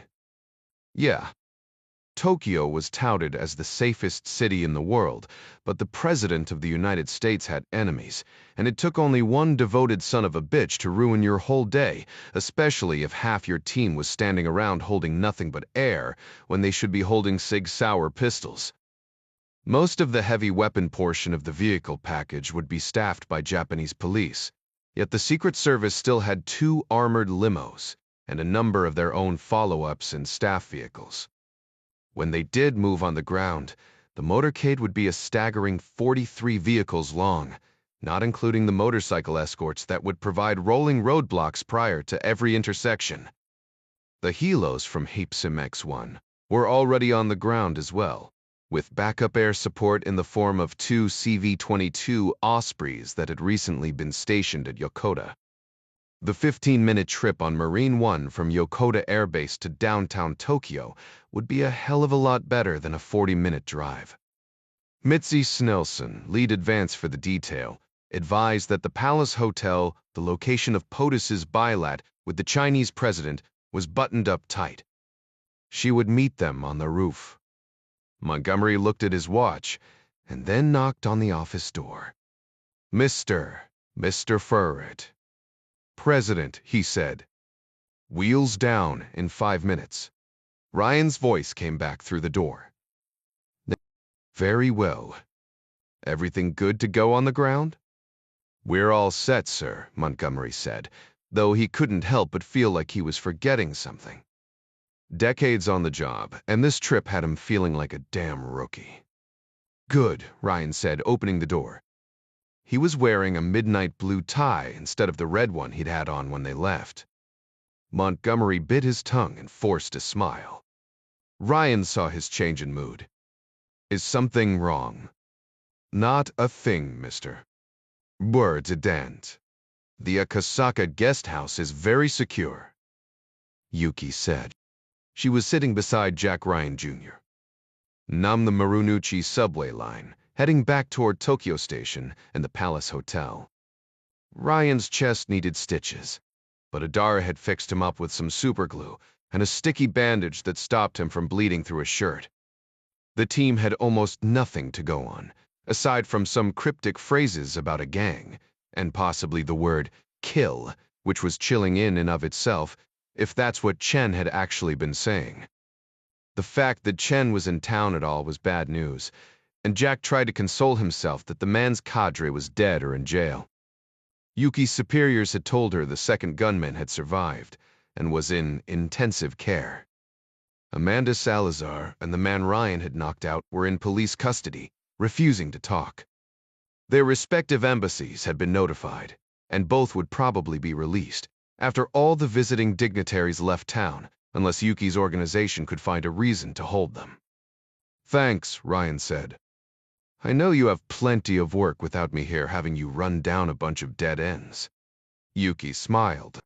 We have a saying here in Japan, no korimono nai wa fuku ga aru. Luck is in the leftovers.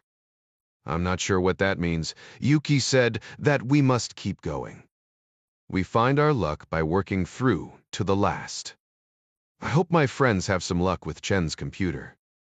I would be severely reprimanded for letting you tamper with that, she said. If my superiors were to find out. I know, Ryan said. And like I said, I'm sorry to put you in this spot. The train rumbled to a stop at Kasumigaseki.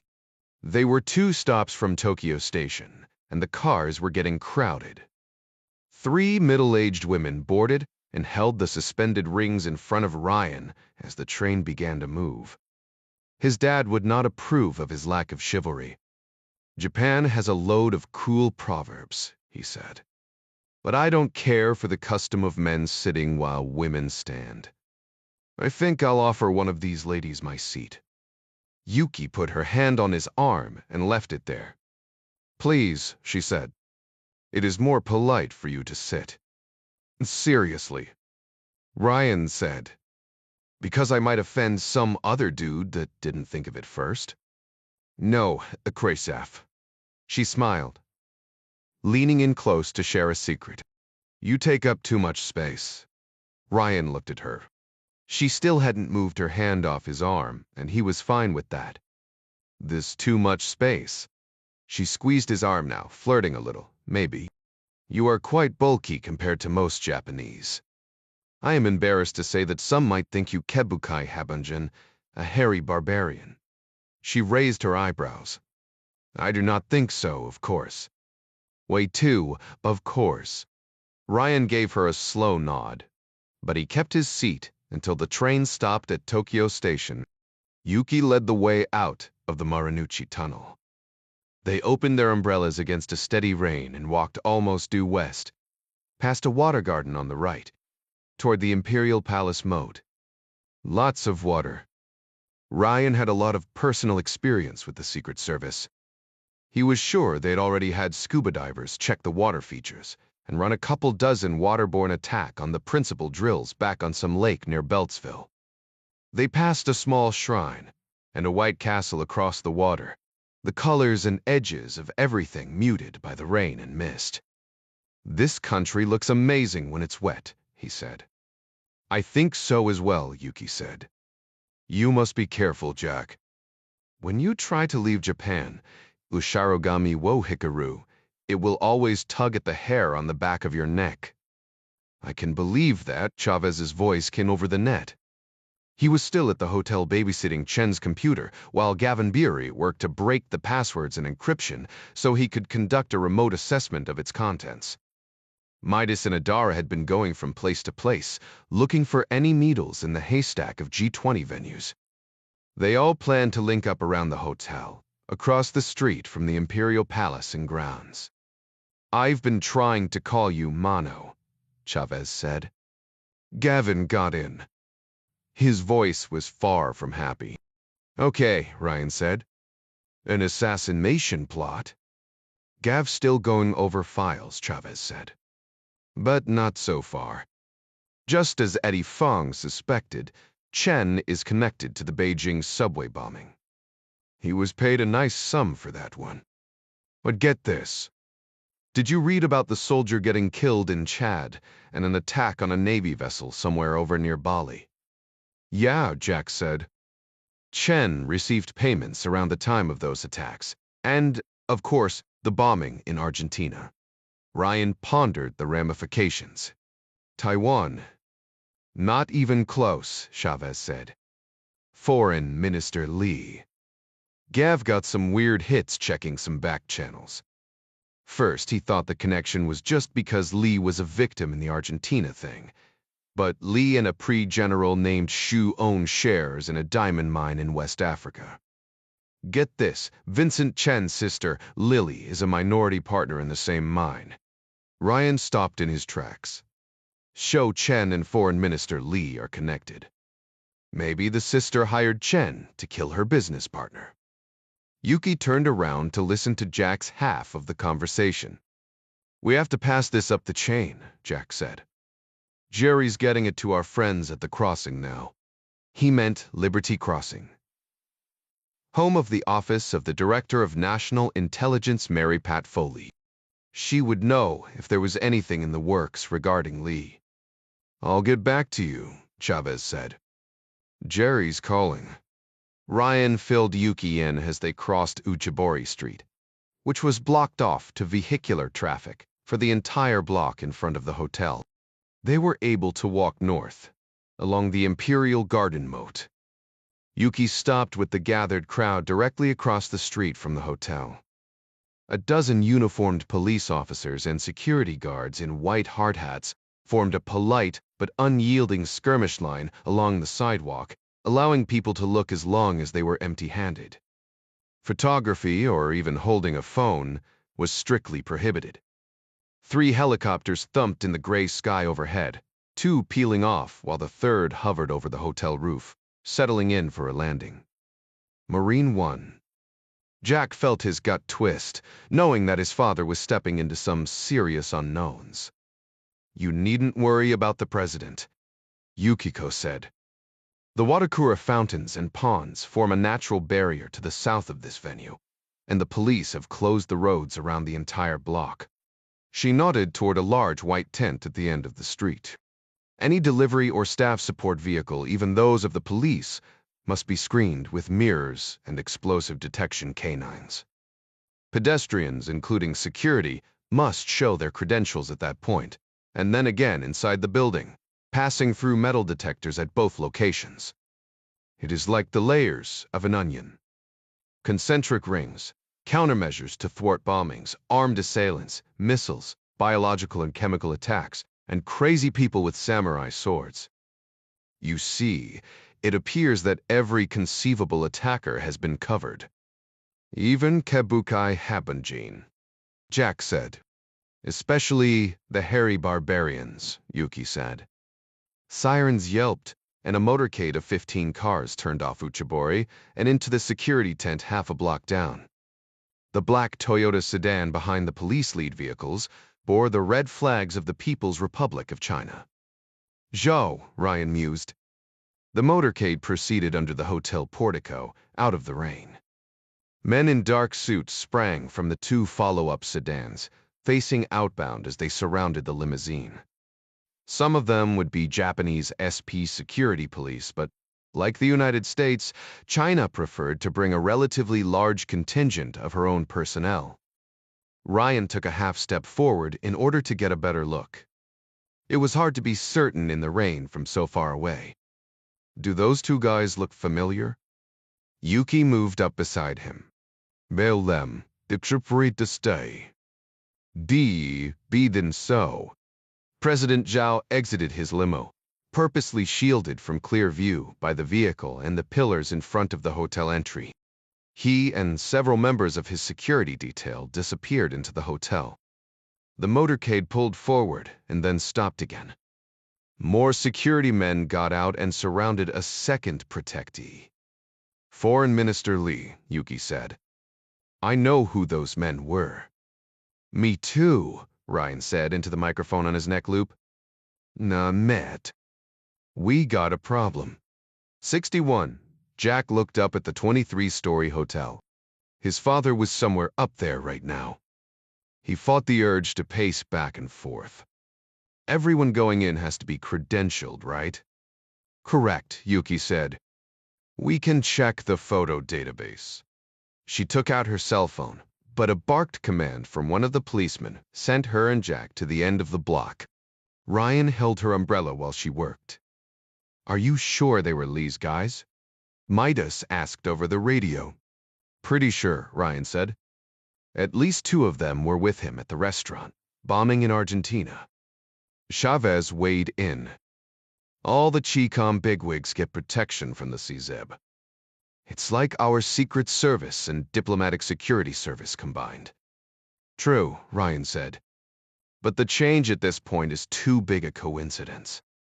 Chen's getting paid to whack people, maybe even by Lee, and then Lee's protective detail moves over to Zhao on the same day he's meeting with my dad. Yuka's right. This place is completely buttoned up from everyone except the close protection agents. It's impossible to guard against the guards."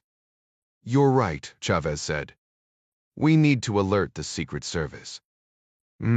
Wait," Ryan said. "Let's think this through a second.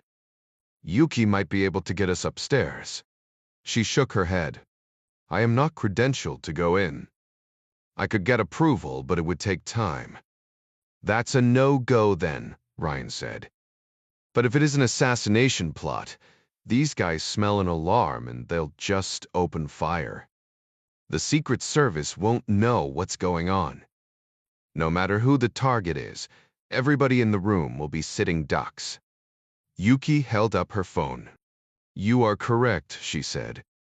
3 new officers from the Central Security Bureau were credentialed for President Zhao's protective detail, including a man named Long Yun, the former agent in charge of Foreign Minister Li's security team. Bear with me here, guys.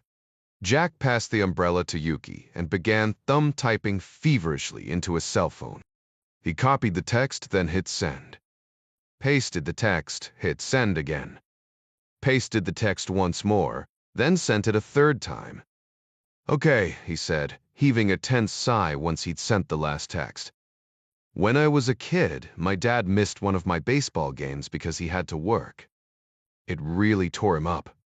He made this deal with all of us that if he was physically able, it wouldn't matter if he was with the Queen of England herself, he'd answer a call after 3 hang-ups in quick succession. He blew out a heavy breath, nerves wound tight. Trust the guy on the ground, right, Midas? Roger that, Midas said. Well, Jack said, Dad's the guy on the ground. What did you send him? Badara asked. 3 bad guys new to Zhao's detail. Violence likely. He'll know what to do. I hope, but the 2 presidents had elected to conduct the short bilateral meeting alone, but for a single security man each. Gary Montgomery had 40 pounds and 5 inches on Zhao's man, but the Chinese security agent appeared to vibrate with intensity. Neither were about to let anything, even a slight, happen to their respective charges. The 2 other members of each protection detail waited in the slightly larger anteroom beyond a set of double doors. Ryan was seated in one of 2 chairs to the right of the Chinese leader. They were close, less than 3 feet apart, quartering away from a floor-to-ceiling window. A washroom was to Ryan's immediate right, in the corner of the small 10 by 10 foot room. Interpreters and other staff would assist them later, but for now, each saw the necessity of sitting down face-to-face and speaking candidly. Advanced staff from both delegations had agreed to a small room off the back of one of the larger ballrooms. Politicians from around the world met in this hotel often, and there were several such private spaces, small enough for quiet conversation, and with a slightly larger private antechamber beyond double doors that could be opened to form a room large enough for interpreters, additional staff, and photographers requisite for such a meeting. Zhao had spent a year at Dartmouth and spoke excellent English. Ryan found him to be quiet, with the almost impenetrable facade, common to people who must always guard their words. The best way to break through something like that was a direct approach, something Ryan had always preferred to pussyfooting around. Your assistance with our research vessel was appreciated, Mr. President, Ryan said. Zhao gave a polite smile and started to say something, but Ryan kept talking. I was, however, extremely concerned with Admiral Qian's disregard for your orders. Zhao took a deep breath through his nose. There was no easy reply. Admiral Qian is in custody, Zhao said. Surely even the United States has endured rogue commanders from time to time. There is no house of cards in China. The party is in complete control. True enough, Ryan said, sensing Zhao wanted to say more and giving him time to do so. Silence, he'd learned, was often the least used and most needed ingredient in good statesmanship. Zhao folded his hands in his lap. The container ship Orion. Ryan's cell phone began to hum in the pocket of his coat. At least he'd remembered to put the damn thing on vibrate. He ignored it, and it stopped. Then it buzzed again a second later. Stopped, and buzzed a 3rd time. Ryan closed his eyes. His kids were grown, all of them, old enough to know the importance of what he did, the delicate nature of his meetings. Damn it. That was the point. Of course they knew. None of them would use the family code to bypass normal protocols if it weren't important. Ryan reached into his pocket and held up the offending cell phone. I apologize, Mr. President, he said, scanning the message. It was from Jack. Ryan kept his face passive, motioning Montgomery over with a slight flick of his hand. Colonel Huang came off the wall a half step at the movement, but a look from Zhao kept him in place. Ryan said, "Gary, I'm going to show you something, and you have to promise to hear me out before you do anything." Everyone in the room was surprised to hear the president speak to his security agent so informally. "Mr. Dice." "President, this is crucial," Ryan said. "Yes, sir," Montgomery said, sounding extremely unconvinced. Ryan read the text, whispering in the event anyone in the anteroom happened to be listening. Both agents immediately put themselves between their protectees and the double doors, pistols in hand, making themselves as large a target as possible. "New additions to your detail?" Ryan asked. "Mr. President," Montgomery interrupted, "I need you to step into the bathroom." There was no way out but the double doors. Colonel Huang nodded. Such a move would be prudent, Xiaojusi. The two presidents complied with their experts. Once they were in the small washroom, Zhao said, "3 new officers were transferred to my team." Colonel Huang said something in Chinese, presumably a curse. "Long Yun is outside now." "And the other 2 new ones?" Montgomery asked. "Downstairs," Huang said. "But Long Yun is extremely fast and accurate with his sidearm. I do not care for him, but honestly, he would be a very dangerous opponent." "Okay," Ryan said. "Members of my intelligence community believe your foreign minister may be in the process of launching a coup against you or an assassination attempt against me. In either instance, unless you are personally involved, we will both be killed." "I assure you," Huang interrupted his boss, ready to protect his person and his reputation. "Long Yun is from Foreign Minister Li's protective detail."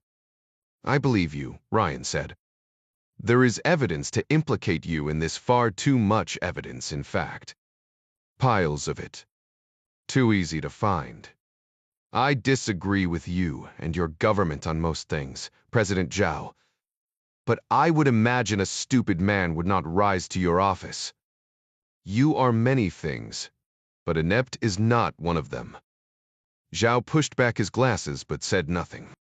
"Someone," Ryan said, "has been attempting to convince me that you are a very bad man."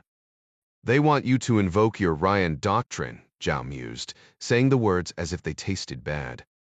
"To punish me personally for actions against your nation." "Precisely," Ryan said. Montgomery spoke next. "In any other circumstance of threat to the principal protocol would be to sound off, cover, and evacuate immediately. So far, he'd done none of the above." "Mr. President," Ryan raised his hand, cutting him off. "We're good for a moment, Gary. The attack won't happen until we walk outside. Here's what I propose." Colonel Huang was seething by the time President Ryan finished explaining his plan. He could not leave the paramount leader in the care of the Americans. That was insane. "I'd go," the burly Secret Service agent said.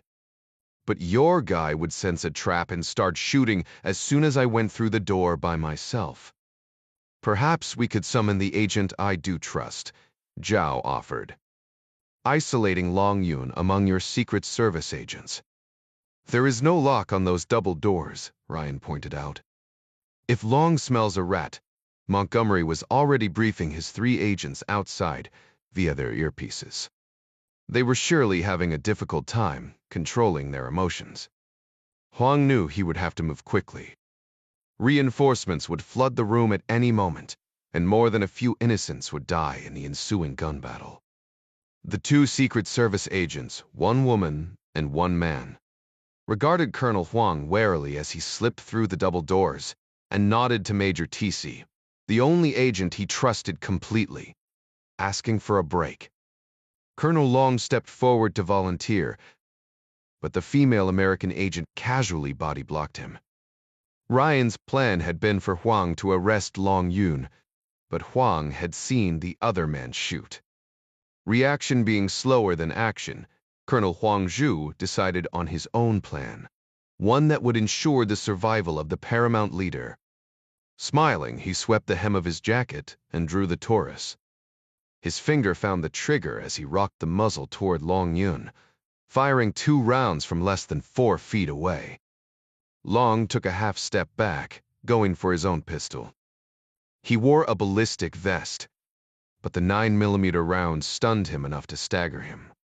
Slowing him down for the fraction of a second it took for Huang to rock the Taurus upward and fire 2 more rounds on the heels of the first volley, catching Long in the throat and above his right eye. Colonel Huang dropped his pistol immediately, raising his hands high above his head to show he was no threat to the armed Japanese officers that poured through the door at the sound of gunfire. 3 Secret Service agents, including Gary Montgomery, formed a protective phalanx around Ryan and hustled him through the anteroom and past Long Yun's body to meet another half-dozen of their cohort and escort him straight to the roof and awaiting Marine One. The president had wanted to wait and see to Zhao or even scoop him up in the protective bubble, but at some point, those decisions stopped being up to the president. He would understand that. Brandert, Bree. Maybe. Ryan sent a text to Jack Jr. as soon as they were airborne, letting him know he was safe. He'd call later, catching up as much as he could. He wondered if he'd ever know exactly how Jack had figured out about Zhao's detail and what had led him to look into it in the first place. Some things, Ryan decided, were probably best left unsaid for the time being, at least. He called Kathy in case she happened to be watching the news. She wasn't, but it was good to talk to her anyway. Arnie and Mary Pat met him at the Akasaka State Guest House, and they drafted a press release that named an unidentified gunman and extolled the fast work of Japanese authorities. If Zhao decided he wanted his name involved, that was up to him. So, Mary Pat said, it sounds like Foreign Minister Li had some sort of relationship with a provocateur named Vincent Chen. He, along with 3 others in the party, were involved in a coup to oust Zhao and have Li installed as the new president. I'm surprised Zhao would let it get this far, Van Damme said. He's steady, but from the outside looking in, he seems to rule with an iron hand. Ryan rubbed a hand across his face, feeling the effects of jet lag and the ebb of adrenaline.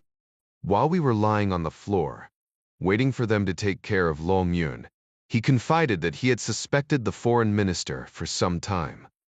He considered the plot was intended to get me to invoke the Ryan Doctrine, but he admits he didn't believe Li would attempt to have him killed directly. Just how was it supposed to work? Mary Pat asked. Ryan shrugged, holding out his hand, watching it tremble slightly. Long Yun shoots Zhao and Colonel Huang and my security detail and me. The guy was apparently an impressive shooter. 5 or 6 headshots. It would have been over in a heartbeat, especially if no one was suspecting it. He just blamed the assassination on us. Still, Arnie said, I find it odd that a man who's risen to Zhao's level could be duped like that. Ryan said, I wouldn't move Zhao out of the sneaky bastard category just yet. He admitted to me that he did not expect the attack to happen so quickly after arrival in Japan. He intended to meet with Li later in the day and let him know his wife and son had been in protective custody since early this morning. I'm sure the foreign minister and his cronies will all be granted fair trials and speedy executions, Arnie said. Mary Pat gave a smug nod. Sounds legit. Ryan turned to Montgomery, who stood against the wall, unwilling to let the president out of his sight. So, Gary, Ryan said, you told Colonel Huang you would have gone to handle it yourself if that were possible? Backing your play, sir, Montgomery said. So you wouldn't have? Yine mused. Left me with the Chinese, while you took care of it. No, Mr. President, Montgomery said. Not in a million years. 62 Magdalena Rojas insisted on going to the hospital to see Eddie Fung and thank him for his kindness that night at Parrot's party. Callahan could hardly say no to the request, considering all the poor kid had been through. She and Caruso stood with her beside Fung's bed. The whites of his eyes were still red with pronounced petechiae from the attempted dead leg hanging, but his ridiculous faux hawk was combed down and he wasn't quite so twitchy since he'd been off energy drinks for the better part of a week. "I'm sorry I stole your thumb drive," the child said. "The Stavt forced us soft." "I'm not," he said. "Not if it got you out." Magdalena leaned over and gave him a hug. He squirmed and looked up at Callahan and Caruso, not knowing what to do. "I want to thank that other man, too," Magdalena said. "Is he still in the hospital?" Callahan shot a narrow look at Caruso. "He should be," she said. "But someone checked him out." "He saved me, you know," she said. "And I heard he saved Joe, too." She was one of Parrot's girls. "And Paula and Letitia at Matarifi's place." She shivered at the mention of the name. "He saved us all. I would like him to know we are grateful." "What is his name?" "His name is John." Caruso smiled. "I'm sure he knows." A guardian from Child Protective Services put her arm around Magdalena and led her into the hall. "What happens to her now?" Eddie Fung asked. Genuinely concerned, Callahan sighed. "I'm not going to lie to you. Lots of counseling, rehab for any drug habits, treatment for STDs, and foster care. As long as you don't send her back to her mom," Fung said. "From what she told me, that lady is evil." "Oh no," Callahan said. "I'm already working on a way to pinch that awful woman for international human trafficking." She removed the leg irons that kept him chained to the bed. "Get some rest, Eddie. You're a weirdo, but you're apparently not a pedophile." Fung threw his head back against the pillow and began to cry. "Sivum, that's the nicest thing anyone's ever said to me." Callahan spun on Caruso once they were outside the room. "I'm guessing you're going to disappear now as well." He sighed. "Yep, into the sunset. Seriously, Dom, I'm not a heartless bitch. I know your friend saved those kids, but that kind of stuff it's just old school." "That it is," Caruso said. "Someone just came in with a writ of habeas corpus and waltzed him out of here," she said. "Did you know his fingerprints don't come back to anyone?" Caruso shrugged. "Come on, Dom, tell me who he is. It would be nice to know what he's all about." "Oh, Kelsey," Caruso said. "Some things are nice to know, and some things are just nuts to know." Yuki's credentials had enough juice to get her and Ryan past security and into the business jet departure lounge. The others had already cleared Japanese immigration and gotten the exit stamps on their passports. Reed and the other pilots were already waiting aboard the Gulfstream.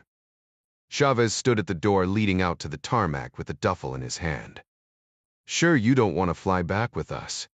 Ding prodded. "It's more comfortable than commercial, even business class." "I'm good," Ryan said. Yuki stood right beside him. She wasn't holding his hand, but she may as well have been. "You know, I've been wanting to work on a second language. Think I'll start with Japanese."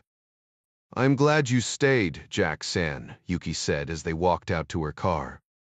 They'd considered taking the train, but Yuki had decided she wanted to take him for a drive into the mountains.